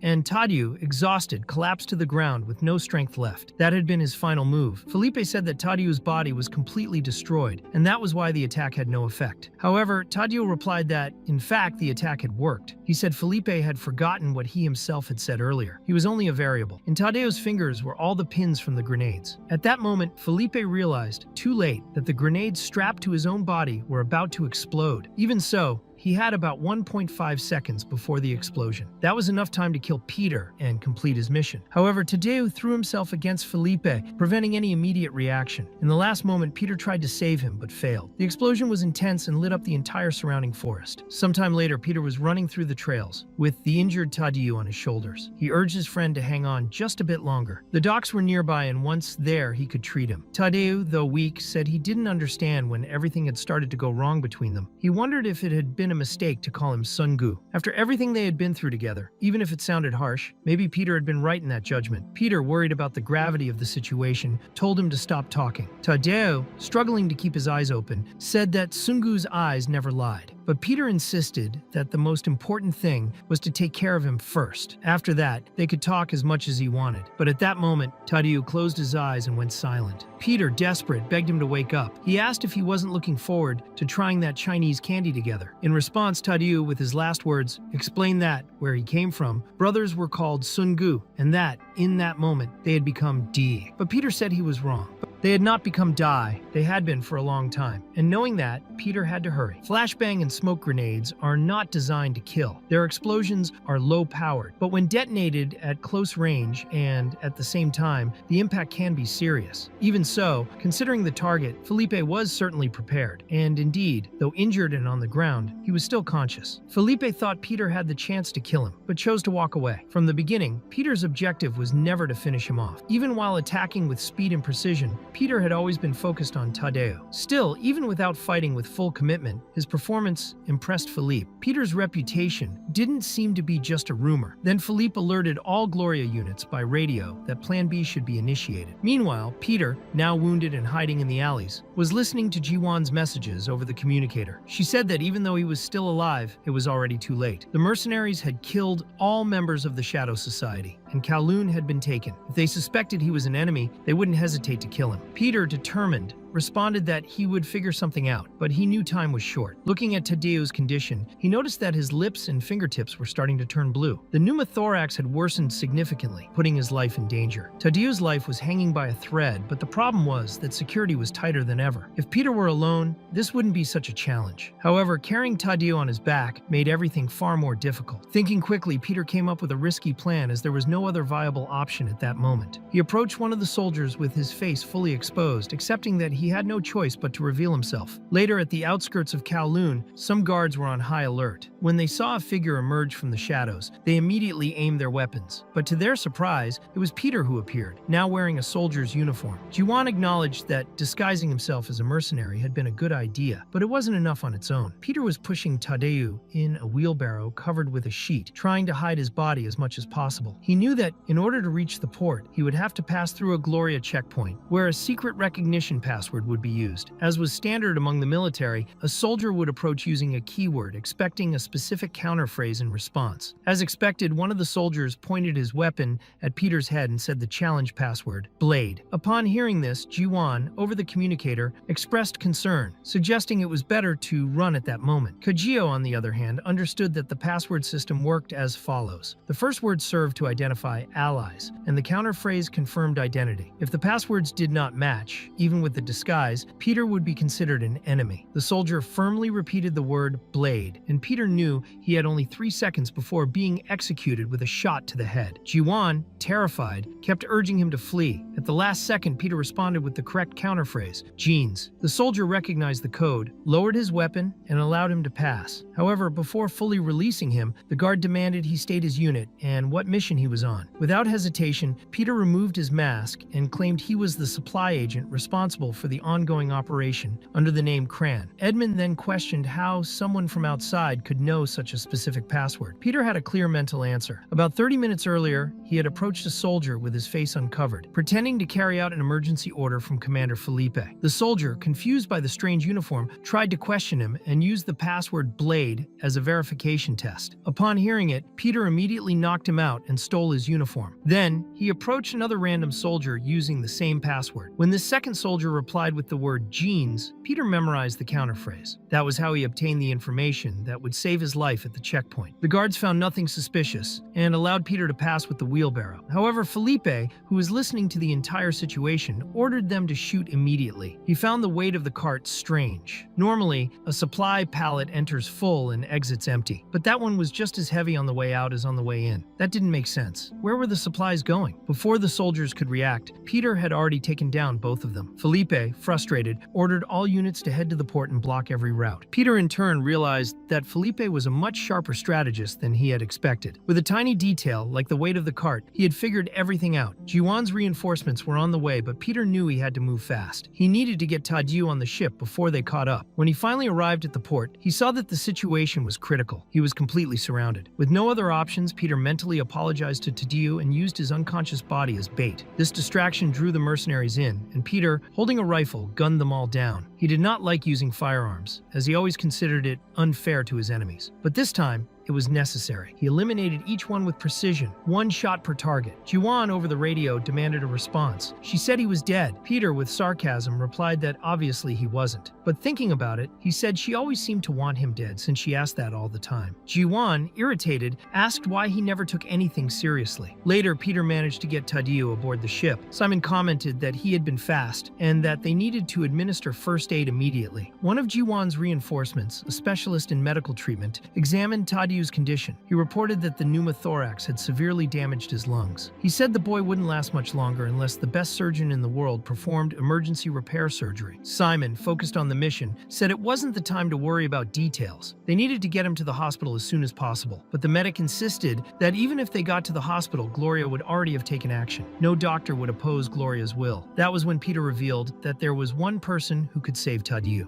Meanwhile, Raphael was calmly watching a movie while receiving the full mission report. Felipe reported that the objective in the Kowloon region had been successfully achieved as planned. After the operation was completed, there was a confrontation with the traitor Tadeu, who ended up suffering extremely serious injuries. Peter managed to escape with him via a maritime route. At the moment, teams were trying to track down Peter's whereabouts, and other operations were already being prepared. Tadeu's condition was still unconfirmed. No one knew for sure whether he was alive or dead. Even so, the injuries appeared to be fatal. It was certain he would try to seek medical attention, but there were no hospitals in the area where they could be safely treated. That meant there was only one possible destination left. Felipe suggested that he and Mateus could take on this new mission, but Raphael immediately refused. He said that if they were going to that place, there was someone else who was a better fit to accompany Mateus. He had high expectations for that particular person. Later, aboard the boat, with Tadeu resting, the old man asked if Nathaniel was really the monster people claimed him to be. Simon confirmed that calling him a monster was no exaggeration. exaggeration. He mentioned that there were even rumors saying Nathaniel could bring the dead back to life. His fame came from the fact that he had specialized in 24 different branches of medicine, including general practice, surgery, and psychiatry. While ordinary people take 3 to 5 years to complete a single medical degree and specialize, Nathaniel had completed all known medical specialties in just 20 years. However, what truly turned him into a legend was a specific incident. Decades ago, there was a massive explosion in a military operations area. Dozens of soldiers were seriously injured. The situation was critical, and every second counted. Even some doctors were hit, which meant there weren't enough professionals to treat all the wounded. Moreover, the injuries varied greatly, with both internal and external cases, making it practically impossible for a single person to handle everything. That was when Nathaniel appeared. Known as the medical genius from the Divine Honor Orphanage, he saved everyone present in that tragedy. And there was an even more impressive detail that Simon made sure to mention. There was no medical equipment available at the scene. Even so, Nathaniel performed all the surgeries using only a pen, a lighter, a utility knife, a string, salt, and a kettle. The feat seemed impossible, but he pulled it off. When they finally left the boat and arrived on the island, Simon questioned whether Peter truly believed Nathaniel would agree to see them. Carrying Tadu in his arms, Peter asked what he meant by that. Simon explained that they both knew Nathaniel had simply disappeared ever since he retired. Even if they managed to find him, would he really receive them? Peter replied that if they wanted to save Tadu, there was no other choice. Still, Simon continued to find everything way too suspicious. When they reached the top of the mountain, the two came across a Buddhist temple. Peter said they could decide what to do after they found Nathaniel. Upon being greeted by the first monk, both Simon and Peter were surprised by the man's appearance. Simon asked, somewhat hesitantly, if by any chance there was someone named Nathaniel at that location. The monk reacted with confusion and questioned whether they were sure they hadn't come to the wrong place. Simon, showing urgency, insisted that they were certain he was there. The monk replied that he understood the seriousness of the situation, but said there was no one by that name around. Faced with that, Simon began to doubt whether they were in the right place. He commented to his brother that Nathaniel would never be in a place like that. Peter, on the other hand, thought the whole thing was odd. There were no signs of disguises, no surveillance against outsiders. It really was just a normal temple, without anything suspicious. He began to wonder if Nathaniel was truly there. At that moment, a temple visitor collapsed on the ground, clutching her twisted arm and screaming in pain, saying it hurt too much. A second later, the pain in the woman's arm completely vanished. She stood up as if nothing had happened. In fact, she even seemed healthier than before. The monk commented that he was relieved nothing serious had happened. The woman, still surprised, said she was sure her arm had been dislocated. It was all very strange. Peter and Simon exchanged a suspicious glance. The situation was growing more and more unusual. Shortly after, an elder approached with a calm smile and commented that the young man they were carrying looked very tired. Since nightfall was approaching, he suggested they could spend the night at the temple. The two remained silent for a few moments. The offer seemed generous, but there was something suspicious in the air. That night, while the monks chanted their prayers amidst the silence of the temple, Simon remarked that even though Tadu was no longer in immediate danger, it was impossible for him to recover so quickly. He quietly wondered if his nephew would really be okay. Peter, with a serious expression, replied that it was his duty to make sure that happened. Shortly after, one of the monks gently approached and asked if the place was comfortable enough for them to sleep. He explained that, for the monks, the temple floor was also part of their training. Peter thanked him for the hospitality and asked how he could repay such kindness. The monk replied that everything they did was merit in the eyes of Buddha. It was then that the monk noticed the visitors had not yet touched the food. He asked if the meal was not satisfactory. Peter explained that it wasn't that. They were simply tired from the journey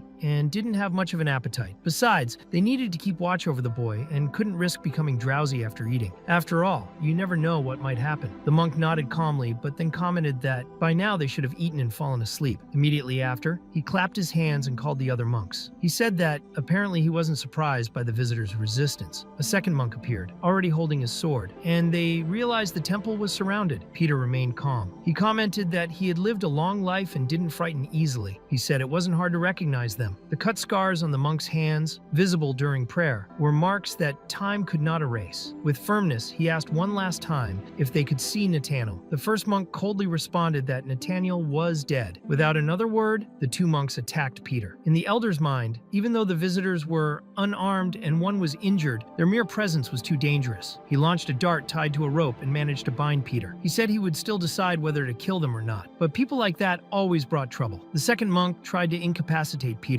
but in the next instant, Peter had already stolen the bald monk's sword and completely freed himself from the bindings. The monk was confused, unable to understand how it happened. He said he didn't even see anything. Peter then raised the sword and asked what the next move would be. He wanted to know if the other reinforcements also wanted to try something. The monk monk, surprised by Peter's skill, asked who he was. Peter shot back, asking if knowing the answer would let him see Nathaniel. The monk said that would only be possible if he was still alive. At that moment, even the monks outside rushed toward Peter. But the eldest elder stopped them with an authoritative shout. He said that kind of behavior was unacceptable before Buddha and ordered everyone to stand down immediately. He apologized to Peter for the lack of hospitality. He explained that lately things had become very dangerous. But Peter, firmly, asked how long he planned to keep pretending he didn't know anything. He said that this time he wasn't fooling anyone. He pointed out that earlier, that woman had indeed dislocated her shoulder, and he clearly saw the elder put it back in place in mere milliseconds. So fast no one noticed. He stated that there's no monk in the world capable of doing that. Peter then remarked that the elder had old habits that time could not erase. Wearing gloves to maintain hygiene before treating someone was the gesture of a meticulous doctor. Finally, he asked if he agreed. Apostle Nathaniel. Only then did the elder finally reveal himself. He was indeed Nathaniel. Meanwhile, elsewhere, Felipe asked who that mysterious person was. He wanted to know if it was really the one hired to kill Nathaniel and Peter. Raphael confirmed that it was. He said that, come to think of it, that encounter had all the makings of a dramatic event. After all, they were talking about the greatest sharpshooter in the world, the legendary Phantom Sniper, and Mateus, the genius born once every 50 million years. According to him, together those two practically formed a new Peter. Back at the temple, a monk commented that if Peter knew Lady Nathaniel and looked so young, then he could only be someone from divine glory. He also said that today's youth showed no respect for veterans. He assured them that they wouldn't let anyone lay a single finger on Lady Nathaniel. But then, a woman walked past all the monks with ease, saying that not even she had recognized him at first. She added that it was no surprise others hadn't recognized him either. After all, among the 12 apostles who led the Divine Honor Orphanage, that man standing there had been the greatest of them all. And in the next moment, all the monks present fell to their knees before him, bowing respectfully to the Apostle Peter. Later, Simon commented that Nathaniel's skin had always been flawless. When she looked at him, he tried to fix what he said by adding that it still was, of course. Nathaniel replied with irony, saying it was hard to compare with someone who had literally become younger. She admitted that she still wasn't used to Peter's new appearance. Simon then mentioned that when she disappeared, everyone had truly been worried. But it was good to see her back and so willing. Taking the opportunity, he asked why she had vanished like that. At that moment, Nathaniel hesitated before answering, but said that the last time they had sent someone for her to treat. Now, they had brought the person in person. She said she didn't know the exact situation, but made it clear that if anyone from Divine Glory came looking for her again, she would not be able to help. Even so, she acknowledged that the boy had a miraculous constitution. It was impressive that he was still breathing. With a body in that condition, anyone else would have died at least 10 times. She then asked who the boy was. Simon said that she had always had sharp perception. He told her the boy was Tadiu's son, in other words, their nephew. He even added that the boy had inherited a title. Peter tried to step in, asking for calm and saying he could explain better. But Nathaniel simply turned and left the room. As she walked away, she said that because he was Tadiu's son, she refused to treat him. Peter went after her, while Simon, confused, mumbled to himself, asking what was going on and what had gotten into her. Peter followed her to the Buddha altar, where she was kneeling in prayer. Nathaniel said she was praying to the wrong religion, remembering who Peter really was. He replied that the same applied to her. She said she had converted to Buddhism a long time ago. For those who hadn't understood by that point in the story,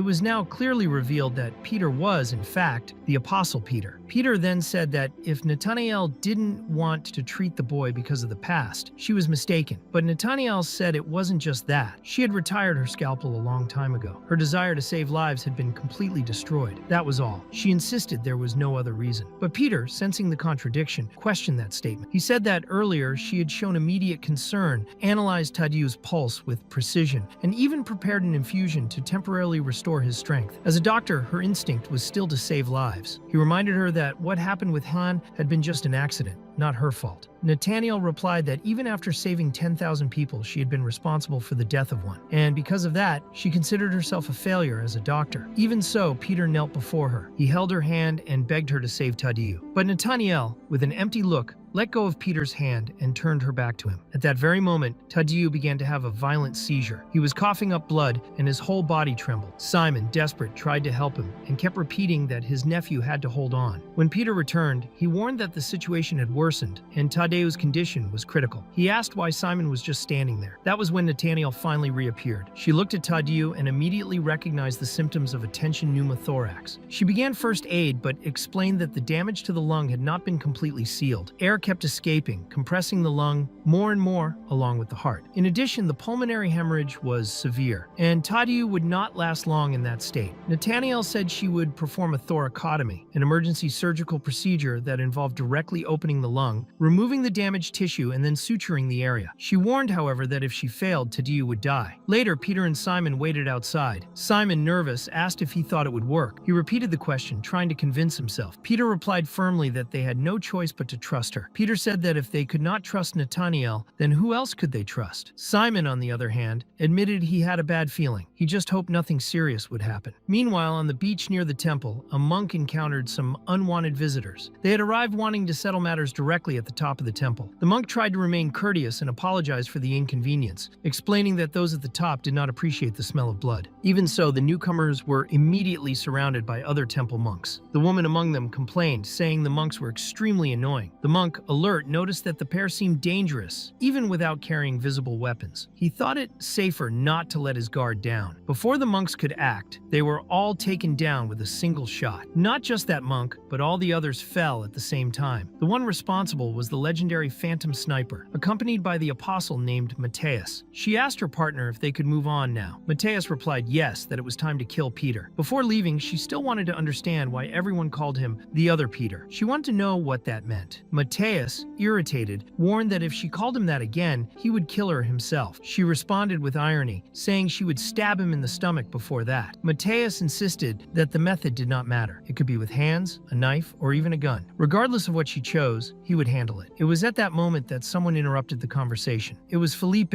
warning that support forces were on the way. Matthias, indifferent, replied that after they finished the job there, they could deal with that little story too. He said he did not want fame or money. His only goal was to kill Peter. Meanwhile, at the temple, Simon was teaching his sword saint technique to one of the monks. The monk who had initially approached them came closer, embarrassed, and apologized for not having recognized them earlier or treated them with the respect they deserved. Peter said not to worry. He explained that, in the old days, even the apostles rarely saw each other, so it was natural not to be recognized. He added that, actually, they were quite skilled. He recalled that in Father Gabriel's time, there was no ranking system, but if he had to classify the monks of that temple, he would place them at least as rank B. The monks, surprised, considered that a great compliment coming from Peter. Peter then asked why such skilled people had chosen to isolate themselves from the world and follow a monastic path. The monk explained that all of them had received a second chance at life, and then he began to tell a story that had happened many years ago. They were on a mission when they were pursued by enemies. They managed to escape alive and hid in a small cabin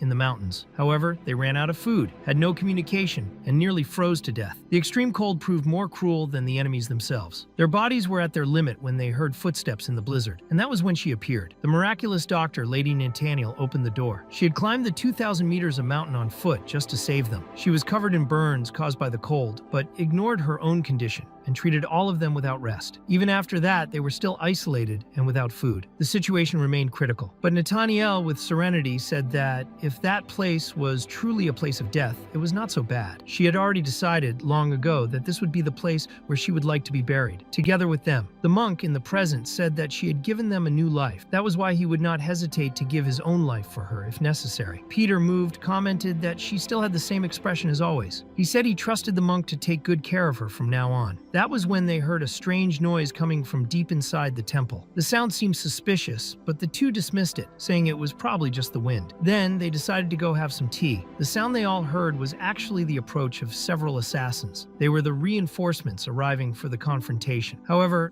the temple monks were already prepared to receive them. Traditionally, the temple had a bell that was only rung when important visitors approached. One of the monks found the movement at that hour of the night strange, since it was a serene place in the mountains, peaceful, and everyone was already asleep. Even so, the assassins replied that they could not back down anymore. They had heard rumors that Peter was there. The monk, keeping his composure, said he had never heard of anyone by that name and suggested they might be looking in the wrong place. Despite this, the assassins chose to attack. There were many of them in that group, including rank B and rank C fighters. This entire army charged at the monks, but the monks were already in position and equipped with katanas, darts, and ropes, and they faced the group with extreme ease. One of the monks, with a single dart throw, managed to eliminate 3 enemies. Another monk, seeing that, jokingly asked if young people nowadays greeted elders that way. Then, with his glowing sword, he struck down 2 more assassins at once. The enemies wondered how those monks could fight so well. The monk with the darts replied that it was simple. Even if they added up all the lives taken by the assassins over the years, it would not compare to the number of lives taken by him and his partner. That monk was Huiyun, a specialist in darts and secret martial arts. The other was Tanyue, who in the past had also served under Nathanael and was a specialist in light sword combat. The assassins were terrified when they realized those 2 monks were not in the intelligence report they had received. It was then that the so-called other Peter appeared. He ordered everyone to get out of the way and mockingly asked what was so special about the so-called era of the Orphanage of Divine Honor. The monks immediately understood that he was the superior of the other assassins. Even though his appearance was not intimidating, he had no visible weapons, showed no killing intent, and had a completely open guard. All of that indicated he was hiding something. So the monks decided to use an instant death technique, launching a combined attack with dart and rope. The other Peter dodged with ease. He avoided the direct shot and even the return of the dart that had ricocheted off a rock behind him. Huiyun quickly realized that the man had mastered the art of Seong Pyor, a rare and highly technical martial art involving dart and rope. Even so, the monks tried another joint attack. However, Huiyun ended up tied up by his own rope, while Tanyu was struck in the chest by a precise slash. Everything happened so fast that, in an instant, both were already lying on the ground. The assassins apologized for not being able to provide proper support and bowed before the man they called Apostle Judas. One of the monks then wondered if that man was really Judas Iscariot, the apostle. They said he was the man closest to Peter and had come to settle the dilemma. Judas Iscariot had once been an apostle of Father Gabriel and now served as an apostle under Raphael. It was surprising to see him there, drawing people in like that. Judas explained that he used Seong Pyor, a weapon considered outdated, worthy of classic movies, but one that he knew how to use perfectly. The monk was impressed. That fighting style was so rare that it had taken him nearly 15 years to master it at that level. However, Judas wielded it as if it were natural, as if it were his first weapon. He was about to kill another monk, and just as the dart was about to reach the victim's eye, someone stopped it. It was Simon, who had arrived in time and asked if he thought that was fun. An apostle like him terrorizing defenseless young monks was something despicable. Judas recognized the voice and replied sarcastically, saying that Simon was still as witty as ever. It had been a long time since they last saw each other, and he asked if Simon was alone. He wanted to know if Peter had come along. Simon, keeping a firm posture, said that if Judas was there to confess his crimes, he should give up. Peter would never accept seeing someone who abandoned the orphanage of divine honor. Judas replied that he thought it was cruel to cut ties so coldly and added that one was just a more updated version now. Meanwhile, Simon reflected. His goal at that moment was only to buy time until Tadeu's operation was over. Judas remarked that it had been a long time since he and Simon had last met, but then observed that his old companion seemed weaker than before. With irony, he said that if he was going to hurt him like that, he could at least have been gentler. He then asked how he had been and whether he had lived well since betraying them. After that, he questioned whether it could really be called betrayal, since, according to him, it was only natural for any human being to seek a better place for himself. Simon, however, replied that this argument was already wrong from the start, since Judas was not even human. The moment he moved forward, Judas had already predicted his movement. Even so, Simon managed to catch him slightly off guard, for even without one arm, he used his stump to deflect Judas's arm and land a strong headbutt. Judas recognized the confidence of his opponent and noticed that Simon had used the same move as him. Simon, in turn, replied that he was still as irritating as ever. He said it did not matter that he had only one arm, because that was more than enough to defeat him. The fight then intensified. The two began trading identical blows in such perfect synchrony that the monks around them could barely follow. Even so, they noticed that something was wrong with that fight. Simon realized that Judas was merely playing with him. He was copying each of his techniques without a single mistake, even without practice. He had already perfectly replicated the breathing technique of the Sword Saint, Simon's personal style. With that, he managed to land a direct hit. Simon knew that with his body in that condition, he could not win in a direct exchange. He needed to find another way. At that moment, Tanyue approached and handed him his sword. Simon thanked him and said that now his look was complete. Judas then declared that now they could fight as equals, since Simon finally looked like a real swordsman, although he was still missing one arm. Simon replied that Judas would regret those words and executed the spinning strike of the left-handed Sword Saint. The movement was so precise and unexpected that Judas barely managed to dodge. That was indeed different. Even so, in the end, Simon said that Judas was still the same bastard as always. Judas, on the other hand, said they had lived together for too long, and that even so, Simon still had not understood his true nature. That was the last opportunity Simon would have to hit him, but he hesitated. This happened because Judas had pulled Tanue and used him as a human shield right in front of the attack. Simon already knew Judas was treacherous, so he was not surprised. After using Tanue as a shield, Judas finished his attack against the monk and asked sarcastically if he was disappointed. He mockingly called the technique spinning. Then he drew his twin daggers and reproduced exactly the same spinning strike, but now using both arms. Tanue, wounded, looked at that in disbelief. He wondered if Judas was really using the same technique, the one he himself had trained for decades but had never managed to master. He supposed it had to be a bluff, but Simon knew it was not. He recognized that Judas had memorized all the combinations of the spinning strike, even without ever actually practicing it. That was what made him so terrifying. When his own attack was blocked, Simon realized that Judas was already prepared for the next move. Judas then put away his daggers and said he was sorry, but he had to go. He told brother Simon they would see each other later, as he had something more urgent to deal with. Simon demanded that he stay and finish the fight. However, Judas refused. He said he would have a nice talk with the gentleman he had left behind and made it clear that if Simon left that place, Tanue would die. Furious, Simon only shouted for him to come back. Meanwhile, in another part of the temple, Peter was monitoring the progress of Tadeu's surgery. Nathaniel, noticing his interest, commented with surprise about her brother's behavior. She found it unexpected to see the cold and calculating Peter asking questions and showing concern. She explained that the most critical moment of the surgery had already passed. Tadeu had an extremely resilient body, which helped him endure the conditions. If he had been an ordinary child, he would already be dead. Then Nathaniel asked how things were outside. Peter, observing what he could, said that everything seemed chaotic, but that he did not think there were major problems, since Simon was handling it. Nathaniel said there was only a little left, just a bit more, and they would finish the procedure. But at that moment, a monk entered with more medical instruments. When Peter looked at him, he realized too late that something was wrong. With no time to give a full warning, he only shouted for everyone to get down. Even so, it was not fast enough. The monk was struck by a sniper's bullet that pierced him clean through. Peter wondered where the shot had come from. For someone to shoot from that angle, they would need to be positioned much higher. The peak of the mountain was the only possibility, but that area was at least 4 kilometers away. At that distance, a human would look smaller than a speck of dust. The most absurd part was that the shooter, even without knowing the exact position, had hit the target. Peter concluded that it must have been because of the candle. Even though they were inside a room with walls, the shooter must have used the shadow cast by the candle flame to calculate the exact location. Still, to execute a shot like that required someone completely beyond ordinary. At a distance of 4 kilometers, Peter knew the projectile would take around 10 seconds to reach the target. Even so, he managed to dodge the next shot. His first move was to block the shooter's vision by covering the candle, but Nathaniel warned that without light, she could not continue the surgery. She suggested that there was a cave just below their location, and that if they moved down there, it would be possible to safely complete the operation. Peter thought that leaving that spot would be the same as handing over their lives on a silver platter. A shooter with that level of precision would not make mistakes. That is why he immediately called for reinforcements from Jiwan. He reported that there was a sniper somewhere on the mountaintop aiming directly at them. Jiwan replied that she understood the location, but Nathaniel corrected her, saying the sniper was hiding in a forest where there was not even a sliver of light. Because of that, finding him would be nearly impossible. Peter disagreed. For him, a completely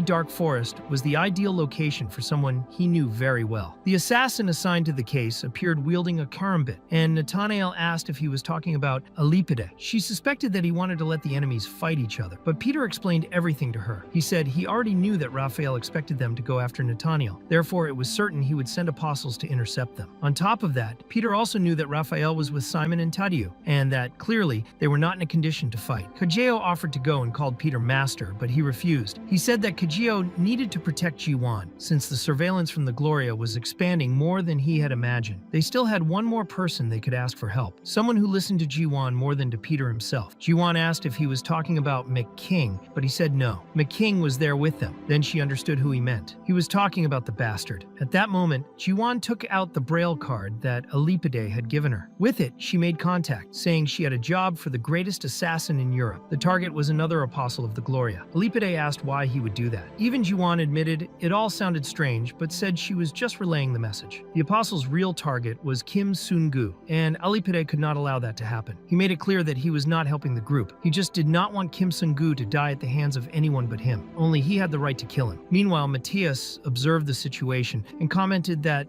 The guy was good. Who would have thought that a Buddhist nun would have such a subordinate? He had figured out the woman's position just from the shadow pattern. He acknowledged her quick thinking and good judgment, but the woman assured him that this time she would not miss. Alipide asked if Raphael had not warned her. Mateus, in turn, jokingly called him Joao and asked how he had found the woman. Alipide replied that it had not been difficult. He just had to follow the sound of the shot. Mateus remarked that he was weird, annoying, not sexy at all, and asked if he had come to help her. He said that if that was the case, he was going the wrong way because the mountain he was looking for was on the other side. He wished him good luck and told Alipide to leave. Despite the provocations, Mateus wondered why Alipide had shown up there. He should not be wasting time like that. Because of him, she had lost Peter from her sights. Then Joao, the apostle, contacted Raphael, saying he needed to report something important. He asked them to prepare a death certificate because Mateus would die that day. At that moment, Peter realized that his little friend had finally arrived, so he lit the candle again. Nathaniel, watching his action, thought that, as expected of Brother Peter, even in a critical situation like that, he could still think quickly. Peter positioned a mannequin as bait to check if the enemy would try to shoot again. However, before they could confirm anything, they heard someone entering the temple. Realizing the danger, Peter said they had to leave immediately. Sometime later, Nathaniel was running toward the cave, trying to escape, but she was stopped by Judas, who appeared calmly, saying how good it was to see his sister again. He confessed that he had missed her. Nathaniel replied that she thought they would never meet again, as she believed destiny had already separated them. But Judas disagreed. To him, it was not destiny putting them on opposite sides, but the choices they had made. He even sounded hurt when he said that. Nathaniel insisted that they never even came close to having good memories together. Still, Judas assured her that she was not his target and asked where Peter was. She replied that she had no idea what he was talking about, and that, as he could see, she had already left worldly matters behind. At that, Judas asked if she was really refusing to speak and said that, in that case, if he attacked her directly, Peter would likely appear. Just as Judas advanced and Nathaniel tried to react with her dagger, someone intercepted the blow. It was Peter in disguise. Judas did not recognize him immediately. He thought he was just a young follower of his sister because his face was unfamiliar. He judged that the boy did not look ordinary, but he could not remember seeing him at the orphanage either. He commented to Nathaniel that she was still surrounded by these pathetic nobodies and asked who that boy thought he was. He wanted to see his face. Peter, however, knew that Judas, unlike all the previous enemies, was the only one who might recognize his face from when he was young, so he could not let him see it. He told Nathaniel to keep going and move on without him. Judas warned that if he continued holding her hand, one of them would have to die there, and Peter replied that he would not let go. Meanwhile, Alipide commented to Mateus that he was sure he had warned them not to mess with Suno. Mateus then understood everything. He had already faced Brother Peter before and teased Alipide, asking if his pride was still hurt. He joked that maybe he was bothered because he had returned from that mission without Peter's head. He laughed, saying it was incredibly unrefined. Mateus, with a provocative smile, pulled another weapon from his pocket, a .38 caliber revolver, and prepared to face Alipide. Alipide, however, denied having fought Peter. Mateus found that odd and asked why he had spoken with such confidence then. He said there was no need to feel ashamed, as in missions like that, sometimes you win, sometimes you lose. He commented that she herself had never lost. But that was another story. Alipide coldly replied that the matter was none of Mateus's business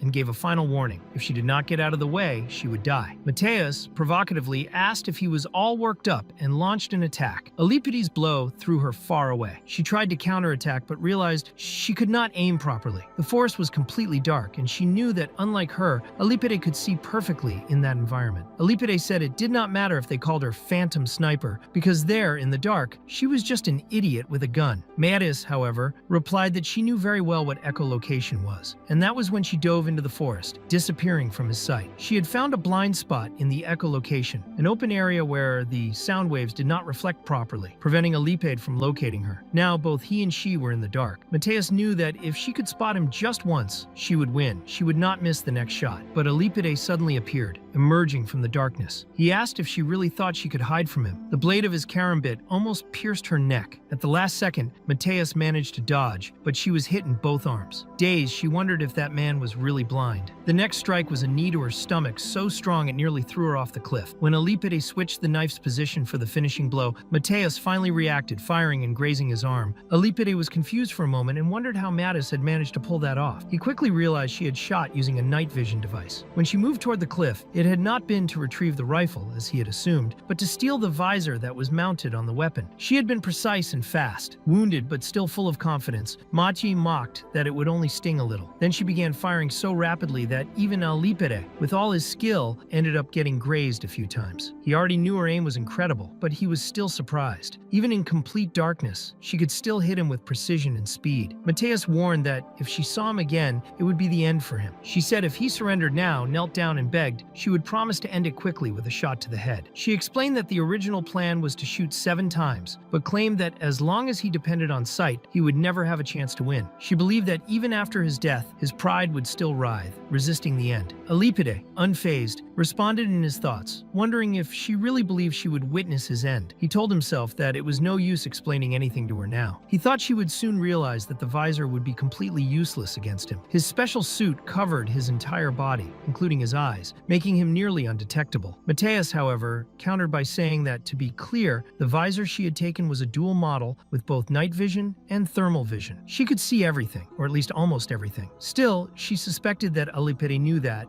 and was just toying with her. She realized that he was aware of the limitations of night vision. No matter how advanced it would never locate someone truly hidden. Even without seeing clearly, Matthias fired toward Alipede's approximate location, behind a bush, and managed to hit him in the shoulder. He was surprised and wondered how she had done that. She then explained that she had discovered something important. His body was warm. His blood left a visible trail in thermal vision, like breadcrumbs. Following those trails, she kept firing even without seeing him directly. However, in the next instant, Alipede vanished from all detection. He approached silently and was about to strike her ribs. Even with the surprise attack, Mateus managed to survive, though she was grazed. Alipede realized that she had sacrificed a part of her own body to avoid a fatal blow. He acknowledged that she was incredibly flexible. Mateus, on the other hand, started complaining. She said he was totally unfair. No matter how hard she tried, she could no longer see him. He looked like a true ghost. Only then did she understand that the secret was in that suit. It was a multispectral camouflage coating. Alipede confirmed it. He said that neither thermal vision nor night vision nor radar would be able to detect him with that suit. There was absolutely no way to find him in that state. Despite everything, Mateus's next attacks still managed to graze him. She commented that he was becoming more and more annoying. She said he knew very well that if she managed to hit him just once, he would die. But Alipede replied that it was no use struggling. He could see even her breathing. When he was very close, ready for the final blow, Mateus did something unexpected. She pushed his face into her breasts and even let out a teasing moan. Alipede, caught off guard, quickly pulled back and threw her forcefully against a tree on the other side of the clearing. Still, he asked what she was up to. He wanted to know if she had given up. Mateus was on the ground, completely wounded and visibly exhausted. But Alipede had not yet realized that she had a plan. When he charged at her again, she surprised him with another accurate shot, hitting his arm and tearing off a piece. Alipede reflected that he had been careless. For a moment, he had forgotten who Mateus was. Then he remembered a case involving her, which happened in 2018 in the United States. At the time, snipers were assigned a mission to eliminate a target who was holding several hostages. The situation was critical because the kidnappers were executing one hostage every 10 minutes, and there was no way to move in without putting everyone at risk. Despite the deadlock, headquarters ordered the target to be eliminated immediately. One of the snipers reported that the enemy had already anticipated that possibility and was using the hostages as human shields. In response, Command asked, "What about Dorothy?" The sniper replied that she was just getting in the way. Command then explained that he was just a foreign mercenary and therefore did not know her reputation. When they looked again, Dorothy had already vanished. Another soldier noticed that she was calmly walking into the building wearing only a bathrobe. The sniper said he could stop her, but Command disagreed. If it was Dorothy, then she certainly had a plan. On her way in, Dorothy grabbed a flower vase, poured the water over her head,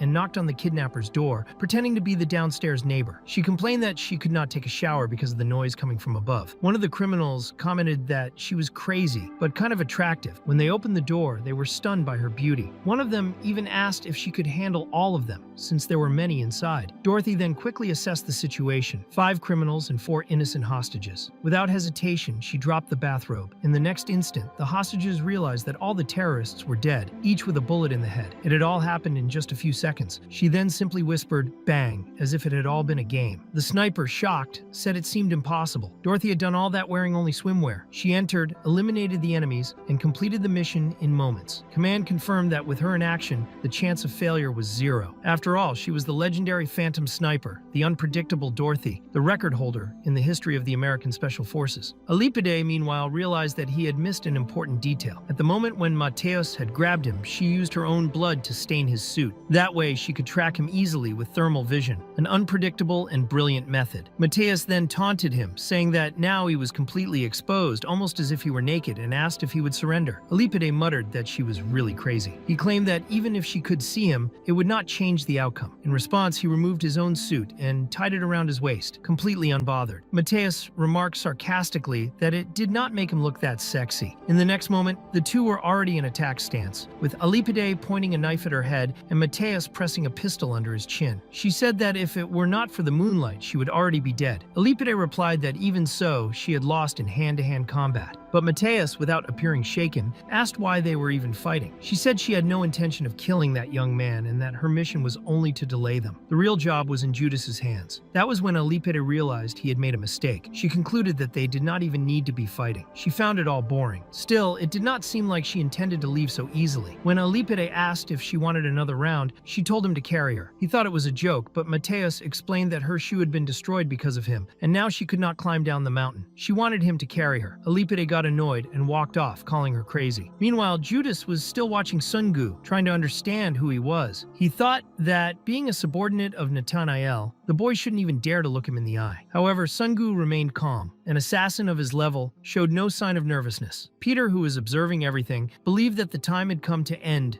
that old rivalry. He stated that Judas wasn't even worthy of seeing Lord Peter and ordered him to disappear from there. Judas declared that, even if he lost his life that day, he would still kill Peter, no matter the cost. However, during his childhood, Judas admired Peter more than anyone else in the world. He had even said that he wanted to be like him one day. Peter, remembering that, thought he had once been such a normal young man. It was sad to see how things had come to this point, but now there was no turning back. It was time to bring that long-standing grudge to an end. Judas said that even if Peter tried to stop him, it was already too late. Nathanael was being hunted by his group. There was no way out, and any action taken by Peter at that point would be useless. His death, according to Judas, would be in vain. Peter, however, questioned whether Judas was really that sure. Meanwhile, Nathanael was escaping with the help of one of the monks, who warned that enemies were approaching quickly. If they kept going at that pace, they would be caught. But Nathanael, calm, said they had arrived exactly where she wanted. She said that people from the secular world would never be able to find them there. When she lit a torch and the assassins got close, she vanished before their eyes. Peter realized that before defeating Judas, he needed to ensure Tadeu's safety. He knew removing Judas from his path wouldn't be easy, but there was no other choice except to wait for the right moment. He was still injured, with sore muscles and a body weakened from previous battles. He still bore the marks from the fight against Rebeo, the wounds from the battle against Felipe, and the entire journey he had endured up to that point. Peter's old body was exhausted. At that moment, Judas's reinforcements made contact, reporting that they had lost sight of Nathanael. Judas, furious, asked how that was possible. There was only one path. How could they lose sight of an old woman carrying a sick person? Peter then answered that he had already said it before. If they couldn't find Nathanael, or even Peter himself, then they shouldn't even fool themselves. He corrected his words, saying that even if they found Peter, they would never measure up to him. It was a shame, but he wished he could have seen the confused look on Judas's face at that moment. Judas, watching closely, commented that from the start he felt something familiar about him, something that reminded him of Peter. Now he was curious to see his smile and declared he would rip off his mask. In the end, he thought Peter was just a bodyguard, someone who couldn't possibly stand against him. But Peter replied that he would show just how terrifying a simple bodyguard could be. Then he used his secret technique, the whirling slash of the sword saint. This technique required perfect continuity in the blade's path, something that ordinary people could never achieve. However, to the surprise of many, Judas was able to mimic it. Peter asked if he was surprised and said there was no need to feel ashamed. Ignorance was not a sin. Although Judas might have thought he had perfectly copied the technique, there was a crucial detail he had ignored, the symmetrical movement pattern. When someone uses both hands at once, they tend to instinctively follow symmetrical motions. This happens even with the most experienced fighters, and Judas, in the end, was still human. With the next strike, Peter broke both of Judas's daggers. Judas acknowledged that Peter was not just some fool. He admitted that although there was a minor flaw in Peter's technique, it was so subtle that a normal person would never notice it. But Peter had noticed. One of the monks, watching from afar, was impressed. That kind of motion reading was supposed to be impossible. Peter then explained that this level of boldness is only allowed to those who survive until the end. Even so, he knew that wasn't all Judas had to offer. He was sure Judas was hiding hiding something more. Right after that, Peter had to dodge an unexpected long-range attack. Judas, with a cold look, said something he had heard many times during his childhood. According to him, those who are good at using cutlery as weapons belong to the third class. Those who master all weapons belong to the second class. But the first class ones are those who can turn anything around them into a weapon. At that moment, Judas demonstrated this perfectly. He had improvised a rope dart using the broken dagger, a simple string, and the lantern that was hanging on the clothesline. Peter thought that was just like Judas. He had always been that way. While others learned one thing, Judas would learn 10, maybe even 100 at the same time. What Peter didn't understand was how such a talented boy had gone so far off course. Even so, Peter believed it was time to move past all that. It was time to leave Lord Peter alone. He had never done anything to make Judas envious. But Judas, upon hearing that, snapped back angrily, saying Peter knew nothing. As he attacked, he pretended that the real Peter was running away and shouted as if alerting someone, "Peter, go that way!" It was a distraction. With that, he turned and ran toward the place where the real Peter was supposedly heading. Before disappearing, he said he would never forget him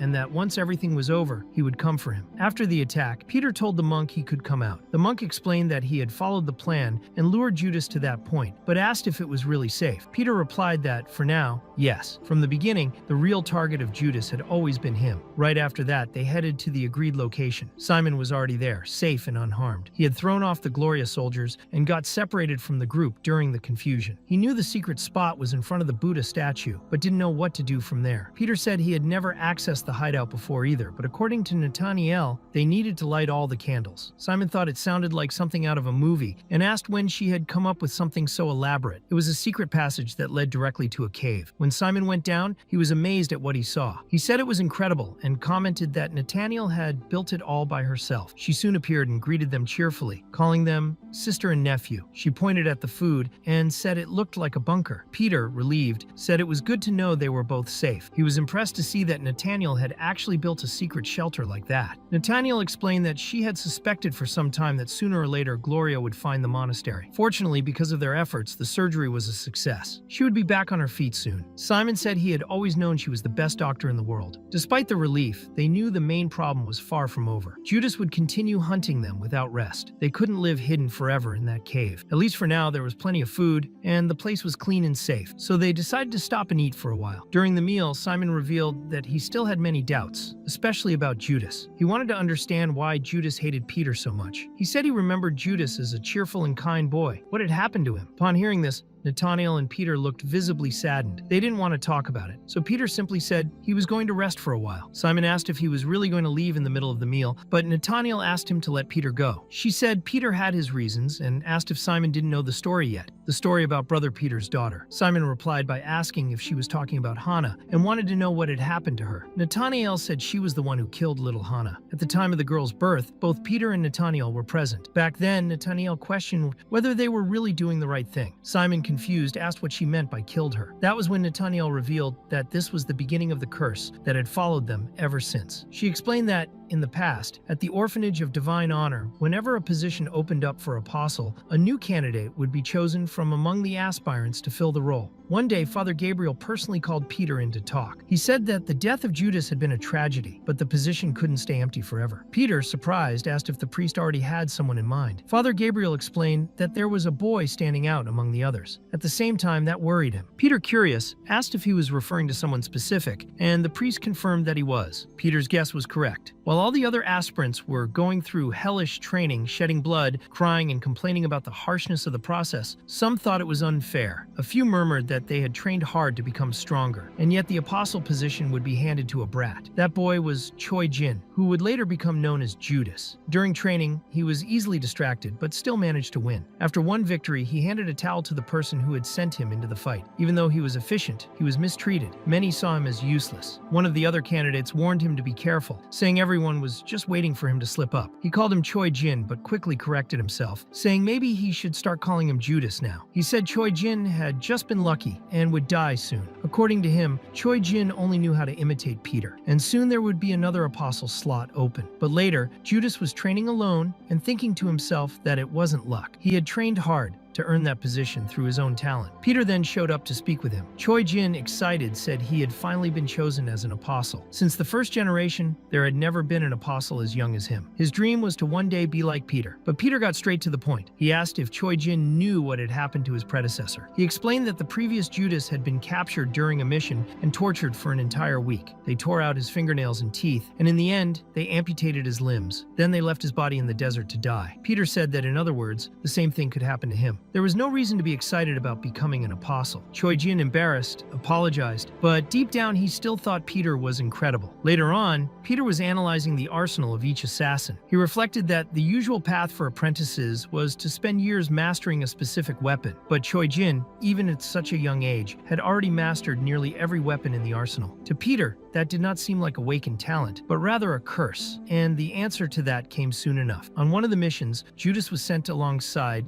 2 other assassins. During the operation, one of them was shot in the leg. The injured man could not be carried due to the severity of the wound, but he also could not be left behind. There was a risk he would be captured and reveal information. While one of the allies tried to help him, Judas acted quickly and ended the injured man's life by driving a dagger straight into his heart. Afterward, he explained that, since the man was wounded, there was no other option. If they left him behind, he would be captured and tortured. He also said he had pierced the left ventricle, making the death instant and painless. For him, it was a logical decision to ensure the success of the mission. The other assassin, shocked, wondered how someone could be so cold. He said that Peter would never have done that. Peter would certainly have found some way to save the teammate. But Judas, silent, just kept walking. Sometime later, during a mass, Father Gabriel raised a question. He asked those present if they had ever heard of Dr. Lee. Peter replied that he had. He was known as the mind behind the development of biochemical weapons. Father Gabriel confirmed it. He said that Dr. Lee had been kidnapped along with his prototypes by a group from Rakandia. Peter commented that it was the largest criminal country in Southeast Asia. The priest explained that technically it was just a small archipelago, but the real danger of that place was the fact that its entire population was made up of armed criminals. The problem at that time was that the mission's top priority was to ensure the hostages' safety. A direct assault was out of the question. So Father Gabriel said that a rescue mission would be organized and asked Peter if he could take it on. Peter accepted immediately. But before they could finish, Judas volunteered. He wanted to go with Peter on that mission. Simon said they should not get involved in that mission. According to him, Peter had already been assigned to it, so there was no reason for Judas to go along. But for Judas, that was the chance to understand the real difference between him and Peter. Gabriel agreed. He said it would not be a bad thing if Judas gained real field experience. However, the mission turned out to be far more brutal than any of them had imagined. At one point,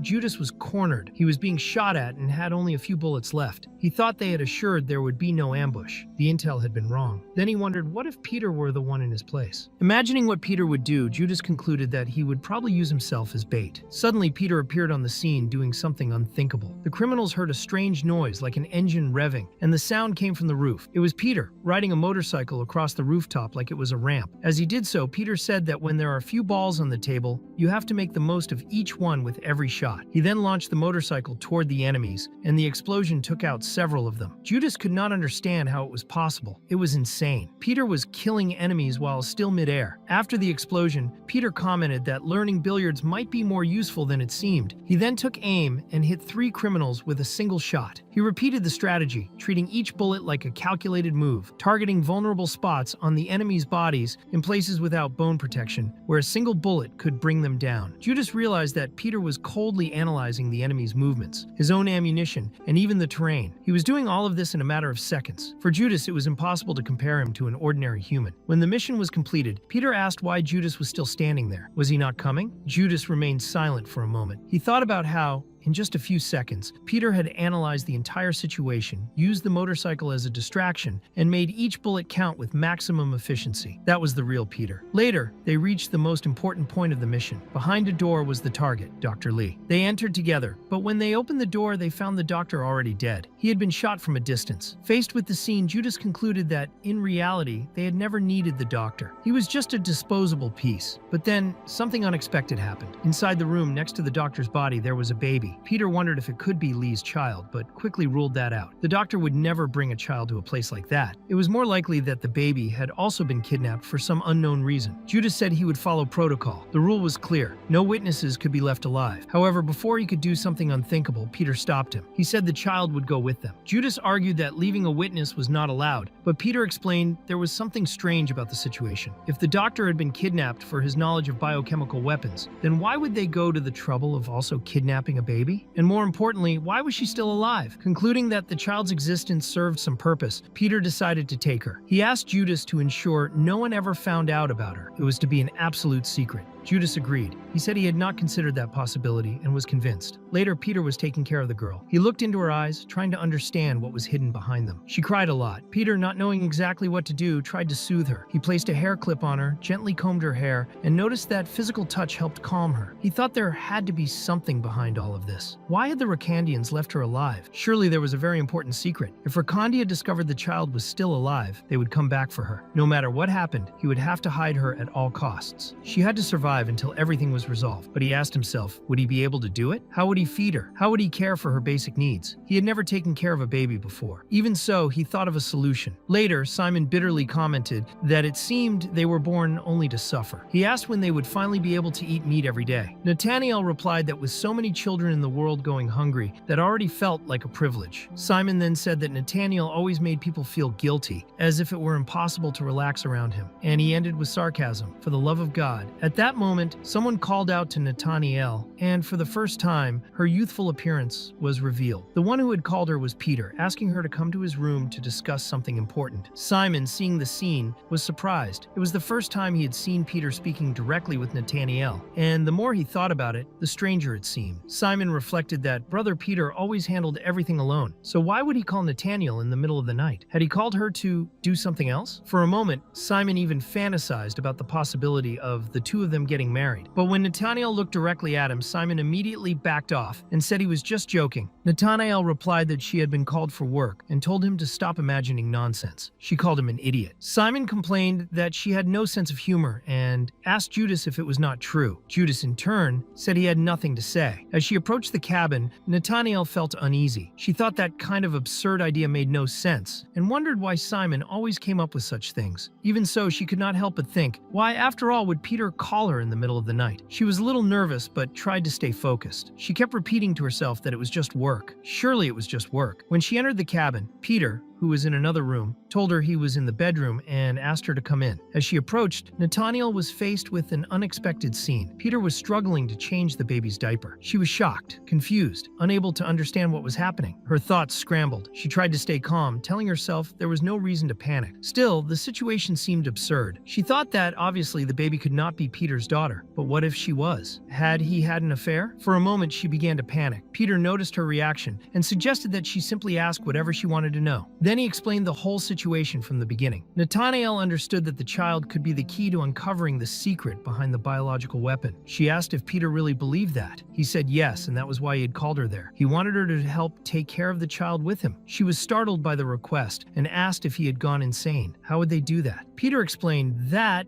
until the truth was discovered, no one could know the child existed. It was an absolute secret, and he needed Nathaniel's help to keep it that way. Though reluctant, she understood the gravity of the situation. Meanwhile, in Hakandia, the scientists were trying to open a vault that only worked with fingerprint recognition. They had tested the hands of every child in the country, but none of the fingerprints worked. It seemed that only that baby had the correct fingerprint to unlock the mechanism. The chief declared that if that was the case, there was only one option: capture that child at any cost. Her fingerprint was the key to the biological weapon. He concluded that the Koreans had probably taken the baby, so he ordered that those bastards be found immediately. A few days later, Simon and Tadeu were observing the cabin from a distance, curious about what was going on inside. Simon, attentive, pointed out that Nathaniel was arriving. He said he had been right all along. He explained that every night she went into Peter's room, and that made him so curious he could not even sleep. Tadeu, surprised, said he could hardly believe it. If the two of them went into the room together every night, would there one day be 3 coming out? Simon laughed and said he was not the only one thinking that. Then, While Nathaniel discreetly entered the cabin, Tadeu said he could not take the curiosity anymore and that he was going to ask directly. Simon tried to stop him, saying he was crazy. What did he mean he was going to go in there? But Tadeu said he had mastered 888 secret techniques and, without ceremony, threw the cabin door open. He said, pretending to be surprised, that he had forgotten that was Peter's room. Simon, who had followed him, tried to play it off by saying he had also gotten lost on the way. Both of them were completely shocked by what they saw. Peter, Nathaniel, and the baby were together, forming such a harmonious scene that they looked like a real family. Tadeu commented that it was a beautiful image, a cute scene. He asked if they had a nephew now. He said everything was happening too fast. Does a baby get born just like that in a few days? Simon replied that he had no idea, but the fact was there was a baby now. Tadeu commented, excited, that with both of their genes, that child would be the strongest in the world. He looked at the baby with admiration, calling her a small and beautiful warrior. Simon agreed enthusiastically, saying their child was truly beautiful. But Nathaniel, trying to stay serious, asked them to stop for a moment and just listen first. No one seemed to be paying attention to her. Tadeu, thrilled, said that one day he would also have a child like that. Then Nathaniel, already irritated by the lack of attention, clarified that it was not a boy, but a girl, a warrior who would bleed bravely in any battle. Even after the correction, Tadeu said he could hardly wait to train his niece in combat, and that, on her first birthday, he would give her a sword as a gift. Outside, Judas was silently listening to everything. A boy approached, curious, and asked if that was fun and if he could watch too. But Judas, visibly bothered, replied that he knew nothing and told Raphael to leave. A few days later, after several failed attempts to take care of the baby, Peter began to truly worry. In a conversation with Father Gabriel, he presented a report on the mission involving the Recandians, a group that was devastating the entire Asian continent. They were cutting off the hands of children in the region, and the suspicion was that they were searching for the key to activate a biochemical weapon. It was then that Peter learned the weapons vault required fingerprint recognition. That was why the children were being kept alive. He explained that each person has a unique fingerprint, and that, based on this, new security technology was being developed. Father Gabriel was horrified, calling it a heinous crime. He said that if that was the case, then it was only a matter of time before they accessed the weapon. But Peter disagreed. He said that the system did not rely only on the fingerprint, but also required the person to be alive, since it checked for vital signs. That was why he was confident they would not succeed. Even with that confidence, Peter could not rest easy. He was hiding a secret from Father Gabriel. Later, Nathaniel asked if he was sure it was safe to keep the child there. The Jacandians were searching for her, and Tadeu suggested they should just tell the truth to the priest. But Peter refused, saying that it would only worry him even more. If they discovered that the baby was the key to the biological weapon, everyone would be in danger. That was why no one could know. Even so, Peter already suspected that someone might be listening outside. Sometime later, Nathaniel prepared the perfect bottle. When the baby finally accepted the milk, she felt, even as just a child, that she had been acknowledged. Peter joked that it was more likely she was just hungry. Nathaniel, smiling, asked why he had to ruin her moment. Right after, she wanted to know the baby's name. She said she had been wanting to ask for a while since they had all grown so close to the girl. Peter, however, said there was no need for them to know. In fact, it was better that they did not, because it would only cause emotional strain in the future. But Nathaniel insisted. She wanted to understand whether he had ever thought about having a family, about having a daughter. While Peter cleaned his weapon, Nathaniel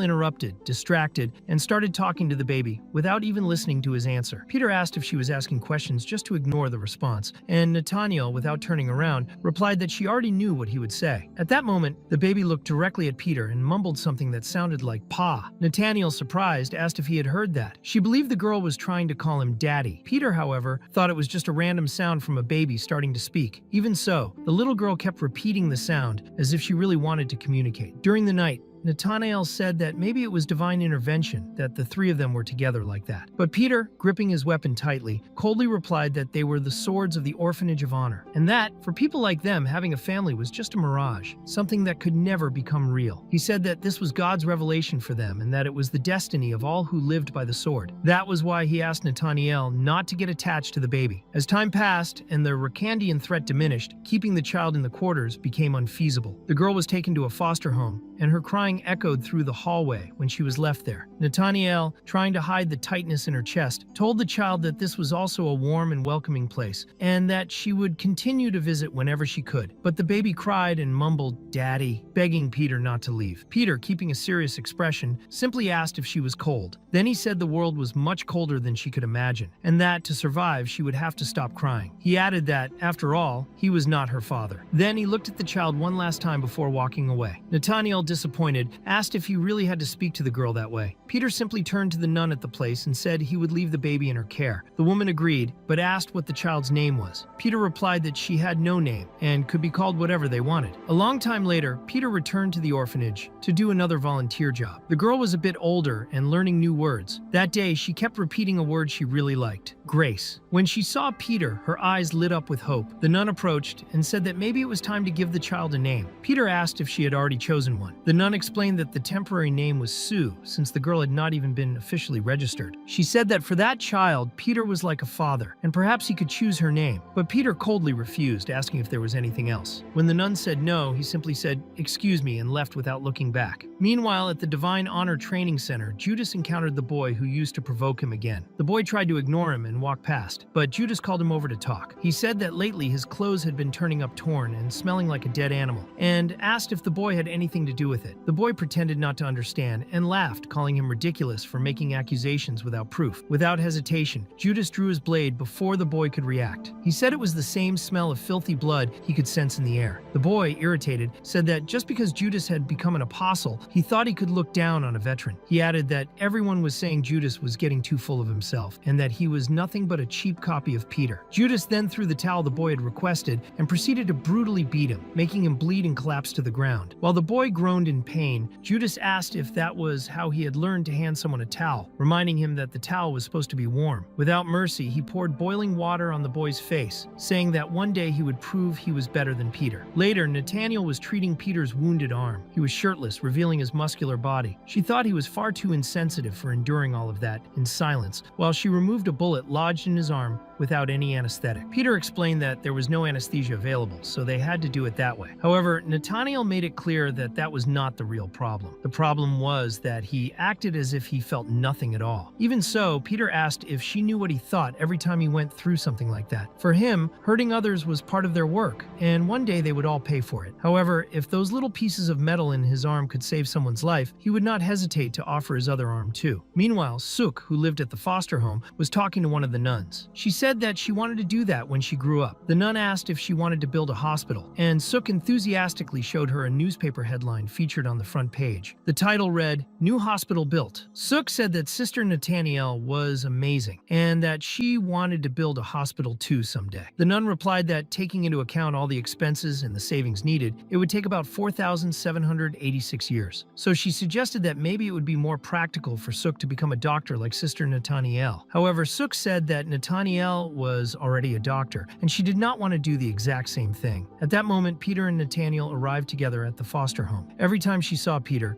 Suk would run away, scared, and hide in the corner of the wall. Later, Peter commented that next time he would rather refuse that kind of visit. Nathaniel asked why he reacted that way, since sometimes it was nice to see the children. Peter replied that there were people more specialized for that, but Nathaniel insisted he could not be so blind. She said she just wanted to see how Suk was doing, and that he should care too. She mentioned the so-called imprinting effect, explaining that some birds, upon hatching, recognize the first living being they see as a parental figure. For Suk, Peter had become exactly that. Watching a class with the nuns and other children, Peter reflected that the only place where that little bird could learn to fly was inside that adoptive home. It would not be by his side. He believed he was not meant for that. Even so, he thought Suk would be fine because children forget quickly. Meanwhile, Judas was undergoing intense training. His hatred and envy of Peter grew each day. He knew he was a genius and could surpass Peter, but everyone kept comparing him, saying he was weaker, that Peter would never do certain things he did. He was tired of hearing that. When someone called him Peter again, Judas exploded with rage and told them to shut up. The one who had spoken was Raphael, who said Judas was a huge waste. Judas threatened him, warning him to be careful with what he said, but Raphael was blunt. He said Peter was still on another level and probably always would be. Judas became furious and asked who he thought he was to say that, but Raphael made it clear that Judas's potential was much greater. He reminded him that even Judas's own father, Father Gabriel, had said he had more talent than Peter. According to Raphael, the Divine Honor Orphanage was living its final days. The world had changed. It was now a place where everyone plotted and destroyed each other. The symbol of that place, Peter, was falling more and more. Raphael knew it. He noticed that Peter had been distracted lately with strange things, and if he kept going like that, a single misstep would be enough for everything to collapse. Judas wanted to know exactly what he meant, but Raphael brushed it off, saying it was nothing. He just thought it was the perfect moment for a new hero hero to rise. Later, Judas began to feel invincible. Power had gone to his head. He declared that the orphanage was too small for him. He needed something greater. With that thought, he went personally to Rakandia, intending to deliver important information. Upon arriving, he revealed he was from Divine Honor, and the criminals immediately recognized him. They said that was where that Peter guy was from. Judas commented that Peter's fame reached even that place and warned that if the criminals did not drop their swords, he would kill them in 3 seconds. They mocked him,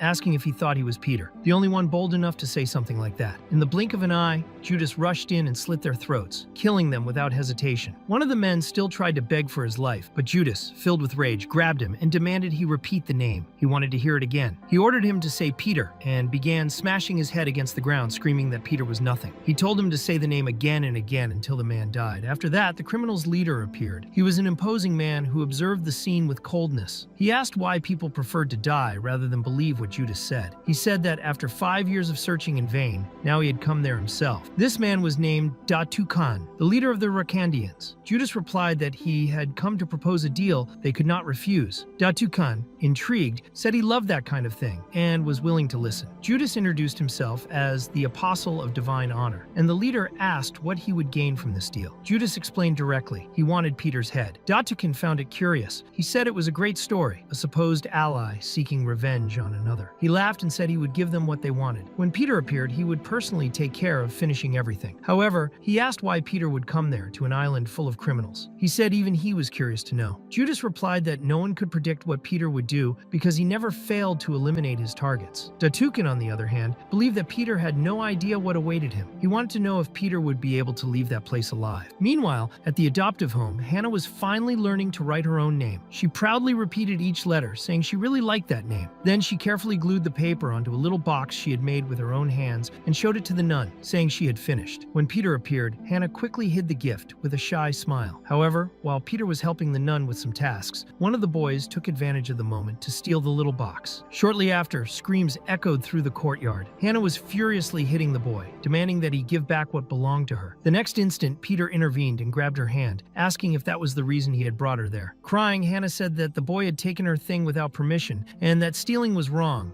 Even so, Peter said that hitting her classmate was also wrong. Confused and frustrated, Hannah began to cry and ran away. The nun commented that it was strange because Hannah had never acted that way before. Later, Peter found the fallen box and decided to take it with him. The nun suggested that he deliver it himself later, saying it would be a good opportunity for the two of them to make peace. As Peter walked to return the gift, he was accompanied by Judas, who asked why he went to the orphanage so often. Peter replied that it was only because of the tasks that needed to be done. At that moment, a car sped past them, and Judas commented on how those rich people could afford to drive such expensive cars. But Peter, alert as always, noticed something wrong. He ran after the car, saying that rich people did not need to break into their own doors to get inside their vehicles. Judas quickly understood the situation and went to block the back exit. Peter knew there was nothing in the direction the car was heading, except for the orphanage. That place did not even appear on maps, which could only mean one thing. They were Rakandians. He ran as fast as he could and arrived before it was too late. When he found the nun, he asked what had happened, and she, panicked, said that Hannah had been kidnapped. Inside the car, the kidnappers celebrated, saying they had finally captured Dr. Lee's daughter. Meanwhile, Peter continued the pursuit relentlessly. The criminals, looking through the rearview mirror, wondered how a human could run so fast. But before he could reach them, Peter was intercepted by 2 armed men. Peter asked the Rakandians how they had found that place. One of them answered sarcastically, saying he asked too many questions for someone who was about to die, and asked if he had any last offering before his death. Peter said no, because he was Peter, after all. The criminal mocked him and wanted to know what difference that made, since revealing his identity gave him no advantage. Peter replied that on the contrary, it only meant he had decided to kill his own enemy. Then he dodged every bullet with impressive precision. Meanwhile, the criminals tried to retreat to warn their boss, but were shot down right there. Both fell without even understanding where the attacks came from. It was impossible to face someone like Peter. He shot both of them in the legs, immobilizing them, and said coldly that whoever answered first would live, but whoever delayed would die. He asked where they were taking the girl. The bald criminal tried to answer, saying he would tell, but truly did not know. Only the boss knew the destination. At that moment, the radio began to crackle, and the boss asked through the walkie-talkie what was happening. Peter intercepted the frequency and replied, ordering them to return the girl, offering in exchange the two subordinates. The boss answered that he did not care about those men, and that Peter would never catch him. Even so, Peter paid attention to the background noise on the radio and noticed important details. From the sound of the engine, he understood that the gear was shifting between third and fourth, which meant the car had already left the bumpy road. At that moment, Peter remembered that Hannah already knew how to read and write in Korean, so he asked her to read any word she saw ahead. On the other side of the line, Hannah answered that she saw a sign with the word Morori. Peter deduced that they were heading toward the Supo port, probably to return to Rakandia. He told her to stay calm, assuring her that he would be there soon. Meanwhile, he remembered the letter that had fallen from the small box Hannah had made. In it, the girl explained that she could now read and write in Korean. She said she was studying hard because she wanted to write letters to him. She told how, when the nun asked why she was so dedicated, she answered that she wanted to learn as quickly as possible so she could communicate with Uncle Peter. In the letter, Hannah said that some time ago he had asked her not to throw tantrums. Since then, she had been strong and kept her promise. She had not fought with her classmates, had not cried, and had tried her best to improve. She asked him to praise her at least once.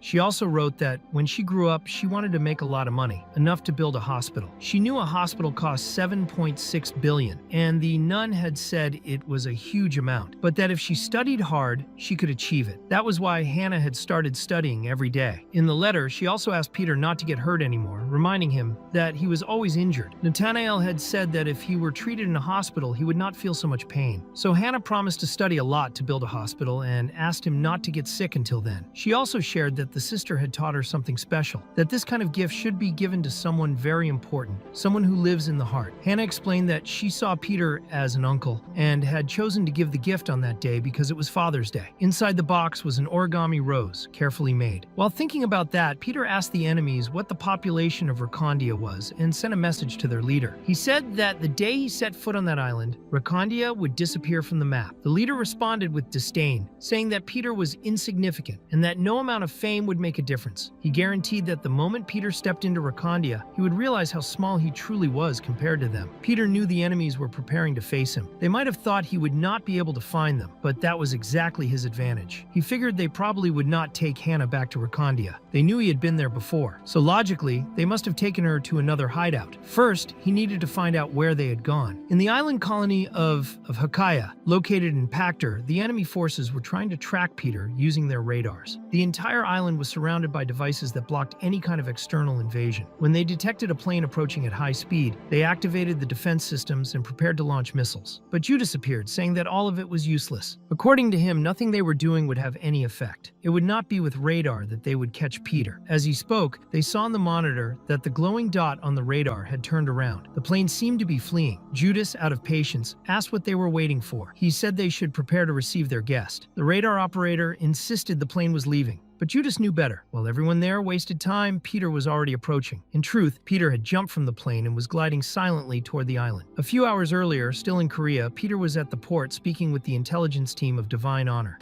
The team reported that the kidnappers had headed toward the South China Sea. They had identified 38 islands in the region, but one stood out. It was emitting an abnormal amount of electromagnetic signals. Peter analyzed the possibilities. It had to be a place with low government interference, the capacity to host thousands of people, and a strong signal output. There was only one place that fit that profile, Patir. As soon as he arrived, he put on his apostle uniform and entered the forest quietly, intending to gather more information before launching an invasion. Meanwhile, in the command center, Dadocom questioned what Judas was basing his belief on that Peter was already on the island. Charlie, beside him, confirmed that the plane had turned back. They said Judas was overestimating Peter. But Judas, without answering directly, put himself in his place. He thought about how he would act. He told them to prepare the radio immediately and announced that the troops would be sent, according to his instructions.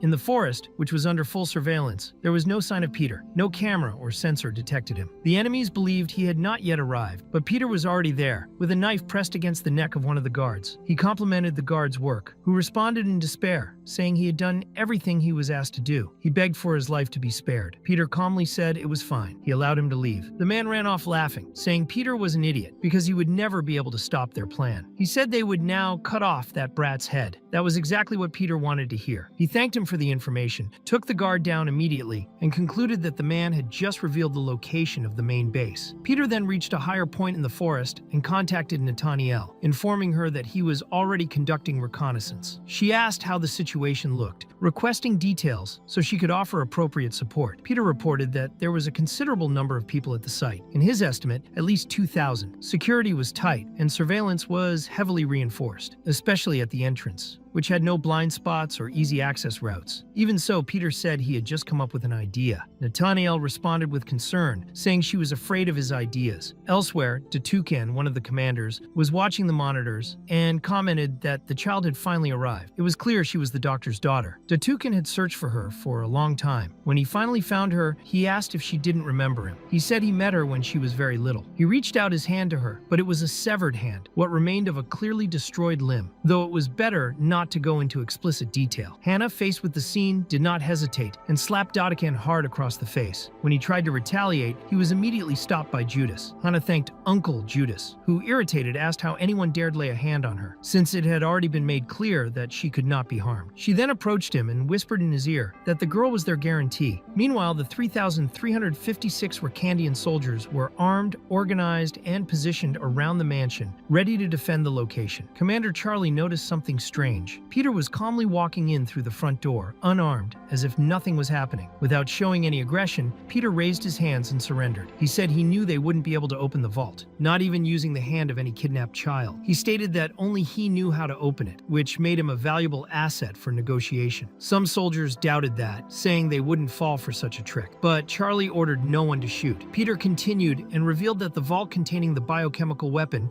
could only be opened with a physical key, and that the key was with him. He made an offer. If they returned the girl, he would open the vault. Charlie, intrigued, acknowledged that the logic made sense and asked where the key was. Peter calmly lowered one of his hands and said it was in his pocket. He allowed someone to approach and retrieve it. Datukan, watching the scene, commented that Peter didn't even seem like such a bad guy, and that everything was going better than expected. But Judas felt uneasy. He knew Peter would never surrender so easily. The guard approached and confirmed there was a key in Peter's right pocket. He took it to Charlie, but Judas, alert, began to notice something strange. He then shouted for them to stop Peter immediately. It was too late. Along with the key was a small pin. Peter confirmed that this was part of his grand entrance. The pulled pin was actually the trigger for 3 hidden smoke grenades. With a dense cloud covering the area, Peter sprang into action. Using the darkness and confusion to his advantage, he began eliminating the enemies one by one. He killed the first, the second, then 10, 20, 30 Rakandian soldiers. He broke necks, slit throats, shattered spines. Datukan, desperate, questioned how they had failed to stop a single man. He ordered all soldiers to regroup at the entrance immediately. Judas, for his part, made it clear that those soldiers were not his. At that moment, Datukan was taking Hannah to another room. He likely wanted to test her fingerprint on the safe or simply get her out of Peter's sight. Even as she pleaded for help, Judas turned his back on her. When Hannah tried to resist, Datukan threw her across the room, leaving her unconscious. Without hesitation, Datukan ordered the safe to be prepared immediately. The next person he summoned was Sathit, known as the greatest warrior in Rakandia and Datukan's right-hand man. The boss trusted him to eliminate the bastard who had invaded the mansion. Meanwhile, Peter simply walked in through the front door. He remarked that it was already too late, as his finger was already on the trigger, and the enemy should have pulled theirs earlier. The assassin was confused, wondering how Peter even knew he was there. But the moment he decided to shoot, Peter had already thrown a knife straight at his skull. However, Sathit blocked the attack with precision, proving that even a 1-second delay could be fatal. Sathit dismissed the guard accompanying him and formally introduced himself. He said he had always wanted to face Peter, and that this was the moment he had been waiting for. Peter recognized his voice as the same one he had heard through the communicator when Hannah was being kidnapped. He also remembered Father Gabriel's warning to be cautious around that man. Gabriel never said he suspected Sathit, but made it clear that, if possible, Peter should avoid fighting him. With great skill, Sathit assumed his battle stance. He gripped his spear firmly and declared that he held great respect for Peter, which was why he would fight with everything he had. Peter noticed that the weapon Sathit held was a piso route, a special spear ideal for mid-range attacks. He expected a fight from a certain distance, but in the next instant, the spear's tip was already right in front of his face. Surprised, Peter realized he hadn't known that type of weapon had such an extended reach. In contrast, he wielded only a short-range dagger. Sathit noted that Peter didn't seem proficient with the weapon he was using, and he was right. Peter's body began to suffer shallow cuts at several points as he was pressured by Sathit's precise technique. His opponent's fighting style was aggressive and relentless. More than that, his weapon was clearly special. The spear could extend in length when Sethid activated a mechanism in his arm. Additionally, it was much lighter than a regular spear. This allowed for a wide range of fast, unpredictable attacks, which was exactly why Peter was being cornered. Even so, he narrowly dodged another strike. Sethid commented that the weapon Peter carried was a wedung, the traditional dagger from the island of Java. According to him, its main characteristic was being short and thick, making it ineffective for direct attacks. Still, Peter blocked the next strike with it, and this time, he looked much more confident. He began using the walls to jump, gain speed, and extend his reach. Meanwhile, Sethid stated that Peter's head would be the perfect medal of honor for his collection. Sethid already knew that Peter had remarkable ability to counter long-range attacks. His reflexes were flawless, and his intuition came from extensive experience. Moreover, he didn't appear to have any real weaknesses. However, it was clear that he hadn't fully adapted to using the wedung. Sethid started to think he may have overestimated the man many called the greatest assassin of all time. Determined to end the battle, Sethid charged forward, ready to pierce through Peter. At the last moment, he noticed something strange. His opponent had stopped moving,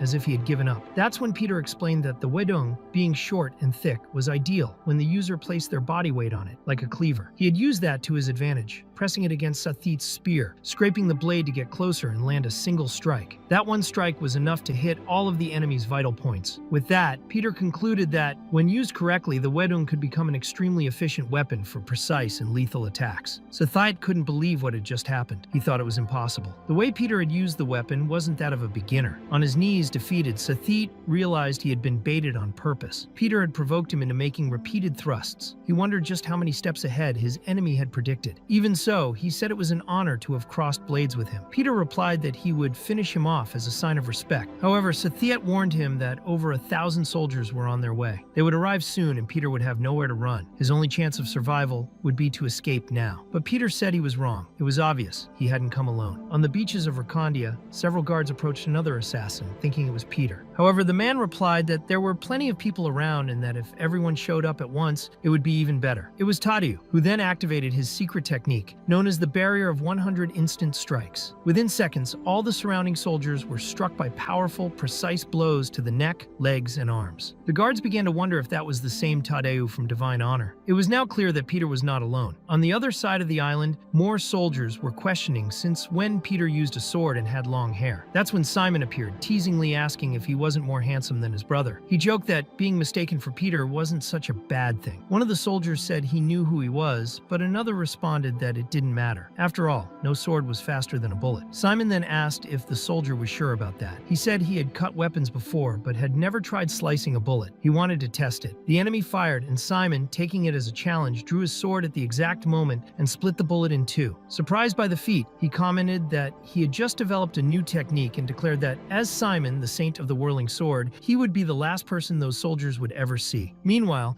Dadakin had finally managed to open the safe. He had waited years for that moment. Hannah's fingerprint had been recognized. He exclaimed that now, finally, it was his. Peter and his group were doomed. However, the system displayed an error related to the fingerprint size. Confused, Dadakan questioned the reason. Then it hit him. The child had grown, and with that, the fingerprint had changed. Enraged, he shot the safe, destroying it. The shot forced the lid open. One of his men commented that maybe that was all it took from the beginning, but they were wrong. The safe began a 30-second self-destruct countdown. Desperate, Dadakin shouted for someone to fix the situation, calling out for Judas. When he turned around, he saw a figure standing behind him, but it wasn't Judas, it was Peter. Panicking, Dadakin told him not to come closer because there was a hostage nearby. Still, he fired at Peter, making a fatal mistake. With his own hands, Peter disarmed him, dismantling the weapon and the magazine in seconds. Then, he beat him brutally, stating that he had warned him Rakandia would be wiped off the map. Then he stabbed the weapon and the magazine into Dadakin's legs, pinning him to the ground. He knew the safe was going to explode no matter what he did at that point. Seeing death approach, Dadakin begged for mercy. He said he'd do anything, that he had money, that they could make a deal. He claimed that the girl was his daughter, and that she could be used for bargaining. But Peter only asked why every bastard said the same thing. He said that the beloved biological weapon was right there, and told him to make good use of it. He picked Hannah up in his arms and left Dadakin behind. When the 30-second countdown ended, nothing happened. Dadakin thought the weapon was so old it didn't work. He swore that if he made it out of there, he would kill Peter, but it wasn't a bomb. The weapon had been released, and now it would begin spreading across the island of Rakandia, sooner or later. In Peter's arms, Hannah woke up and asked how he got there. She wanted to know if they were going home now. He replied that yes, they were going home, but first, he needed to clean up what was still ahead. Peter looked at Hannah, then at the activated weapon, and asked her to close her eyes and cover her ears. When she obeyed, he threw the weapon aside and eliminated all remaining enemies with a knife. Nathaniel arrived at that exact moment, finding the aftermath of the massacre. She saw Peter holding Hannah, still unconscious. When she picked the girl up, she told Peter that Tadeu and Simon were fighting outside and that they needed to join them. But Peter replied that they couldn't leave yet. According to him, Datugan had activated the biological weapon, and if left alone, the gas would spread across the entire island. This would endanger not only the soldiers, but also the innocent natives. The control system needed to be shut down as quickly as possible. Nathaniel tried to argue that he could die if anything went wrong. At that moment, Hannah clung tightly to Peter and, though shaken, begged him not to die. She said she didn't want to be away from him again. Nathaniel suggested they come up with another plan, perhaps a mass evacuation, but Peter explained that there wasn't a single boat capable of carrying that many people at once. Hannah, in turn, insisted that if he didn't come with them, she wouldn't go either. Even so, Nathaniel held the girl firmly and said that he had to do it, that everything now depended on him.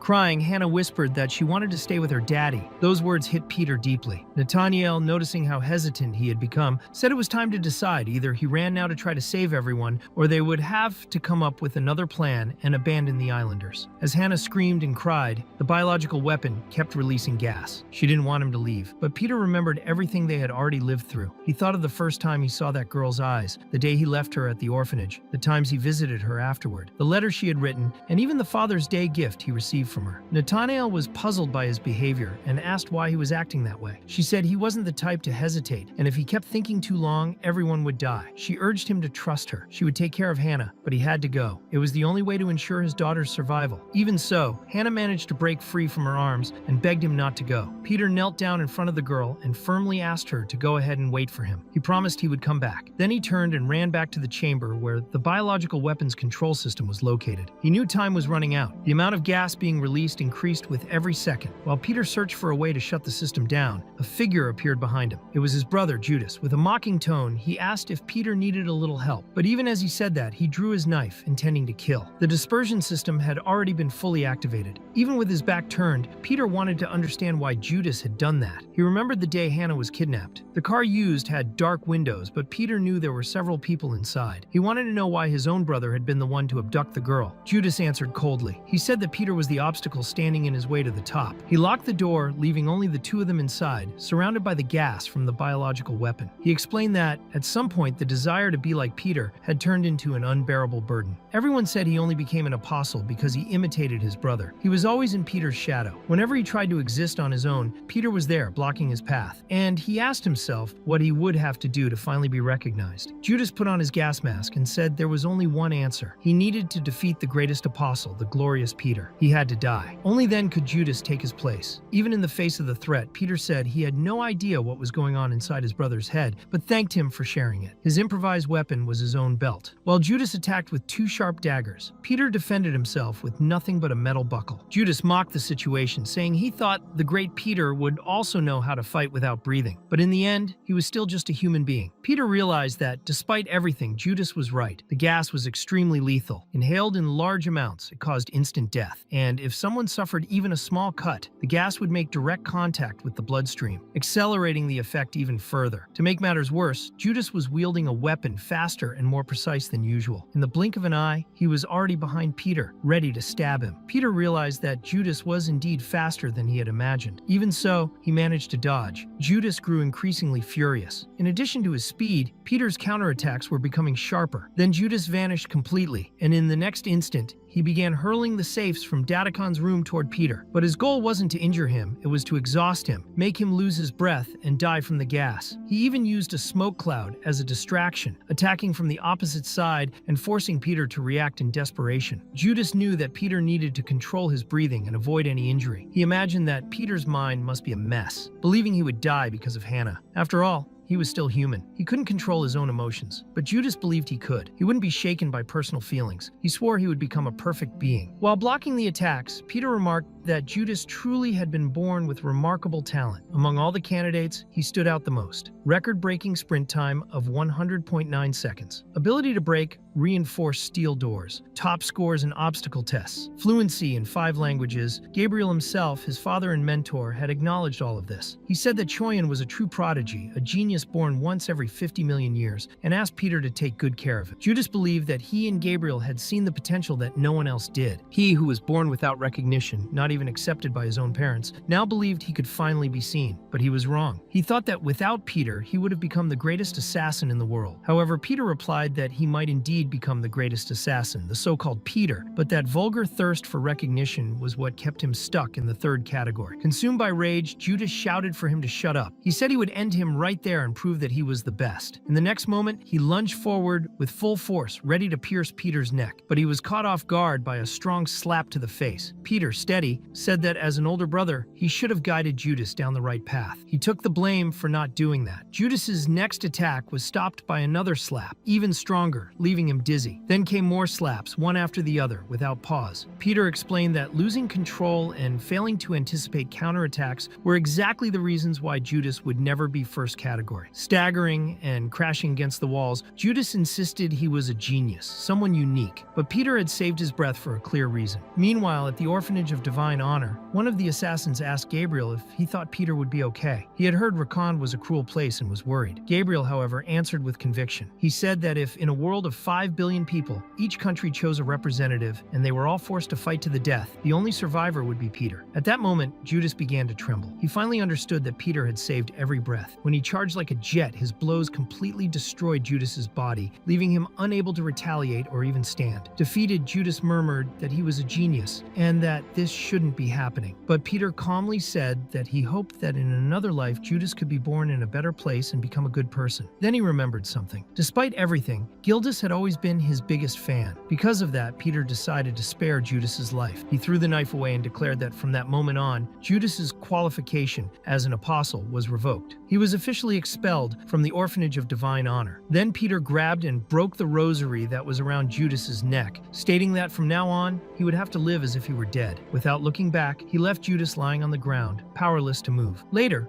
Peter was walking back toward the beach. He told himself he had managed to contain Hakandia's chemical weapon. The remaining gas was slowly dissipating, and if they managed to keep everyone away from the city center, no one would die. As he walked, he asked over the communicator how things were on Nathaniel's side. The situation was chaotic. People were being evacuated, but panic was spreading fast. Even so, Nathaniel replied that they were doing fine. Everyone was running toward the coast, and there was only 1 kilometer left to reach the shelter. She noticed with confusion that the criminals from Recap had disappeared and that the gas was weakening quickly. She asked Peter to finish his task soon so they could reunite. Suddenly, a gunshot was heard through the communicator. Peter asked what was happening, but there was no response. Nathaniel had been shot in the back, right where Hannah was. Peter, desperate, called her name over and over, trying to make contact. Later, Nathaniel was performing the hardest first aid of her life. She desperately tried to save Hannah, saying everything would be okay, that the uncles from the orphanage were on their way, and that she was strong enough to endure it. Tearing part of her own clothes,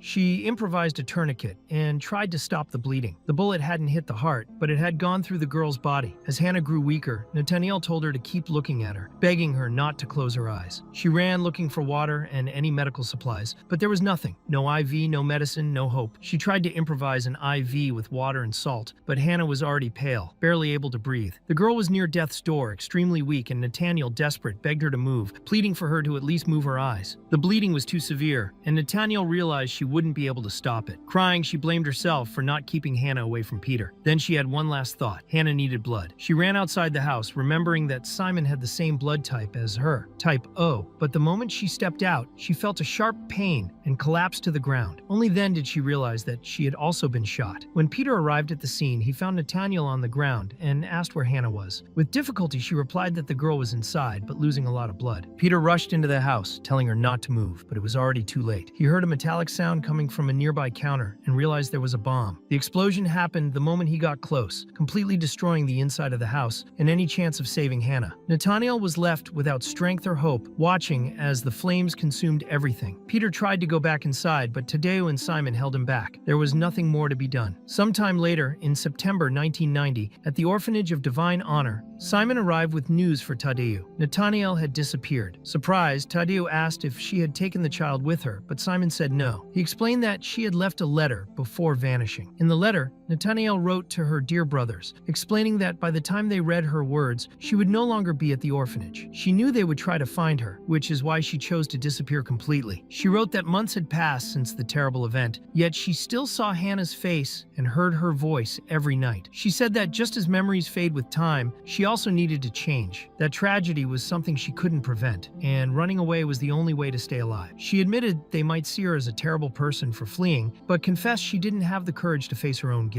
She also showed concern for her brother Peter, asking Tadeu and Simon to take care of him and of the stone heart he carried in his chest. The two of them noticed that Peter seemed to be doing very well. In fact, he continued to help at the foster home with the same dedication as always. Tadeu commented that Peter was truly persistent, because if he were in his place, he would have gone insane already. Still, something was off. Something about Peter's behavior didn't seem natural. They were talking about the child who saw him as a father. In the letter left by Nathaniel, there was a confession that surprised them. She wrote that once, by accident, she saw something in Peter's room that left her completely shocked. He had been writing in a journal, and she saw him leaving for a new mission right after. Always curious, Nathaniel ended up opening the notebook to find out what he had written. The first thing she found was the imprint of Hannah's tiny foot. That reminded her of an old conversation she once had with Peter when the girl was still just a baby. At the time, she had remarked how fascinating it was that a baby's feet were so small and delicate, and asked Peter to take a look. He responded coldly, saying they were all the same, and she joked that he always managed to ruin the mood. In the diary, Peter had recorded that exact moment. He wrote that the baby's feet were tiny, smaller than any he had ever seen. That's why he decided to make a print, like a child's painting project. He painted her foot and pressed it against the page, just to preserve the memory. He justified it by saying it was for science, trying to rationalize what was clearly an emotional gesture. As Nathaniel continued reading, the tone of the entries began to change. Peter wrote that things were starting to feel strange. Lately, he couldn't focus properly on missions. When he was away, he kept thinking about the baby. He wondered if she was sleeping well, if she was hungry, if she cried from discomfort. These thoughts started to take over his mind, and he blamed himself for it. He knew he should focus on the work, but that child seemed to shine before his eyes, like a memory impossible to erase. On the day he left her at the foster home, Peter wrote that he felt suffocated. He regretted not having used kinder words when saying goodbye. He said that the girl's gaze haunted him all night. Later, when he visited again and saw the newspaper she kept looking at, the one that talked about the hospital she dreamed of building, he wrote that it was curious how someone so small was already worried about money. On the other hand, he admitted that Hannah was much better than him. He called himself an idiot, someone who didn't even know how to use his own money properly. In another entry, Peter spoke about Nathaniel, saying she wasn't very smart because she disagreed with him on how children forget things. He believed that, scientifically, children lost most memories before the age of 3,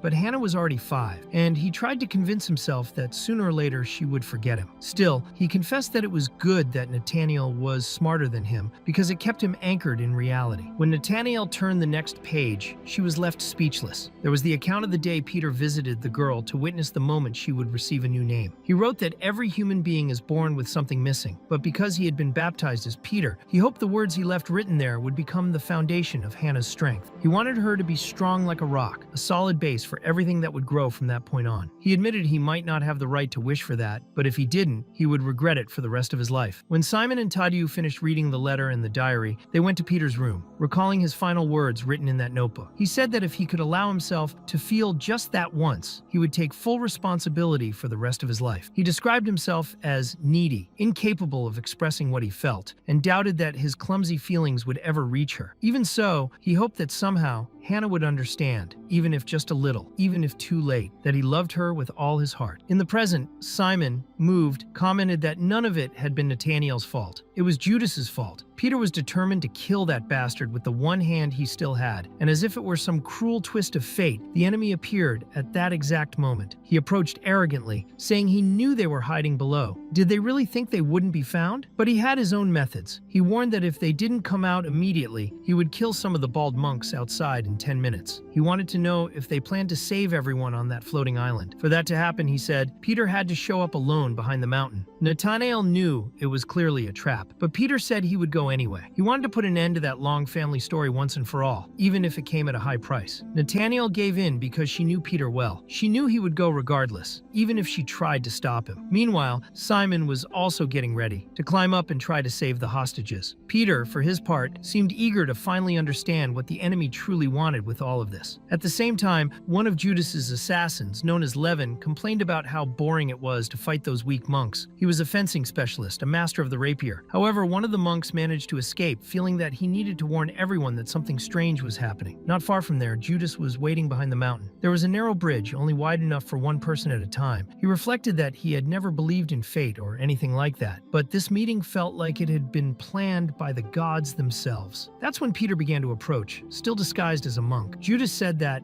unfortunately, he wasn't looking for that monk. He wanted to know where Peter was. At that moment, Peter revealed his youthful appearance, removing the disguise. Judas was in shock, wondering if Peter had a son. He had no idea what was going on, but tried to stay calm. He questioned who the young man was and why he looked so much like Peter in his youth. Peter replied that Judas wouldn't believe him no matter what he said. He said this was the first time they had seen each other since the Rakaja incident, and that when he was a child, he used to say he wanted to become someone like Judas. That had been his dream. However, now he himself had become just another filthy criminal. Judas couldn't believe it. He said that even with the Gloria organization hunting every trace of Peter, this explained why he was never found. He couldn't accept that assassins had failed to kill an apostle who was terminally ill with cancer. But at that point, he no longer cared about the details. He was ready to end it all. He had finally found someone who could match him. He drew his daggers and challenged Peter, asking if he really thought they were on the same level. Judas admitted he had no idea what had happened to Peter, but he was certain Peter couldn't defeat him now. He called Peter into battle, saying this would be his end. Meanwhile, on the other side, a monk went through the secret passage but was killed shortly after. Levin appeared, saying that impatient people always die early. He said he had been waiting for the arrival of Nathaniel, his former disciple. Nathaniel responded sarcastically, saying she was flattered to have a fan, but asked him to save the monk first. Levin stated that everyone there was going to die anyway. That was when Huiyun and Tanyue, the two main monks, appeared to face Levin. They were determined to take him down. Nathaniel, however, warned that it was too dangerous. She said they might end up dying there. Even so, the two monks replied that it wouldn't be so bad. Huiyun commented that at least they would all be buried together. He called Nathaniel Madam, showing respect. Tanyue asked her to take the wounded man inside. They said they would follow her as soon as they dealt with the enemies. Despite their confidence, both knew the fight would not be easy. Each of the assassins present was at least rank B or higher, and the enemy at the center seemed especially powerful. Levin warned the others to be careful because those two veteran monks were there. He suggested that at least they would die in a beautiful place like that. When all the other assassins charged at once, Huiyun was the first to act. He killed one of them with a single precise dart shot. He knew it wouldn't be easy, because if the enemies discovered their techniques, it would be hard to fight them head-on. That's why the monks were attacking and retreating at the same time. But Levin didn't let it slide and quickly brought Huiyun down with a series of violent kicks. He commented that humans are too honest, and while you can hide facial expressions, you can never hide body language. Next, Levin grabbed both monks and threw them away with extreme ease. He said the assassins of divine honor were annoying. Huiyun thought that speed was not human. He wondered how glory could have people that powerful. Levin answered sarcastically, asking why he was so surprised. He revealed the drug hidden under his tongue and said things had changed a lot since ancient times. Then he ordered the others to capture Nathaniel immediately. Meanwhile, Levin kept consuming even more of that substance, which made his body incredibly faster. However, he started wondering why the other assassins hadn't returned yet. He found it impossible that they had lost to a simple old lady. That was when Huiyun stood up, even wounded, and said Levin wasn't going anywhere. The fight was not over yet. Levin prepared to crush Huiyun like a bug stuck to his foot, but stopped when he saw all his assassins being thrown back. They were completely defeated by someone extremely strong. The assassins themselves, in panic, said there was a monster inside that place. One of them asked how long that monster had been asleep. When Levin threw his sword at the enemy, the blade was stopped with the tip of the fingers. He was in shock. That was impossible. Tadiu appeared, smiling, and asked if everything was okay. Levin wondered if he wasn't supposed to be dead. At that moment, Nathaniel showed up beside Tadiu, scolding him for moving too much. He replied that she was the one who treated him, and since she was the miracle doctor, everything was fine. He said he was sure he had never seen her before, but her face looked very familiar. The narrator explains that it was literally Nathaniel who delivered him at birth. She said that didn't matter at the moment, and told Tadiu to go inside. Levin, still surprised, admitted he underestimated the situation. He said that even an apostle like Tadiu was human in the end. Despite trying to hide it, he was badly injured. At that moment, Tadiu asked who was that guy with such stylish and feminine eyebrows. Then he threw the sword back at Levin, who said it was their first time meeting, but he would never forget that face. He declared that Tadiu was next in line to receive the apostle title. Levin tried to attack again, but Tadiu dodged with ease. Even so, Levin was still confident. He believed Tadiu's body was slow, and that with the drug he had consumed, he had literally transformed transcended the limits of humanity. The next strike was so strong that it raised a cloud of dust, leaving everyone around impressed. When the dust settled, they saw Tadeu holding the tip of the blade with his fingers. He commented that Levin was really fast. Levin thought he was being mocked. He put several capsules of the drug in his mouth and promised to destroy Tadeu piece by piece. Tadeu replied that he didn't know what Levin was using, but it looked dangerous. Still, he said it wouldn't change anything. He advised Levin not to do that. He called him eyebrows. The other assassins said that Levin had surpassed all human limits and that no one could face him anymore. However, in the very next second, Levin's face was being crushed, along with his entire body. He had been struck by a technique involving a barrier of 100 instant blows and was completely destroyed. Nathaniel, shocked, wondered how that was possible. She said the boy was identical to his father. He was just like the Lord of the Blinding Light, the Apostle Tadeu. After that, he stretched and commented that his body still wasn't moving very well. He asked Nathaniel if it was because he had slept too much. She replied that she honestly didn't know. He then asked if he could get some clothes because he was feeling cold. He said he would be right back to beat up the enemies, as if it were something routine. Nathaniel commented that it wasn't just his father's face. Even his personality was identical. Meanwhile, Judas said it was time to end everything once and for all. Peter, in turn, said he was in on it too. Judas watched in silence, thinking that this was the end. If Peter took just one more step from where he was, it would be his doom. Right beneath his feet was a sticky bomb. Judas then provoked him, telling him to come on.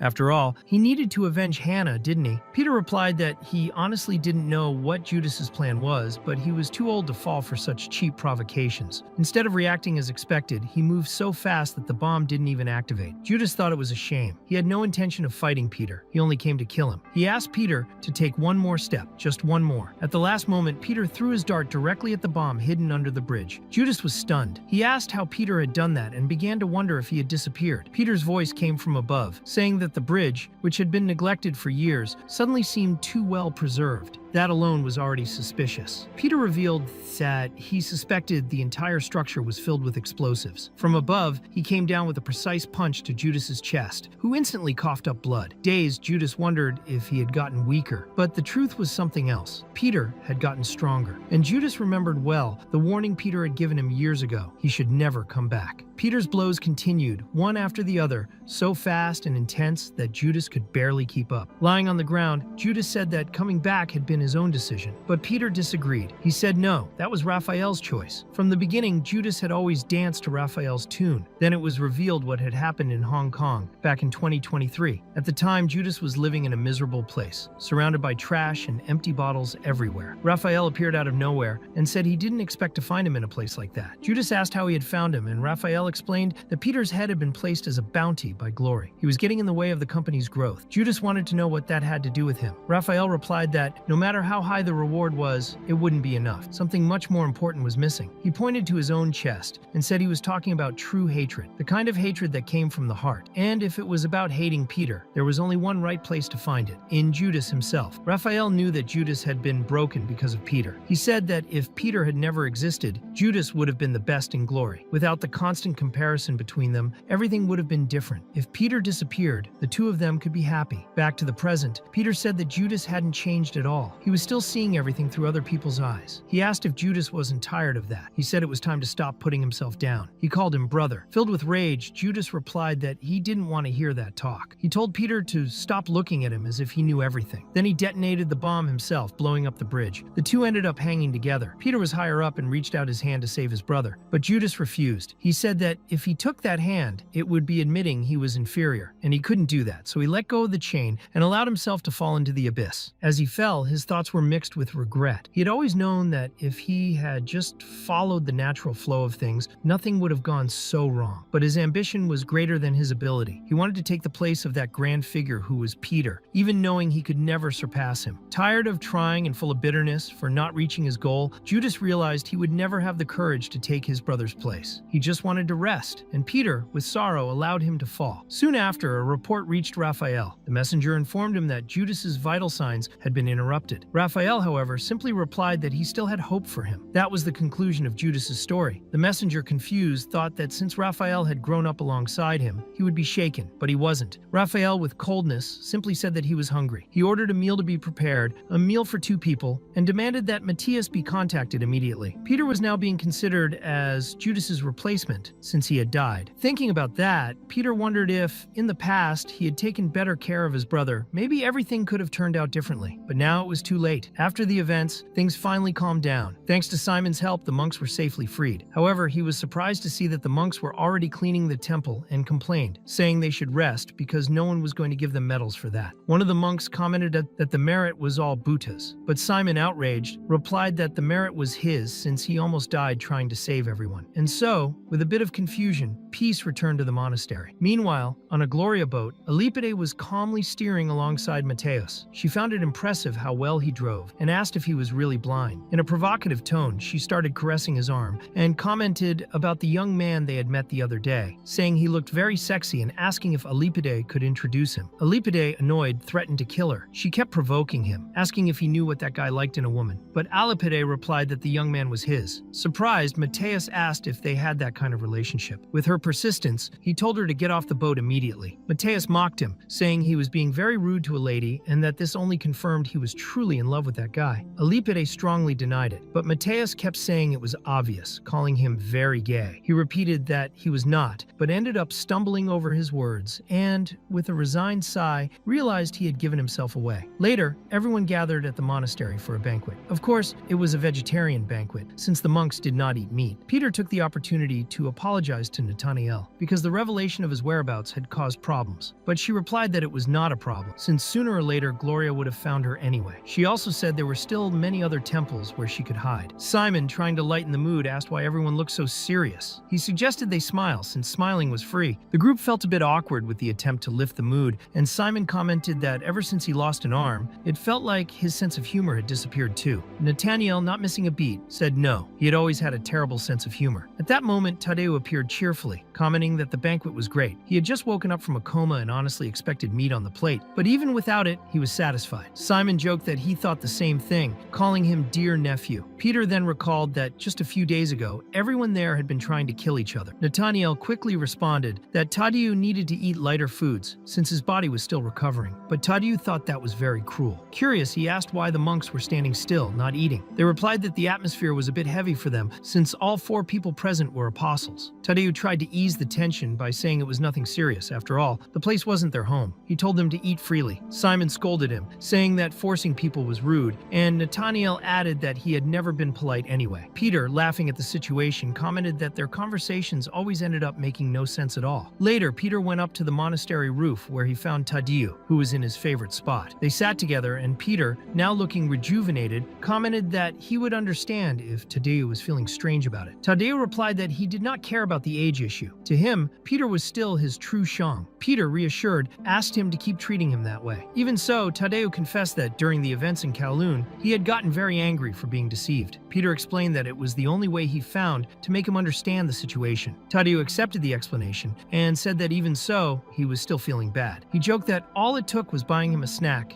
and everything would be fine. But Peter asked why he was there at that hour of the night. Tadeu, more serious, replied that many things had happened in recent months. He was just trying to clear his mind. The person he hated most in the world was his own father. And then, discovering that all those situations he hated so much had, in the end, been done to protect him, that shook him deeply. Tadeu confessed that now he didn't know whether he hated his father or should apologize. Despite that, he said he did not want to ruin the moment's atmosphere. Peter then commented that the old Tadeu was a real fool, naturally annoying and loud.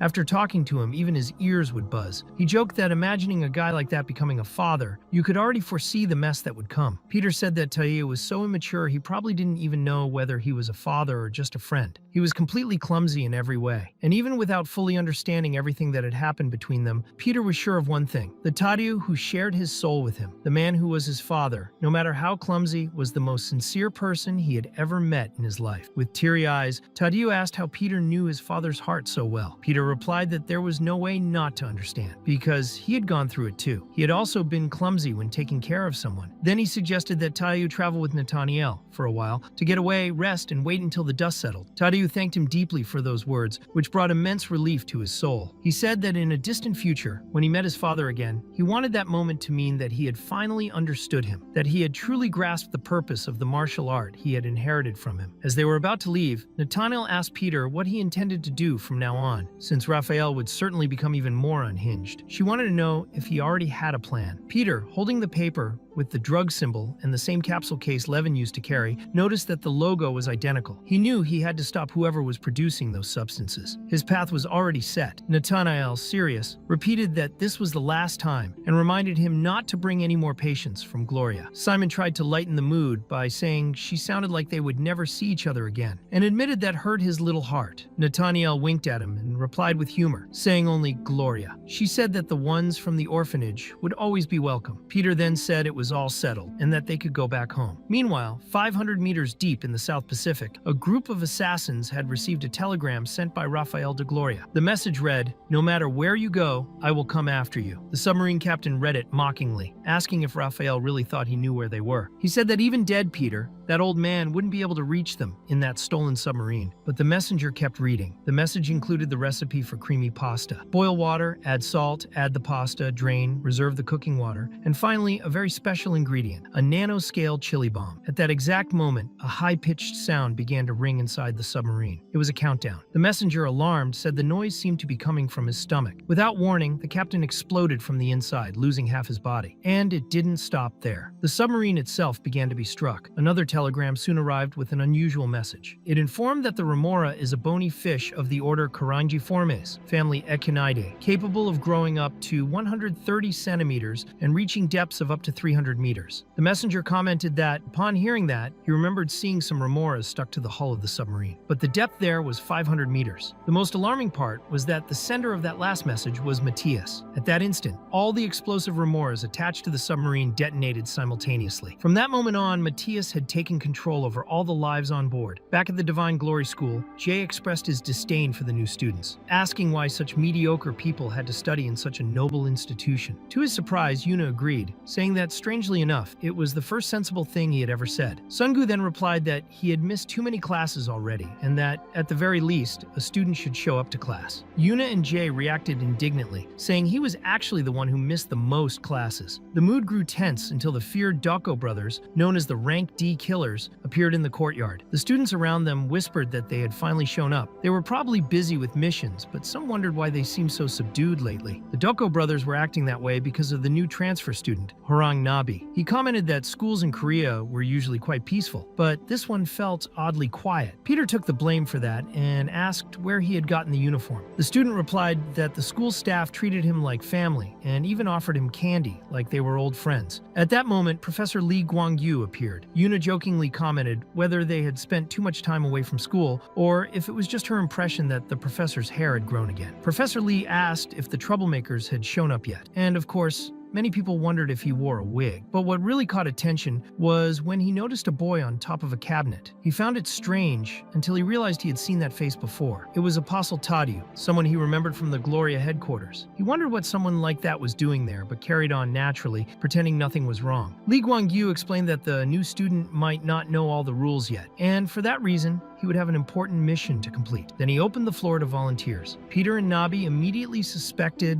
that Tadeu might have been sent to infiltrate the school. The professor revealed that the mission was rank D and warned that it would not be as easy as it sounded. He asked them not to underestimate the task. They went on the mission, and by night, they were already celebrating with a big banquet paid for by the professor himself. That was because the mission had been completed in just 3 minutes. Nabi defeated all the opponents, and Hyung asked if they really needed to go at all. Li Guangyu replied that even so, it was good to watch and learn. R felt a bit awkward because he wasn't sure if the professor was really paying for the dinner, but ended up ordering about 10 portions of meat. Guangyu thought he was being teased, but the professor reassured him it was no problem. He said that during his time as an active agent, he made plenty of money, and paying for that meat wouldn't be an issue. The professor commented that the road they would face ahead might be full of hardships. He didn't know how much longer he would be with them, but as long as he was alive, he would do everything he could to protect them. He asked them to trust him. However, no one was really paying attention to those words. Everyone was focused on devouring the food. After they ate, they all left with full bellies, as if they were pregnant. The final bill came to 3 million won. The waiter mentioned that they had ordered about 50 portions. The professor was desperate, unsure if he would be able to pay for all of it, but the waiter explained that the bill had already been paid by someone else. The professor was relieved and mentally thanked whoever the crazy person was who covered it all. At that moment, Sungu appeared and said that even when he pays the bill, he still gets cursed. He complained that life was complicated. Right then, Sungu received a message from Jiwan, who said she was hacking into Gloria's system. She said she had found something very interesting. Apparently, the organization was conducting human experiments. She didn't yet know exactly what they were doing, but promised to investigate further. Peter was worried and told her to stop. To him, it wasn't Gloria being careless. In fact, they were allowing her to invade the system on purpose. Jiwan called him paranoid, said she would call him later, and ended the conversation. When Jiwan entered her secret hideout, she felt something strange in the air. She told herself she wasn't expecting any guests, but the place had already been invaded. Several men wearing white hats and suits were there. One of them, holding a laptop, introduced himself. He said it was a pleasure to meet her, calling her Jiwan, the best hacker ever produced by Gloria. He then listed her personal details: age 45 years, height 1.71 meters, and weight 55 kilograms. Jiwan firmly replied that her age and weight were ultra-secret information, and whoever those men were, they had chosen the wrong place to invade. She was on the third basement floor, where no sunlight reached. Then she turned off the lights completely and declared that they would die right there. Meanwhile, in a desert, another mission was underway. Matthias informed Felipe that Matthias was on the move. Felipe sarcastically asked if it was lip now and then questioned Dorothy if that was any way to talk to a superior. She replied that he still talked like they were living in the old days. Then she asked if Matthias was going alone. She reminded them that the traitor Simon and also Tadeo were against him, maybe even Joao himself. Felipe commented that, depending on your perspective,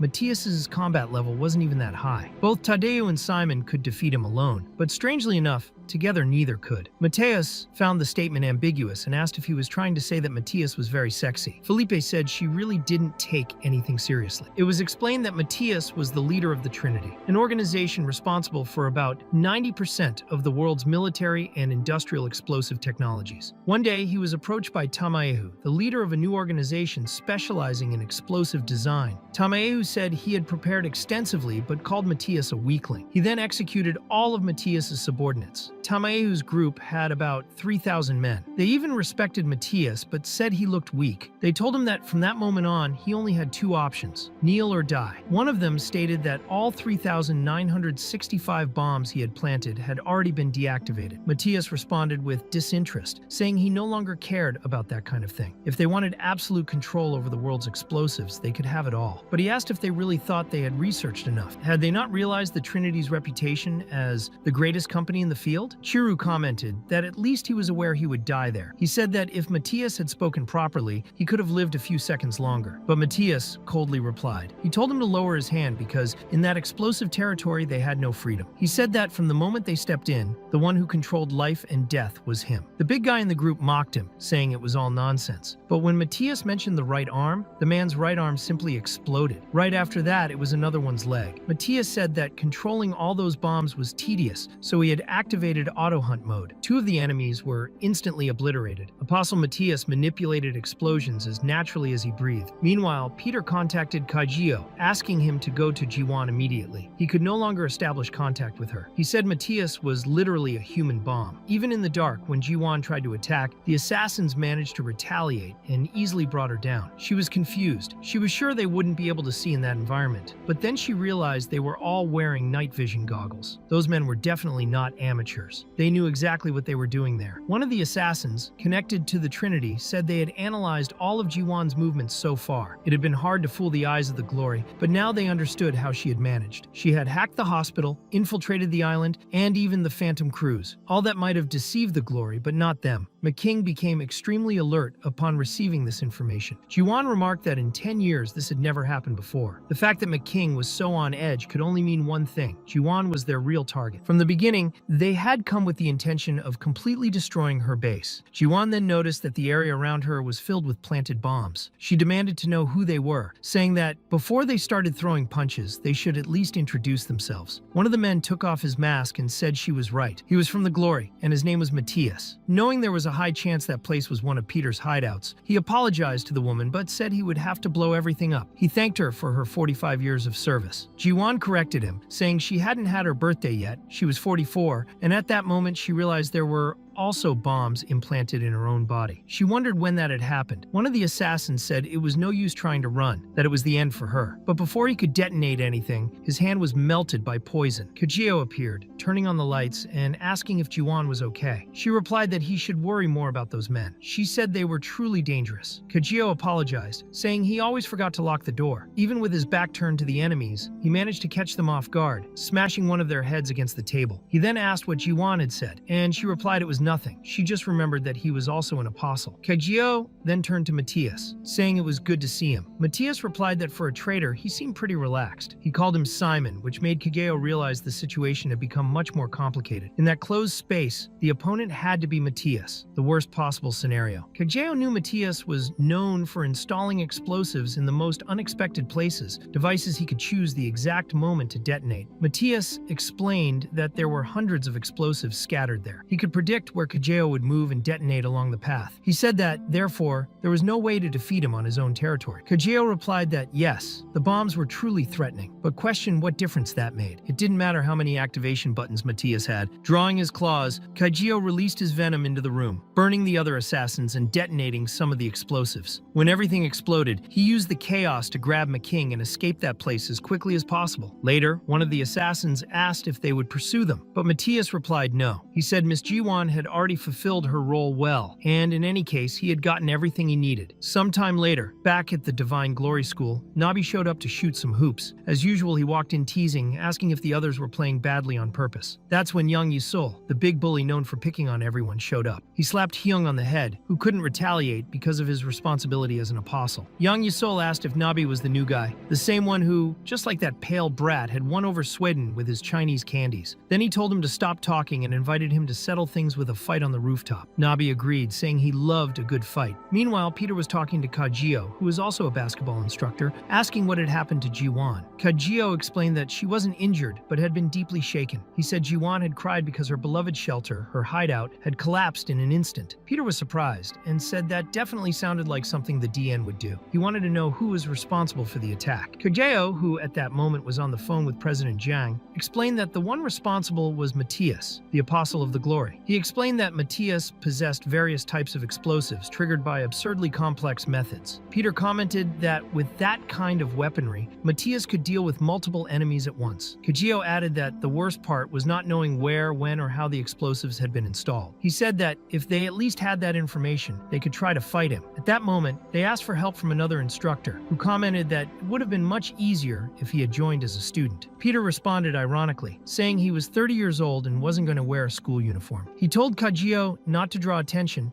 and asked who he thought he was, a master. He said that despite appearances, he was a fully functioning social human being. Kajio then shared an analogy. He told the story of the flea theory. He said that a flea can jump more than 1 meter, which is about 200 times its height. However, if you put a flea in a glass jar for 3 days, even when you remove the lid, it will keep jumping only as high as the lid. There should be no ceiling above their heads. The same applied to basketball. They should do like him, relax their arms and play loosely. However, the dunk Kajio gave was so strong that it broke everything. He was left holding the rim and the rest of the hoop, while Peter looked on and asked if he really thought he was well disguised. Kajio tried to justify himself by saying the hoop was rusty, but Professor Lee Guangyu reminded them it had been bought last week. Peter reflected that even though Jiwon's hideout had been exposed and destroyed from the inside, maybe there was still a clue that could lead to it. He was sure he hadn't left any trail, maybe just a hunch, but he remembered that inside the hideout was still Kajio's school uniform. With that, he already knew what was going to happen. Meanwhile, an old woman appeared in front of the school, saying she had a very simple reason for being there. At the same time, someone was watching the school from a distance, from above. This person said they had reviewed everything and found no sign of Peter, only many traces left by his allies. They knew they didn't need to find him directly. Even if they did, he would hide again. The important thing was to identify and control each of his allies. While observing the crowd of students, one student in particular caught their attention. At the same time, Gwangyu was at home without his wig, eating a lunchbox and opening a bottle of soju. That's when he received a call from an unknown number. The person on the other end was talking about a special credit offer, offering a loan. Lee Gwangyu thought it was strange. Just when he needed money the most, someone mentioned such an absurd amount. He asked if it could be 1.5 billion won. People around him thought he was crazy. No one in their right mind would lend that kind of money to someone like him. It had to be a scam. He laughed, saying that if he could at least pull off a scam, his life would be better. The truth was that his wife was seriously ill, and to perform the surgery, he would have to take her to the United States. The total cost was exactly 1.5 billion won. At that moment, someone knocked on his door. When he answered, it was Matthias. The teacher, surprised, asked how he could help him since he clearly did not look like an ordinary salesman. Matthias asked him to relax, saying that he knew Gwangyu was holding a knife hidden behind his back. He reassured him that he had come with respect, only to talk. He said that he was also part of the glory and introduced himself as Matthias, asking permission to come in for a moment. Lee Gwangyu welcomed him and prepared some tea. Meanwhile, Matthias observed an old framed photo showing the teacher's favorite students, Yuna, the Doko brothers, and Sungu. He commented that Gwangyu seemed like an admirable teacher and said he had heard that, in the past, Gwangyu had been a talented agent. He found it impressive how well he fit into the school. The teacher joked that his hair had only fallen out because of the stress of his profession, that it was hard to have even a single peaceful day. Deep down, however, he was nervous and wondered what exactly an apostle like Matthias wanted from him. Then Matthias revealed his reason. He said he was seeking cooperation because he believed Peter was involved with the school where Gwangyu worked. If he cooperated, everyone could live happily. But if cooperation was not convenient, everyone would lose their lives. Gwangyu, trying to remain calm, said that he worked all the time except when he was asleep, and he could guarantee that he had no involvement with Peter. He said he was sorry for making Matthias waste his time and politely asked him to leave. But inside, Lee Gwangyu realized that his students were in danger because of that man. There was only one way to stop it. He had to act. It was then explained that Lee Gwangyu was a rank B assassin specialized in ambushes. Even so, Matthias warned him not to do anything reckless. However, Gwangyu charged forward, determined to end it once and for all. At that exact moment, his right leg was detonated. Even though it was a prosthetic, the impact was enough to knock him down. Confused, he wondered when that had been prepared. Matthias approached and declared that from now on,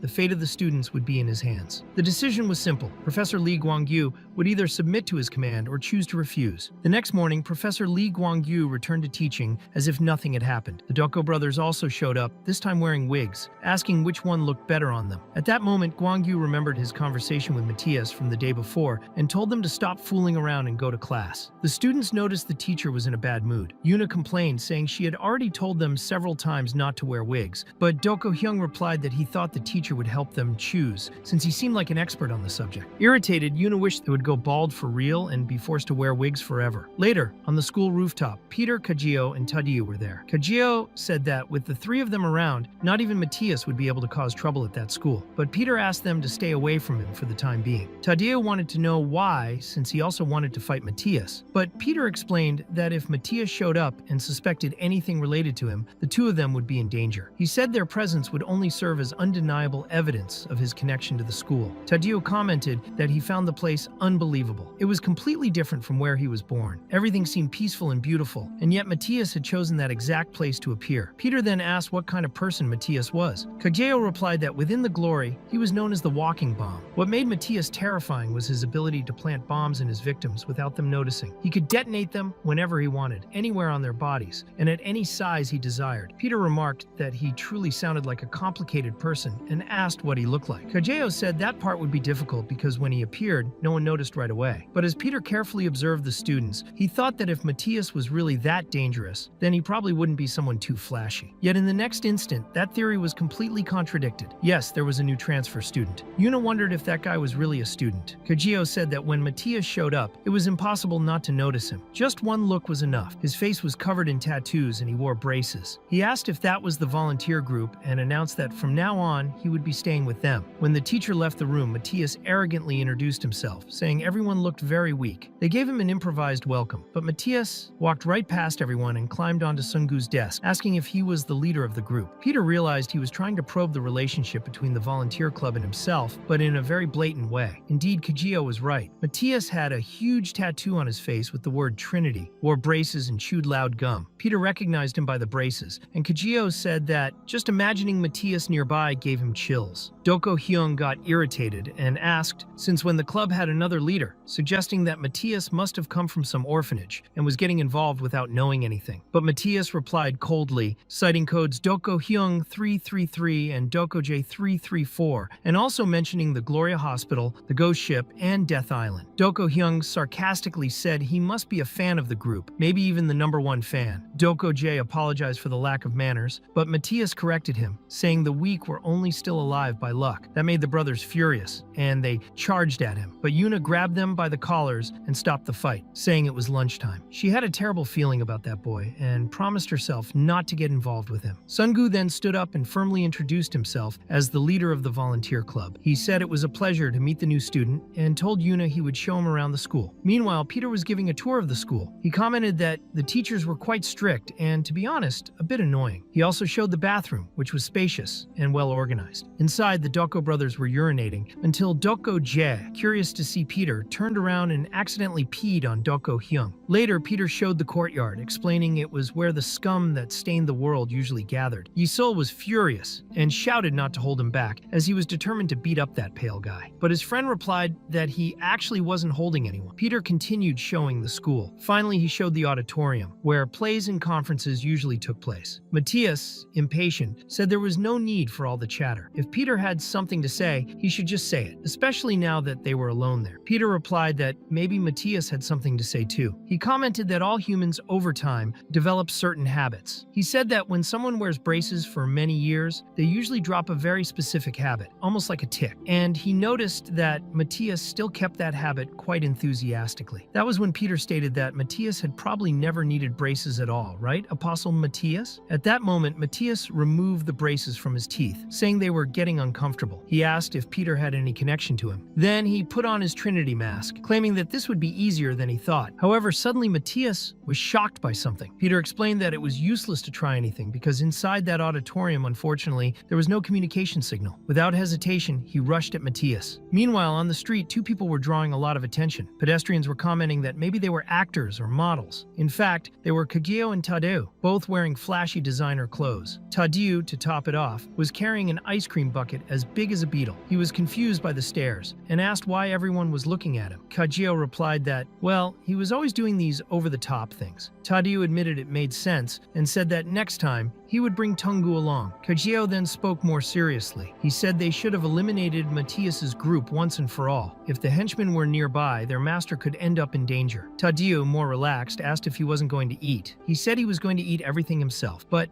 Kajio said he had to leave. Even so, Tadeu asked him not to worry so much. Matthias's henchmen were no match for Sungu. The only real concern was if any of them had crossed paths with Sungu and been defeated. In that case, it would be only a matter of time before Matthias noticed something was wrong. Kajio commented that, knowing Matthias, he must have already anticipated that possibility. Tadeu then smiled, saying he knew Kajio would understand his master's way. Meanwhile, Peter had defeated one of the assassins and realized that the man was just another henchman. He wore one of the typical masks Matthias distributed among his subordinates, and it was through those masks that Matthias kept in contact with them. Knowing that the disappearance of one of them would draw attention, Peter put on the mask and decided he needed to infiltrate. He had to find out how all of that worked. Later, after devouring a whole bucket of ice cream, Kajio and Tadeu bought another. Kajio said that maybe they really should not worry about their master, but that Matthias was different. He had a sick obsession with control. He liked to manipulate everything and everyone. He usually crossed every limit. Peter, for his part, took the henchman's phone and confirmed they were using a secret messaging app to communicate. The problem was that if he stayed silent or said the wrong thing, he would arouse suspicion. So he chose to send a casual, simple message, just to avoid drawing attention. Soon after, he received a reply. It said that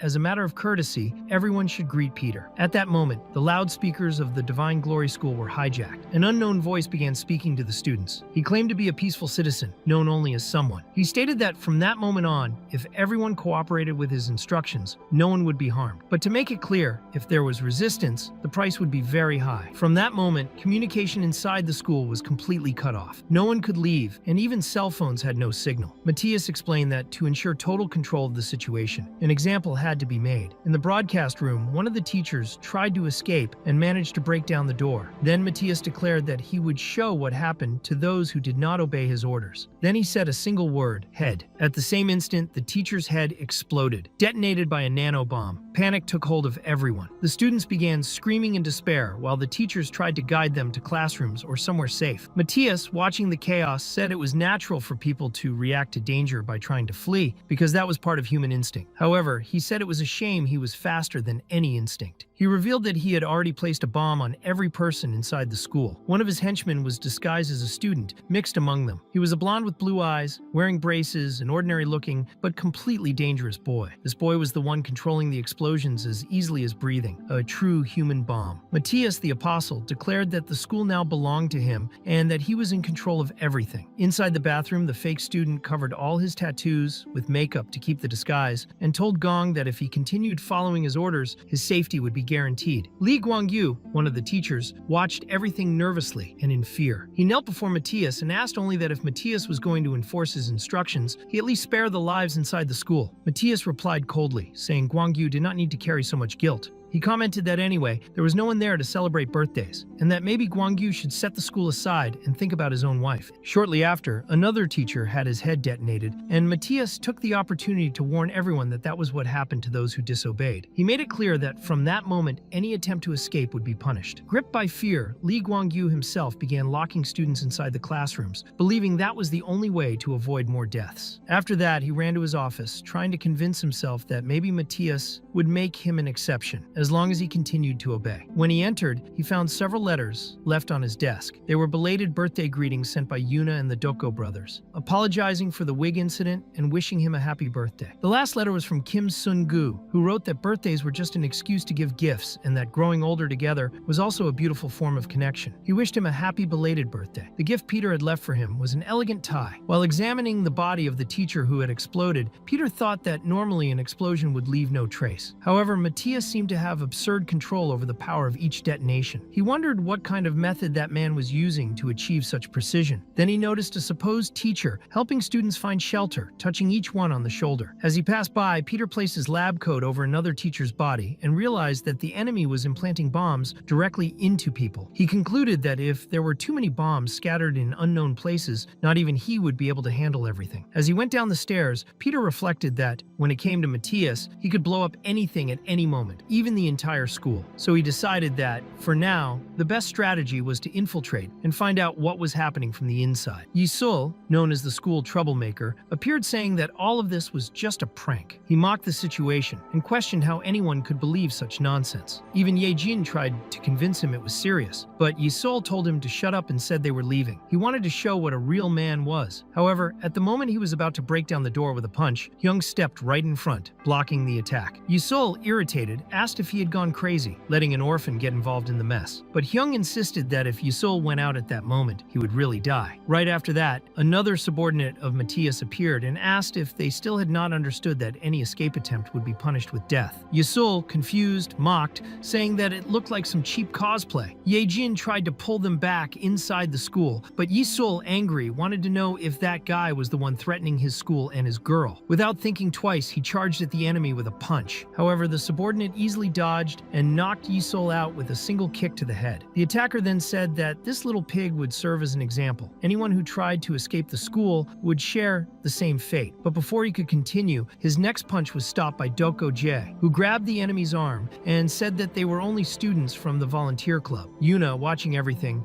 hesitated. She knew they could not reveal their true powers in front of civilians. But Hyung asked her to think about the situation, saying that with great power also came great responsibility. Jae added that it was time for them to accept that burden and asked if Yuna was ready. She replied that she was, and that she had been ready from the start. They began to act as a team. Yuna fired a dart at the enemy, who managed to dodge it, but Jae quickly grabbed his legs, and Hyung landed a knee strike right to his mouth. Taking advantage of the opening, Yuna tied the opponent's legs. Even so, the subordinate managed to throw them off, saying they were nothing but rank D kids and asking how they dared to face him. Then he threw Jae away and charged at Yuna with a knife, aiming directly at her foot. When everything seemed lost, he was stopped by someone else, a man who seemed to be just another teacher. He introduced himself, saying that perhaps they were looking for the legendary Peter. If that was the case, they were in the right place, because he was Peter himself. His appearance was different. He was wearing something taken from the teacher's office, including the tie he had received as a gift. He also had a striking eyebrow. The students began to suspect his identity, and the subordinate of the Trinity reacted with surprise, saying it was an honor to meet the real Peter. Lee Guangyu, disguised among the teachers, approached and tried to intervene. He told the enemy that if he left quietly, he would pretend he had never seen him. But the man mocked the threat, saying he was far more afraid of his own boss than of that teacher. Meanwhile, the fight was growing more intense. The students began to wonder if that really was the same bald, grumpy teacher they knew. Guangyu was fighting frantically against the subordinate of the Trinity and said that, of course, that man could not be the real Peter. If he were, he would never have fallen into a trap like that. But right after, Guangyu was kicked so hard in the abdomen that he rolled down the hallway. Watching the scene,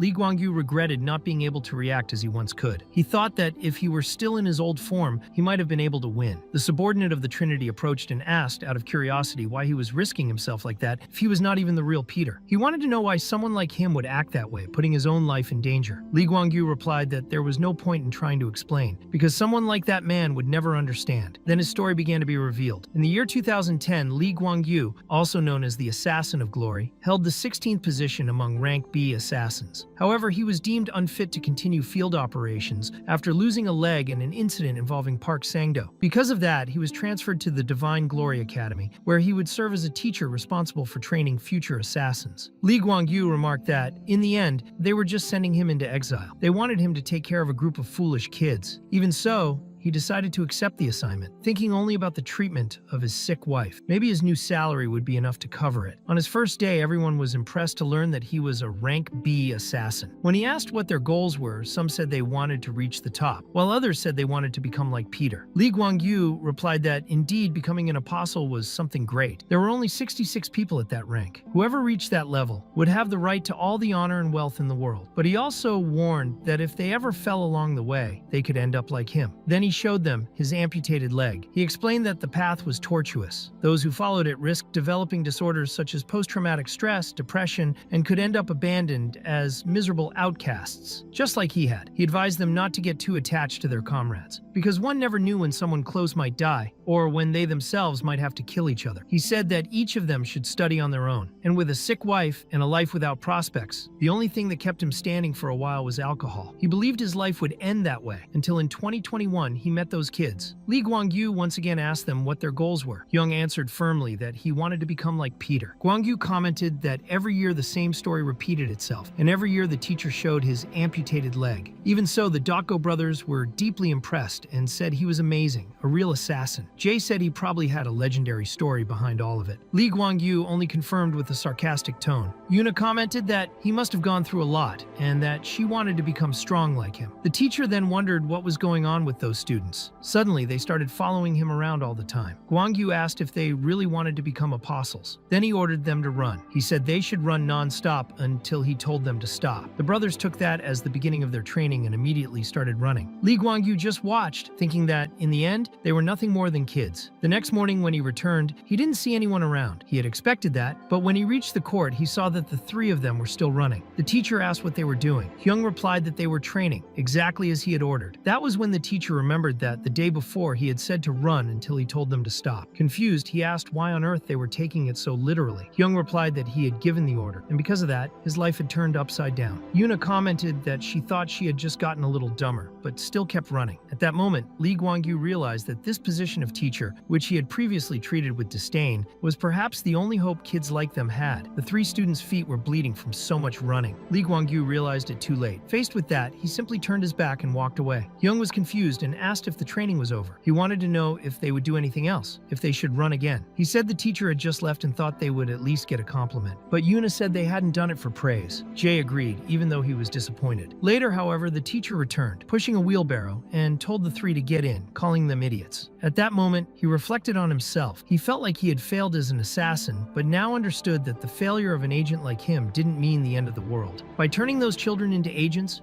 maybe he was contributing to something greater. He realized that coming to that school wasn't the end of his career, but the beginning of something new. And it took him a while to see that. In the present, one of Matthias's subordinates stated that Lee Guangyu deserved a meaningless and miserable end. Yuna's next dart attack was easily blocked. She demanded that he step away from her teacher, but the subordinate mocked her, saying that fake Peter looked weak, and it would be better to kill Yuna first to end the suffering. Then Lee Guangyu, even injured, grabbed the enemy with all the strength he still had. The subordinate was surprised, thinking that the bastard seemed even stronger than before, and Guangyu declared with conviction that he wasn't dead yet. He reminded the enemy of what he always told his students, that he would stand by their side, no matter how twisted the path, and that he would protect them to the end. With all his strength, he delivered a wrestling move, smashing the enemy's head against the ground. In the next instant, he collapsed, completely unconscious. But Matthias's subordinate was still alive. Taking a deep breath, he said it had been a close call. He remarked that, after all, that guy wasn't so bad, but now he probably had all his organs destroyed. In a cruel tone, he suggested they enjoy those final moments together. At that moment, someone appeared out of nowhere and landed a knee to the enemy's chin so hard that the boy probably would never speak again. Shocked, asked what was happening. When she looked closer at the body in front of her, she realized it was Sungo. Peter, in turn, noticed that Professor Lee Guangyu was unconscious. Even so, his body was still reacting. He then said silently that it was enough, that now the teacher only needed to rest because he had already fulfilled his duty. He had already protected his students. The Trinity henchman looked to the side and asked if the Mark 17 had missed its target. After a few seconds, he realized what was happening and said they were making a fool out of him. His first question was about who that guy was. Sungu replied that it was better to stop with the small talk because the Mark 17 was waiting for him. The henchman then thought that the surprise attack had been quite strong. He almost fainted from a single blow. He started to wonder if there was someone in that school stronger than Guangyu himself. Maybe it was one of the apostles. But he quickly dismissed the idea because that boy's body type didn't match either Kajio or Tadyu. Yuna watched the scene and thought it was a good thing he had shown up. Finally, someone would handle this. The henchman admitted he didn't know who that boy was, but he recognized that he was strong. Still, he said that in the end, he was just a human. Peter, watching from afar, noticed that the boy's confidence wasn't just an act. There was something real behind that posture. The henchman then pulled out a small detonator and declared that with that bomb, any human would die. He asked if Sungu was scared. He said that with just one step, he would turn into ground meat. Yuna, worried, asked him to step back. She wondered if Sungu already knew about the bombs, but the boy stayed calm and said he wanted to see what the henchman was capable of. He even seemed curious about what exactly the man planned to blow up. At the moment the henchman pressed the button, the explosion happened, but it didn't even come close to Sungu. He remained completely unharmed. He didn't even flinch. Then he asked why the henchman hadn't killed him. Did he expect him to surrender just because something exploded nearby? Or maybe he felt sorry for him? Maybe he had even grown attached? Yuna wondered if the henchman had made a mistake, because Sungu was clearly provoking him. Then she noticed the man was trembling. Sungu said maybe the problem was something else. Maybe even if the henchman pressed the button, nothing would happen. By watching his movements, he noticed the man always stayed within a certain range, as if he were avoiding specific areas. That indicated the bombs had been placed in a way that avoided the path where the controller walked. This meant Sungu was standing in one of the safe zones. The henchman confirmed it, saying that spot was indeed safe. But then he remembered the students behind Sungu were in danger. Sungu, however, simply asked what a bomb meant to him. The henchman said not to be dramatic, they would all die at once. Sungu then reflected that the more confidence a human shows, the weaker they become. Then he threw his ID card with such precision that it sliced off the henchman's thumb, making him drop the detonator. After that, he reminded the henchman that he had called him and his friends weak disciples. He wanted to know what he thought of them now. In the next moment, he delivered a powerful kick that sent the Trinity henchman rolling down the hallway. Still, Sungu asked if he really believed he could control the world with a button. He said that this Matthias guy must be pretty important,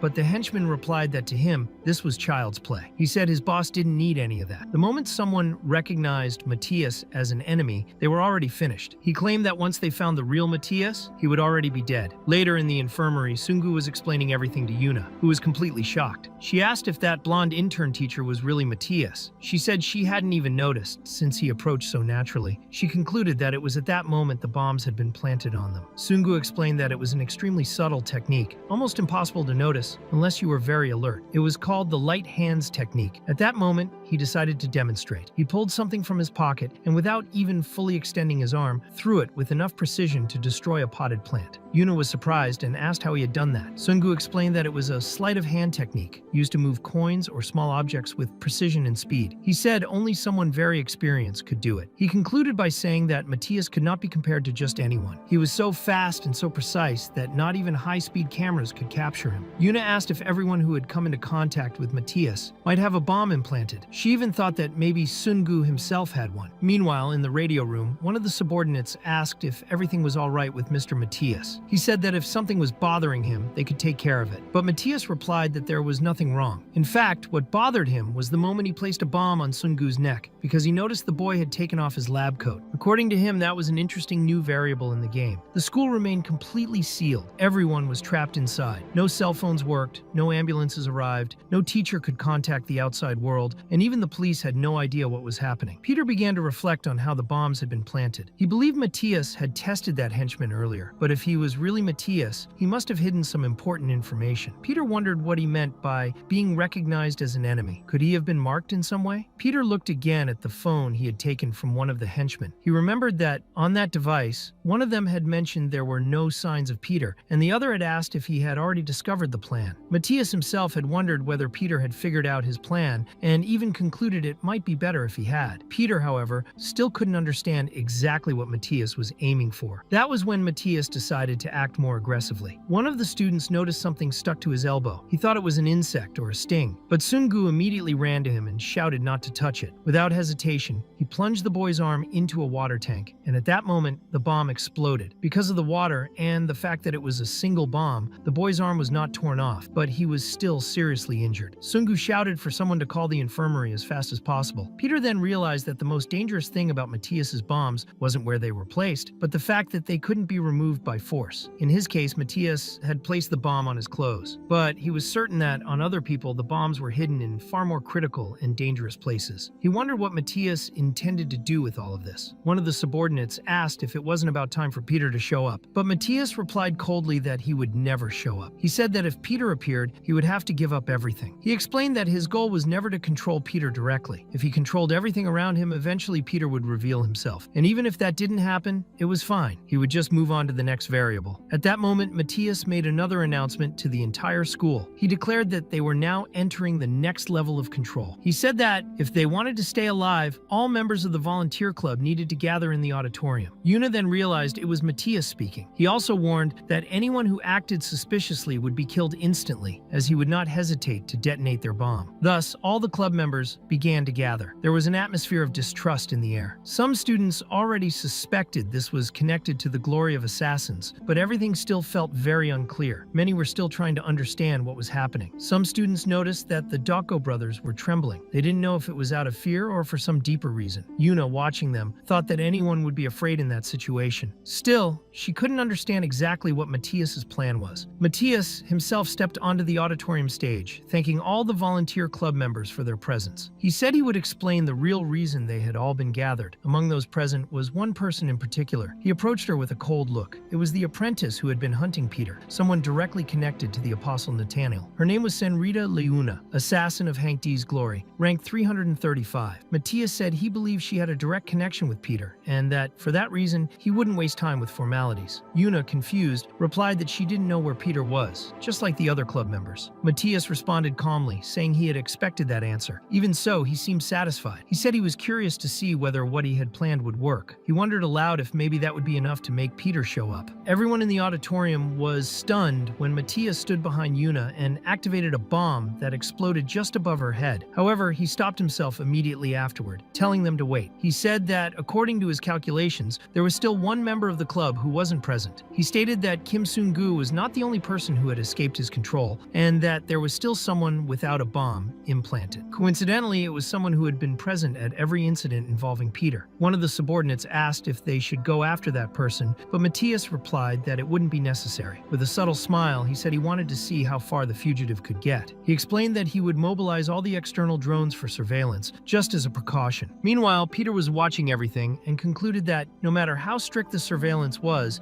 they would never find him. That was because he himself was the subordinate speaking to Matthias. Moments earlier, he had explained his plan to Yuna, who was surprised to learn that he intended to infiltrate the enemy ranks. She asked why he would do something like that, and Peter showed her what he had obtained. He had stolen one of the masks used by the henchmen. That mask had a transmission device, voice distortion, and even storage for confidential data. It was advanced technology, a point of pride for the Trinity, and now it would be used against them. Yuna asked what he intended to do with the infiltration, and Peter explained that the only way to neutralize all of Matthias's bombs was with a jammer. The device, covered in antennas and wires, emitted waves capable of blocking radio signals. However, Peter knew that wouldn't be enough because Matthias did not use radio to control the bombs. One of the henchmen had even said that if he met Matthias in person, he would die instantly. Even so, Peter wanted to confirm whether that was true. Now, in the middle of the auditorium, he was so close to Matthias and Yuna that he could feel the enemy's breath. While he was configuring the jammer's frequency, Yuna noticed what he was doing and thought it was far too risky. It was only a matter of time before Matthias found out. Plus, there were too many people watching. Even so, Peter believed they had to try to neutralize everything. The interference process had already started. They just needed to buy time. Matthias, sensing something out of the ordinary, smiled and said they had surpassed his expectations. He stated that it seemed there were several people who had not followed his orders, and for that reason, he would apply an even stronger command. He said that from that moment on, all bombs implanted in the bodies of those inside the auditorium would explode in exactly 3 minutes. He also explained that if anyone tried to remove the bombs, they would detonate instantly. Panic spread through everyone. The countdowns began and each person could see exactly where the bomb was located on their body. Young shouted for no one to touch anything, trying to keep the group calm. Matthias, with a calm voice, said that he knew Peter was there somewhere. He declared that he didn't know what Peter was doing or where he was hiding, but that it didn't matter. If Peter couldn't reveal himself now, he would continue fighting in the shadows, as he always had. He guaranteed that the moment Peter appeared, it would be the end. He said he would then use his most powerful weapon. Yuna, desperate, thought that man was a lunatic willing to kill everyone without hesitation. There were only 3 minutes left until the explosion, and Sungu couldn't even move. Peter, still undercover, thought there was something deeply troubling. If Matthias was truly who he suspected, then he definitely understood the concept behind jamming. There was a major flaw in that technology. To locate an encrypted frequency, it required at least several minutes, but it was very unlikely that Matthias would give them that time. He observed the auditorium and wondered what Peter would do now. According to him, all the students in that place were about to be turned to ashes. The panic was obvious. About 2 minutes had passed, and only 11 seconds remained before all the bombs exploded. Matthias commented that even with the countdown almost at 0, neither Peter nor his allies had shown themselves. He said that if anyone still believed the bombs wouldn't explode, it was time to let go of that hope. When there were 5 seconds left, he said that he had never finished anything with just words. As the countdown reached 3, 2, 1, a knife was thrown in his direction and nearly hit his hand. He managed to dodge it at the very last moment. Doko Hyung showed up, saying his hand was itching, and by accident, ended up throwing the knife. He apologized and, in a carefree tone, asked them to return the weapon. The assassins around didn't understand anything. They asked what those two were doing, thinking they were crazy for playing around in such a tense moment. They believed the Doko brothers were no match for Matthias. Yuna thought that, thanks to the brothers, the bombs hadn't gone off. Doko Jae said he had never seen Peter in person, but Hyung stated that if it was to help the one they considered their spiritual master, no sacrifice was too great. Yuna, confused, began to wonder what exactly they were doing there. Meanwhile, in the infirmary, Peter explained that when the interference system known as jamming finds the correct frequency, it becomes a powerful tool. However, that technology has a fatal flaw: the time it takes to find that frequency. And clearly, Matthias would not allow that. What no one knew is that the Doko brothers were lying in the infirmary, silently listening to the entire explanation. Outside, the assassins mocked the brothers, saying they were idiots for thinking this was all a game. But the brothers said this game would be quite fun. Hyung told Jae that it was good while it lasted, and Jae replied that he would wait for him in heaven. Then the two charged together. They took down the first subordinate of the Trindade, dodged the attacks from the others, and went straight for Matthias. However, Matthias reacted quickly and launched a bomb that exploded on Hyung's leg, knocking him down. The explosion was superficial. It didn't tear his leg off, but it caused a lot of pain. Matthias commented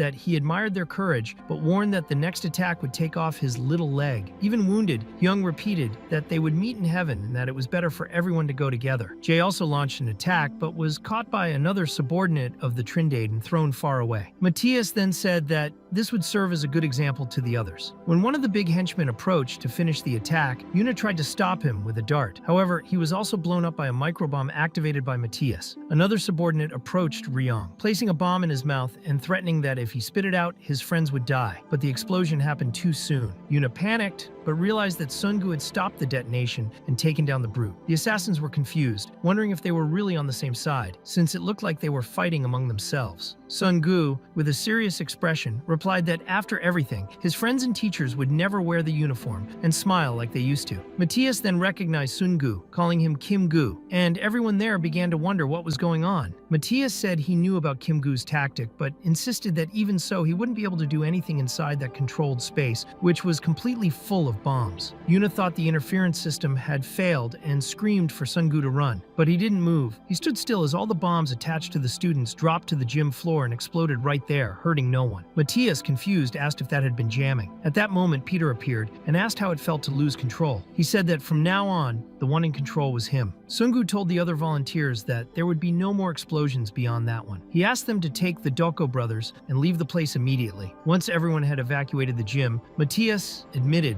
that the boy really was a prodigy. From the start, he had sensed something extraordinary in Sungu. From the moment he discovered where the bombs had been placed to the moment he uncovered Matthias's true identity, everything showed his intelligence. Even so, the jamming strategy he used was completely unexpected. The perception and knowledge that Sungu demonstrated, despite being so young, surpassed Matthias's understanding. He wondered if that jammer plan had been a direct order from Peter. But even if he had his support, Matthias claimed it wouldn't make a difference. After all, everyone present was a member of the Trindade, each with strength equivalent to the rank A agents of the Gloria. That was when Peter decided to show something. He said that in Korea, there was no weapon more powerful than this. He picked up a piece of bamboo and called it the Stick of Love, the same kind used to spank disobedient children. Matthias, skeptical, wanted to see if that was really true. As all the members of the Trindade charged at Peter, Yuna panicked. She knew those men were far more dangerous than any squad led by Nathaniel. Many renowned assassins were present, and even among the most experienced, there were names who had completed countless high-risk missions. The first one, known as Amalaha, was struck head-on. He received a brutal beating and had his arm broken by the Stick of Love. Next was Mawabi Gu, a veteran with a long track record who was thrown to the ground and left with a broken nose. One by one, all the famous assassins who tried to face Peter were completely defeated, without him caring who they were. After all, he was Peter. Peter declared that he would show what it really meant to possess a high-ranking ability. Matthias started to rethink everything. It seemed impossible that someone like him could be classified as just rank D. It felt absurd that a student would be under Peter's direct protection. Maybe, he thought, Sungu was an apostolo, or perhaps even more than that. So he decided he should treat him with proper respect. Yuna, holding the jamming device, thought she had seen that many times before, but still couldn't believe what she was witnessing. Who was Sungu, really? Even after defeating the enemies, he remained tense. She noticed that, despite having the upper hand, he was already anticipating Matthias's next move, and he was right. A swarm of dragonfly-shaped drones appeared in the sky, releasing a rain of small bombs over the court. Yuna said the jamming was working, so the bombs should fail. But Sungu knew it wasn't that simple. Instead of trusting the system, he detonated all the bombs himself with his own hands before they could hit the ground. He asked everyone to stay back. At that moment, Matthias uttered the words "left arm," activating an explosion directly above Sungu. In the last instant, Sungu had to sacrifice part of his mobility to shield Yuna, who was too close. She was in shock, unable to understand how that was possible. The jamming was still active, so why did the bomb work? Peter explained that it was a technology called ICC, a brain-computer interface. This type of system sends signals directly from the brain to devices through brainwaves using an electronic chip implanted in the user's head. Yuna became even more worried when she saw that Sungu's arm was severely damaged. He himself thought he had heard about this technology before, but controlling such a system so freely was almost impossible. It was then explained that in the late 1990s, researchers began secretly studying ways to capture brainwaves and transmit them to computers. If successful, this would forever change the course of humanity. However, there was a serious side effect. The human body could not withstand the synchronization process between brain and machine. All experiments conducted on thousands of people had failed. The research seemed doomed until one person managed to succeed. A genius Italo-American named Yahello Marcellos, a specialist in computational neuroscience, quantum engineering, and human-machine interfaces. Yahello Marcellos studied for years to make that technology viable. He was the first genius to succeed in something many considered impossible. Yuna, still trying to grasp the situation, asked what that meant for them if the technology really existed. Peter replied that Dr. Yahello was already considered to be at an advanced level, but that Matthias had surpassed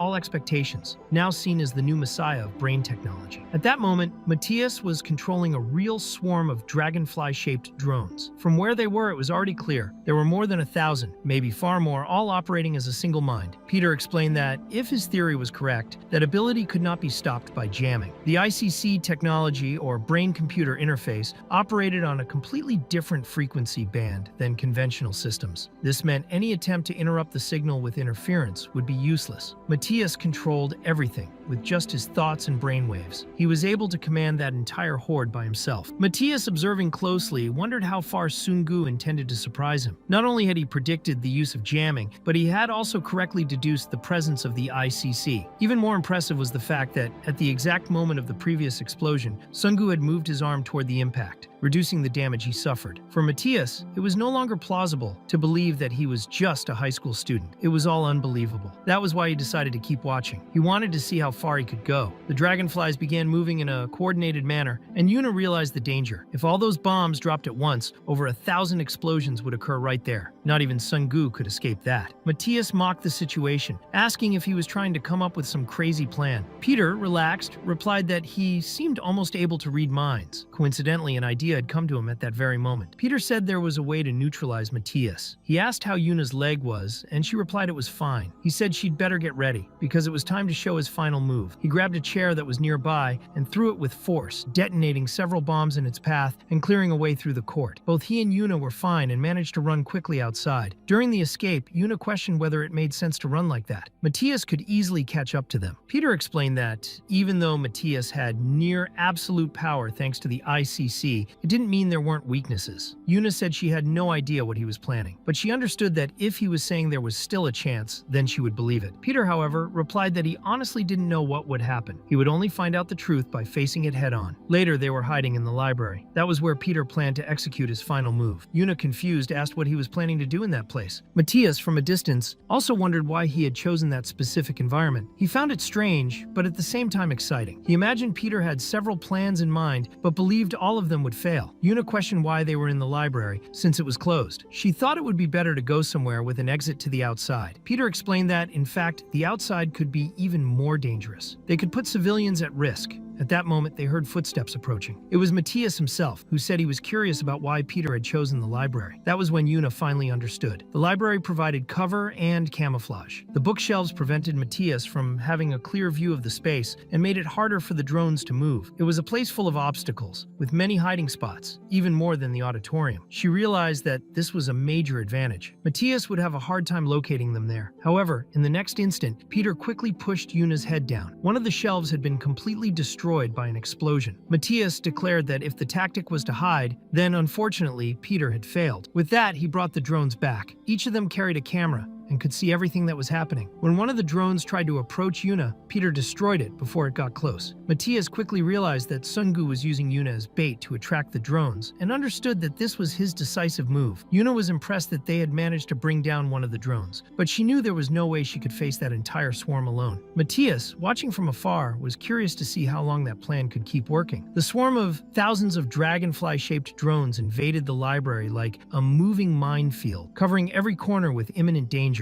Peter, fully aware of the situation, explained that this was the moment when the most important part would begin. He asked Yuna to focus on the task he had given her earlier, but she became concerned when she saw his injured arm and asked if she could fight too. Peter replied that she was already being a great help and that they would see each other again soon, if they were still alive. Then he ran off, leaving Yuna hidden under one of the library tables. While running, Peter thought that he needed to buy as much time as possible for Yuna to find what they were looking for. The drones detected his movement and blocked all escape routes at once, blowing up the paths he could have used to flee. Even so, thanks to his speed, Peter managed to escape unharmed. He knew time was short and that he had to move even faster within that environment. Matthias, analyzing the movements, wondered if this was a war of attrition. He thought Peter might be trying to make him use up all his bombs, but he quickly concluded that it would not work. Matthias had more explosives than anyone could imagine. He thought to himself that no matter how hard Peter tried, the bombs would fall faster and in greater quantity than anyone could possibly endure. A rain of explosives was launched at Peter, who defended himself the best he could, using books from the shelves as improvised shields. It almost felt like a metaphor, books protecting him from bombs, as if knowledge could shield him from the dangers of society. Despite the creative attempt, the situation was becoming critical, and he knew he might not have enough time for Yuna to complete her mission. Even while admiring Peter's reflexes, who managed to block some of the bombs with books, Matthias noted that many still got through, causing a massive explosion. The library was partially destroyed, with many areas scorched by fire. Matthias calmly approached, wearing rubber slippers and socks, and examined the scene, seeing Peter lying among the shelves with torn clothes, visible wounds, and a badly injured arm. Faced with that scene, Matthias reflected that Peter had talked a lot but shown little. He even wondered if he had overestimated him. Meanwhile, Yuna, still hiding, became extremely worried. The explosion had been so strong that the shockwave reached her, and she feared that Sungu was seriously injured. But then she noticed something strange. Matthias had stopped attacking.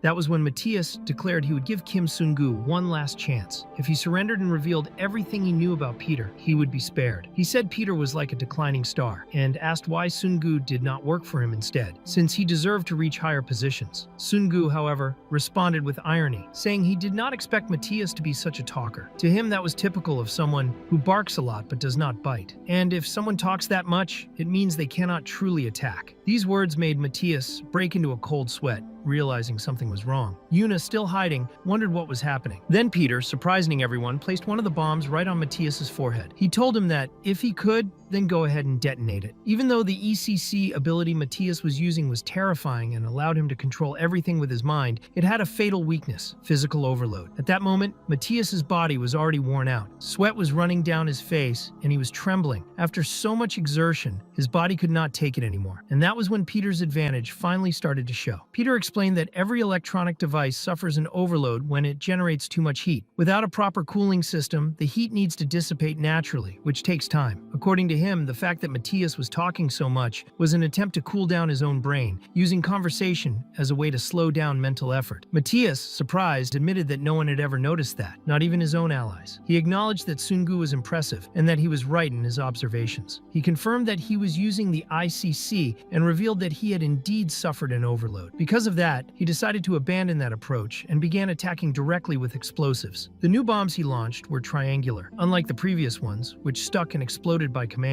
these detonated upon the slightest contact. Peter was forced to dodge the point-blank explosions, facing a constant sequence of attacks. Matthias's manual throws and the way he created illusions with his fingers clearly showed his level of precision and control. Meanwhile, the library was almost entirely destroyed, filled with smoke, shrapnel, and fire. Even with the destruction around them, Matthias believed that victory was guaranteed. Still, he wondered why Sungu remained so calm. On the other side, Yuna had already found the object he had asked for, but could not understand how that would help defeat Matthias. Sungu and Matthias faced each other, separated only by a table. Matthias said that at that distance, there was no escape. Sungu in turn agreed, saying that precisely because they were so close, this was the ideal moment. He took on a teacher-like posture and calmly began explaining the situation. He said that when a bomb like that explodes, everything within a 1-meter radius is affected. That put him at risk too. That was why he chose that strategy. Quickly, Sungu flipped the table toward Matthias, who, with no other option, blew it up to clear the way. He asked if Sungu really thought something like that would be enough to hit him. Sungu, with full conviction, said no. He had already predicted Matthias would blow up the table and cross through the debris at the exact moment. What he really wanted was to force a hand-to-hand fight. The next attack was a powerful knee to Matthias's face, who fell with a bleeding nose. As he got up, he thought that Sungu had discovered the weakness of his bombs at close range. He started to wonder if that boy really was not afraid of explosions. Peter knew that Matthias always counted on the natural fear people people had, but Sungu was fighting with all the courage he had. Without hesitation, Sungu grabbed a trash can and struck Matthias's head hard, mentally saying that this was just the beginning. In another region, in the desert, Matthias and Felipe were talking while watching the events from afar. Matthias asked who he thought would win and if anyone was truly capable of defeating Matthias. Felipe replied that, in combat, the power of explosives was almost absolute, but reminded him that everyone has a weak point. No matter how perfect a human being may be, there is always a vulnerable spot. Matthias wanted to know if Matthias also had a weakness. Felipe confirmed that he did, but said that even so, not even someone at the level of an apostle would easily be able to exploit it. It would take someone beyond that level. In the ruined library, Matthias was being overwhelmed by Sungu. He thought that he had faced thousands of enemies, and, with the exception of Felipe,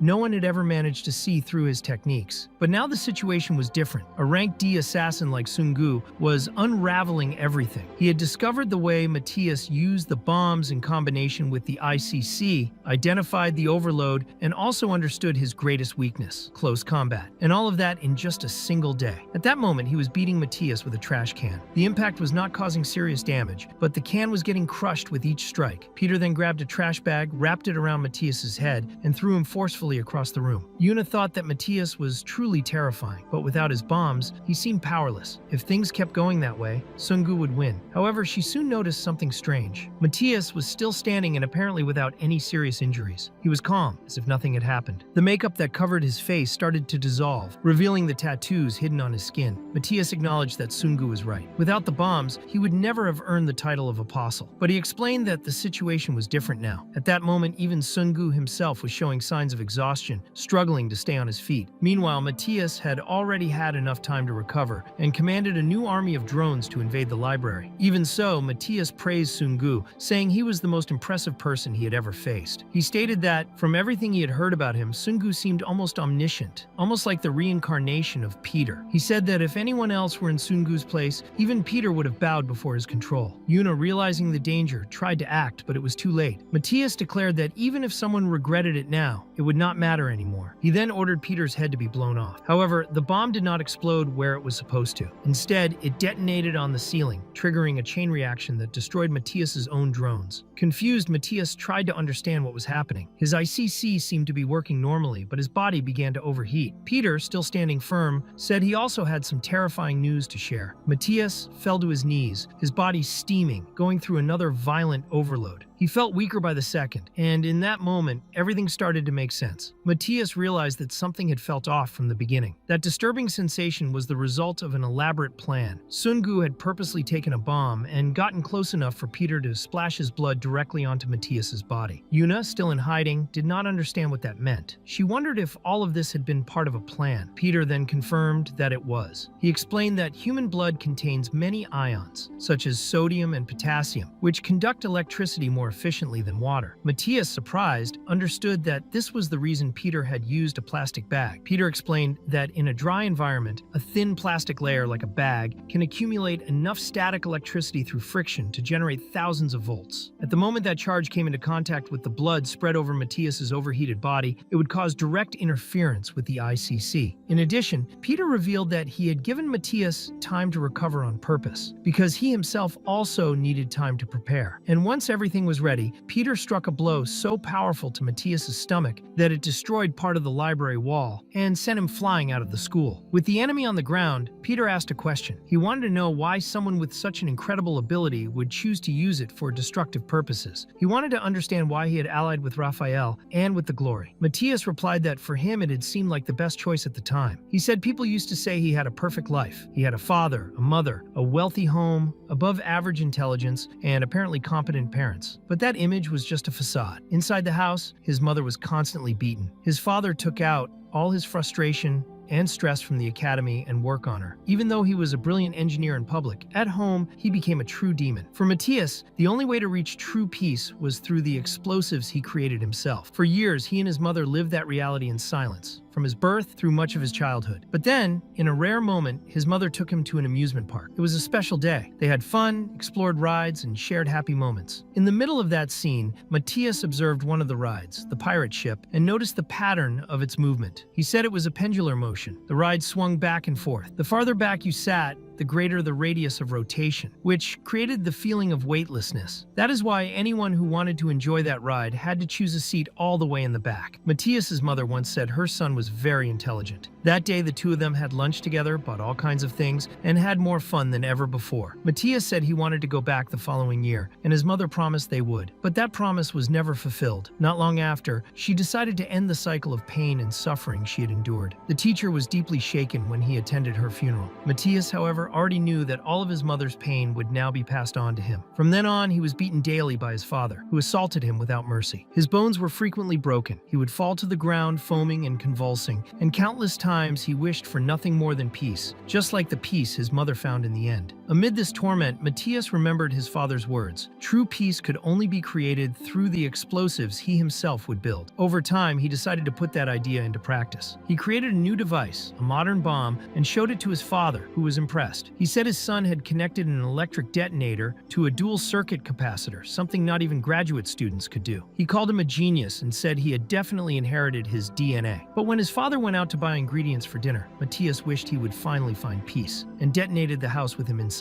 In a painful and ironic way, it was under the suffocating control of that man, whom he considered a living hell, that Matthias discovered the meaning of truth and peace. To him, maintaining order required control, and maintaining control required explosives. Glory was the only organization that believed in his talent and funded his projects. Matthias believed that his control was not yet over, but in the final moment, he passed out due to mental overload. Peter, watching everything unfold, commented that if only Matthias had foreseen the fall of Glory, maybe things would have turned out differently. Right after that, Matthias's phone started ringing. It was Raphael, the leader of the Trinity. Peter, trying to deceive the enemy, put on the mask of one of the henchmen and used a voice distortion module. He answered, pretending to be Matthias, and said he had found Peter. Raphael asked if the target was dead and demanded confirmation of his death. But Peter, still disguised, replied that the old man surpassed every imaginable limit and was impossible to touch. Furious, Raphael complained that no one ever managed to finish that job and promised to kill the old man himself. Peter calmly said he had something that might please him. Raphael, now impatient, demanded to know what it was. That was when the real Peter revealed his identity over the phone, saying only that it had been a long time since they last spoke. Raphael lost control upon hearing his voice. After that, the news spread quickly. Angry crowds gathered in front of the school, outraged that the students had been taken hostage. Everyone blamed the terrorists for the attack. The police managed to capture those responsible, and the information was released in an official report. On the afternoon of the 15th, unidentified terrorists attacked a school in Seoul. They carried thousands of small bombs that were planted and detonated on site. However, all the students survived, with the exception of 2 victims. Authorities confirmed that all the terrorists were successfully captured. No one knew exactly how they were neutralized, but parents and citizens celebrated the heroic action. The main suspect, Matthias, was not the real Matthias. Someone else had been placed in his position, as the real one had already been detained by the Daiha group, the only one with the technology capable of blocking Matthias's ICC signal. All records of the attack were erased to eliminate any evidence. This was only possible thanks to Ji-won, who made sure to remind everyone that she was not just a document shredder, but a true paper destroyer. She even sent McKing out to buy beer while she finished the job. For the love of God, what a tiresome situation. But even Ji-won could not erase the curious looks from the students. The Dako brothers acted naturally, almost in a friendly way, to convince the other students to say they had seen nothing. And indeed, no one saw anything. Still, the couple, Yisol and Yejin, visited the Dako brothers in the hospital. They brought some flowers as a sign of gratitude and concern. Meanwhile, at the hospital, the doctor was arguing with Professor Lee Guangyu, saying he could not keep wearing a tie during his recovery. But Guangyu insisted that the tie was his medicine, his serum, and also his cure. It was the same tie he had received as a gift from Sungu himself. Given everything that had happened, Peter concluded that staying in that school posed a risk to the other students. For that reason, he decided it was time to leave the name Sungu behind. That was how he definitively abandoned the Divine Glory School. Later on, the Dako brothers met up again with him and Yuna. At that moment, Doko Hyung looked around and commented that there was a delinquent smoking nearby, ordering that he be arrested. Peter, in a calm tone, said he wasn't a smoker, but Dako J replied that it was obvious he smoked, just by looking at his face. Yuna, standing next to Peter, watched the scene with a slight smile. He seemed calm, even a little happy with the whole situation. Yuna knew that trying to keep him there wouldn't change anything. Still, she wanted to express something important. Since she met Peter, she felt that she had matured a lot. He didn't just help her grow, he also saved her brother's life. She said she could never thank him enough, but that someday she would repay everything she had received from him. Peter replied that indeed, debts of gratitude must always be paid. As he reflected, Peter remembered his childhood marked by pain and resilience. That was the only way he he knew how to deal with the emptiness of an uncertain future. In fact, this was the first time he had ever attended a real school. There, he met many people, including Yuna, and through those connections, he discovered new priorities, ambitions, and even feelings of love. The time he spent with them was light. Those were fun moments, and although he didn't know how much time he had left, he knew he would miss them for the rest of his life. Yuna then asked if he still remembered what they had talked about on that island. She said he had promised to tell everything when the time came, but until now he hadn't given her an answer. Peter said he knew that, but that it still wasn't the right time. Yuna, insistent, asked if he was going to keep stalling. The brothers also questioned whether he was hiding something from them and why he hadn't kept his promise yet. Peter replied that, technically, he never made any promises to them. Young commented that he never seemed like an ordinary high school student. He spoke like an old man. At that moment, Jay wanted to know what his true identity was. That was when Tadeu appeared, interrupted the conversation, and revealed that he was actually Peter. Everyone fell silent. A single bead of sweat slowly rolled down Peter's face. Tadeu then asked if no one had realized that Sungu and Peter were the same person. Peter replied that, at least now, everyone knew, thanks to him. Later, during the sunset, Yuna commented that it was still a bit hard to believe everything, but that, in a way, it all started to make sense. Peter asked her to keep talking to him the same way she always did. If Peter were to change now, everything would feel too strange. Even without him around, he was sure the others would continue protecting the school well. When he finished everything he needed to do and came back, they would meet again. Meanwhile, the Dako brothers were pedaling excitedly on a swan boat, completely thrilled. Yuna, watching that scene, said she honestly didn't know when they would grow up. Even with everything explained, it seemed the two still didn't take things seriously. Peter said that, deep down, he already expected that, but it was exactly their way of being that made them so unique. So he suggested they stop wasting time on farewells and get some rest. Tadeu said he would be back later,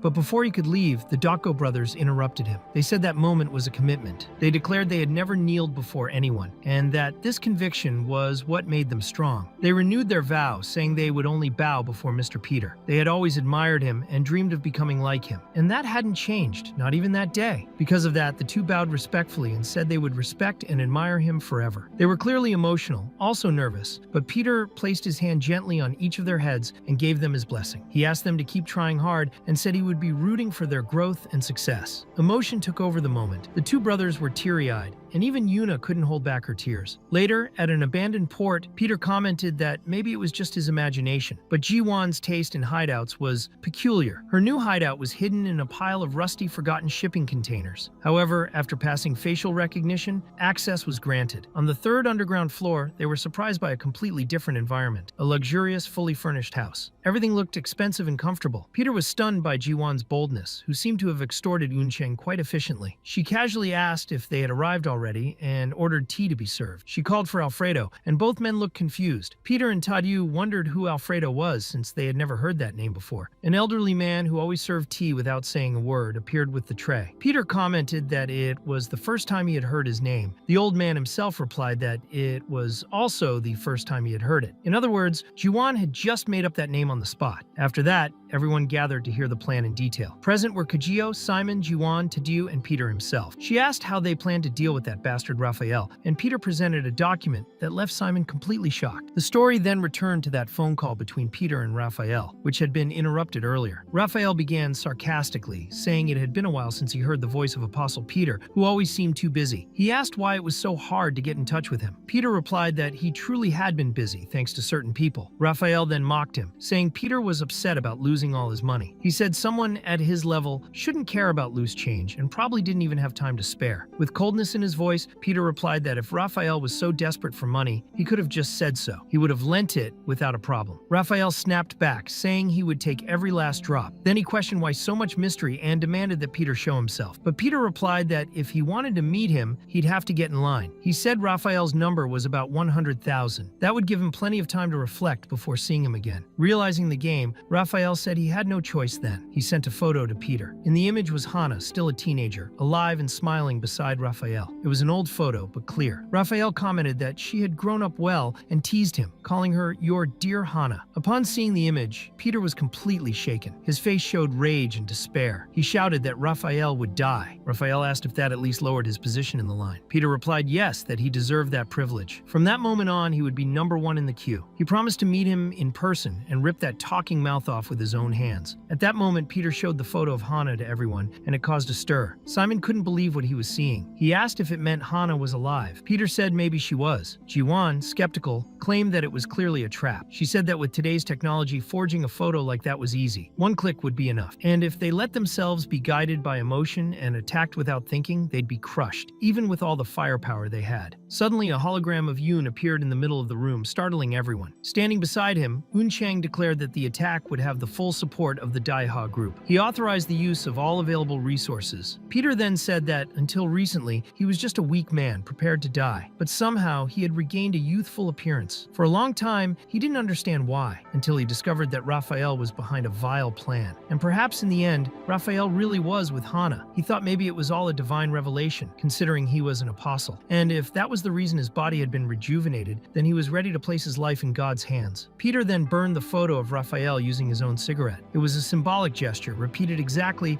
as he had done in the first chapter of the story. The kind of scene worthy of a movie. Meanwhile, at Raphael's apostle's base, Mateus was complaining about a door that wouldn't open. He asked why it needed so much security. Felipe, impatient, told her to move aside and forced the door open with his bare hands. She was shocked by his strength, wondering if he was even human. Raphael, on the other hand, commented that the door had been expensive. Felipe presented his report. He said that Mateus had failed the mission and his whereabouts were unknown. He also reported that Peter was forming an alliance of apostles and that their military power seemed significant. Raphael commented that this would likely turn into a war between alliances. He was impressed that Peter, even at his age, could still crush his enemies despite advanced technologies. But he concluded by saying that Peter had no idea of the hell that awaited him. In the post-credits scene, Dilma asked if he didn't think he was at a disadvantage. She corrected herself, saying numerous disadvantages. Tadeo replied that there was no need to worry. He claimed he could handle a lot of people at once. Peter then asked what they would do if someone showed up to tip the balance. At that moment, two mysterious figures were approaching the containers that made up Ji-won's hideout. She asked if there really was no one to greet them. The man beside her offered to try opening the door. Ji-won protested, saying he shouldn't strain himself given his fragile health. Still, he grabbed the container door and opened it with sheer brute force. Nathaniel, surprised, exclaimed, asking what he was doing. The man replied that it seemed he still hadn't fully returned to how he used to be. He apologized to the doctor, saying he was so curious he couldn't help himself. He just wanted to test his new body. That man was Nathanael, one of Raphael's apostles, now revealed to be alive and well. And with that, the first season of Peter's story comes to an end. If you enjoyed this journey so far, don't forget to hit the like button on the video. It helps us a lot in continuing to tell this amazing story. And if you're not subscribed to the channel yet, subscribe now and turn on notifications so you don't miss anything from the next season.